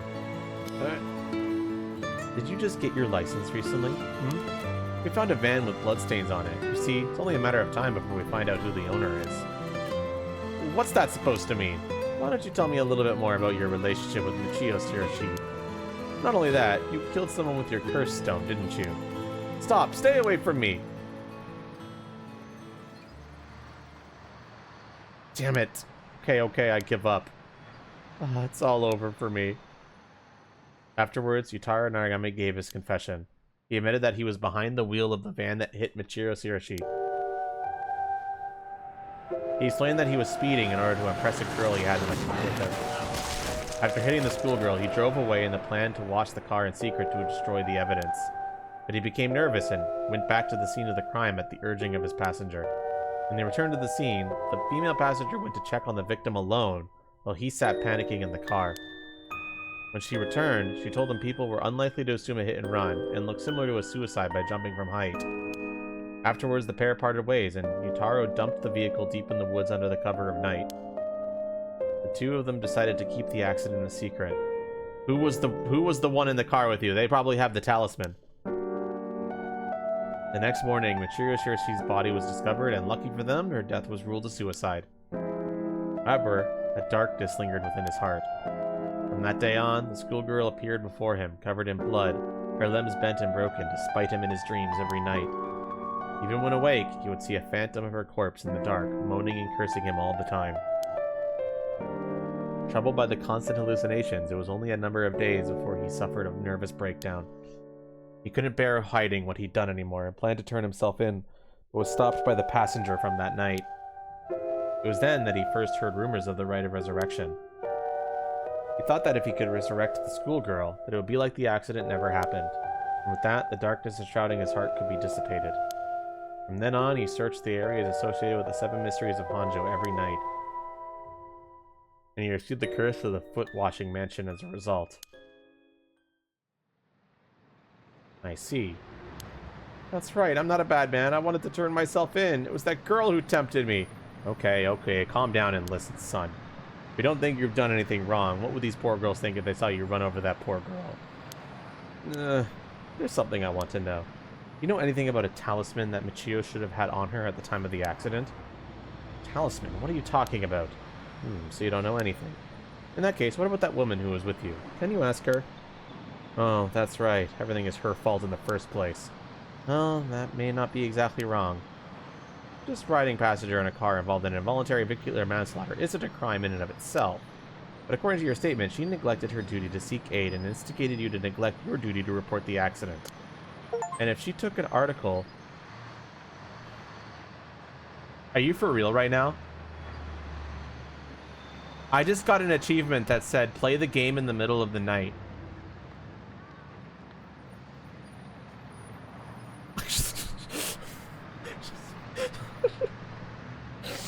And if she took an article from the scene, she'd also be charged with theft. Can you tell me who she is? You have no intent of hiding anything anymore, do you? Yeah, that's right. It's her fault. Do what you want with her. It's time for her to face what she's done. Her name is Ayame Tono. She's an art student I met in town. There it is.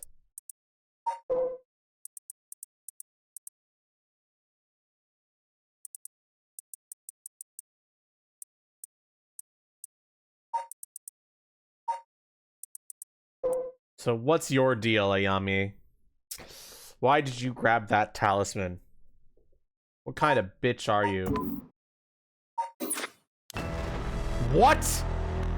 An art student named Ayame Tono? Whoa, whoa, whoa. Are you absolutely sure about that? What point would there be in lying to you now? What, do you know her or something? They look nice, but she's rotten on the inside. I'd like to meet the parents who raised someone like that. Shut up! What's wrong, Inspector Tsumi? You're drenched in sweat. No, wait. Damn it, why? How could this happen? Oh shit, is it? Listen up, I'm taking this one with me down to the station for more questioning. You two go after the record of the Fate's Scroll. Got that? Okay, we will. Come with me. Whoa! Let's get going. Yeah.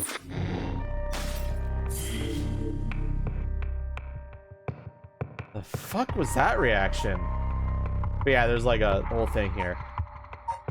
That could totally be his daughter. Oh my goodness.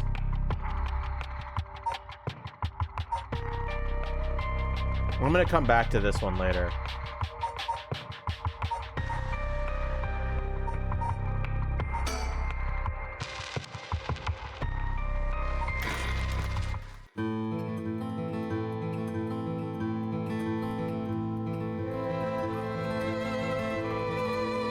Kawamori Gatsui Street.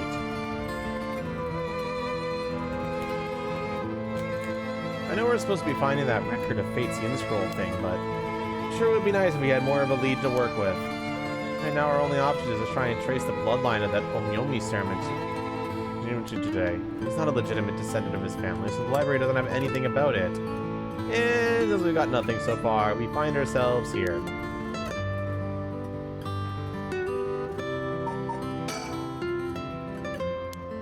We're at the Hikaku Soap. This is Hikaku Soap's headquarters. So we're thinking that one of the high-ranking people here is most likely the mastermind?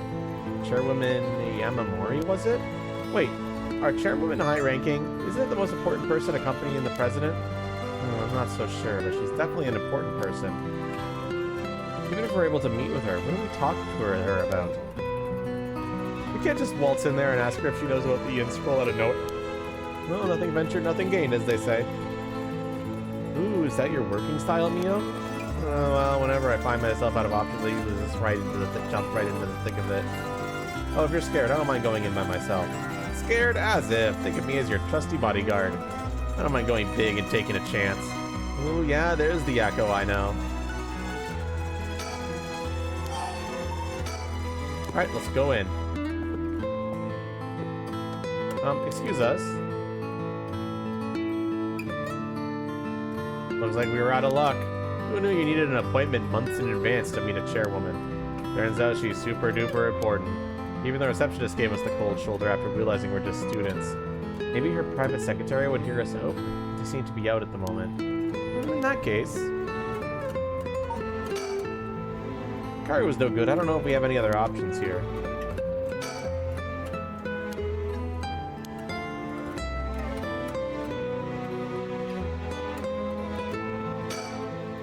Oh, Mio, what about that one guy? The one Inspector Tsumi checked with. I forgot his name. Oh, right. Apparently he never heard from Nakagoshi. Not that we have a way of contacting him directly anyway. We just have to leave a message with the Paranormal Affairs Bureau messenger and hope it reaches him. He's always the one who contacts me, and even then it's only instructions. Well, I guess we're in a tight spot then. In which case, is waiting for her secretary the only thing we can do?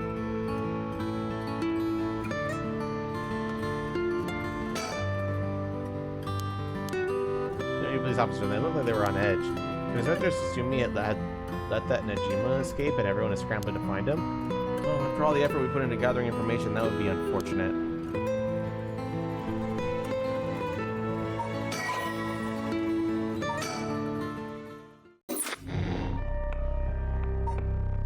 Alright, mystery character time.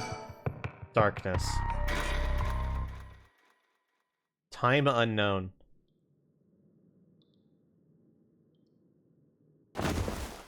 Ugh. My head. What's happening?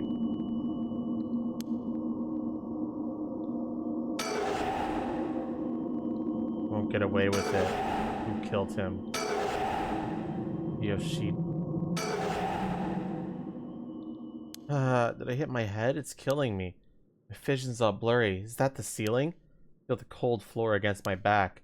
Must have fallen on something.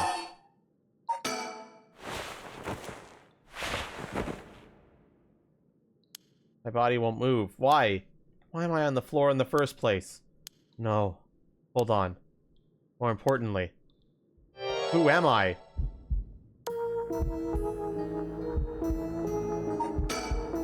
Okay, think. Try to remember something. Anything. Resurrection. Who killed him? Ugh. It feels like my head's gonna split apart. What the fuck? What was that? That man's face. I think I've seen it before. I'm sure I know it. Enter the man's name. Hajime? Why is it asking me to enter his name?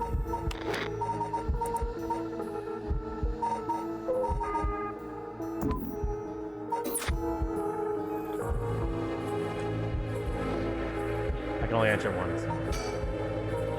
Hajime? Hajime Yoshimi? That's it, I know that name! The dark mist obscuring my memories is slowly starting to clear. Ugh, my head is hurting again.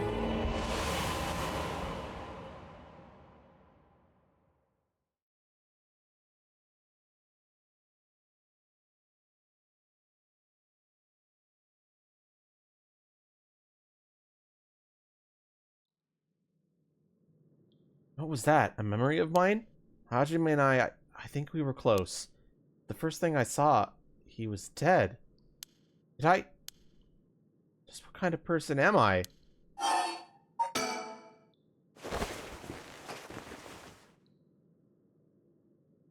I can move again. I think my head's starting to clear.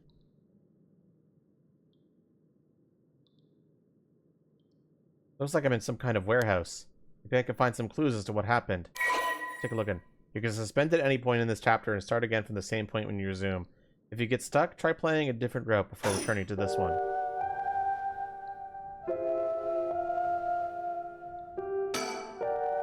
What's this? Label's been torn off, but this must be soap. There's quite a bit left inside. I'd be able to use this. Might as well keep it on me.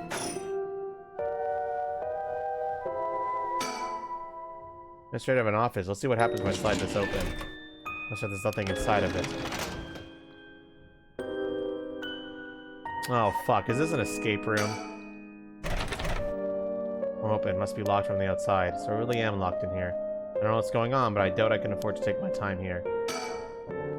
There's a key to the sink. If I could use this to see what I look like, it might help me remember who I am. Ugh, no good. This mirror is completely unusable with all the grime that's built on it. I wonder if I could clean it somehow.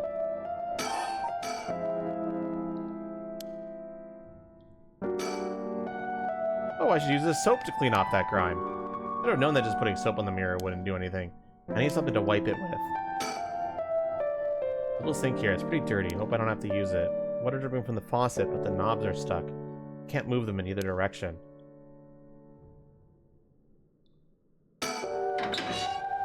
Switchboard. Looking inside, I see this room has electricity at least. That means someone is using this place for something? Bunch of messy stacked cardboard boxes. It's too dark to see much. I need more light.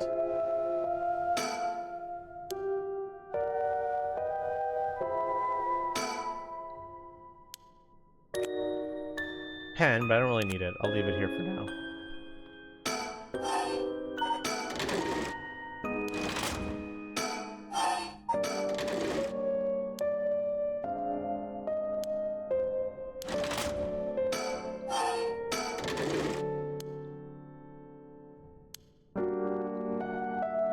Looks like there's some kind of sticker stuck back there, but it's too dark to tell what it is.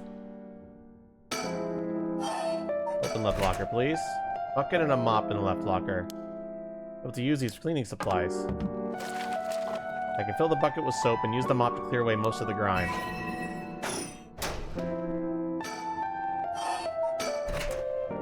Nothing inside but a piece of paper stuck to the front. Chemical, flammable, liquid ventilation if leaked, equipment integrity thoroughly. It's quite the collection of words. What could this place be used for? There's a soapy mop. I should be able to clean the mirror with this. Oh, clean in one swipe. Soap's pretty good. I'll have to remember the brand. Oh, shit. I know this character. So this is what I look like. Alright, yeah, this is me. I know this face. But something doesn't feel right. Something's missing. Oh, my name. I can't remember my name.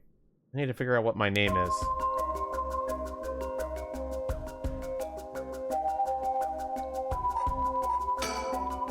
I know what I look like. Next I have to remember my name. You're a woman with this face in my memories? Come on, I need a name.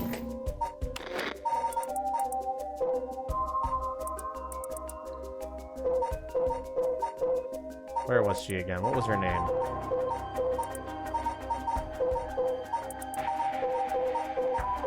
Here it is, Mayu.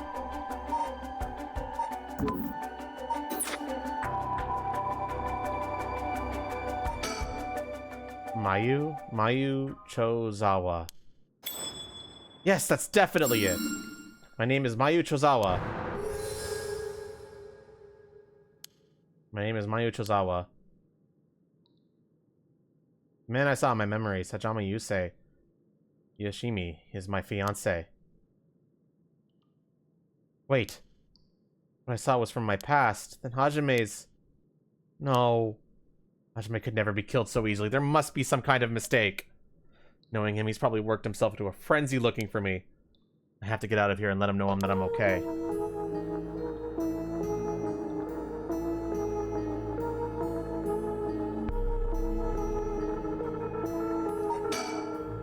A little better now that I remembered who I am. I have to find a way out of here. It's so dark though, my eyes are adjusting, but I still can't see well. There must be some kind of light around here.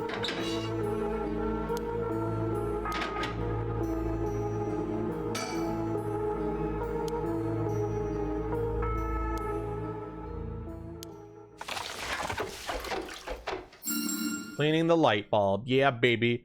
A little brighter now. Should have an easier time searching now. Just hope I can actually find something.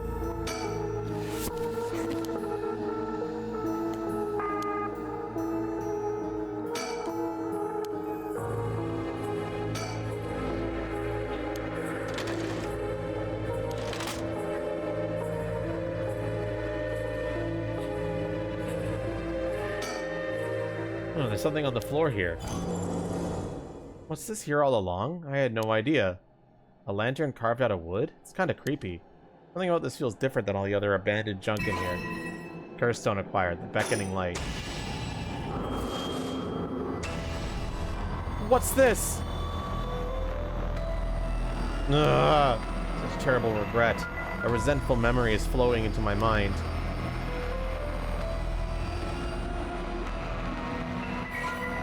You have acquired the power of the curse stone, the beckoning light. You can use it to kill curse bearers using their own curses.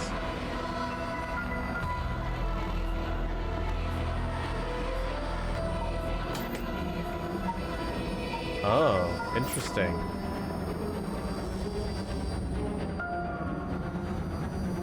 It's a reverse Uno card. It's the Uno reverse curse, yeah.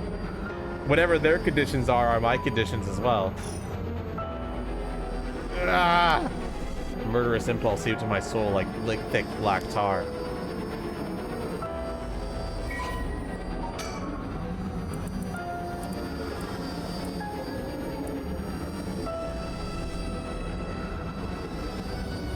So she can't kill. You can't kill normal people with this. You can only kill curse bearers. See, a vague silhouette is framed by silvery moonlight near the bridge. It is a man hunched over near death with regret carved on his face. Visions of the past flashed through his mind. Memories of the young couple and their daughter. But he had lost everything. He had repaid the kindness shown to him with evil. The regret gnaws at him now. It is too late to undo it. His mind turns to the Onyoji woman. It was all her doing. No, the blame laid with him in his inexperience. He had foolishly involved himself with the forbidden, inviting evil into his wife. I should have left the rite of resurrection well enough alone. The light of the man's life begins to fade as regret and anger wash over him in turns. Only I had accomplished it in the end. Alas, it's too late for that now. I'm prepared for hell. Perhaps in another life I can fulfill my dreams. Even if this body perishes, I can atone for my sins.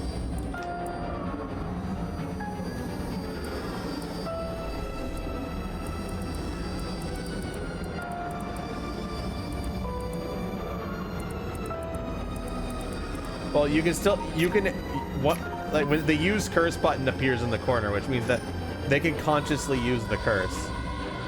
Just because the conditions activate don't mean you have to kill them. I remember now. I remember everything. I know why I was brought here. That's right, earlier.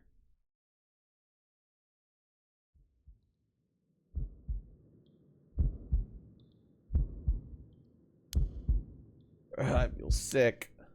Where am I? Yes, that's correct. We finally have a confession. No one's talking on the phone?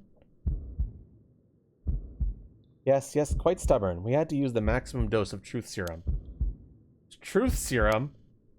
They drugged me with something? There's someone behind me. Can I get a look at them? Damn, my body won't move. Oh, you are awake. Oh, it's you. Ugh. Your head must be beginning to clear right about now. You, Takumi? Shit, you tricked me. Such a harsh accusation. It was you who was being uncooperative. What did you do to me? What was that about a truth serum? I assure you, you have nothing to worry about. You are in no danger. That being said, there may be some side effects. Memory loss, brain fog. It was you. You're the one who hurt Hajime. Try all you want. I'm not telling you shit. No matter. I already have everything I need. What? In the middle of the call with the chairwoman. Why don't you have a rest while you wait? Hey, stop. Get away from me.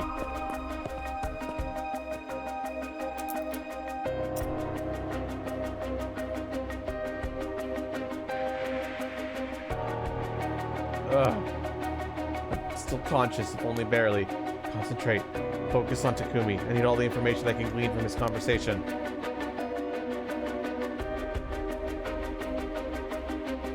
Correct. She does not seem to know where the blank is hidden. Hajime Yoshimi was the same. Yes. It was unexpected, but... No. He really did do something to Hajime? Damn it, I'm fading. That was close. I have to keep listening.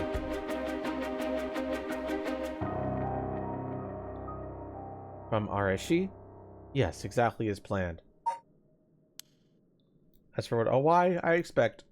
Yes, as soon as possible. Yes, the curse will likely... tomorrow, according to Arishi. I can't... Just a little more.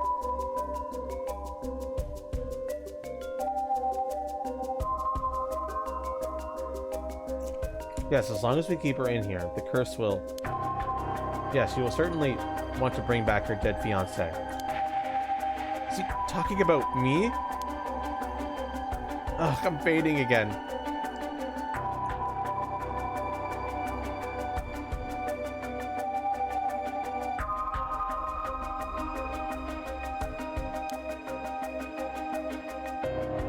Put together anything I can learn. Yes, I will be leaving her in here. I'll take the telephone with me. Ah yes, that is in the cabinet. It should pose no problem. Yes, I have changed the lock. The year of the company's founding. Oh, I can't hold on any longer.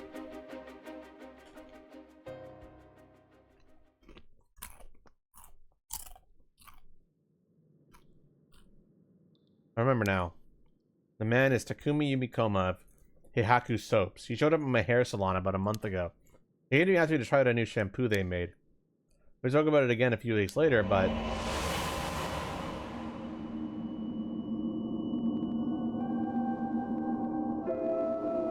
He suddenly started asking me about my fiance. I remember thinking it was pretty weird. Heihaku's a huge company, so I tried to be polite and answered all his questions. I wanted to know what kind of family Hajime came from. If there was anything special about them, or if he was an heir to anything. I thought it was so strange. I didn't give him any specifics. And then that night, he never came to the place we agreed to meet, so I went to where he said he was going, the former Yasuda Gardens. That's where I found his dead body. I was so distraught that I just ran away. I didn't want to believe what I was seeing. After that, I decided to pull all my hopes into that rite of resurrection everyone was talking about. I searched desperately for anything I could find about the 7 mysteries of Honjo. And then... Takumi showed up again. He told me that he knew something about how Hajime died. I thought I would just act interested in what he had to say, but I fell for it completely. Next thing I knew, I was locked up in this room. Pumped full of drugs and left here on the floor, barely even conscious. I spent the night dreaming of him, praying for a chance at the rite of resurrection. And at midnight last night, I got the curse of the beckoning light. Between the drugs and the curse, I passed out. That must be why I lost my memory. Now I remember everything. It was Haku! They went after Hajime! They put me in here!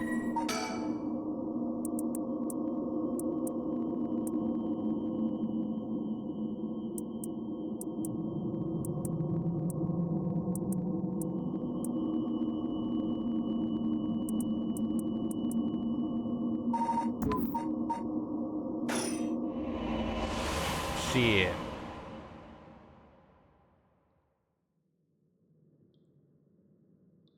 Why did they have to kill him? What was Haku's doing, too? What could they have wanted with him? I knew his job was dangerous, but why would a company like that go after an officer in the juvenile division? I get it now. All that about the shampoo was just to get to Hajime. Hajime. He was always the kind of guy who could shoulder any burden with a smile on your face. What burden were you carrying this time? Be targeted by a company that's more than willing to kidnap and drug people. Was it something you couldn't tell even me? No. Takumi said he had gotten some kind of information about me using the drug. Could I have had Hajime's secret somewhere in my memories? If I did, what could it have been? Did Hajime tell me something? Whatever it is, just let me say one thing. Fuck you, Haku! I'm not about to let any of this go the way you want. Yeah, that's right. It's up to me to protect any secret Hajime was trying to hide. I'll finish whatever it is he didn't get a chance to. After all, it's always been up to me to clean up your messes. Okay, whatever you got yourself involved in, I'm sure you had good reason. We're gonna take them for all they got, just you wait and see. Alright, it's about time I got out of this dump.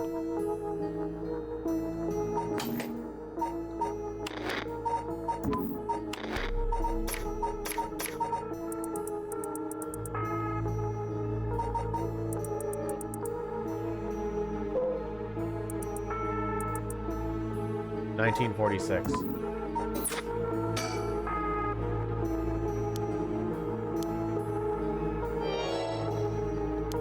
Yeah, Tommy said something about this. He said he put something in here and locked it. So there's probably something in here. Should I try my luck with the lock?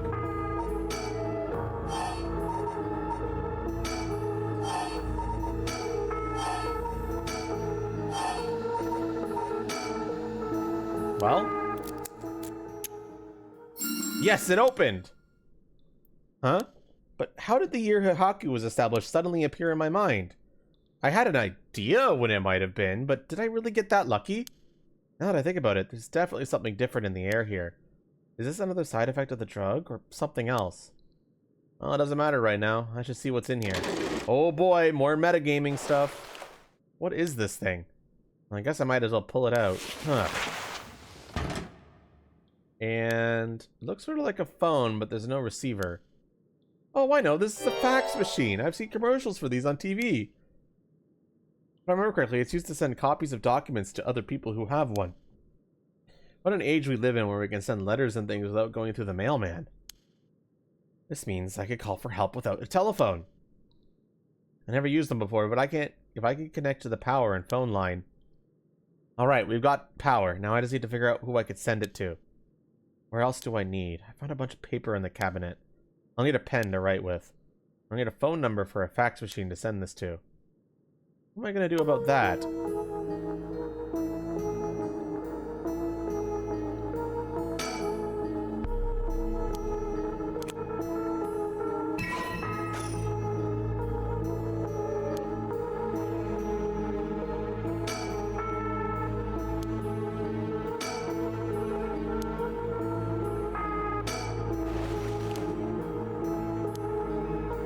I'm assuming I get a fax machine number from one of the other routes, potentially.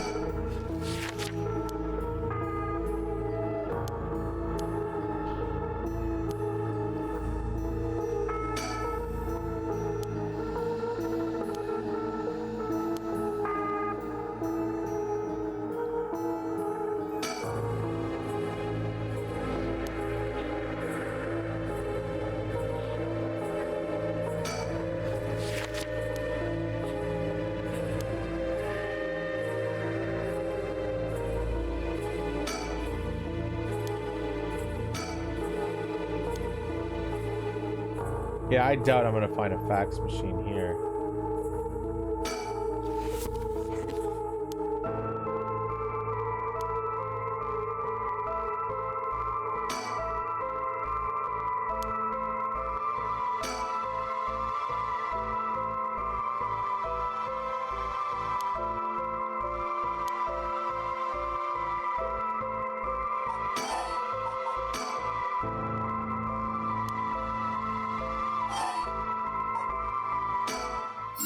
Huh?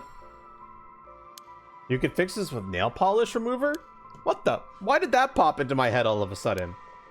Well, might as well give it a try. This is one of Haku's warehouses. There just might be some nail polish remover somewhere.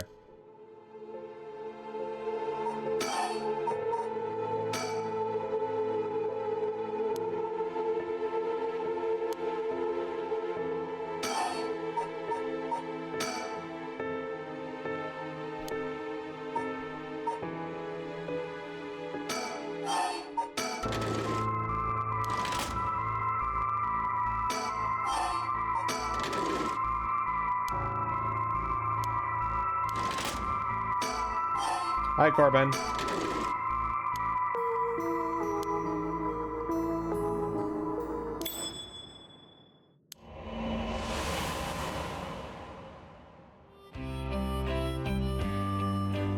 Oh shit, I wasn't expecting this to trigger a flashback. Ajime, thanks for waiting.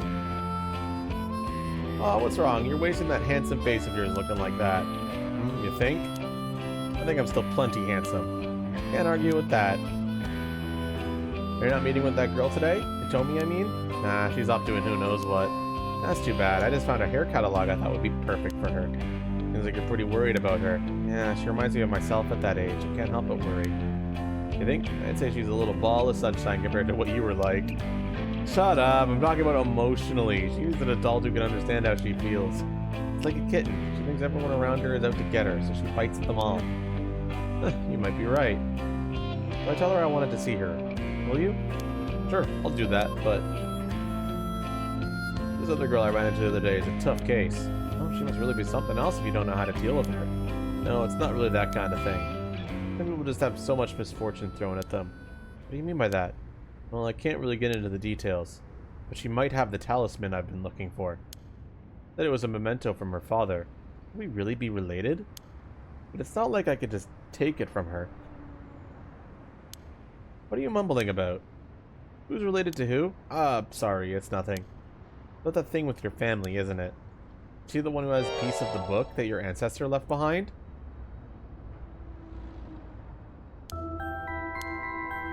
Hey, how do you know about that? God, I forget how dense you are sometimes. How long have we been dating now? Besides, you were the one who came crying to me about it when you got wasted that one time. Rambling about how this old book you're supposed to inherit is hidden in these two talismans. And that something was giving you a bad feeling about it and you need to be careful. Oh, right. Well, we found the scroll. It's in the talismans. That's all I know, though, and I wasn't planning to try and pry any further. But if it's something important you need to protect, then what are you laughing about? Yeah, you're right. Thanks, Mayu. I feel better now. Well, that's right. Did you hear? The mockingbirds were seen in Honjo. Huh? That came out of nowhere. Mocking what now? An urban legend about these bird stickers that show up out of nowhere. I was always kind of curious about them, but I never thought they'd be in Honjo. Maybe a bunch showing up all over town. We gotta keep an eye out. Feeling alright? What's gotten into you? What's so special about these birds? Come on, one of them is a penguin with a pompadour. You can't tell me that isn't the greatest thing you've ever seen. That's so dumb.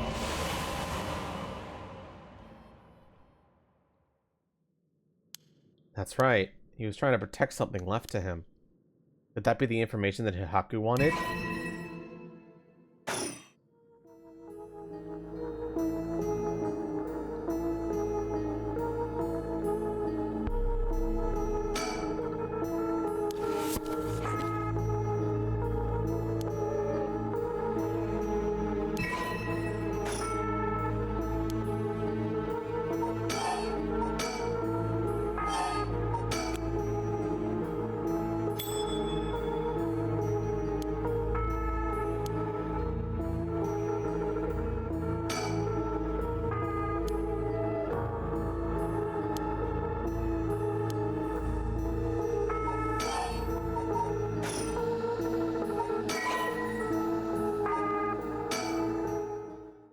I have a feeling I need to get that from somewhere else.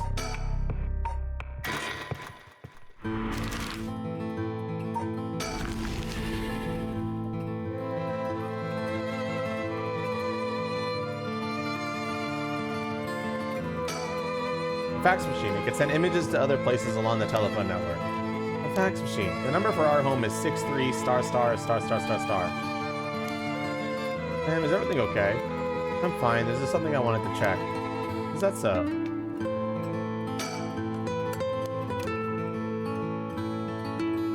Bitch, why is it asterisked?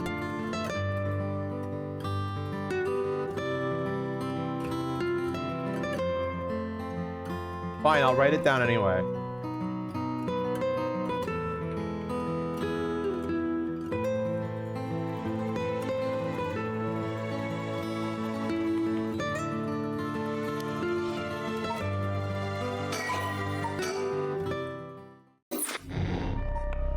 Or maybe that's all I need.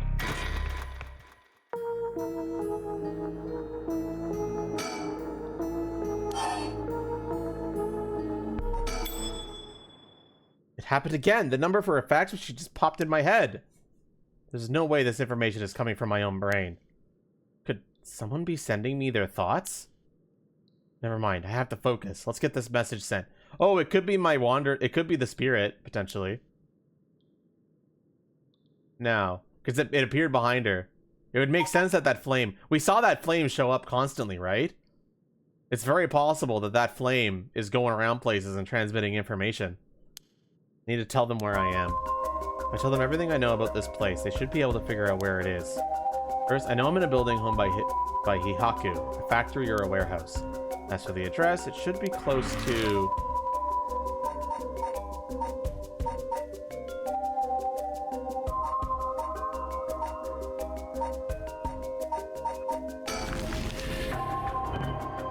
No, that's not right.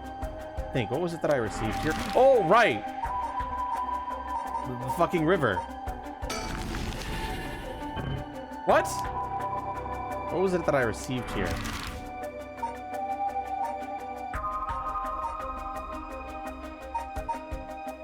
Oh no. No, factories. Yeah, Honjo Bridge is the factories. That's right. My curse echo is in the beckoning light. That means this place must be near Honji Bridge. Oh, that's also another smart. And we also saw the echo when we explored there. Okay, time to send it.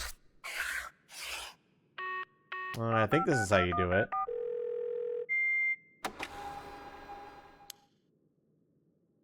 All right. If the machine I sent to is connected, it should be sent. Now I wait. Please, somebody.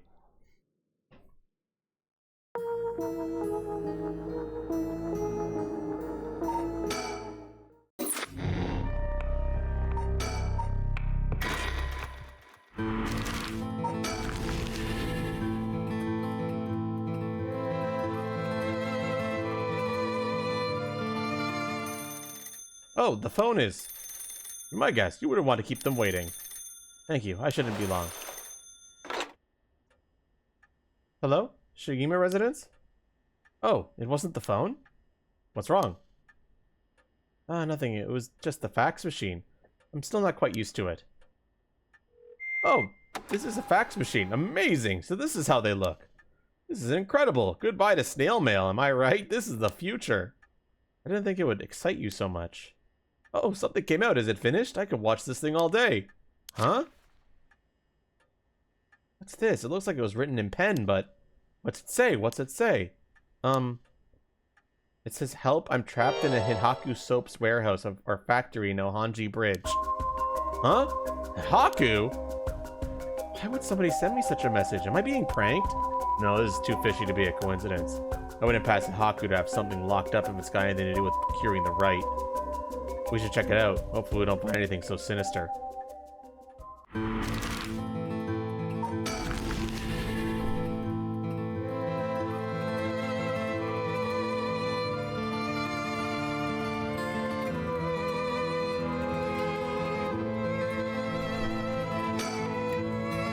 After looking around, I determined the abandoned factory is indeed Hihaku's. Abandoned factory near the Honji Bridge. Everything lines up. But the person who faxed us is for help is in there? Let's find out. If there's nothing, we should wrap up fast. But isn't this place locked? Don't underestimate me, ma'am. I can make short work of a simple lock like this. Oh my, you truly are something else. Please be careful then.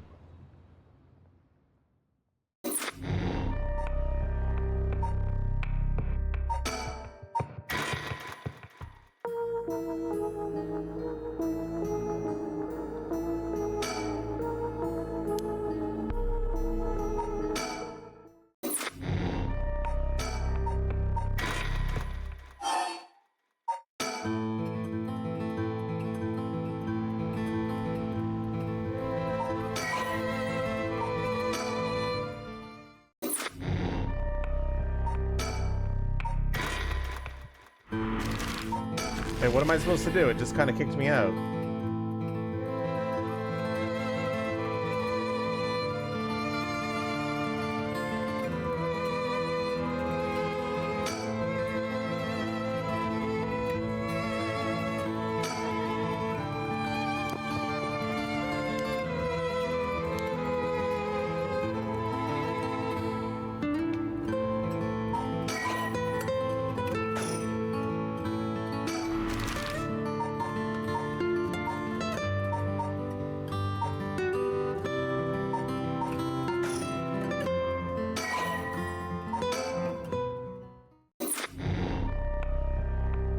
Am I missing something?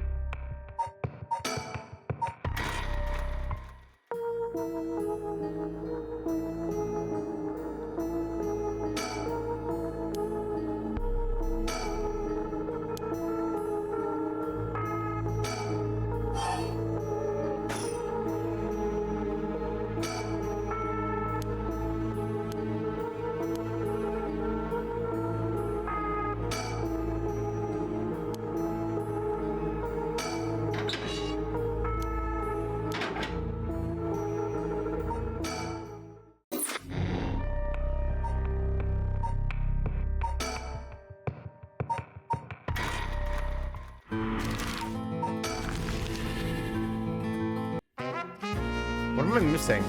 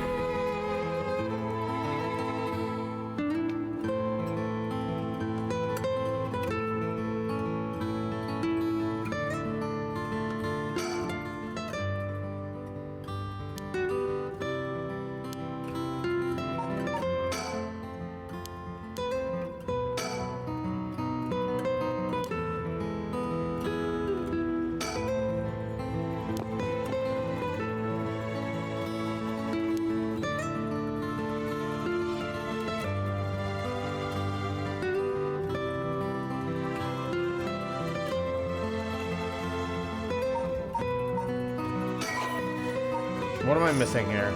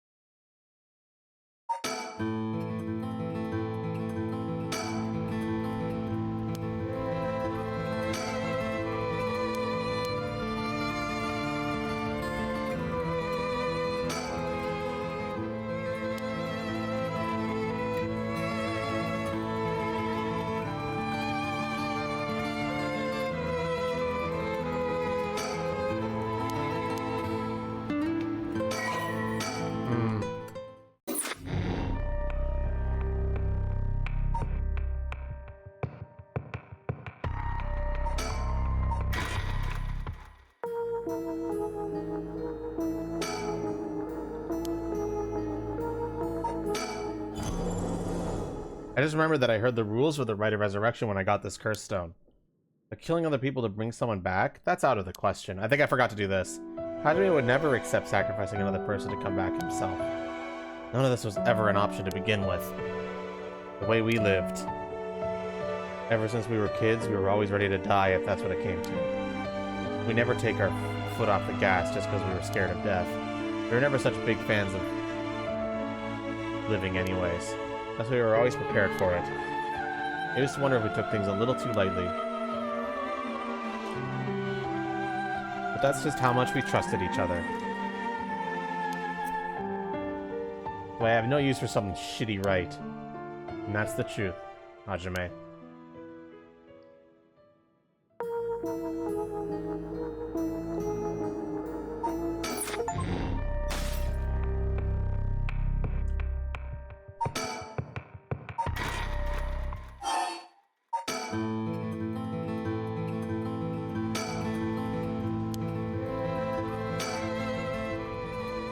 Huh?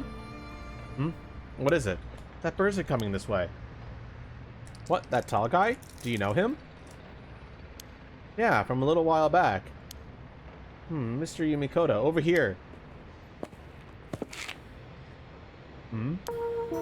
Oh. You're Gamido's manager, Mr. Yumikoma, yes? Good to see you again. Miss Kurosuzu. What a coincidence running you into you here. Gamiodo? Yumioka? He's been trying to avoid eye contact with Mio since he noticed it was her. Something's fishy. You know him, Mio? Yeah, from a job a while back.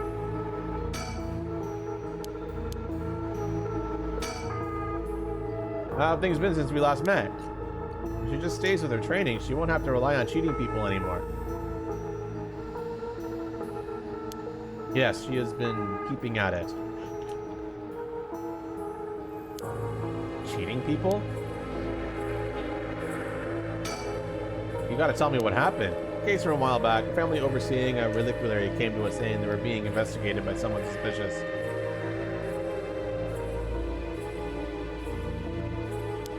Investigated? A psychic named Suigen Gamiodo suddenly showed up. She said that she had a premonition that something terrible would happen and she had to exorcise the temple immediately. Oh, where have we here at Suigen Gamiodo before?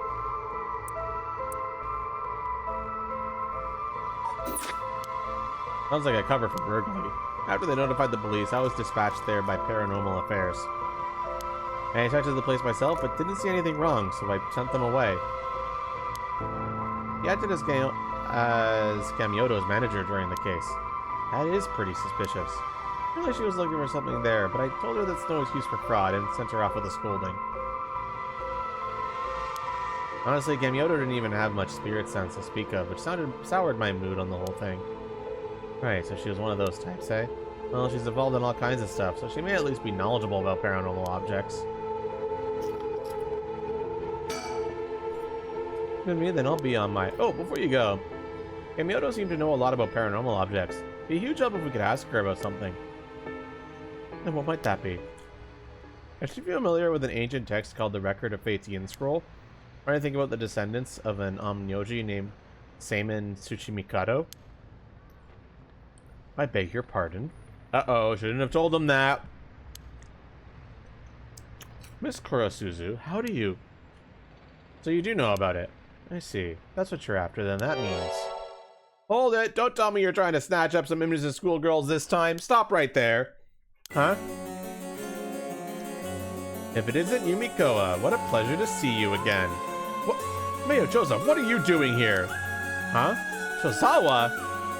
This investigator here helped me out. You really did a number on me. What do you know? We just so happen to have some business with Hihaku ourselves. Why don't you join us? You can do that much for us, can't you? You work for Hihaku after all. Depending on how this conversation goes, I won't have to get the police involved. Huh? You work for Hihaku? What's going on? There's really no way you can refuse, though, is there? You two young ladies must be involved as well. Would you care to join us? Oh, I'm sure. Fucking get his ass.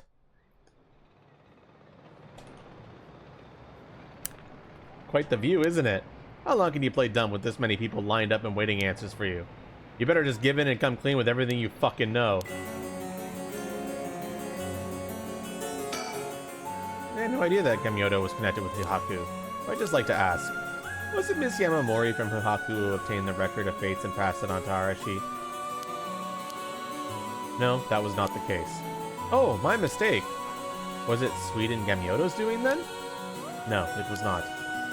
We first learned of the record of fates from Mr. Arashi. It was then that Miss Yamamori gained an interest and extended a contract to compensate him in return for his research and findings. Then who was it that activated the Feast of the Shadows to call forth the Curse of the Seven Mysteries? I give you my word that we had no part in that. We had learned from Arashi beforehand that something would happen at midnight last night. That is all. Hey, there's no way that's true. Stop lying. I must ask you, please refrain from violence, says the one who refrains to violence. Hold on, Yaku, it's alright. The minute I learned that Gamyodo was none other than the queen of Hihaku herself, I felt that was the case. She doesn't have a strong enough spirit sense for it. Oh, gotcha. Well, it's somewhat shameful. If you require proof, then so be it. What, so that talk of supernatural powers is just hot air? I don't think she has zero spirit sense, but even Yaku here has more than her. I do? Also, the spirit power lingering in this park has been bothering me for quite some time. The person who died here must have had considerably powerful spirit sense. If they were a Hihaku employee, then maybe they should have been the one running things. My, to think Shoko Oki was so talented. At any rate, Hihaku wasn't the mastermind behind exposing the record of fates to the world and initiating the Feast of Shadows. I think we could be sure about that. Alright. So the CEO's just a hack, who would have thought?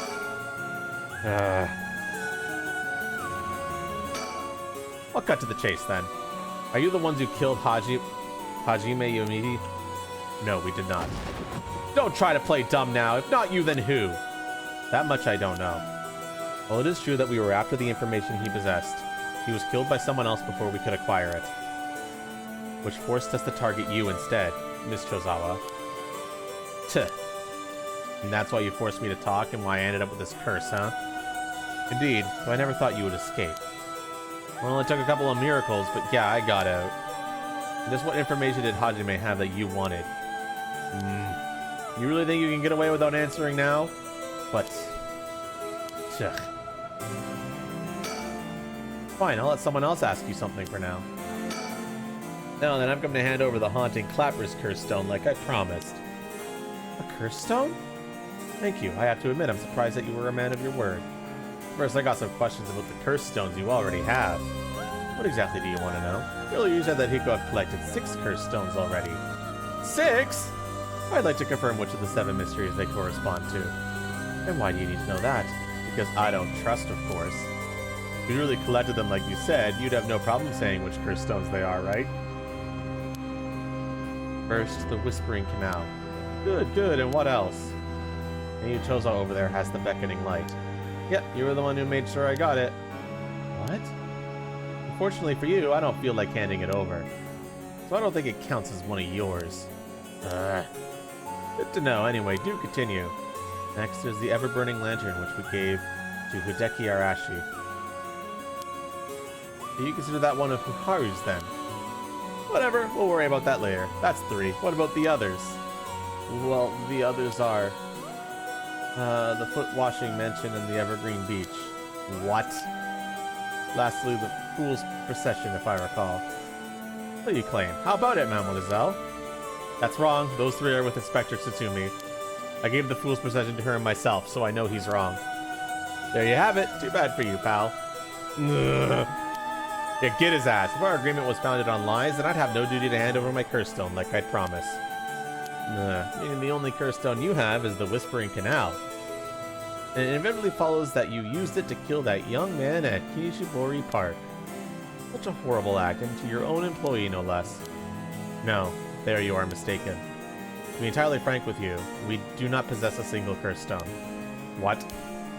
We planned to collect soul dreads using any method available to us, of course, as we needed the right, but committing murder ourselves was too much a risk.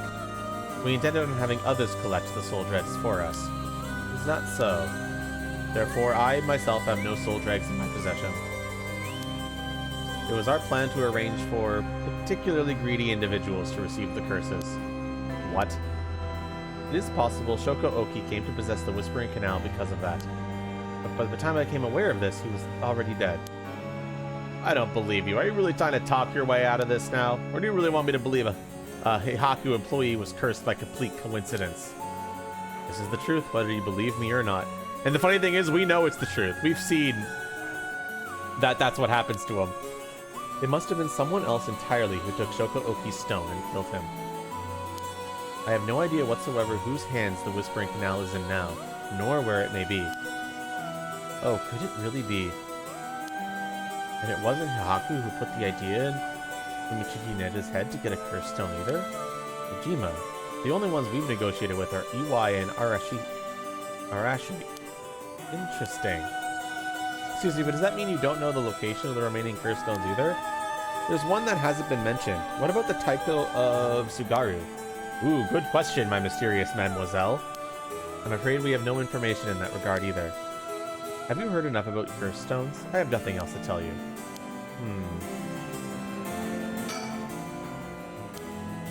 What is it, mademoiselle? Would you be willing to give up the cursed stone you have? Yes, you have a point. They're too dangerous to carelessly walk around in one pocket. However, sorry to disappoint you, that's not possible at the moment. And why is that? Oh, you don't know, do you? Then I'll tell both you and your friend from the Hikaru over there. I doubt any of you have attempted it yet. But it seems that cursed stones cannot be given to normal people. Huh? What? I actually tested it with the mademoiselle here earlier. Even if you give the cursed stone to someone else, the curse bearer doesn't change, and the stone eventually makes its way back to the bearer. It's almost obvious when you think about it, seeing as how the cursed stones appear to the curse bearers of the Nona Court to begin with. But Inspector Susumi has collected curse stones from other curse bearers. Then Inspector Susumi must be a curse bearer himself. Ah. But from what you're saying, curse stones can only be transferred between curse bearers. And obtaining a curse stone alone doesn't make someone a curse bearer, so they can't use its curse. Exactly, so they aren't quite as dangerous as you think. As for Hikaku's intention of just collecting the curse stones for themselves, unfortunately for them, it was never going to work, unless there's a curse bearer among them. The damn Arashi, how could he not know this? That must be why I sensed that I couldn't take Yako's curse stone. I returned it right away when I borrowed it from her earlier. That's precisely how it works, my mysterious mademoiselle. I'll give mine directly to Inspector Tsutsumi later. If you know Inspector Tsutsumi, then I think that's best. Thank you. He's not going to. We know that much.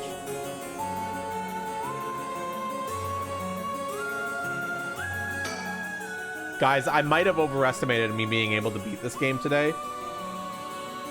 I'm not sure what I'm going to do. And you know about the record of fate, since he's not? Why would he? We know that the person he's working for doesn't want to give up the stone. You, don't you? If you were researching the Rite of Resurrection and the Record of Fates, then you must have looked into the Yin Scroll as well. That's right. The Record of Fates alone wasn't enough to learn how to collect soul dregs. I'm sure you looked into many things on your own, but how much do you actually know? Who and where Seimin Tsuchimigado's descendants were? Were you able to find that sort of information with Gamyoto's connections? I can't reveal that.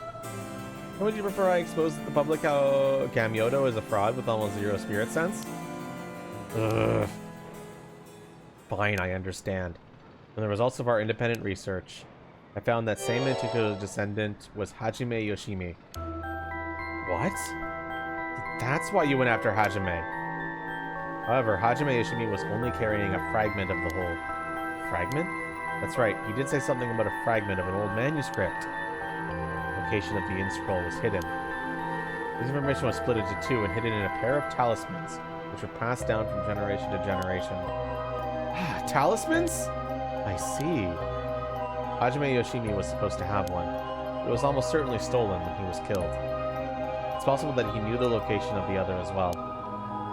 That's why you questioned me about the things he inherited. That girl Hajime I've been helping recently must have had it then. Oh, Michiyo's talisman. Yes, Michiyo's Shirashi was also likely a descendant of Seimin Tsuchikimikata. What? The talisman she carried as a keepsake from her father. We searched for it based on Miss Shozawa's memories. However, Michio Sarachi was already dead. Yes, by coincidence, she happened to be closely connected to Mr. Iwai, so we began our investigation there. But he was already dead too, leaving you in a quandary. I see. You know, if we can get both of the talismans, we'll know the location of the record of the Fate's Yin scroll. Sometimes the answer is right under your nose. Sometimes those answers are the hardest to find.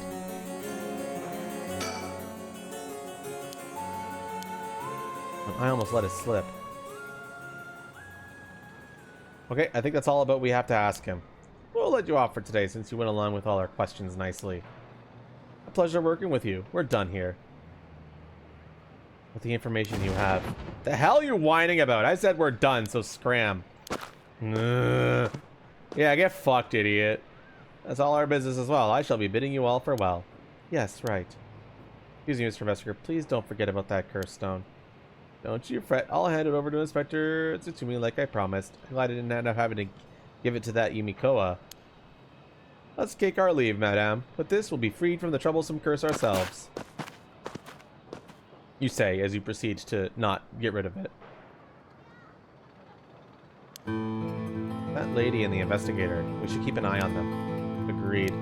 Really? Why? I think they're up to something. Just my intuition, but still. Yeah, I wonder what that investigator really wanted out of all of this. His goal was getting information about the curse stones, and this might be bad. Alright, I got one of those curse stones too, the beckoning light. Alright, if you don't mind, would you give the inspector to me without using it? Yeah, sure, if you introduce me to the cop, that is. I feel like if I keep carrying it around with me, I'll start getting some weird ideas too. I just remembered, Mayu. I have something important to tell you. Whoa, what's all the yelling all of a sudden?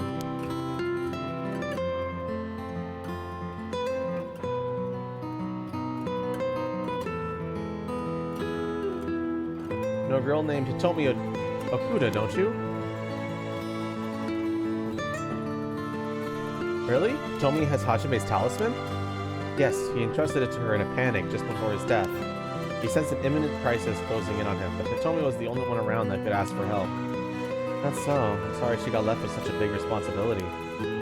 That means me and that Hajime got killed by someone who was after that talisman. But since he gave it to someone else, they couldn't steal it like they wanted. I'll have to thank Hitomi for that. I also think it's going to be hard for us to get her to give up the talisman. Yeah, you may be right. It was Hajime's dying request to her. Do you two need the talisman for something? Yeah. First, I'd like to use the talisman as bait.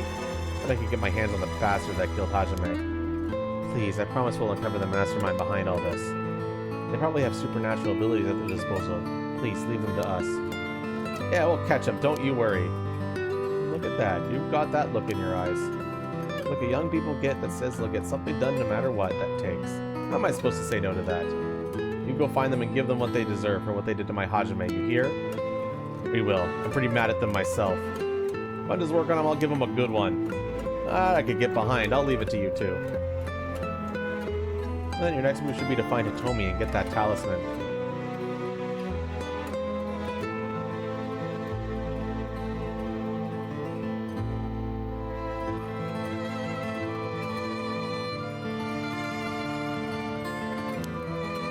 So isn't there one more talisman that you need? Right, but we got a pretty good idea of where the one Michio had is. I'll have to check with Inspector Tsutsumi about that. We should call back to the school and call him. You got it. Okay, I'll head to the high school now and wait for you there. Perfect. I actually might be pretty close to the end. Fuck.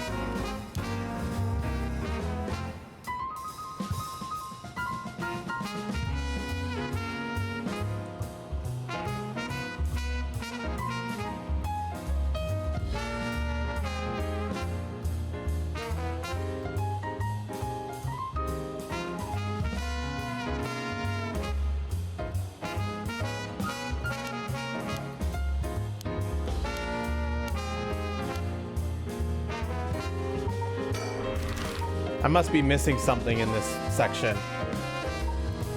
I don't know what, though.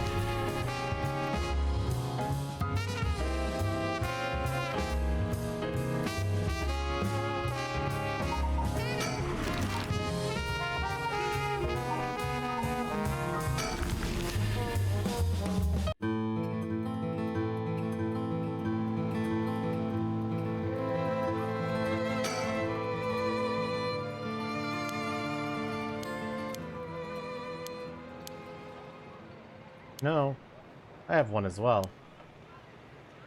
A last resort. You do? Ah.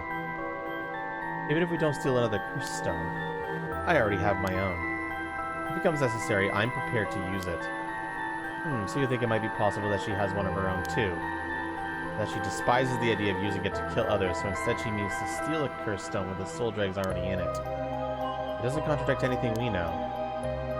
It lives nearby, which means she might have the Taiko of Sugaru curse stone. We still don't know much about that one. Victor? That last resort Ayami spoke of. It could be our chance. We can use her. I hear you loud and clear.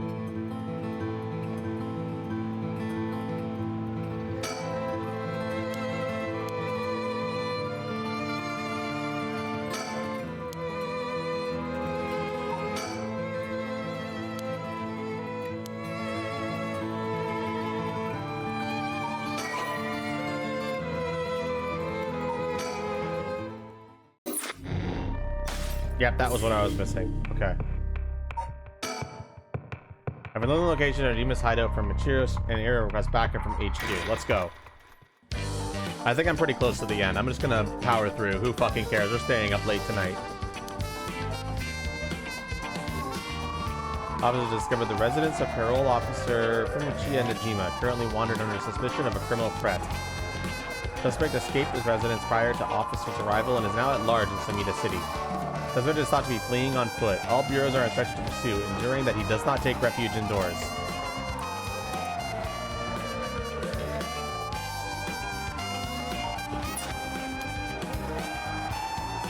And then Bakiri can follow up with the VOD.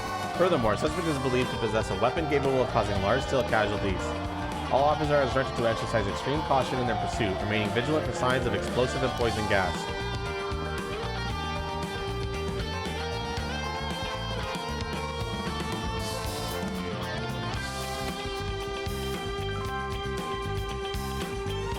Sorry, boss. I tracked down Najima's safe house, but he legged it just before we got there.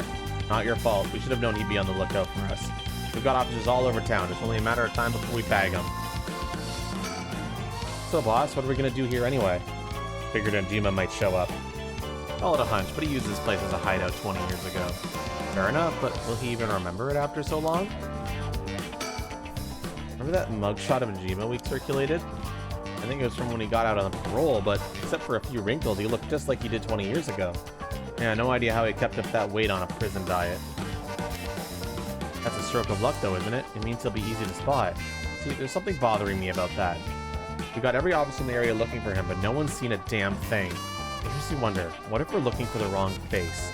I mean, he slimmed down? But it's only been half a year since he made parole. Did he really have lost that much weight in just 6 months? Well, he must look different enough that no one recognized him when he started working at Komagata High.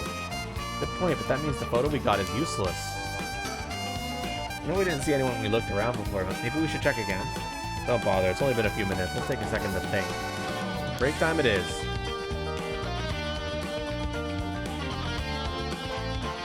Ah! I'm calling with police, but there's practically no one here. We're running ourselves ragged all day. It's nice to finally stop and catch our breath. Huh? Hey, boss. I think I hear something coming from those bushes over there. Sure it ain't the wind. Hello, anyone there? Well, I'll be damned. Hey, you, let me ask you something. How can I help you two fine gents? Oh, you motherfucker.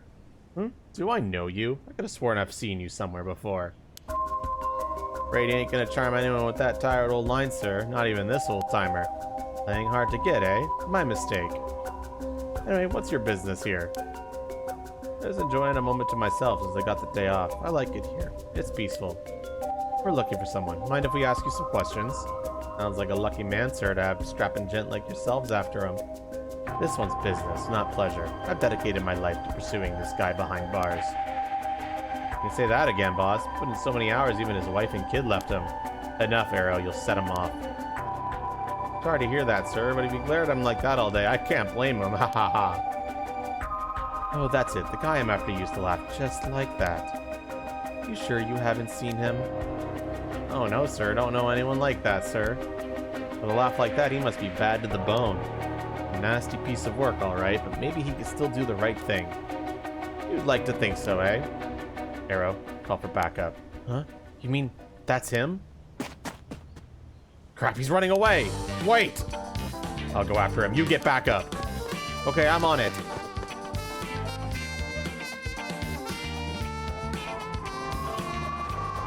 Information to all the bureaus. Suspect has been sighted in the former Yasuda Gardens and is fleeing towards Komagata Bridge. Arrow, go the long way around. We'll trap him on the bridge. Got it. Get his ass. Give it up, Najima. You're surrounded. There's no way out. Hey, now, you're really gonna pull that thing on poor old me? When the boys in the blue get so trigger happy around unarmed civilians? Unarmed my ass. We know what the curse you're packing is capable of. We also know it can't do shit in daylight, so give it up and come quietly. Can't do shit in daylight, What do you think I am? Some third-rate amateur? I'm a goddamn black magician. No way. Can black magic really do that? Like hell it can. He's pulling that out of his ass. Black magic's from the West, and these curses are Japanese. They don't have anything to do with each other. Because if he could use curses while the sun was up, he wouldn't have given us till dusk. Ooh, nice of you to take me on my word for that. Now that it wise out of the picture, I'm shit out of options. Good to know. Sounds like it won't take much to get you to give up. Careful now, I might just be desperate enough to try something. And the kid over there might just be desperate enough to shoot. Bit of a wild card, huh? You want to talk? I'll talk, but first you gotta put that thing away. I can't think straight with a gun in my face. What, you think I'm stupid?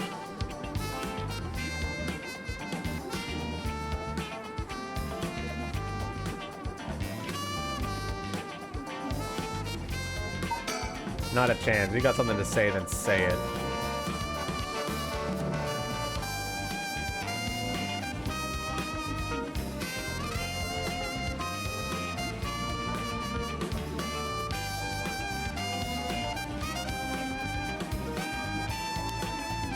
But his hands are shaking. If he squeezes the trigger a bit too hard, I'm done for. Makes things more exciting, don't you think? You have lost your fucking minds.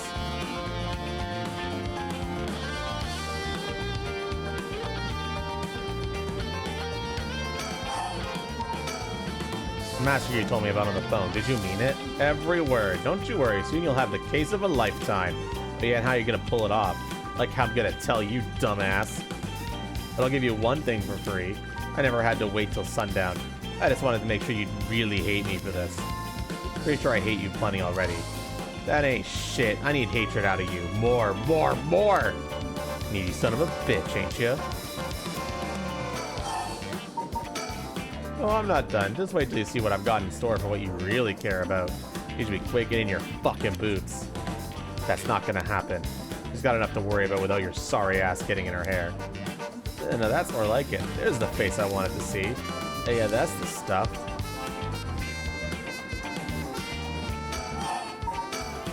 Man of my word, as you're about to find out.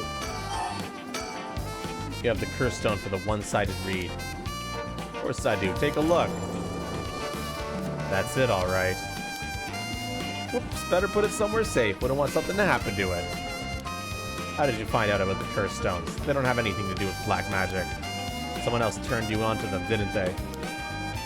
That puffed up teacher actually couldn't shut up about him. He's desperate for a chance to flaunt his smarts. All I had to do was act impressed.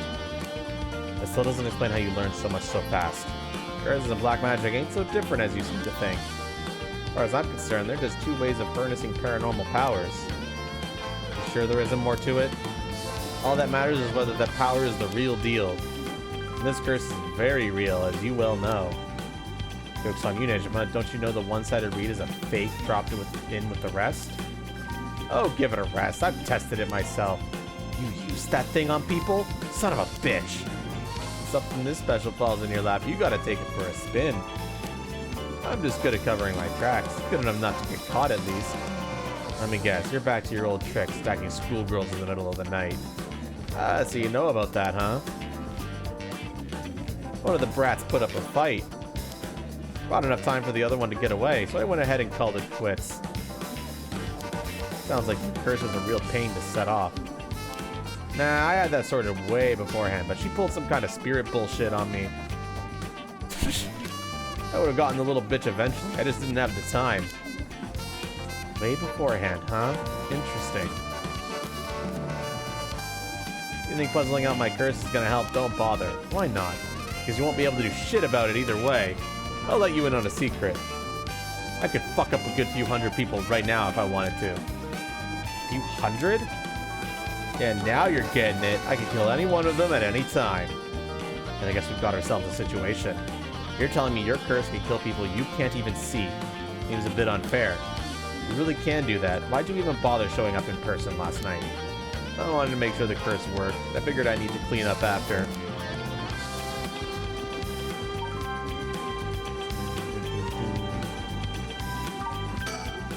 I doubt he can pull off what he's threatening, but we can't be too cautious here. If we try to take him down by force, things get sticky. Keep him talking. Maybe I can get him to drop his guard or even talk him down. We just have to be careful not to provoke him. Best case scenario is we get him in cuffs. Next best is we steal his curse stone. Either way, I need to get some idea on how his curse works, or I'll be flying blind. We've seriously got your curse locked into several hundred people? That's one hell of a curse stone you're packing. These things sure aren't made equal. And of course, you got the nasty one, of all the shitty luck. I'm told I pulled a good one. Told? By who? Oops, I said too much. I knew it. Someone fed you all this info. I don't know what you're talking about.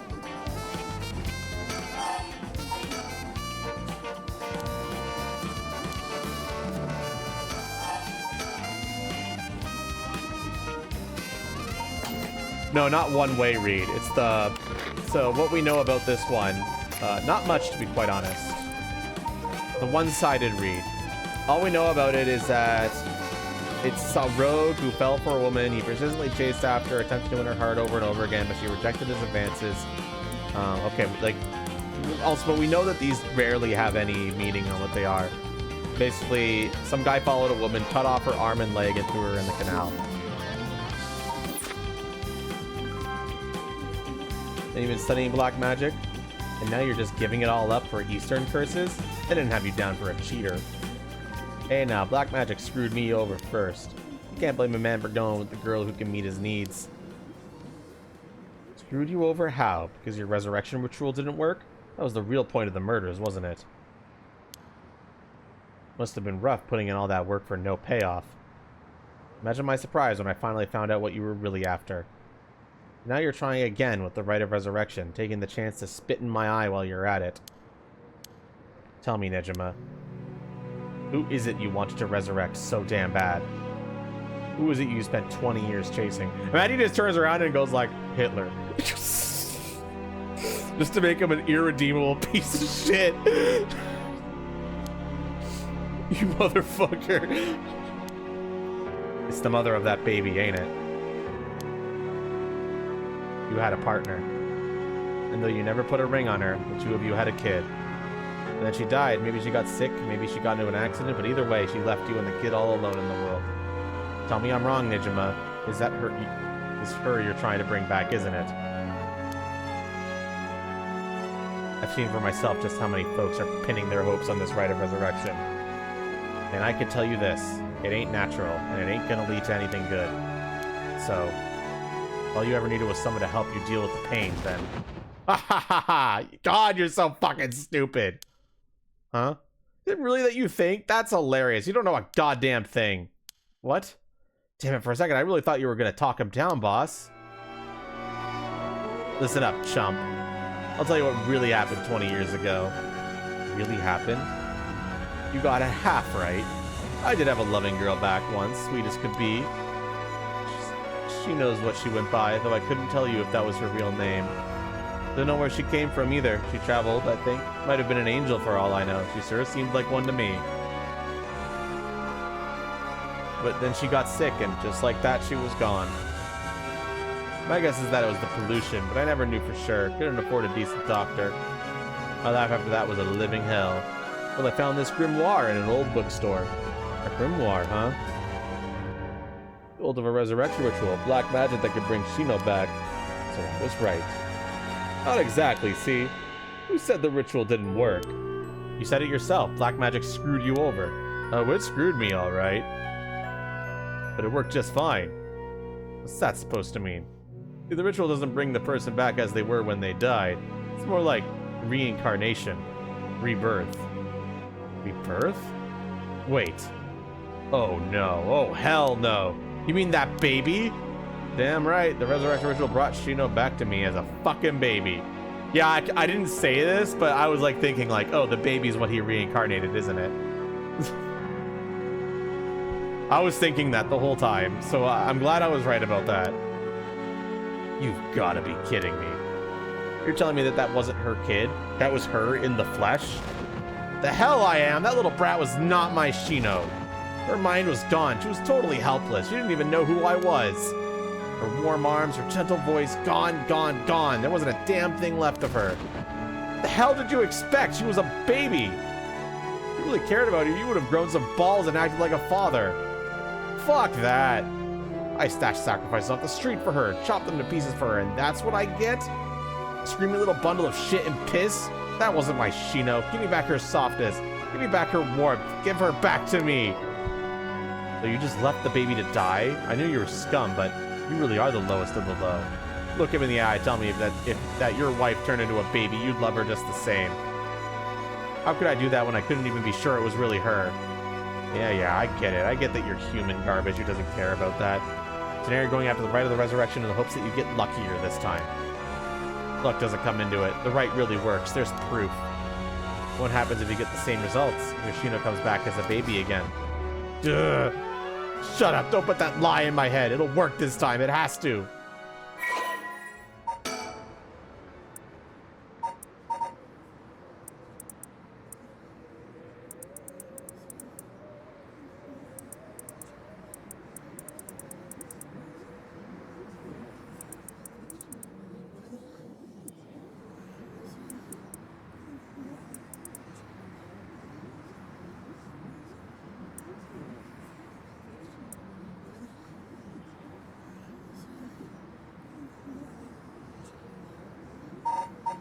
What's Shino going to think of you?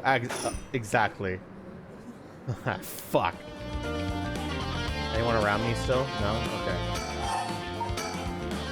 Doesn't matter. I'm through with black magic. Is that why you gave your grimoire to EY? I figured he could use it. Put in a lot of work into getting him to believe that sort of stuff. Fine then, keep your mouth shut. But I do know one thing. All that about being able to use your curse during the day, it's bullshit. Just a bluff. Oh, is that what you think? Your back's to the wall and you still haven't used your curse. If you really could pull the plug at any time, you'd have done it by now. Ah, now there's the Satsumi I know. Fine, I admit it. It's exactly like you said. If I could have used my curse, I would have. So I did. Huh? There should be a few new corpses around the city right about now. You sure you shouldn't be pointing guns at me when people are dying across the city? What? When did you... Hey, Iro! Get someone to check that out. Just don't take your eyes off Nejima. Aye, aye, boss. Hey, I need someone over here. Yeah, that's right. Go get earning that paycheck. If you don't see him soon, there'll be plenty more on the way. However, will you get out of this mess? The longer you keep me here, the more people die. That's blood on your hands. Bullshit, you're bluffing. Think what you like. You'll see soon enough. What are you doing here?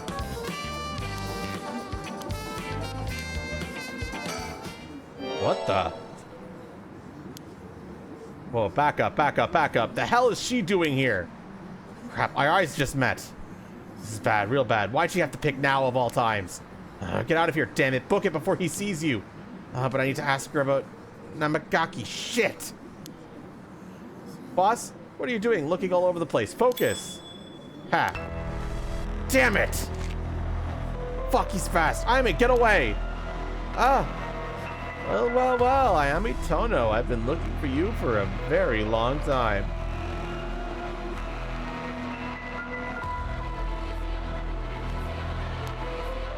Huh? What? Dad? Ayame, don't you dare, you bastard. Get away from her. Get out of here. Get off, you're hurting me. Stay right where you are, she dies. Hey, get back here. Make me see you around, dumb fucks. Whoa.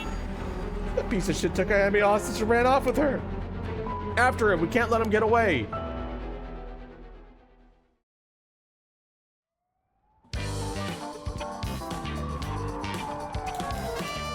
From HQ to all bureaus. Suspect has evaded capture at Command Bridge and remains at large. He's currently on the run with one female hostage. I gotta say, boss, we really screwed that one up. Yeah, we did. It's my fault. All we can do now is hope he doesn't slip the net. We know his identity now, boss. He can't run forever. Come on, heave your chin up. I'm sure the hostage will be alright. I hope so. I can't believe that was your daughter. How crazy is that? Yeah. We've been trying to get a hold of her since this morning, and she just shows up there? Who would have thought? What a twist of fate. Yeah, a bit too twisted of a twist for my liking. I think you need a breather, boss. You're not making sense. Does this mean she was on the one in the car with Nemagaki? Nah, we don't know that yet. Let's see what she has to say before we jump to any conclusions. You sound tired, boss. That stand-up must have really done a number on you.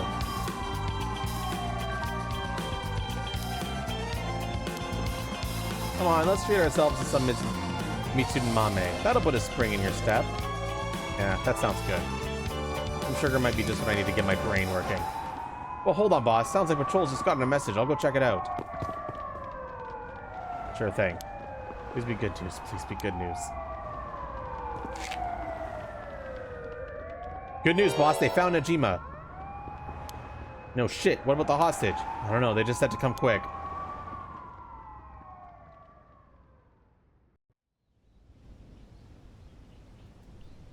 Oh, shit!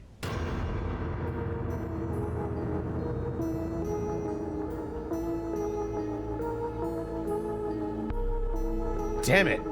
Guess we'll find out when we get there. At 4:28 p.m., Fumichika Najima, also known as Makoto Ashimaya, was discovered in the former Yatsa Gardens, beaten to death. The body suffered 110 distinct instances of blunt force trauma. The case is being treated as a homicide. The deceased's possessions have not been recovered and appear to have been taken post-mortem. The location of the deceased female hostage remains unclear. Police continue to pursue her as a person of interest. I have a feeling the Taiko drum curse did that to him.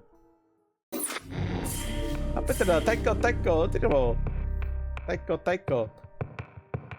Was the daughter a curse user? Potentially, but being able to use the curse of the day? Scary stuff.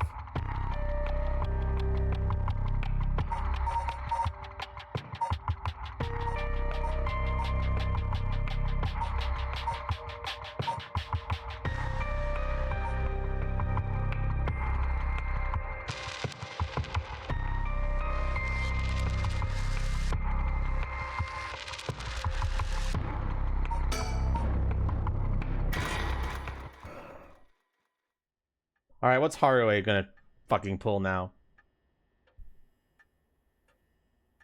New mentioned reception room. We received an update on the hostage situation. The 56-year-old male suspect who announced his intent to commit mass murder in Sumida City today. I had taken a woman hostage and gone on the run. It was found by the policeman in a park after 4 p.m. and confirmed dead. The weapon the suspect was said to possess was nowhere to be found on site, and its whereabouts are currently unknown. Furthermore, the female hostage was not present, and the search for her continues. Interesting. It's being reported on the news, and that lends credence to her story. Anyways, I should ask about her side of the story. What are you doing here? Well, it's just like I said, right? The female hostage message on the news just now. That must have been you. Which means you killed Nijima with your own curse stone. Well, you said you'd give me refuge, so I came to take you up on that offer. What are you planning?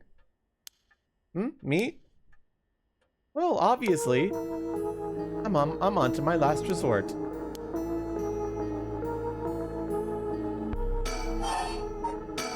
So you're a corpse bearer with a curse stone too, right?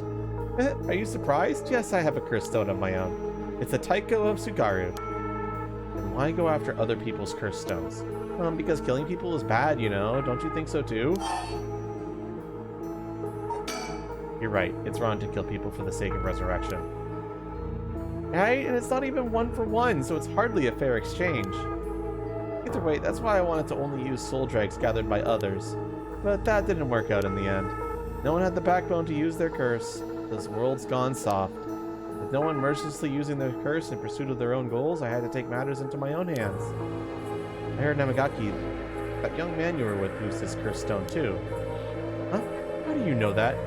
Creepy much. Are you stalking me? I may have heard it from a detective by now. Look, there it is. Cops bet you know a bunch.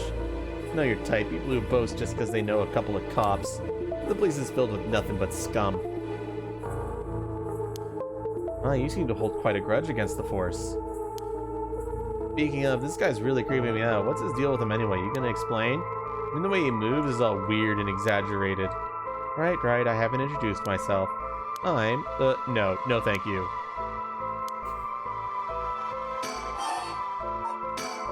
So what were we talking about again? Oh, right, Utara Namagaki. He's no good, honestly. He was such a wuss, I had to spur him on so many times for him to even use his curse, and even then he was pissing his pants. Just when I take my eyes off him, he hands over his curse stone to someone. Honestly, he's a disappointment. Well, that's what happened.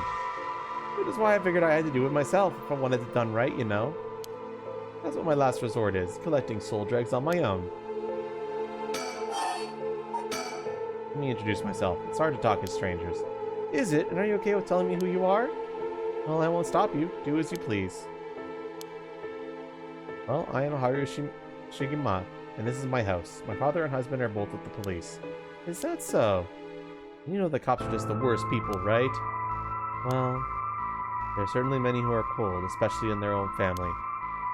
In a police family, one is always expected to just grin and bear it, no matter what happens. God, I know, right? What a relief. You understand. I think we might get along. Oh, well, I'm glad then. And I'm Richter Kai, private investigator. Look, did I ask? You're an investigator? Your job is to sneak around and follow people to pry into their secrets, right? Oh, is that why you kept probing with all those questions? Ew. Guess there's not much I can do to change that terrible impression you got of me. Hey lady, why are you working with this dude? I asked him to look into something for me. Really? It's just that he keeps looking this way.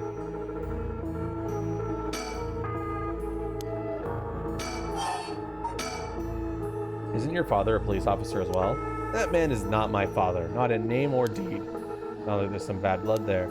Already legally cut all ties. He even had the nerve to act all high and mighty today and still refused to help me. You met him today? Yes, today. Remember that Chief Tsumi who was chasing Najima? Well, that's him. My dad. What? You're his daughter?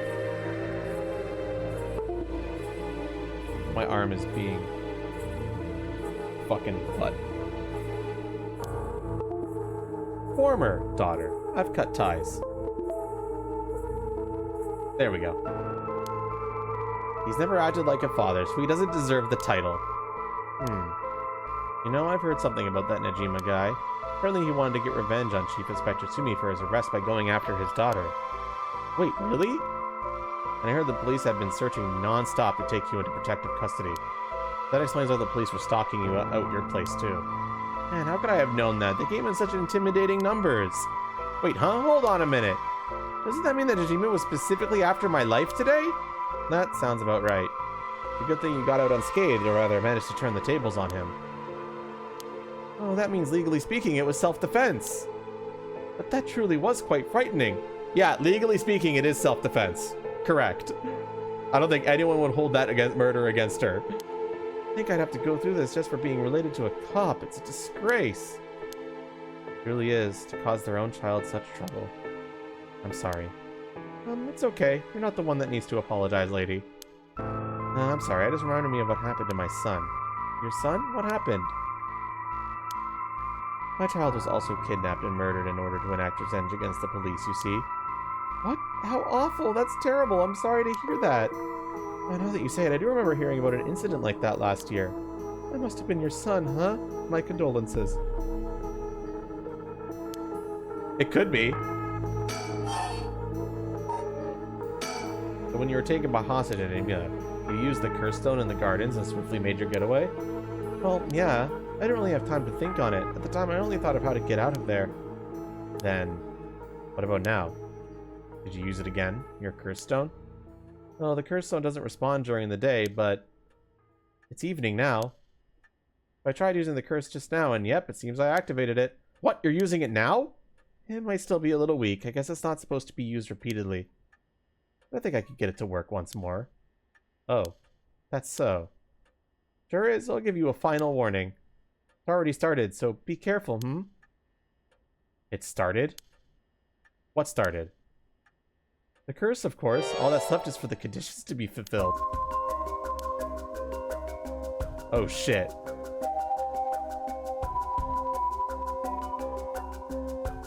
What are the conditions, then?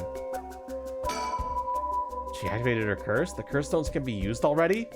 I let my guard down. I didn't think it could be used this early in the evening. Please calm down. What should I do? Should I keep her talking?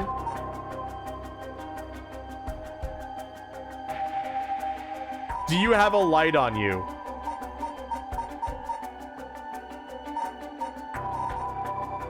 Which curse stone? No, instead of talking about that, how about we talk about why you're so shaken? As I thought, you have a curse stone too. You're a curse bearer, aren't you, lady?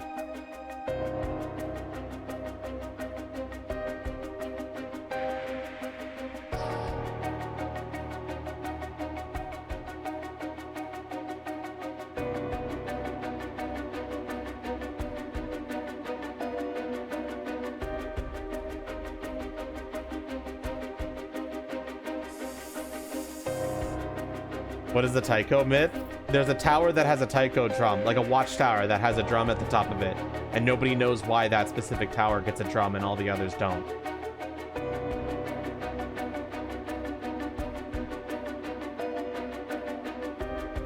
What should we say, chat? No. Ah, there we go. Huh?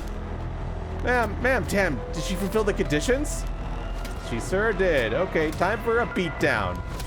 Geez, why did you try to hide it now of all times? I wouldn't have come if you weren't a curse bearer. Oh, well, I'm dead. Well, I just got beaten to death. Stop! Too bad, she's already dead. This is horrific. I'll be taking your curse stone. Oh, huh? All the haunting clappers needed was a source of fire? That was a close one. Now then, what will you do, Mr. Investigator? Ugh. You're not a curse bearer, so I don't have any reason to kill you. I won't show you mercy if you're going to try and capture me. So what'll it be? As I don't know how her curse works, it's still too risky to make a move. Your employer's already dead anyway, so there's no reason for you to go out of your way to arrest me, right? I can still do my duty as a citizen and report you, you know. Oh, what a surprise. This is when you decide to suddenly choose the side of righteousness? So it was after the same thing, you know? There's no clean hands when it comes to soul drags. Well, looks like you don't have anything to say about that. I'll be taking my leave then. Bye-bye!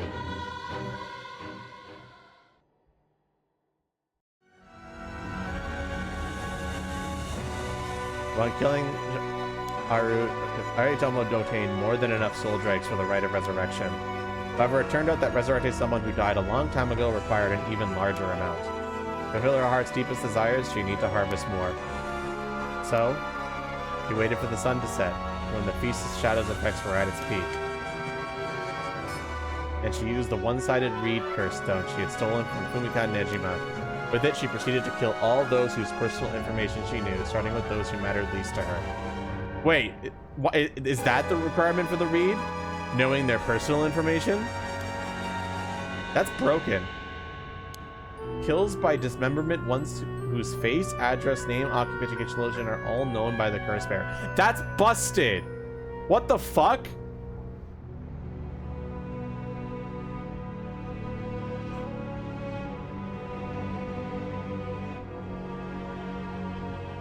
It's a death note. You need to know quite a bit about them, but still. The doxing curse? Damn. Many of them are random men, gullible and disposable, drawn in the allure of a female university student. One noteworthy victim among them was Tetsu Tetsumi, who, being a curse bearer himself, was promptly targeted for his soul dregs. Tsumi's death threw the investigation efforts into disarray, allowing Ayame to evade capture. Afterwards, she acquired various address register and phone books and systematically killed the people listed in them. Unsuspected victims could be safe at home, only to suddenly have their limbs severed. The strange deaths shook society to its core.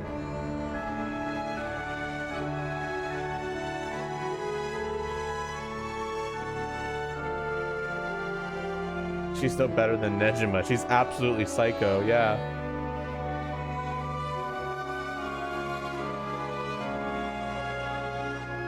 One-sided read is ridiculous.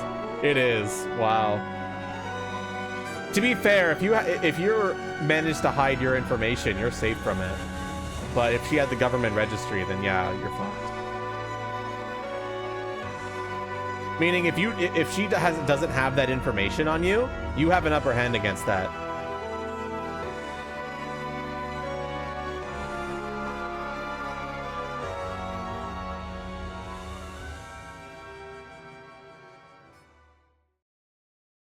But all things must come to an end, and so time the killings stopped. Sometime after the killings, a modern-day genius female ukiyo artist burst onto the art scene. She introduced herself as the mysterious Mad Paintress, and her fame grew quickly as she presented one incredible work after another. Praised as the modern reincarnation of Katsushita Hosuki, she quickly made her own mark on history.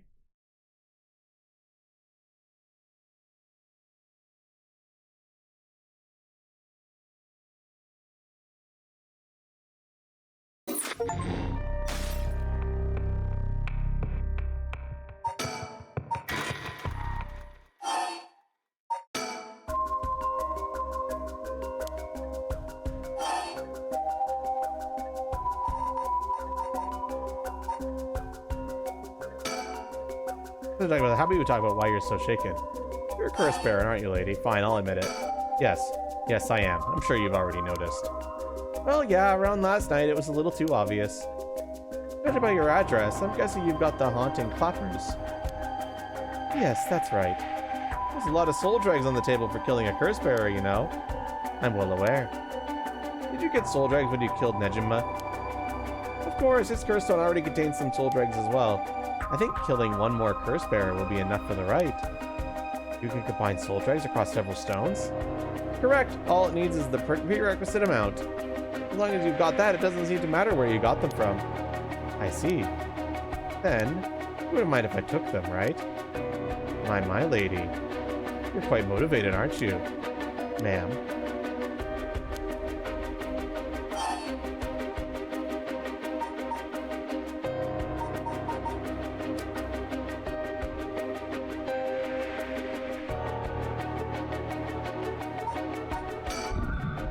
Do you smoke? Huh? Well, a little. You know what? I think this is probably going to lead to a bad ending, but... Burn. Huh? Ma'am, please, think this through. Ah! Ah! Ma'am, why? Self-defense, bitch. It was the only way. Victor. Could we settle any outstanding tabs now? Yeah, sure.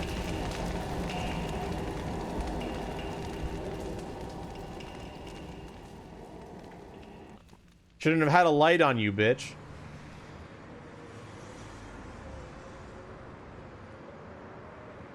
Mori, you got a moment? Of course. What is it, Mr. Richter? I was just curious. Have you heard of the legend of the mother who prayed to the Sumida River and resurrected her dead child? What are you on about? The mother searched so desperately for her abducted child that she lost her mind. Her son was found dead in Sumida River, so she then built a mound and continued to pray there until her son somehow emerged from the mound, back from the dead, or so the legend goes. I heard it's being adapted into a note play, too. Interesting. And? Well, it just had me thinking that legends really do exist. Sorry to ask again, but what are you on about?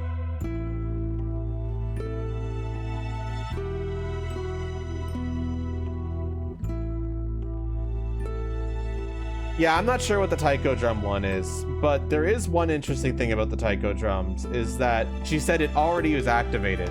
It sounds like it might be similar to the other curse, for the song listening one for 30 seconds, where it's something you have to activate in advance. It's not something that you just trigger when the conditions are met. I don't know, though.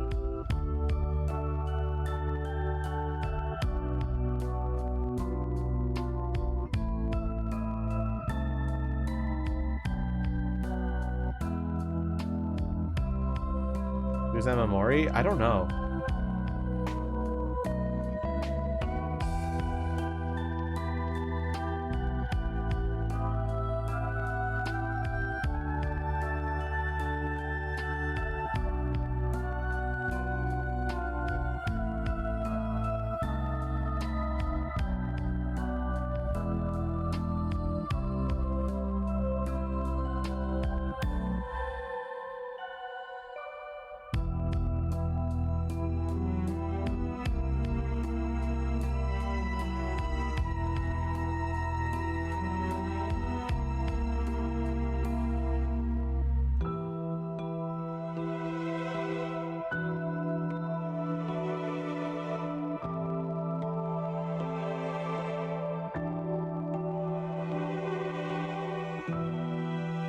This isn't exactly the worst ending. I agree, but it's clearly not the ideal ending.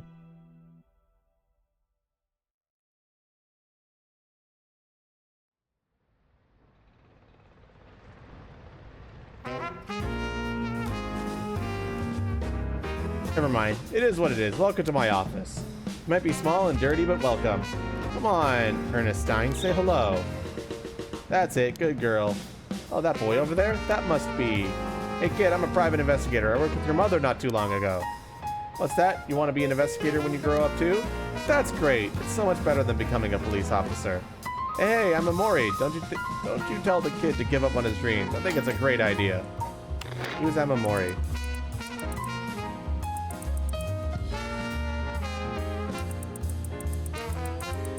I don't know anyone named Amamori. Why don't you bring us all some tea instead? Pardon me, let's start over. What brings you to my humble office today?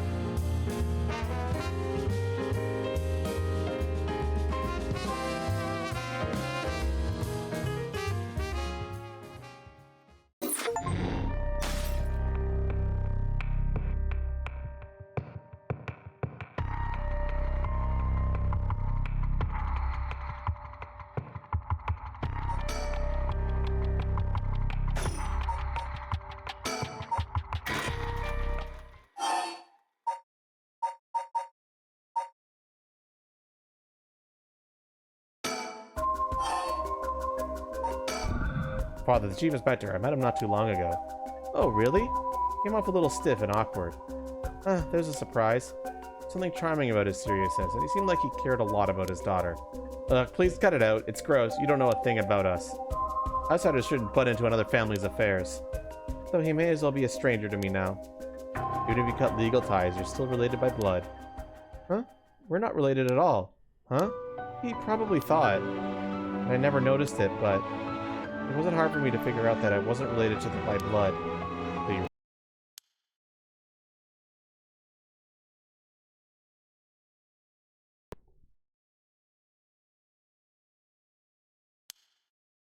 I was a baby when they took me in. All they did was raise me. My mother first got pregnant shortly after she married.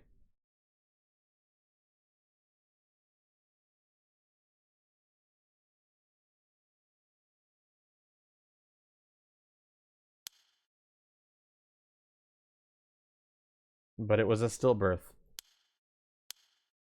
The whole affair left a deep wound on her heart. My father couldn't bear to see it. It was for her sake that he did it. I was a substitute, replacement for the child she lost. He decided that all by himself. He didn't discuss it? I think it might have been my headphones that caused that. I don't know why. Maybe he was trying to be thoughtful.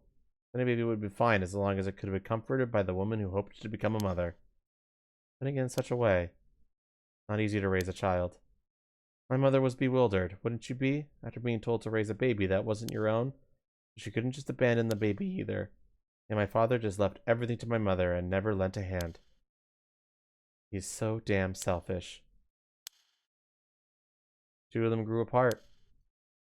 I watched them try and figure out how to understand each other, and the sight of it disgusted me. It was a messed up family, I tell you.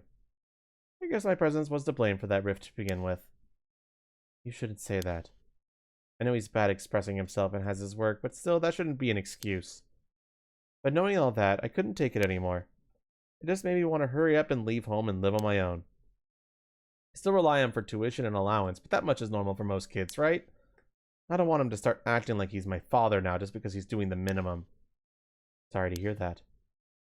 Sounds like it was tough for you, all of you. I'm sorry, you're right. It's not my place to talk about your family. Oh, well, I may have said too much. I think I spilled all that when I don't even know what the conditions are. Could it be what we're talking about had something to do with the activation conditions for the haunting clappers? Who knows,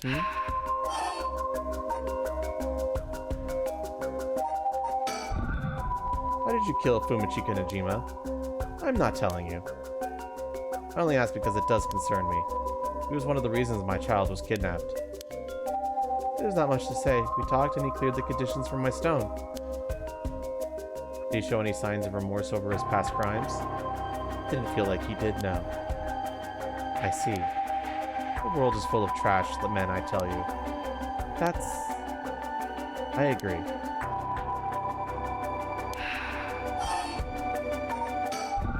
Well, I guess you could say you put a stop to Najima's mass murder schemes. About that. There's no guarantee that I won't do it myself. Huh? I picked up his curse stone, the one-sided reed. It really is something else.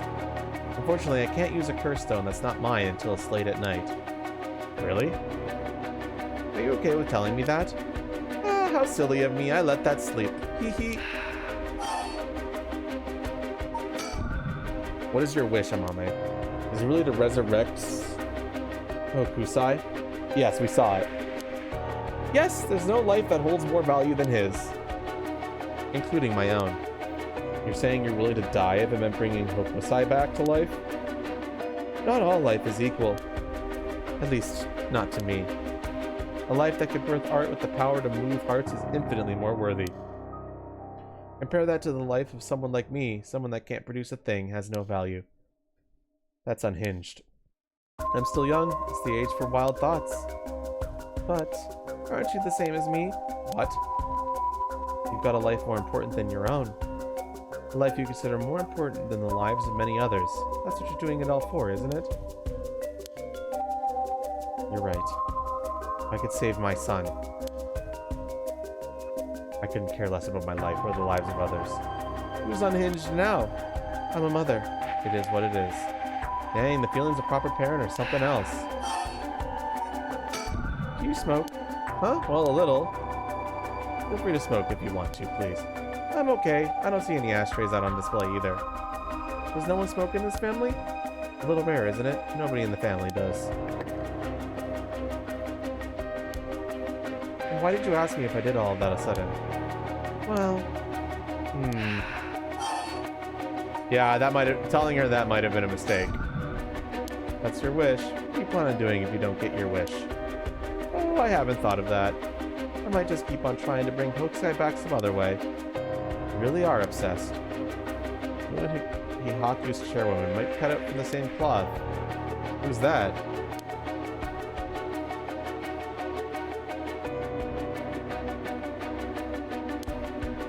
You're saying I'll end up like her? Are you looking forward to such a future? I'd rather not have to wait till I'm old and creaking. I want it to happen now. My life on the line. Listen, Amame, I have something to ask you. No, the answer's no. Curse stone in your possession, I'm not giving it up. You're right.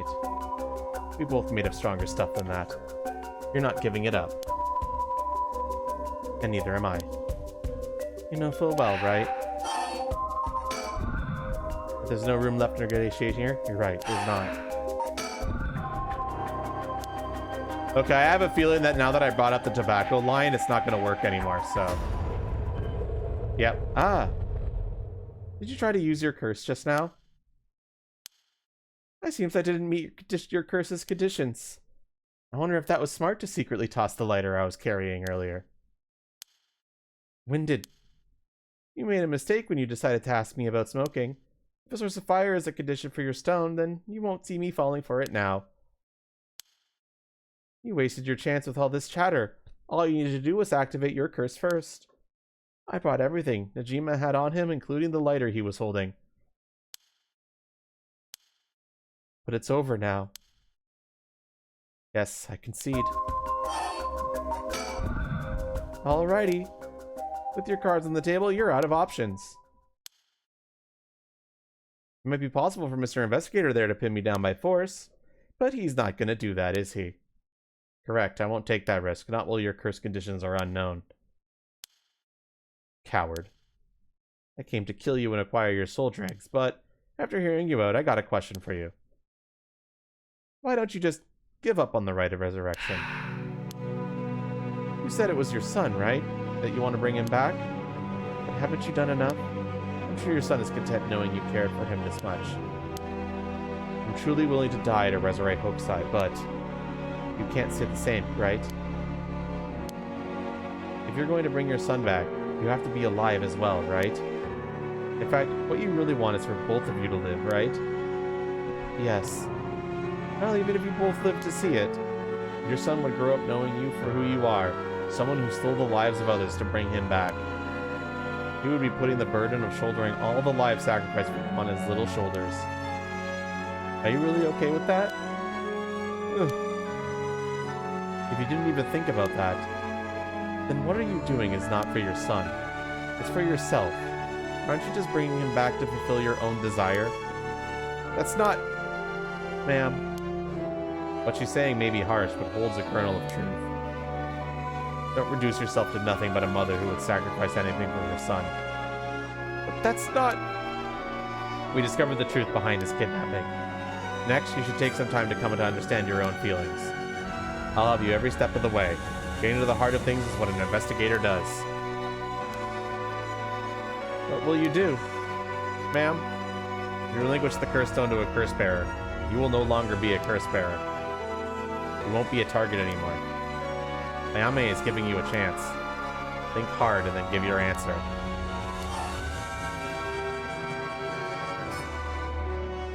Give it up. Very well. Here.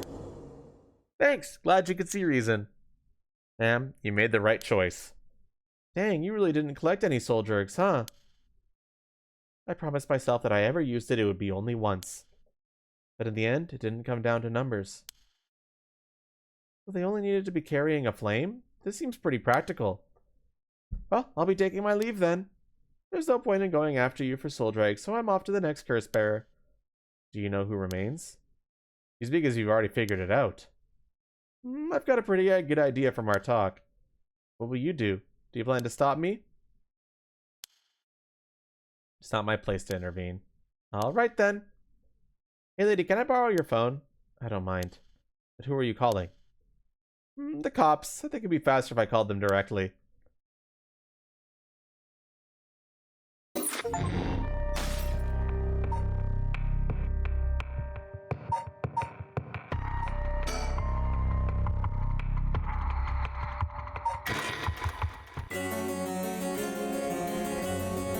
Yeah, this is still a problem. Yeah, I agree.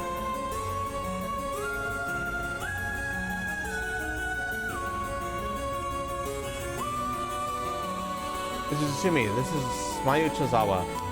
So you're the one. Smita Police was looking for you. Glad to see you're alright. Sorry, I should have told someone I was okay. I was just so pissed off. Falling right into Hihaku's hands, I got myself into some deep shit. Hihaku seem like they're still up to something. We'll have to make sure they clean up their act once and for all. Get it? Because they sell soap. Nice one, boss. You're really on top of your game today. Stop trying to make me feel better. I shouldn't have said anything. More importantly, Mayu, thank you for your cooperation with Yoshimi. We'll get to the bottom of I promise. Oh, you must be Detective Hiro. I heard a lot about you from Hajime. There's still quite a bit we don't know. Like, there's still this whole, like... Oh, that's the Honjo incident. Okay, that makes sense.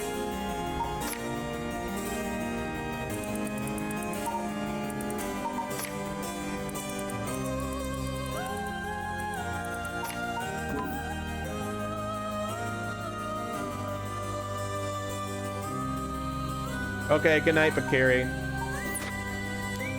I'll be counting on you. Catch whoever did this no matter what.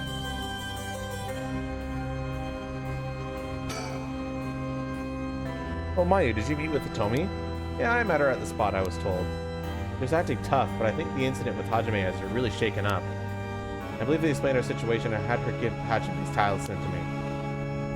Here, this is what you're looking for, right? Gang talisman acquired. Yes, I believe that's it. Thank you so much. Mr. Susumi, about this. Right, you should hold on to it, Mio. Not like we could use it as is. Try to figure out what we need to do once we get both halves together.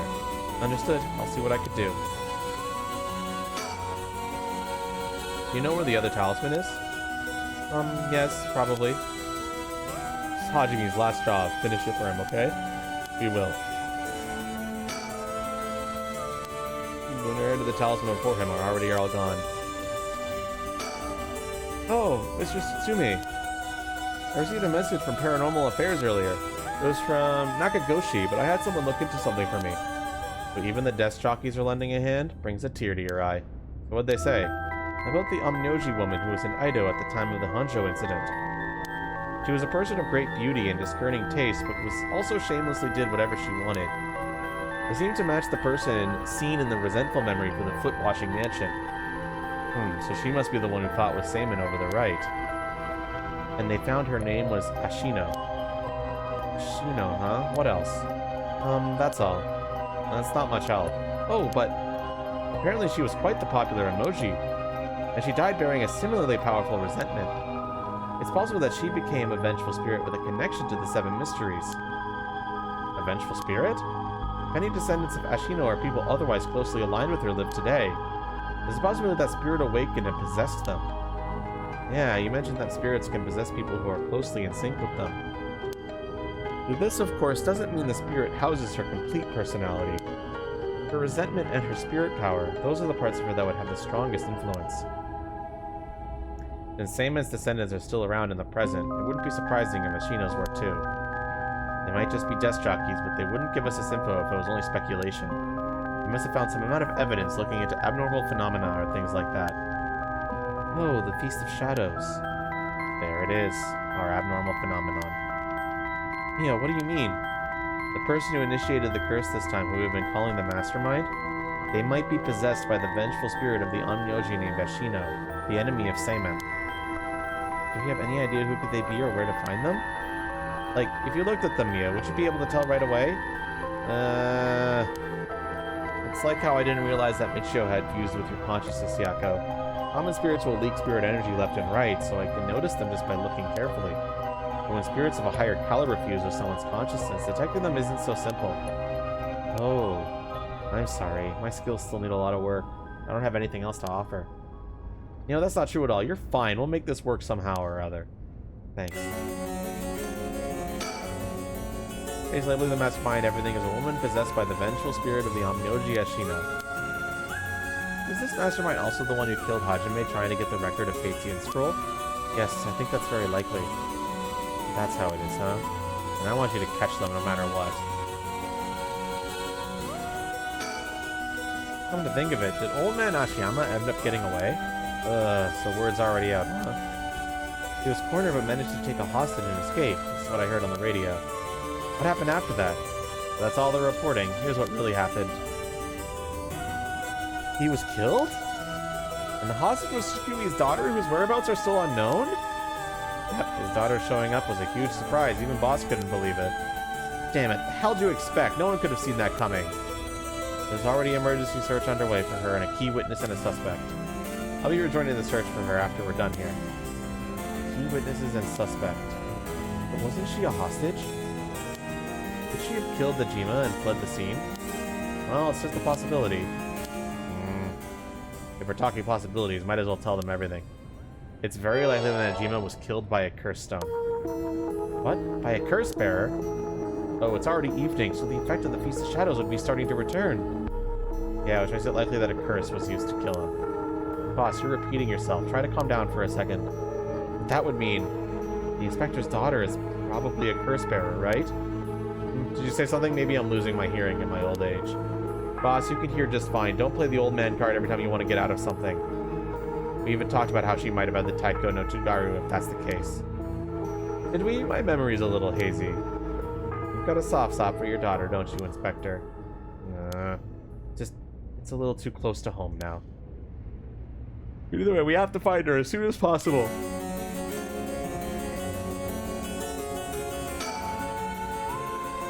We'll do the search as soon as we're done here. There's a very good chance that his daughter has Michiyo Shirahari's talisman. All the more reason for you to get it back to search. What the hell has she gotten herself into?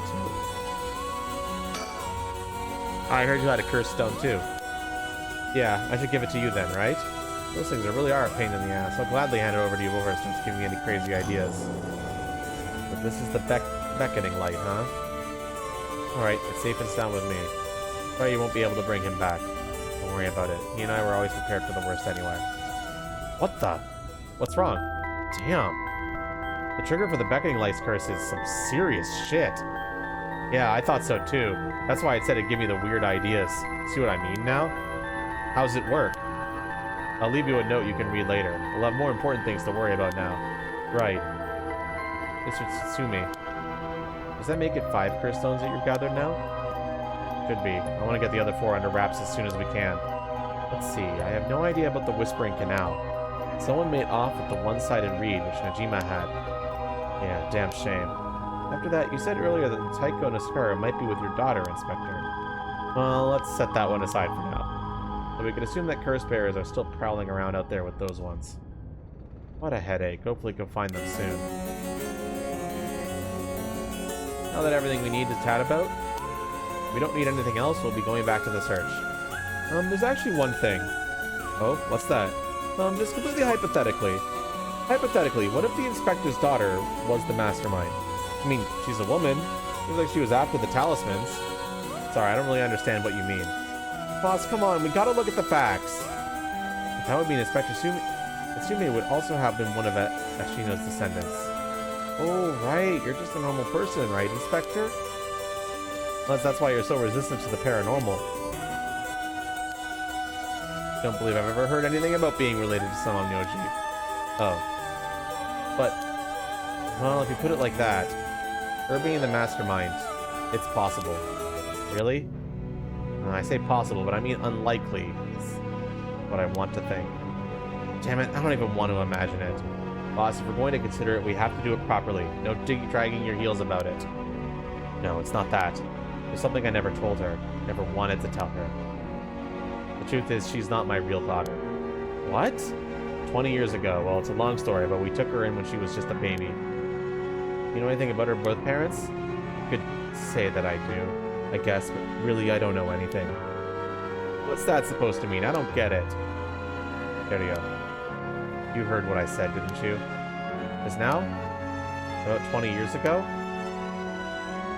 No. Boss, that can't be. Najima's... That's right. When we arrested Fumichiga Najima, there was a baby at his house on the brink of death. That was my daughter, Ayame Tsutsumi. She goes by Ayame Tono now. What? Someone had to take care of her. The baby holds no blame for the circumstances she came from. But boss, according to Najima, that baby, it's her former lover reincarnated using black magic. What? Personally, I think that story is bullshit. Horny Najima. My goodness. It's hard to believe that from Najima's behavior, but could it really be true? I've got a few doubts. We have to question whether the Shino woman ever really existed in the first place. There are no records of her, and no body was found. Her neighbor came up once during the investigation. Even if this one really existed, I'm skeptical that someone could be reincarnated as a baby through black magic. I agree. No matter how you look at it, a spell with that effect is hard to believe. Even the supernatural has rules that must be followed. It seems more likely that he's deluded himself, not wanting to recognize that a spell he risked his life on failed to work. That's my thinking too. The more natural conclusion is that that baby is his and Shino's, and that she died in childbirth. As long as we don't know Shino's origins, we have to consider the possibility that she could be a descendant of Shino.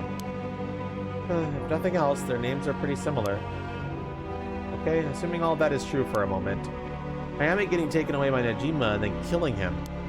That would mean that she has killed her own father. Calm down, this is all still conjecture. But now that Najima is dead, we have no means to investigate. Regardless of everything, there's only one thing that matters. She's my daughter. As her parent, I'm responsible for her. Nothing could change that. I understand. Alright, we should get back to the search. We'll find her and clear up all of this.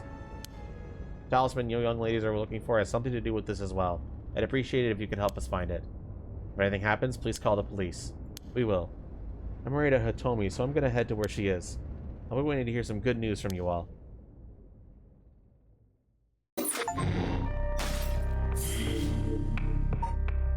Conclusion.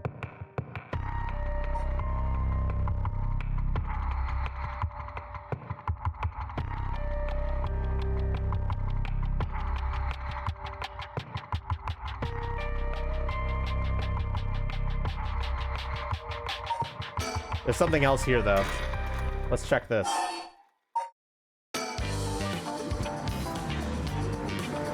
What if I just talk to him again? Alrighty then. Huh? Ah! I'll slit your throat, you little shit. Huh? What? Stay back, I'll shoot. Wait, stop. Don't actually shoot, you idiot. See you around, dumb fucks. Shit, he jumped. Damn it, after him. Don't let him get away.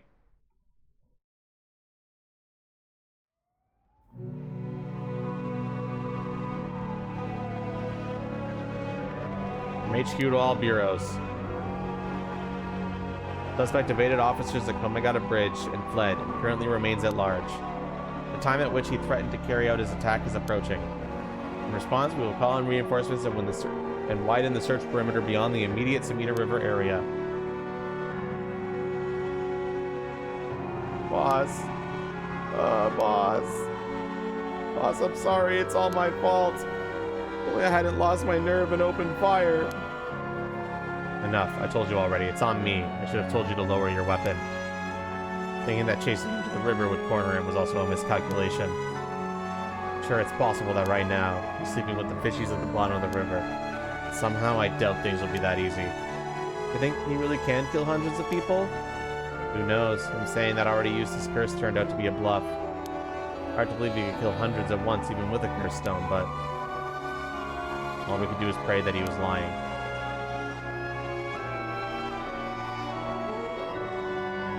The conditions for Niji's curse stone, the one-sided reed, was only later discovered. Kills by dismemberment, ones whose face, address, name, age, occupation, and location are all known by the curse bearer. And so, at sunset that day, out of 632 students enrolled at Kogima High School, the 377 who were home, each had one arm and one leg severed, one by one, in the order they appeared in the school register. They bled to death and screaming in agony. Having no known cause, this atrocity terrified the public, resulting in widespread panic. Before long, fear and speculation plunged society into total chaos, and misinformation about the curses began to spread. A series of unrelated incidents broke out, unleashing pandemonium beyond all control. While it's unclear whether Fumichika Najima intended things to go this far, Tetsuzumi's daughter, Ayame Tono, was also killed by Najima's curse shortly after. And Tetsuya Tsumi, unable to bear the heavy responsibility or the people's blame, quit the police force and fled the public eye. the very least, Najima's goal of driving Tsumi to ruin could not have been more thoroughly achieved. Thus, with his rapturous satisfaction, the curtains close. Ending 2, Najima's Reminiscence.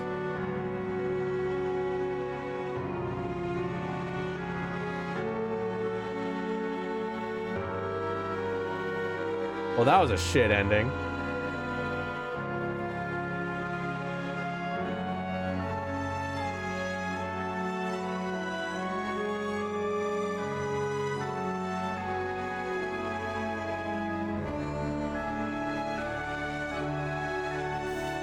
Bad end, but I think we're definitely approaching the end of the game, so I'm definitely going to keep going until we beat it.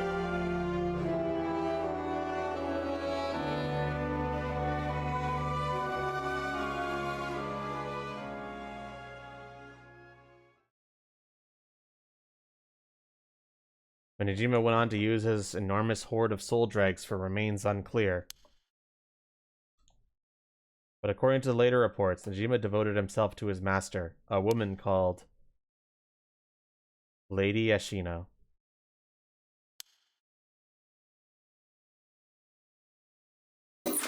What?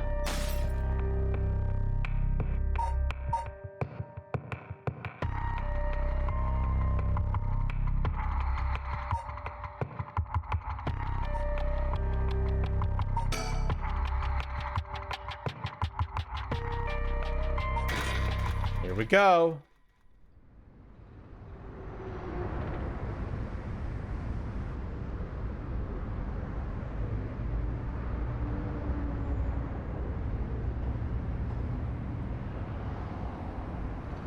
Hey, how long has it been since we saw each other? 3 years? How you been?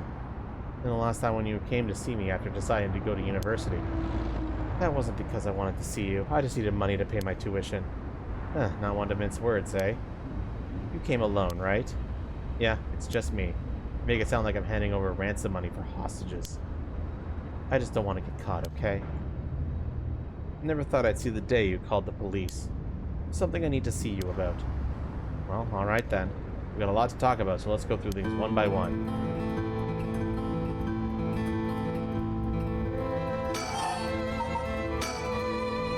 You have a curse stone, don't you? I do. You wouldn't happen to feel like handing it over, would you? Please will handle any damages the curse caused. Now, before you do any more wrong with it, I'm not giving it up. Of course not. Me being a curse bearer, are you after my life?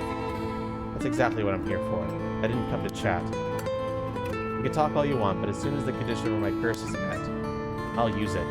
No hesitation.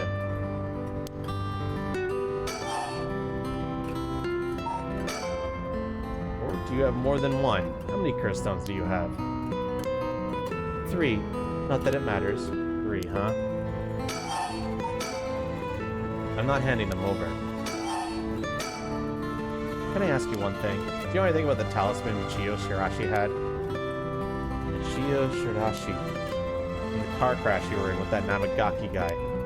Oh, with you, Taro. Yeah, it was there. Taro? That sounds like you and him were, not really. He was kind of a boring guy. What? You're serious? But he said... Oh, you're getting off track, Mr. Satsumi. The talisman. Get back to the talisman. I should have never lied on him for this. Well, if you don't plan on seeing him again, it doesn't matter. With the hit and run case on top of everything, you're really in deep. Is that really what you wanted to talk about? Yeah, no! Tell me about the talisman! Did you take it from the scene? You mean this? That's it. I picked it up at the scene of the crash. I didn't want to leave fingerprints behind. That's all? There's really no other reason? What's the big deal? Is it really that special, this whole thing? Yeah, it's really important. Would you mind giving it to me? Important? For what? We're putting a stop to the curses of the 7 mysteries. Oh, so that means if I give you the talisman, I won't be able to use the right. There's no way. I'm definitely keeping it. Ugh, I screwed that one up. Assuming you really can't do any better than that. Come on, the talisman. Will you give me the talisman? Why are you willing to go so far with the right to resurrection? What do you want with it? Even if I told you, you wouldn't understand. You just call it stupid and dismiss the idea completely. Come on, I wouldn't do that. Maybe together we can think of a way for you to get what you want without resurrection. I want to bring Ketsushi Hokusai back to life. Hokusai?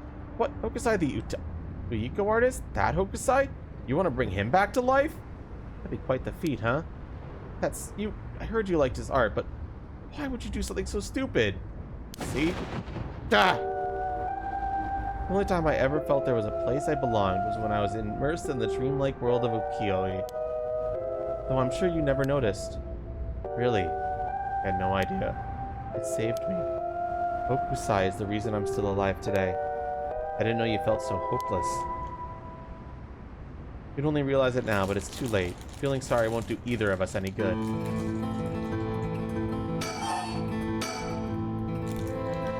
The moment I heard about the rite of resurrection, I knew that was my destiny.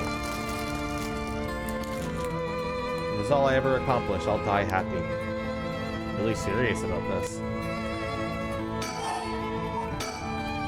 I'm sorry I couldn't save you from Nejima. Are you hurt? And there it is. That's so like you. What? You're only mentioning that now? Shouldn't that have been the first thing you asked me? Ugh, well, I was just... You're not worried about me. All you care about is yourself. Yeah, you're right. I've been selfish, I know. Oh, come on, Miss Shizumi. You could do better than that. I'm fine. I managed to get away. And I'll put this bluntly. Did you kill Nejima? And if I did, would you hide from me the police? Well, I don't know if I... That's what I thought. Your job is the only thing you really care about. Yes, I did it. You... I don't think he even knew I was a curse bearer. He brought me to those gardens, and I realized while he was talking to me that he fulfilled the condition of my curse, so I just gave it a shot. I didn't think he would actually activate. So there's no going back now. It's not true. You can still make things right before you make them worse. Let me say it another way. This is my chance, and I won't throw it away. Your chance? Nejima say anything to you? He said a lot of bad things about you, that's for sure. Yeah, not surprised there. But I said a lot of bad things about your back. I didn't want you to be outdone. Harsh. In that sense, I just felt just a little like he was my kindred spirit. Oh, no, kindred spirit? What are you talking about? He's a dangerous criminal. But I'm a murderer now too, aren't I? Maybe we're not so different. No, you're different. Am I? Well, maybe not that different. At least you're honest. I know I haven't been the best father. I wonder of all the fathers in the world, is there anyone who wouldn't cover for their child if they've committed a crime? How should I know? You're the detective here. You must have seen plenty of cases like that. Yeah, plenty of parents take the fall for their children, or give them a place to hide. As a person, it's wrong, but maybe as a parent, it's the right thing to do. I don't know. But I think having a father like that would make it easier to go to him for advice if I did do something wrong. Maybe there's a security in knowing that no matter what happened, you'd have at least one person on your side. I see. So that's what it would take to be on your side. I can't do that. That's okay. I wasn't really expecting you to. And Anima really didn't tell you anything. Not really, no. How is she? Yasuko, I mean. Mom? I haven't kept in touch with her. I've been on my own this whole time. I'm sure you've reached out to her, though, haven't you? I did call her this morning, actually, just to make sure she was safe. She's been running around all over the place looking for you. Sounds like she's fine to me. Did you contact her after I called the police to tell her you'd heard from me? I did not. Tisk tisk. Well.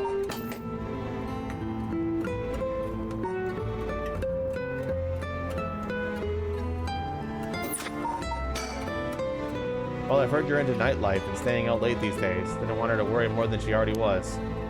You're one to talk. I think I've let you talk enough. Mind letting me have a turn? By all means. You're hiding something. You're hiding something from me, aren't you? I have a feeling if I say I'm not, she'll be able to curse me. I'm getting the impression that her curse might be specifically not just like, misleading, but maybe, like, direct lying.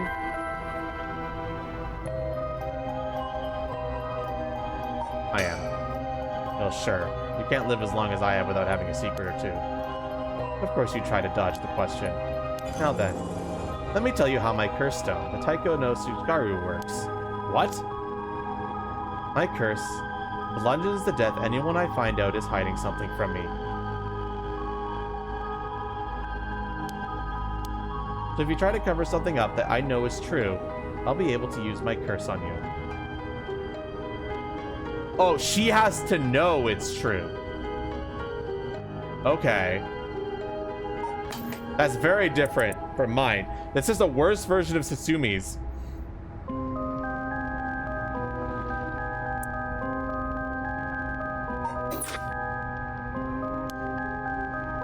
With that in mind, can I ask you one more thing?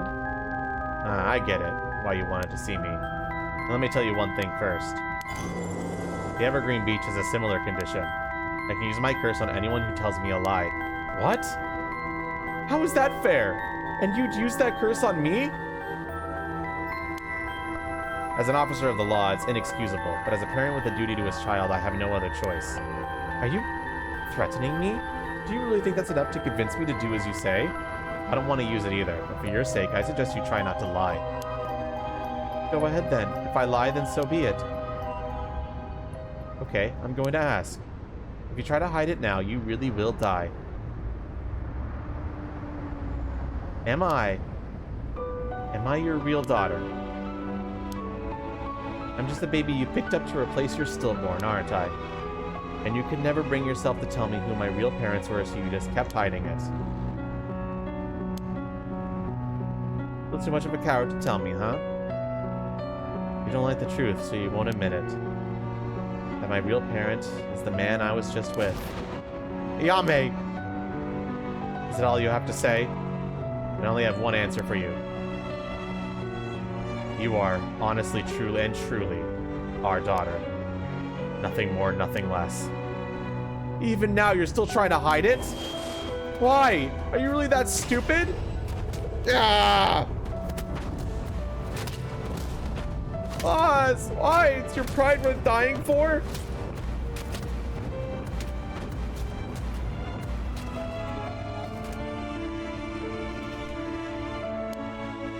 I should have known. Why? Why go this far to hide it? Ayame, listen. Huh? Here? How? Ayame, be proud. No matter what happens, you are our precious daughter. No way, how are you still alive? I don't know what that piece of shit Nejima filled your head with, but you're not Shino. And you're not Ashino either. You're our daughter, Ayame Tatsumi. Alright, I guess it's Torno now. Well, that's fine too. Tatsume, Torno, both will always be a part of who you are.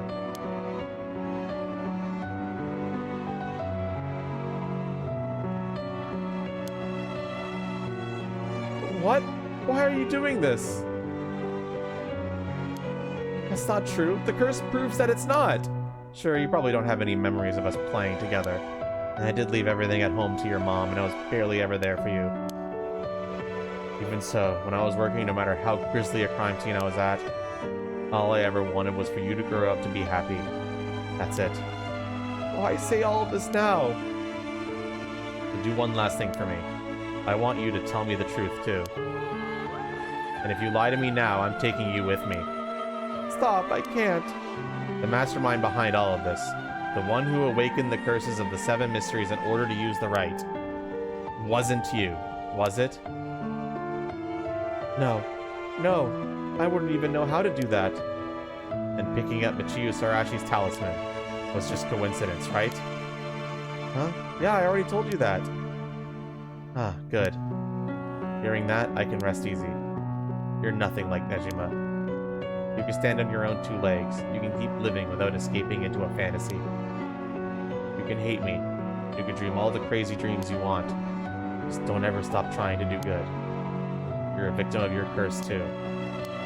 It's not too late to atone. For the hit and run. You're using the curse. Don't run away. you still make things right. I know you can, because you're my daughter. After that, just live the best life that you can. Dad! Ah! Idiot. Pause!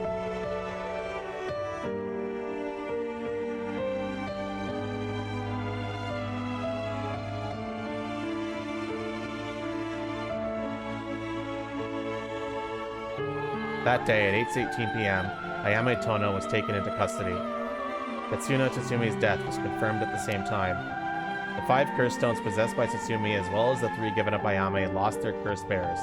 This temporarily extinguished their spirit power, allowing Mio Kazuro to obtain them and seal them away without difficulty. The Yin talisman possessed by Ayame Tono was recovered and entrusted to Mio Kasaku as well. Thus, any massacre that could potentially be caused by this iteration of the curses was prevented before it could ever happen. Or so it seemed.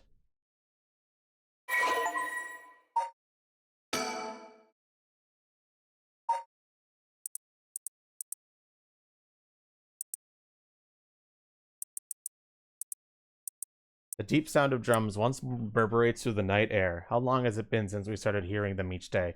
Could it be coming from the Daimo's residence? I've heard they had a drum in their fire watchtower, instead of wooden clackers. But I don't see a fire, so why are they sounding the drum? Then, one morning, a body was found. Isn't that old man Kanzo, the ukiyo painter? He lived nearby, but he's been down out for years, despite his best efforts to sell his works. Every now and then, his granddaughter would visit, and he would teach her to paint. It was the old man's only pleasure. One day, his granddaughter told him about his dreams. Curses, souls, resurrection. Hearing her tale, the old man was gripped by a sudden zeal and began to paint with great fervor. His work quickly became famous, enchanting all those who viewed the strange imagery. Even the daimyo had taken notice. What could possibly have happened? People whispering on each other. It looked almost as if he had been beaten like a drum.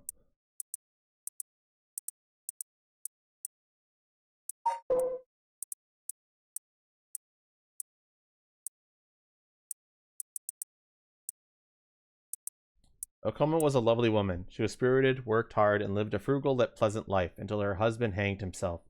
My husband a swindler? Who would believe such a thing? Okoma was determined to clear her husband's name. That is when she met Tomenzo, a man that was stranger to these parts. This man must be one of the daimyo spies. It appears that after my husband, I'll be next. So be it. But what is he hunting for? Okoma, putting on the airs of a woman mourning her husband, went to the bridge that night to seek information from Tomenzo. She soon discovered that she was right, and that her husband had been deceived. Okoma decided to bring her newfound knowledge to the daimyo, much to Tomenzo's alarm. Angered at having been misled, he confronted her on that bridge, but Okoma would not listen. She cursed him, called him vile names that eventually his patience had worn thin. Blood splattered everywhere, and by the time he returned to his senses, it was already too late. He looked over the bridge to the river of blood beflow, and saw the corpse of a woman missing both an arm and a leg.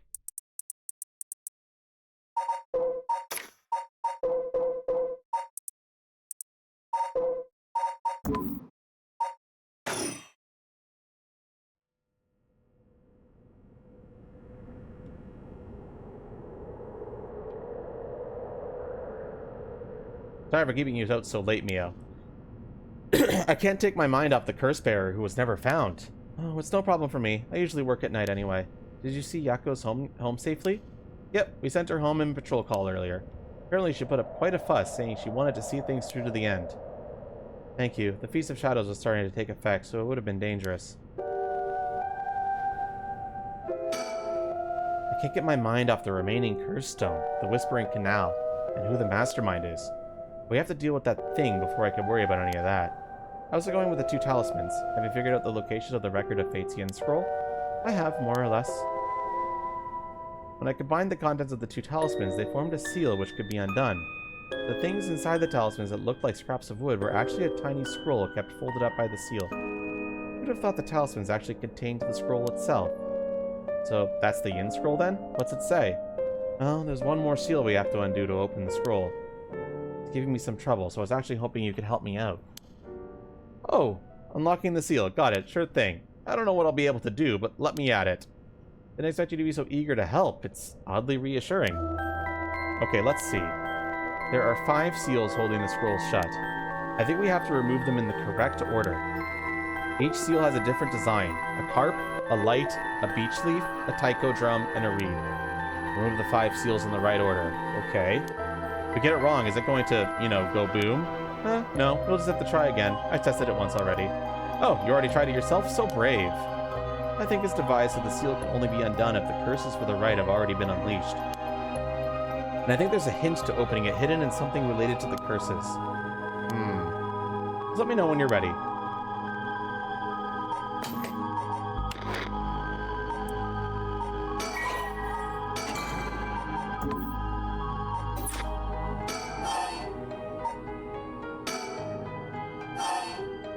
Remove the 5 seals in the correct order.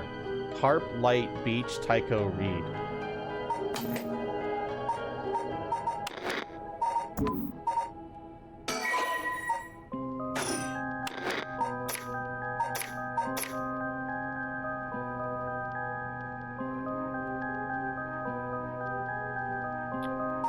It might be in the order that they died in, maybe? So this is the drum. The carp is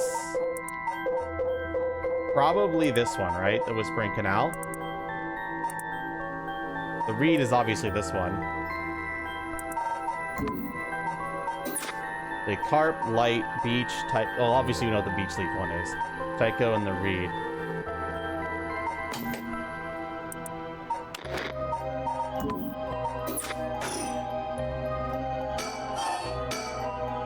I won't explode or anything, so we might as well give it a try. Let's see, okay.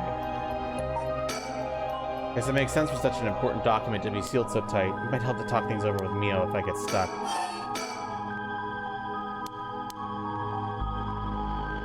As she proceeds to not be helpful at all.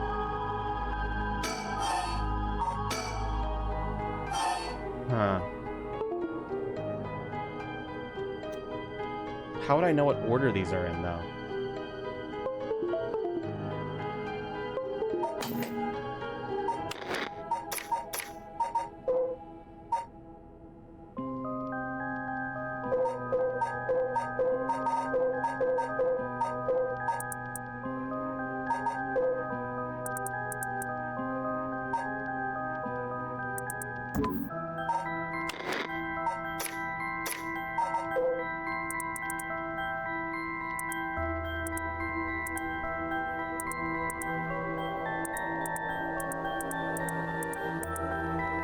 You accidentally spoiled yourself, but can guide the reason if you want. It might be related to the stories and the order they died in. But I'm not smart enough for that.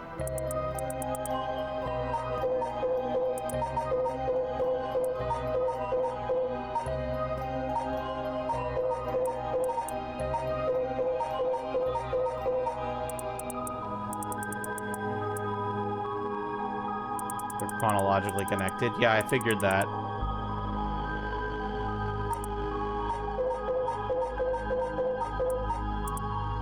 Well, I don't know if I don't know. It's late at night, so I'm just gonna look up the answer.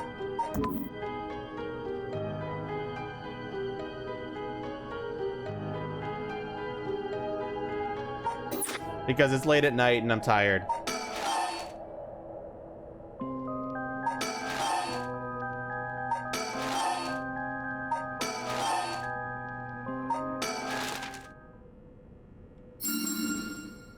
Wow, you got it right. It's open. Getting on the first try. That's amazing. You're a real pro. Nothing to do it, really. Told you I could leave it to me. Now you can finally read what's written inside. Let's see. It is said that the Simon Tsukumirato, author of the Record of Fates... Okay, no, this is... Texts have been preserved in the form of 2 talismans, held by Hajime Yoshimiya and Michigo Sayachi. It is a full account of the Honjo incident. The following is written in the Sermon's hand. I bequeath this scroll to future generations to be used in the event that calamity should arise from this grievous incident. Those who seek to forestall disaster must gather these 3 items in one place to cast my rite of cleansing and expel all rituals and curses in full. My soul, that is my curse echo. My body, that is a living continuation of my bloodline. My spirit, that is my own consciousness.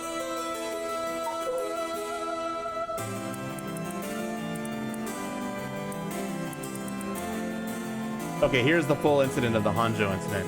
During the Edo period, a chain of events had occurred around. This is the story that takes place in the late Edo period. There was once a family that lived in a row house in Honjo. The family consisted of a Netsuke craftsman named Jinchiki, his wife Koma, and their daughter Toki. They enjoyed a poor but happy existence. One day, they took a man in by the name who claimed to be a shamoji. He was on the run, having barely escaped with his life from something or another, and wound up in Honjo. The tough circumstances had left him sick and dissolute. Jinchiki felt sorry for the man and decided to shelter him. The stranger was deeply grateful for the kindness and care of the Jinkichi's family, as without it he would have surely died, and told them thusly on the day of his departure, "I want to give you many thanks, but unfortunately I have nothing of value."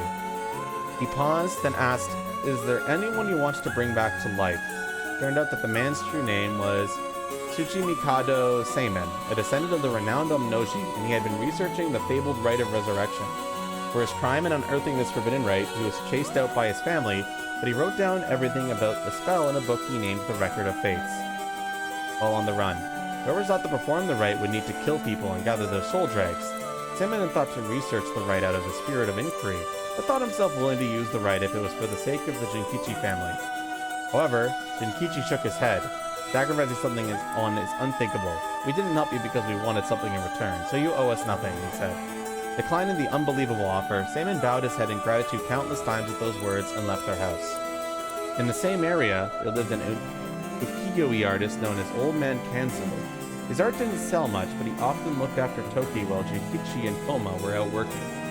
Young Toki heard Seimen's talk about the rite of resurrection, but being too young to comprehend it, regarded it as Old Man Kanzo a story of fiction.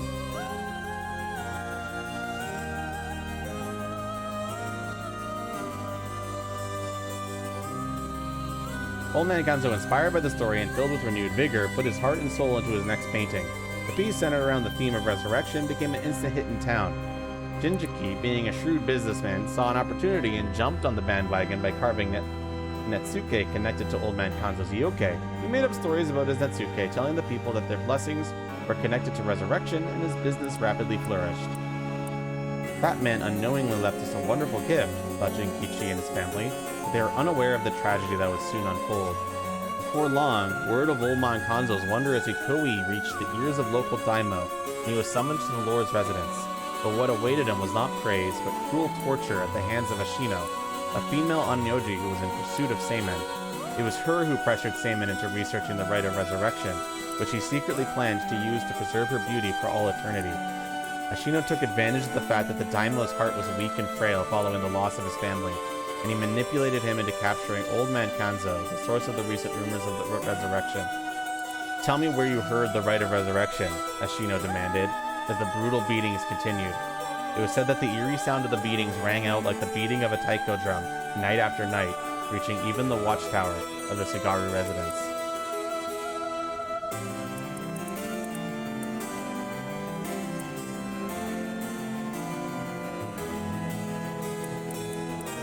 So Old Man Kanzo was the first victim, and he was just a normal artist. In the end, Ashino's cruel torture secured her information on Jinkichi's family and the existence of the Record of Fates. The daimyo sent his chief retainer to bring in Jinkichi, and the torture resumed afresh with a new captive. This time she intended to obtain the whereabouts of Seimen and the location of the Record of Fates. Jinkichi didn't know where Seimen went, but even if he did, he had no intention of telling and stubbornly kept his mouth shut. The torture was pushed too far, and Jinkichi was unintentionally killed before he spoke a word. The daimyo had Jinkichi's corpse hang from a beech tree and declared that, unable to bear the guilt of the crime and deceiving of the masses with false rumors and resurrections, Jinkichi had committed suicide. This too was all part of Ashino's plan to send a message to the common folk, especially the increasing number of those who sought out the right of themselves. And there's the beech tree.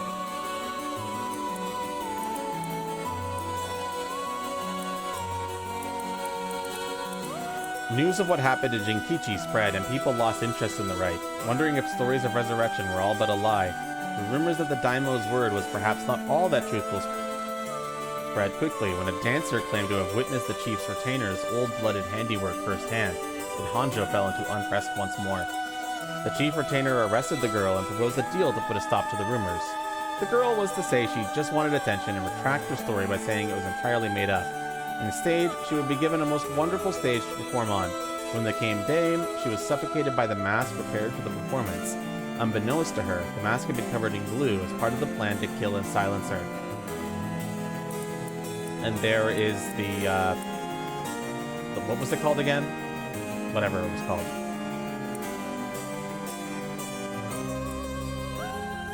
That's not the reed. That's not the reed, Saz, right? That's the one that Yoko had. The dancer where they have to listen to a song for 30 seconds and then they die. That's that one. This one's not the reed.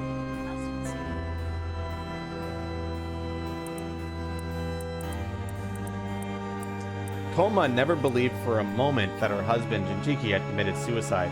She was certain someone was behind his death and asked around persistently for the names, addresses, and any other information she could find on people with connections to the Daimyo. The chief retainer would not allow things to escalate any further and had Tomezo, a ronin who once served as his spy, go after her. However, she turned the table on him, shouting, "It was you who killed my husband, wasn't it?" Armed with the accusation, Tomezo flew in a blind rage and cut Koma down in broad daylight, ordering her to take responsibility for his failure. This is the read. Yeah. Except he exposed the Daimyo's plot as he disemboweled himself by the lantern of the soba cart used to give coded singles. That's both, actually, that's 2 in 1. That's both the reed and the lantern one. With both her parents gone through means unbeknownst to her, Toki found herself to be all alone.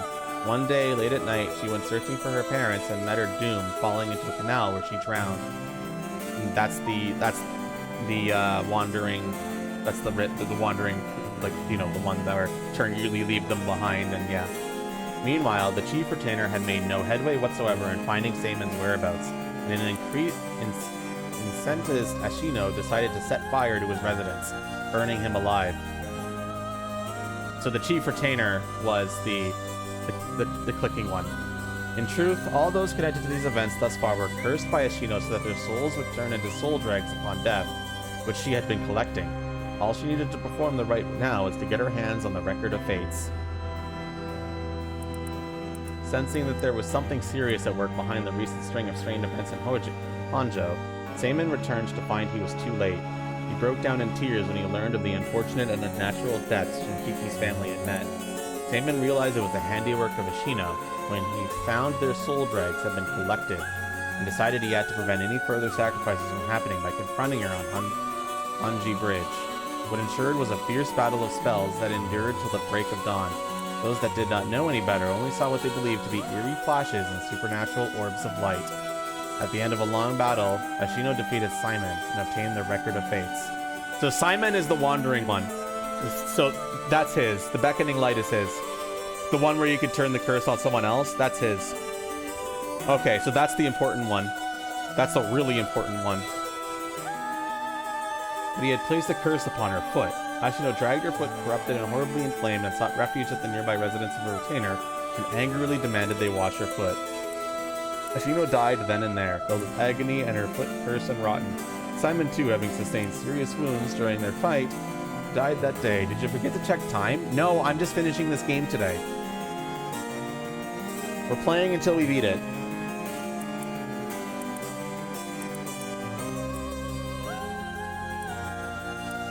However, Seimon came back to life. Knowing that there would be enough soul dregs in place during their confrontation, he had prepared a spell that would activate the rite of resurrection upon his passing. Knowing that his curiosity was responsible for the terrible tragedy that had unfolded, he was left with a keen understanding of why the rite of resurrection was forbidden, and became determined to seal it away. Indeed, the reason he resurrected himself was that very purpose. He did not know what had become of the record of fates. With nothing to seal away, he instead used the remaining soul dregs to turn 9 of the Netsuke made by Jinkichi into ritual implements to be sealed away in Honjo. He placed a spell so that should someone try to activate the rite of resurrection again, all 9 pieces will awaken at once, and to pass the whole truth of these events to future generations, he wrote everything down in the Record of Fate's Yin Scroll and passed it to his descendants. Meanwhile, the townspeople kept silent about the incidents out of fear of being cursed. However, these occurrences were so strange that gossip about it couldn't truly be contained. Over time, the details became more and more vague as the stories grew into legends, and that is how they came to be called the 7 Mysteries of Honjo.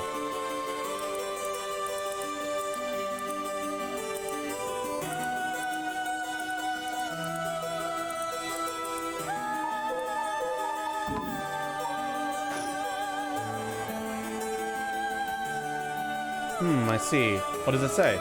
First is a detailed account of the tragedy surrounding the rite of resurrection that occurred in the Honjo back in the Edo period. The whole story of what we call the Honjo incident is laid out clearly. That incident was the origin of the 7 mysteries of Honjo and their curses, right? Yes, the resentment of the victims of the incident turned into curses, which are the curse echoes. The contents are organized like an answer sheet, so it doesn't just give us information we need. Is there anything else? Yes, here's what we've been looking for. I bequeath this scroll to future generations to be used in the event that calamity should arise from this previous incident. Oh, he foresaw all of this happening. And it continues. Those who seek to forestall disaster must gather these 3 items in one place to cast my rite of cleansing and expel all rituals and curses in full. My soul, that is, my curse echo. My body, that is, a living continuation of my bloodline. My mind, that is, my own consciousness. Oh, so we gather these 3 things in one place. Damon's rite of cleansing will activate and completely negate the curses and the rite of resurrection. Oh, that's it. That's exactly what we need. The 3 things are Simon's soul, body, and mind. It says the soul is Simon's curse echo. This curse echo, so Simon himself is part of the 7 mysteries. Now that you mention it, Mr. Ashi said something along those lines before. There's another hint written here. My curse echo holds my curse. My curse brings ruin to curse bearers. What kind of hint is that? Maybe it'll make more sense as we keep looking. Will the curse echo still appear if the curse bearer is already gone? Next, the body is a descendant of Simon's, it seems. Wasn't Yoshimi a relative of Simon? He and Michiko Sarashi had the other talisman. Both of them already passed by the time this iteration of the curses was unleashed. Damn, that's true. What are we gonna do? His bloodline was so split up, there have to be others. Oh, there's another note here too. Another hint? As for the body, seek not only one who hears my blood, but one with strong spirit sense. Such an individual will be able, if a spirit attempts to possess them, to instead take control of that spirit themselves. So it says. Do we know of anyone like that? I can't think of anyone. Let's move on for now. Next is the mind. What's the difference between the mind and the soul? In paranormal theory, it is said that humans are made up of soul, body, and mind. The mind is essentially thought to be the part of the spirit that makes up one's consciousness or one's self. It's like driving. The body is the car, the soul is the control system, and the mind is the driver. I see. I think that makes sense. So there's a hint for finding this one too? Well, let's see. There's this. Should the rite of resurrection be activated elsewhere, so too shall my mind be awakened there. Simon tried to seal away the rite of resurrection. Before he could, Ashino stole the record of fates. As a countermeasure to the rite being activated, he made it so that his mind would be released from the seal. Okay, but what does that actually mean? What it means is, Simon's mind awoke the night the rite was activated. It must be possessing someone out there right now. What? So we might have to get that person together with everything else. Alright, so we have to find the curse echo, the descendant, and the person possessed by Simon. Then we just get them together in one place and we're good to go. Alright, but there's one thing.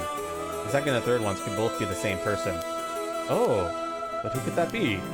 It's like how Michio lost her memories when she was possessing Yako.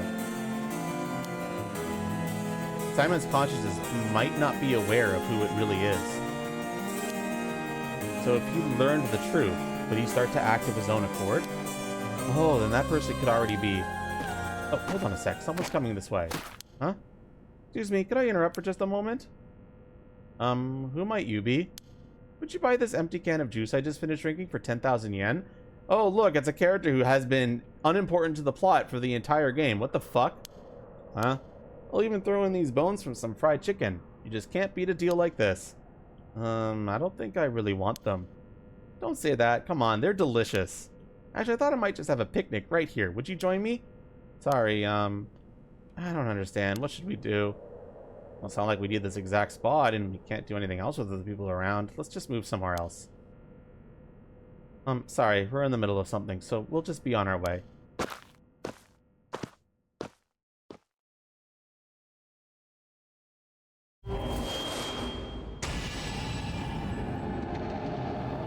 What? Ugh!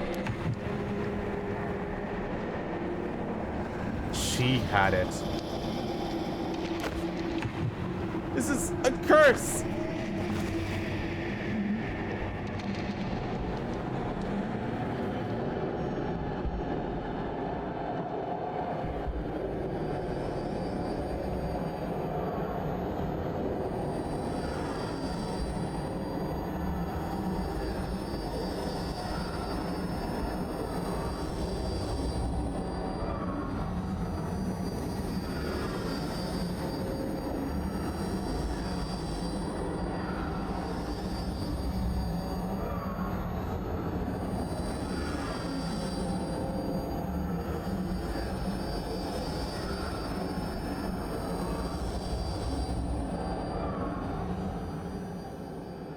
Oh, fuck. I just got it.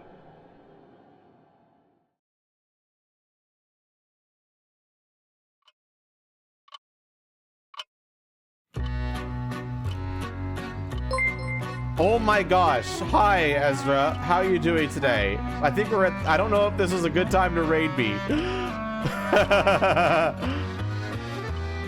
We're at the very end of a visual novel, and if you have any interest in this, you might get heavy, ultra, giga spoilers. As we're probably going to be putting together a big plot twist, potentially. Because I think something just clicked in my brain. Something just clicked in my brain that I should have caught on to a lot earlier. Also, little context. Yes, I'm not explaining the whole fucking game. But that said, I am a variety streamer. So if you're just stopping by from a raid and you don't want to get spoiled on this game, consider leaving a follow and coming back when I stream again next week. I'm a variety streamer. I stream a bunch of different stuff, and I've got a big tail. So yeah, thanks so much for the raid still. I really appreciate it. But let's get back to finishing this game so I can go to bed. It's 3 a.m. This brings the story of the 7 mysteries of Honjo to a close. And who could have foreseen such a conclusion? Unfortunately, it seems the so-called mastermind was one step ahead of you. She remains hidden, leaving behind no evidence. Perhaps there's truly no way to stop her? However, should you find that this conclusion is not to your liking, by all means, please pursue a different path. You have done it once before, so I'm sure you already know how. With that, I shall be taking my leave. I have been your humble storyteller. Good night.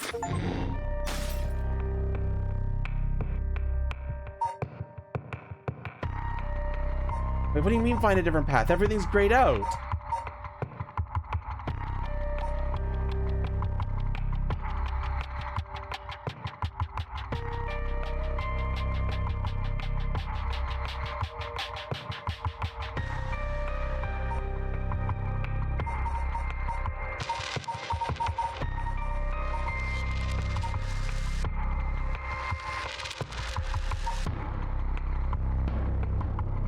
Well, I might as well go figure out something, but... Huh.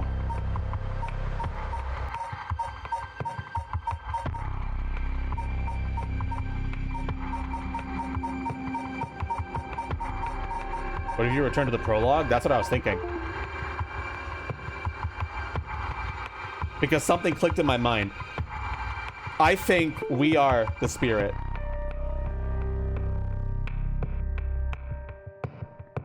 Specifically, we are the wandering spirit. And at the very beginning of the game, we killed Yoko by utilizing the wandering against her. She tried to kill Shogo Oki at the very beginning of the game, and we reverse Uno'd it on her. And that's what led to the path of Shogo Oki going on a murder spree with it.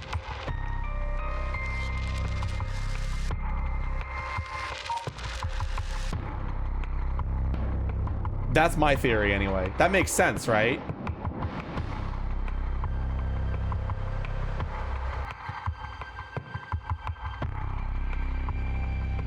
Where Yoko dies. Yeah, right here. We Uno reverse card her.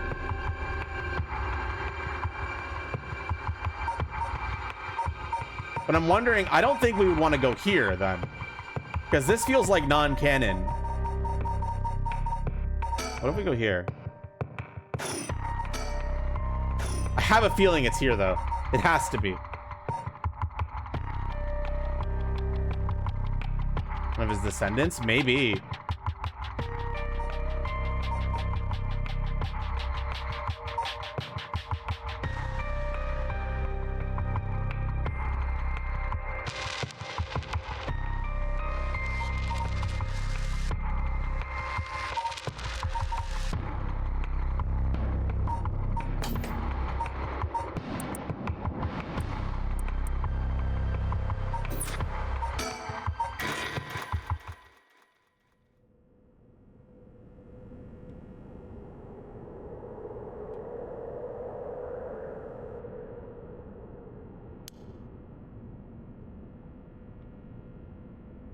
This is after we yelled at her. Huh? Oh, good, you're awake. What? Are you okay? You were so rattled and confused. I thought you really lost it. Feel dizzy? You headache? Are your humor's off balance? I've heard that before. I don't think there's anything new here yet. I'm glad you're back to normal now. I'm sorry, I didn't mean to cause you so much trouble. I really don't remember what happened. Something like that happened to me. Maybe this place is dangerous somehow? You blacking out? It doesn't feel safe to me, and I'm worried about you. Let's call off today's investigation. Come on, I just started feeling back to normal, too. Nope, not happening. Go home. I'll even pay for your cab fare, okay? I ended up having to force a still protesting Yoko into a taxi. Even then, she still wouldn't stop complaining. Though to playsate her, I promised I'd search the park on my own for a little while longer. Okay, no, that wasn't it.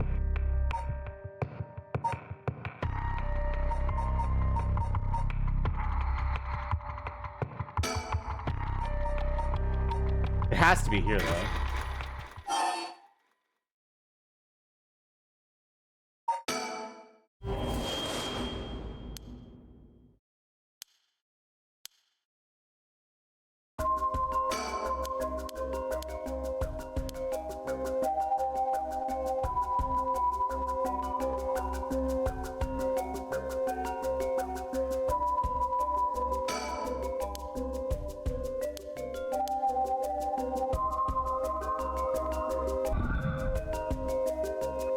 So this is what I'm thinking here.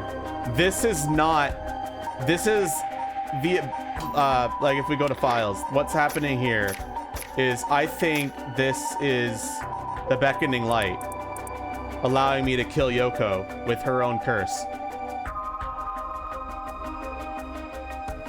That's what I'm thinking is going on here.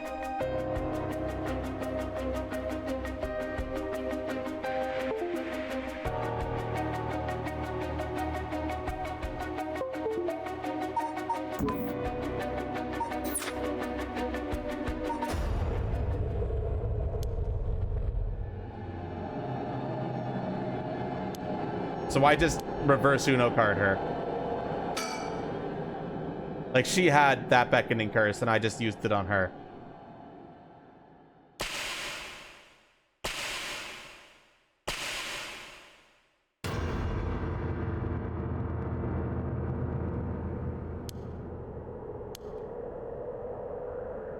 Well, nothing different there. Maybe it's right after I kill her. Let's start from the beginning here. She is carp, you have light. Yeah.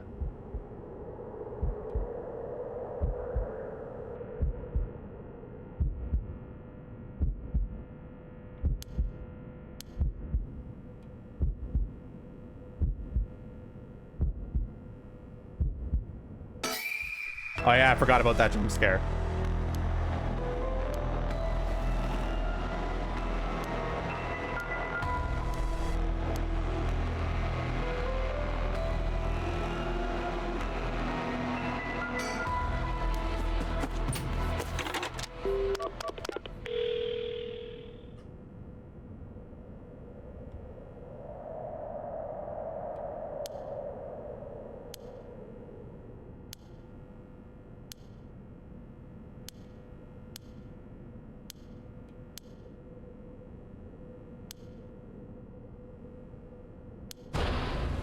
Resurrector.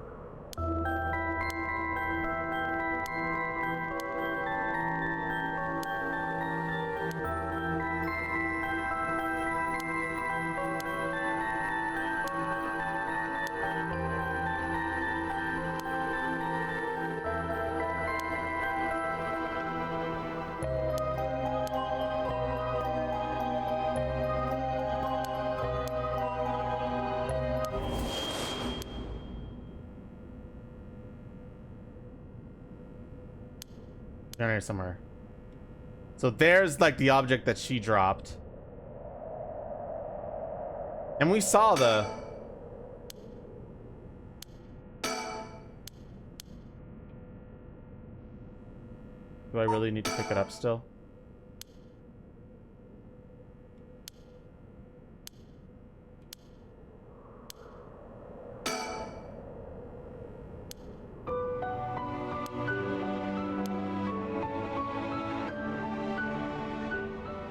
Am I barking up the wrong tree here? Oh, well.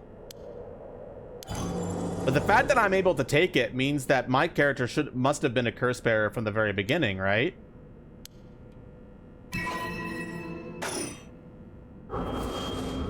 Otherwise, this wouldn't have worked.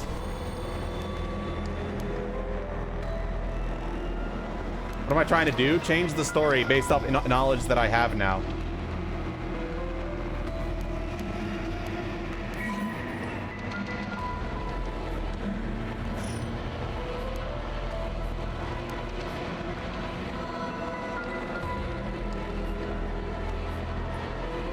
Let's just speed up ahead a bit.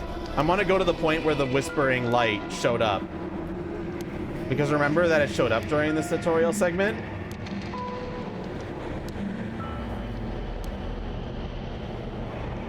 If I'm wrong, I might just look it up, but...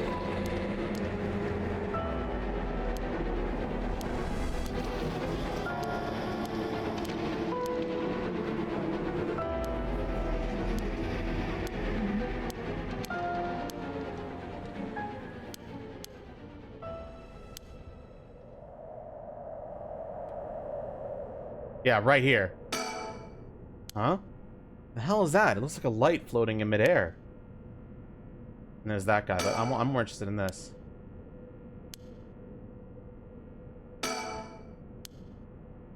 Like, come on. Come on, that's important.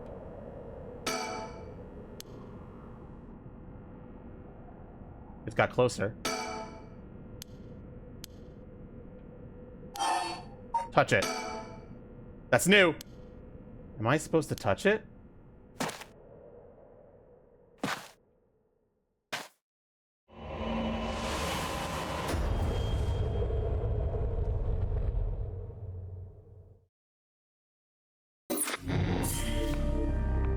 Oh shit.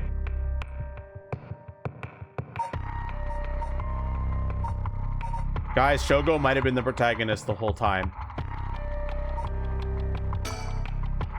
When the body, soul, and mind of Seimin, Tsukima, Choco have all been brought together, the rite of cleansing is activating to dispel all rituals and curses that have previously been performed.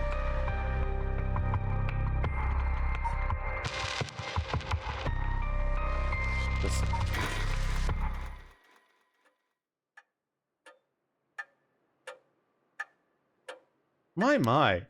Finally, you have arrived at this juncture. I expected no less from you. That would mean that you have managed to bring everything to light. Though there is the possibility that you have wound up here by chance. So before I take you any further, I must ask you a number of questions. About what exactly the soul, body, and mind of Seimin Tsuchimikado are. Firstly, which cursed echo represents the soul? Well, that's the beckoning light. Yes, that's exactly it. After his defeat at the hands of Ashino in the Honjo incident, Seimin wandered about near Honji. The form of his cursed echo changed over time with the legend he left behind. This is the cursed echo which was acquired by Mayu Chozawa, but when they called forth by Seimin's body and mind, it appeared momentarily before him.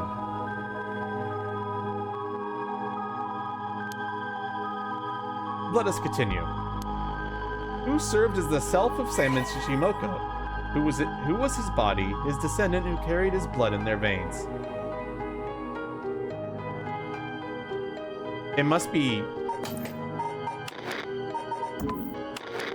Shogo, right?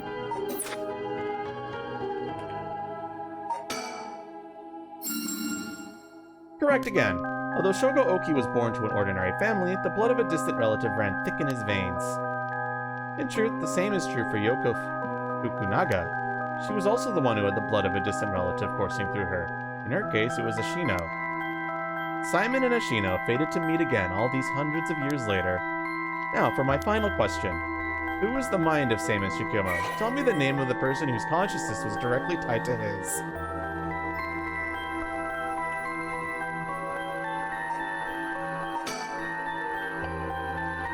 See, you believe it to be Mika. Are you saying you believe it to be yourself? Are you certain? Yes, you are correct. Finally, you have remembered. Fuck. That is right. You are... Simon's consciousness, awoken by the curses and the rite of resurrection. However, having lost your memories, you forgot about the duty assigned to you. This is, if I may say so, where I played my part, guiding you through the events of this story.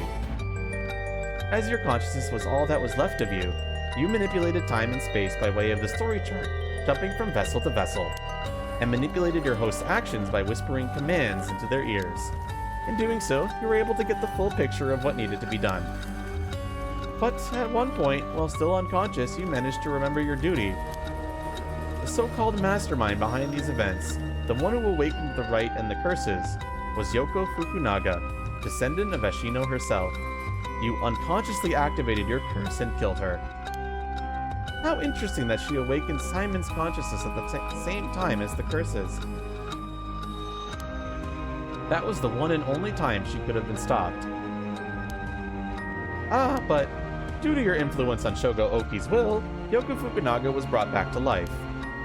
Using the story chart to undo her death, I led you to believe that it was the work of the Rite of Resurrection itself. But as it turns out, seeing what would transpire if the mastermind was not killed at the outset is what ultimately revealed the way to put an end to the curses for good.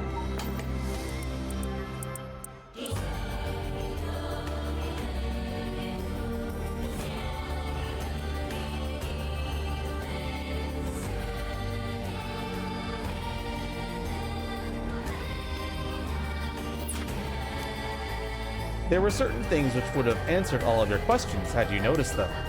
For example, even when under your control, Shoko Oki willingly used his curse. When I asked you early on how many Shoko Oki had killed, this is what I meant. Had you not used the curse, Shoko Oki would have done so of his own accord. Furthermore, Mayu Shozawa was able to recall information which only you knew. She was able to do this because she was connected to you through her curse echo, the beckoning light.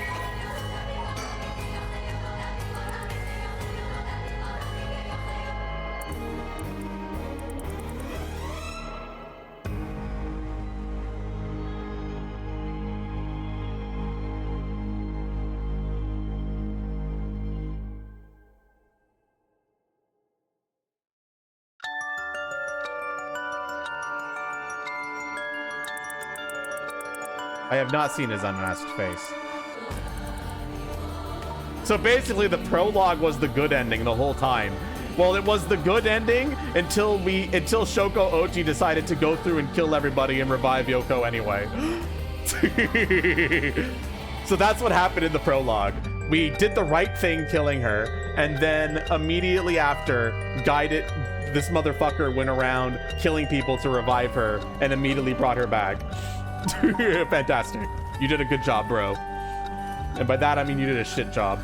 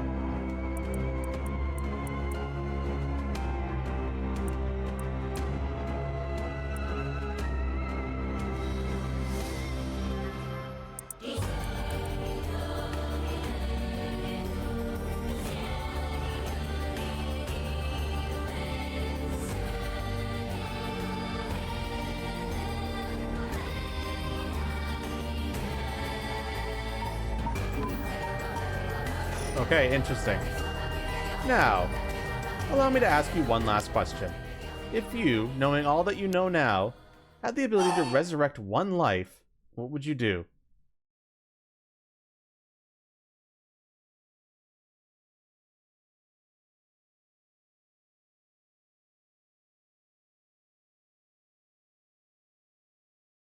This is the same question I asked at the beginning, and my answer was at the beginning, I wouldn't want it, let someone else have it. I would destroy it. Oh, I see, I see. That was Simon's original intention. I apologize for leaving it out of the options when I first asked you this question. Now, it is time to bring things to a close. Upon your arrival here, the rite of cleansing was activated, dispelling all other rituals and curses. Look upon the fruit of your efforts. And then we shall leave this world behind for good. Thank you, truly, for all the work you have done.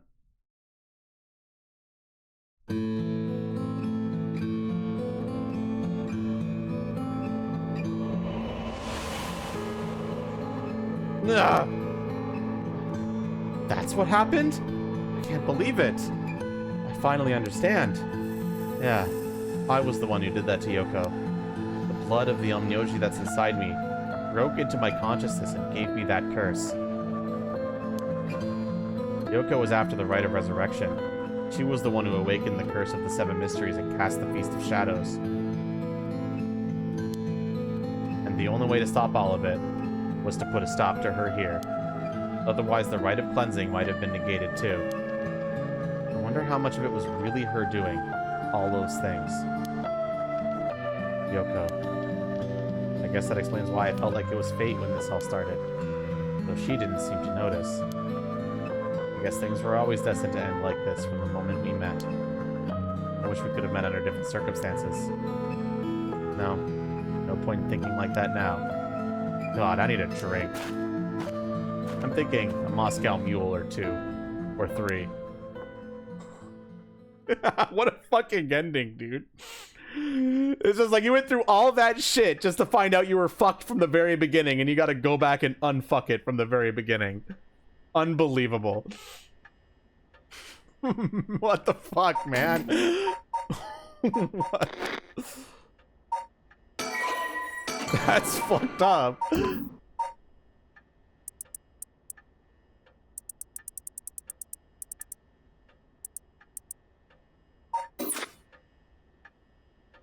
Ma'am, what is it?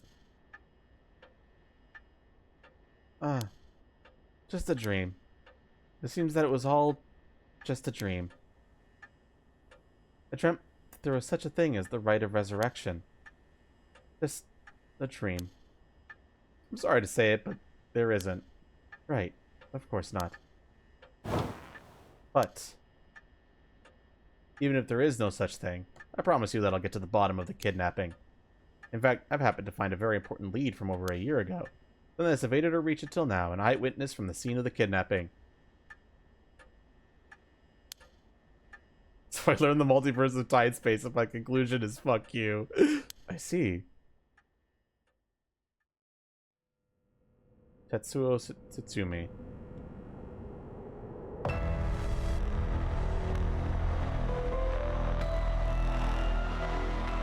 Whoa, whoa, whoa, what the hell is this?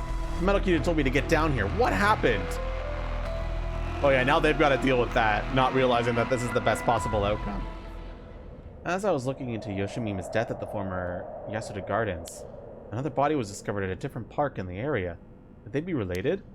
It sure looks like it, but... Excuse me, we found this among the victim's belongings. Thought you'd want to know. What is this? What the hell? Boss, look what was in the female victim's address book. Yoshimi's phone number and photo. What? And the picture.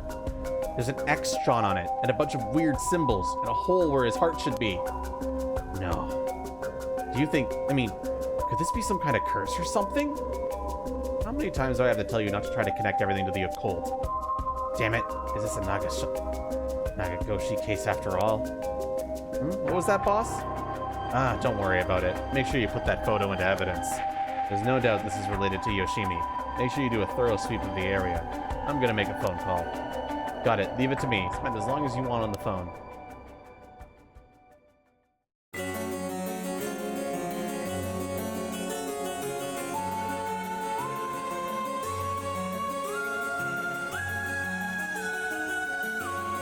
You know, it turns out that Ichigo really did die in an accident. Now, if we ask around, we might be able to get a little more information. I guess there never really was such a thing as the rite of resurrection. But I did feel like there was a spirit watching over us.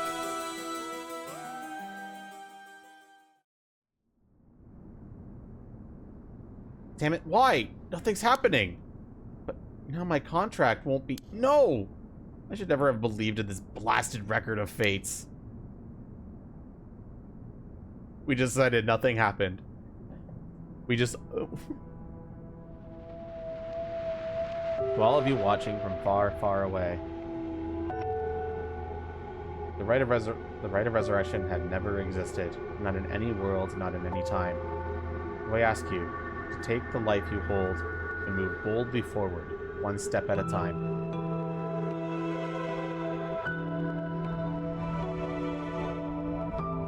Richter, why is out? Do you want to question him? Hang on, Arrow. I want to get enough evidence for a search warrant. Let him go for now, and I'll follow him. That's the kidnapper?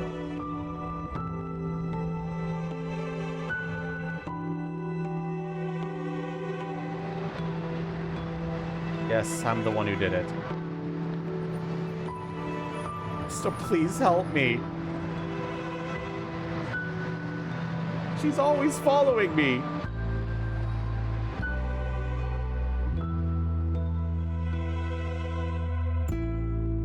So sorry, Michiro. I had no idea. What? Hajime was killed? By this Yoko Fukunaga? How could that be? He wasn't the kind of guy who could just get picked off like that. You know that. Yeah, and boss is hiding something. There seems to be some kind of secret hidden in the Hajime's family tree. Let me see if I can find out what it is.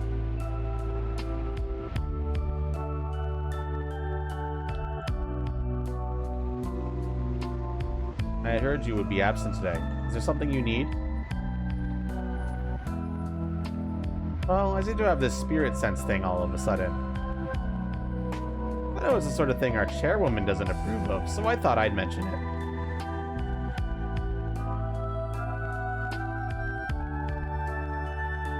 You could have called, didn't think you were the standoffish type. I had to find out from her why. Oops, sorry, I forgot all about my favorite chief inspector. The hell are you planning? Nothing so heinous as you're thinking.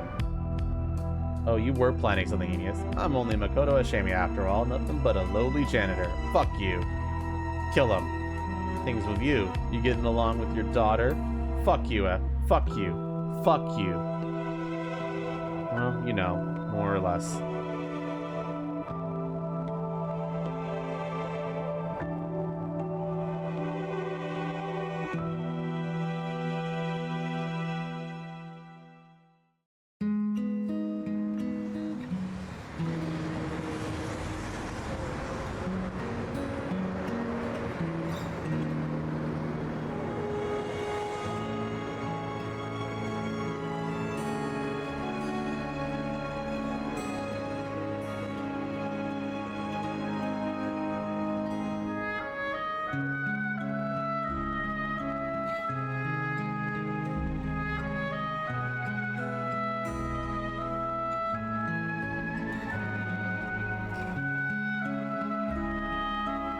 Cool game, yeah. I guess that final puzzle, I was just kind of trying to think about, like, I guess I solved the final puzzle and I was right about going for that ghost at the very beginning of the game. But my mentality was I should go to a place where that bitch is dead. And I was right about that. But there was another section. Like, I could totally see somebody like piecing together that that's where you're supposed to bring the three together. Very interesting.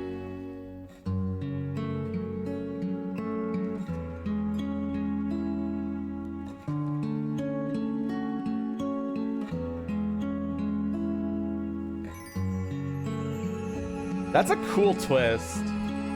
Although I kind of called, like, I didn't say it out loud, but I was kind of suspecting for a while that I was the spirit of that guy. So there was enough foreshadowing for that. I can't remember when I clued into it, but I was suspecting it for a decent amount of time.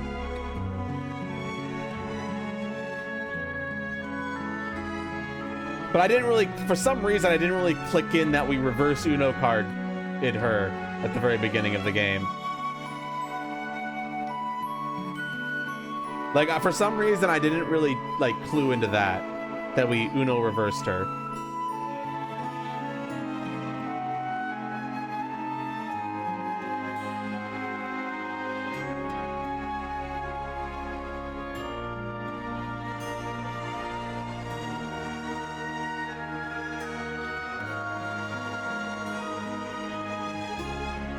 The unintentional Uno reverse at the start is wild. I agree, yeah. We use her own curse against her. I don't know what happens if you name yourself Simon. Interesting, I want to look that up.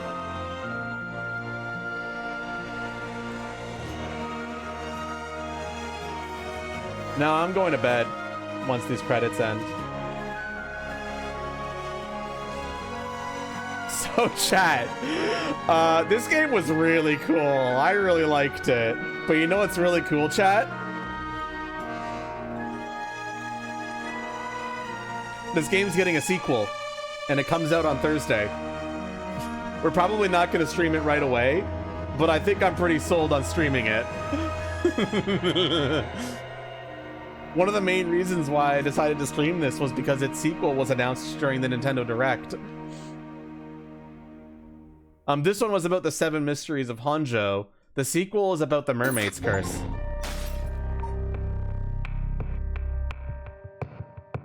Case closed. Complete the story achievement.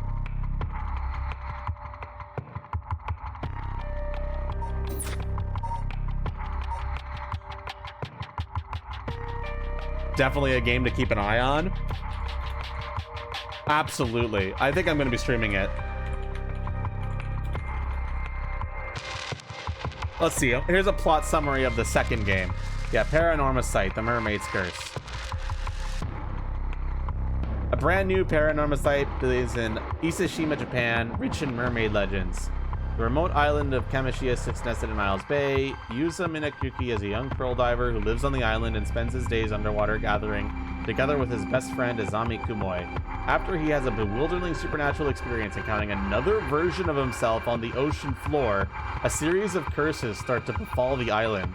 A girl of unknown origins, a treasure hunter from a foreign land, and a mysterious housewife investigating a drowning. Paths cross and destinies collide as they come closer to the secret of mermaids of ice, a legend that has been obscured by the fog of history for so long.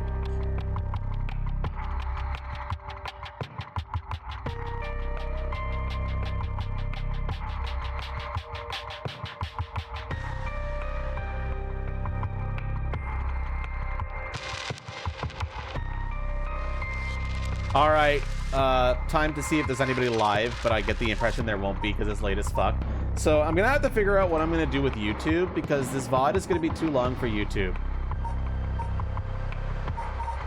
Still, like that hook right there is really interesting, right from the Steam description, where it says that the protagonist finds another version, like a drowned version of himself. That's fucking crazy. Regardless, I'm not sure if we're going to be playing it immediately when it comes out. Probably not, because I have another game lined up, and then Resident Evil comes out after. But we're not going to do another stream like this for it. We're going to be splitting that game up into at least 2 or 3 streams. We'll probably do like a Monday, Tuesday, Wednesday for it. I think that's like split it to 4, 8, 12. That should be long enough for some 5-hour streams. Splitting a break section. I could do that. I just don't want to. I'm just lazy. YouTube has like a 12-hour upload limit, for me at least, so I can't upload this VOD. Oh, what a good game, though. I liked that. Oh, shit.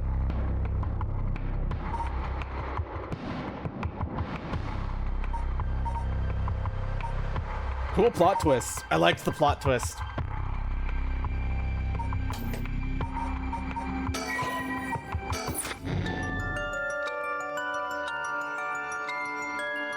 Alright, no one's live though, so it's time for me to head to bed. Steam? This is on Steam. Alright, good night everybody. I hope you enjoyed this storyline. It was crazy, it was fun. We're definitely gonna stream the sequel, I just don't know when. Alright guys, see y'all next week. I need to sleep. Bye.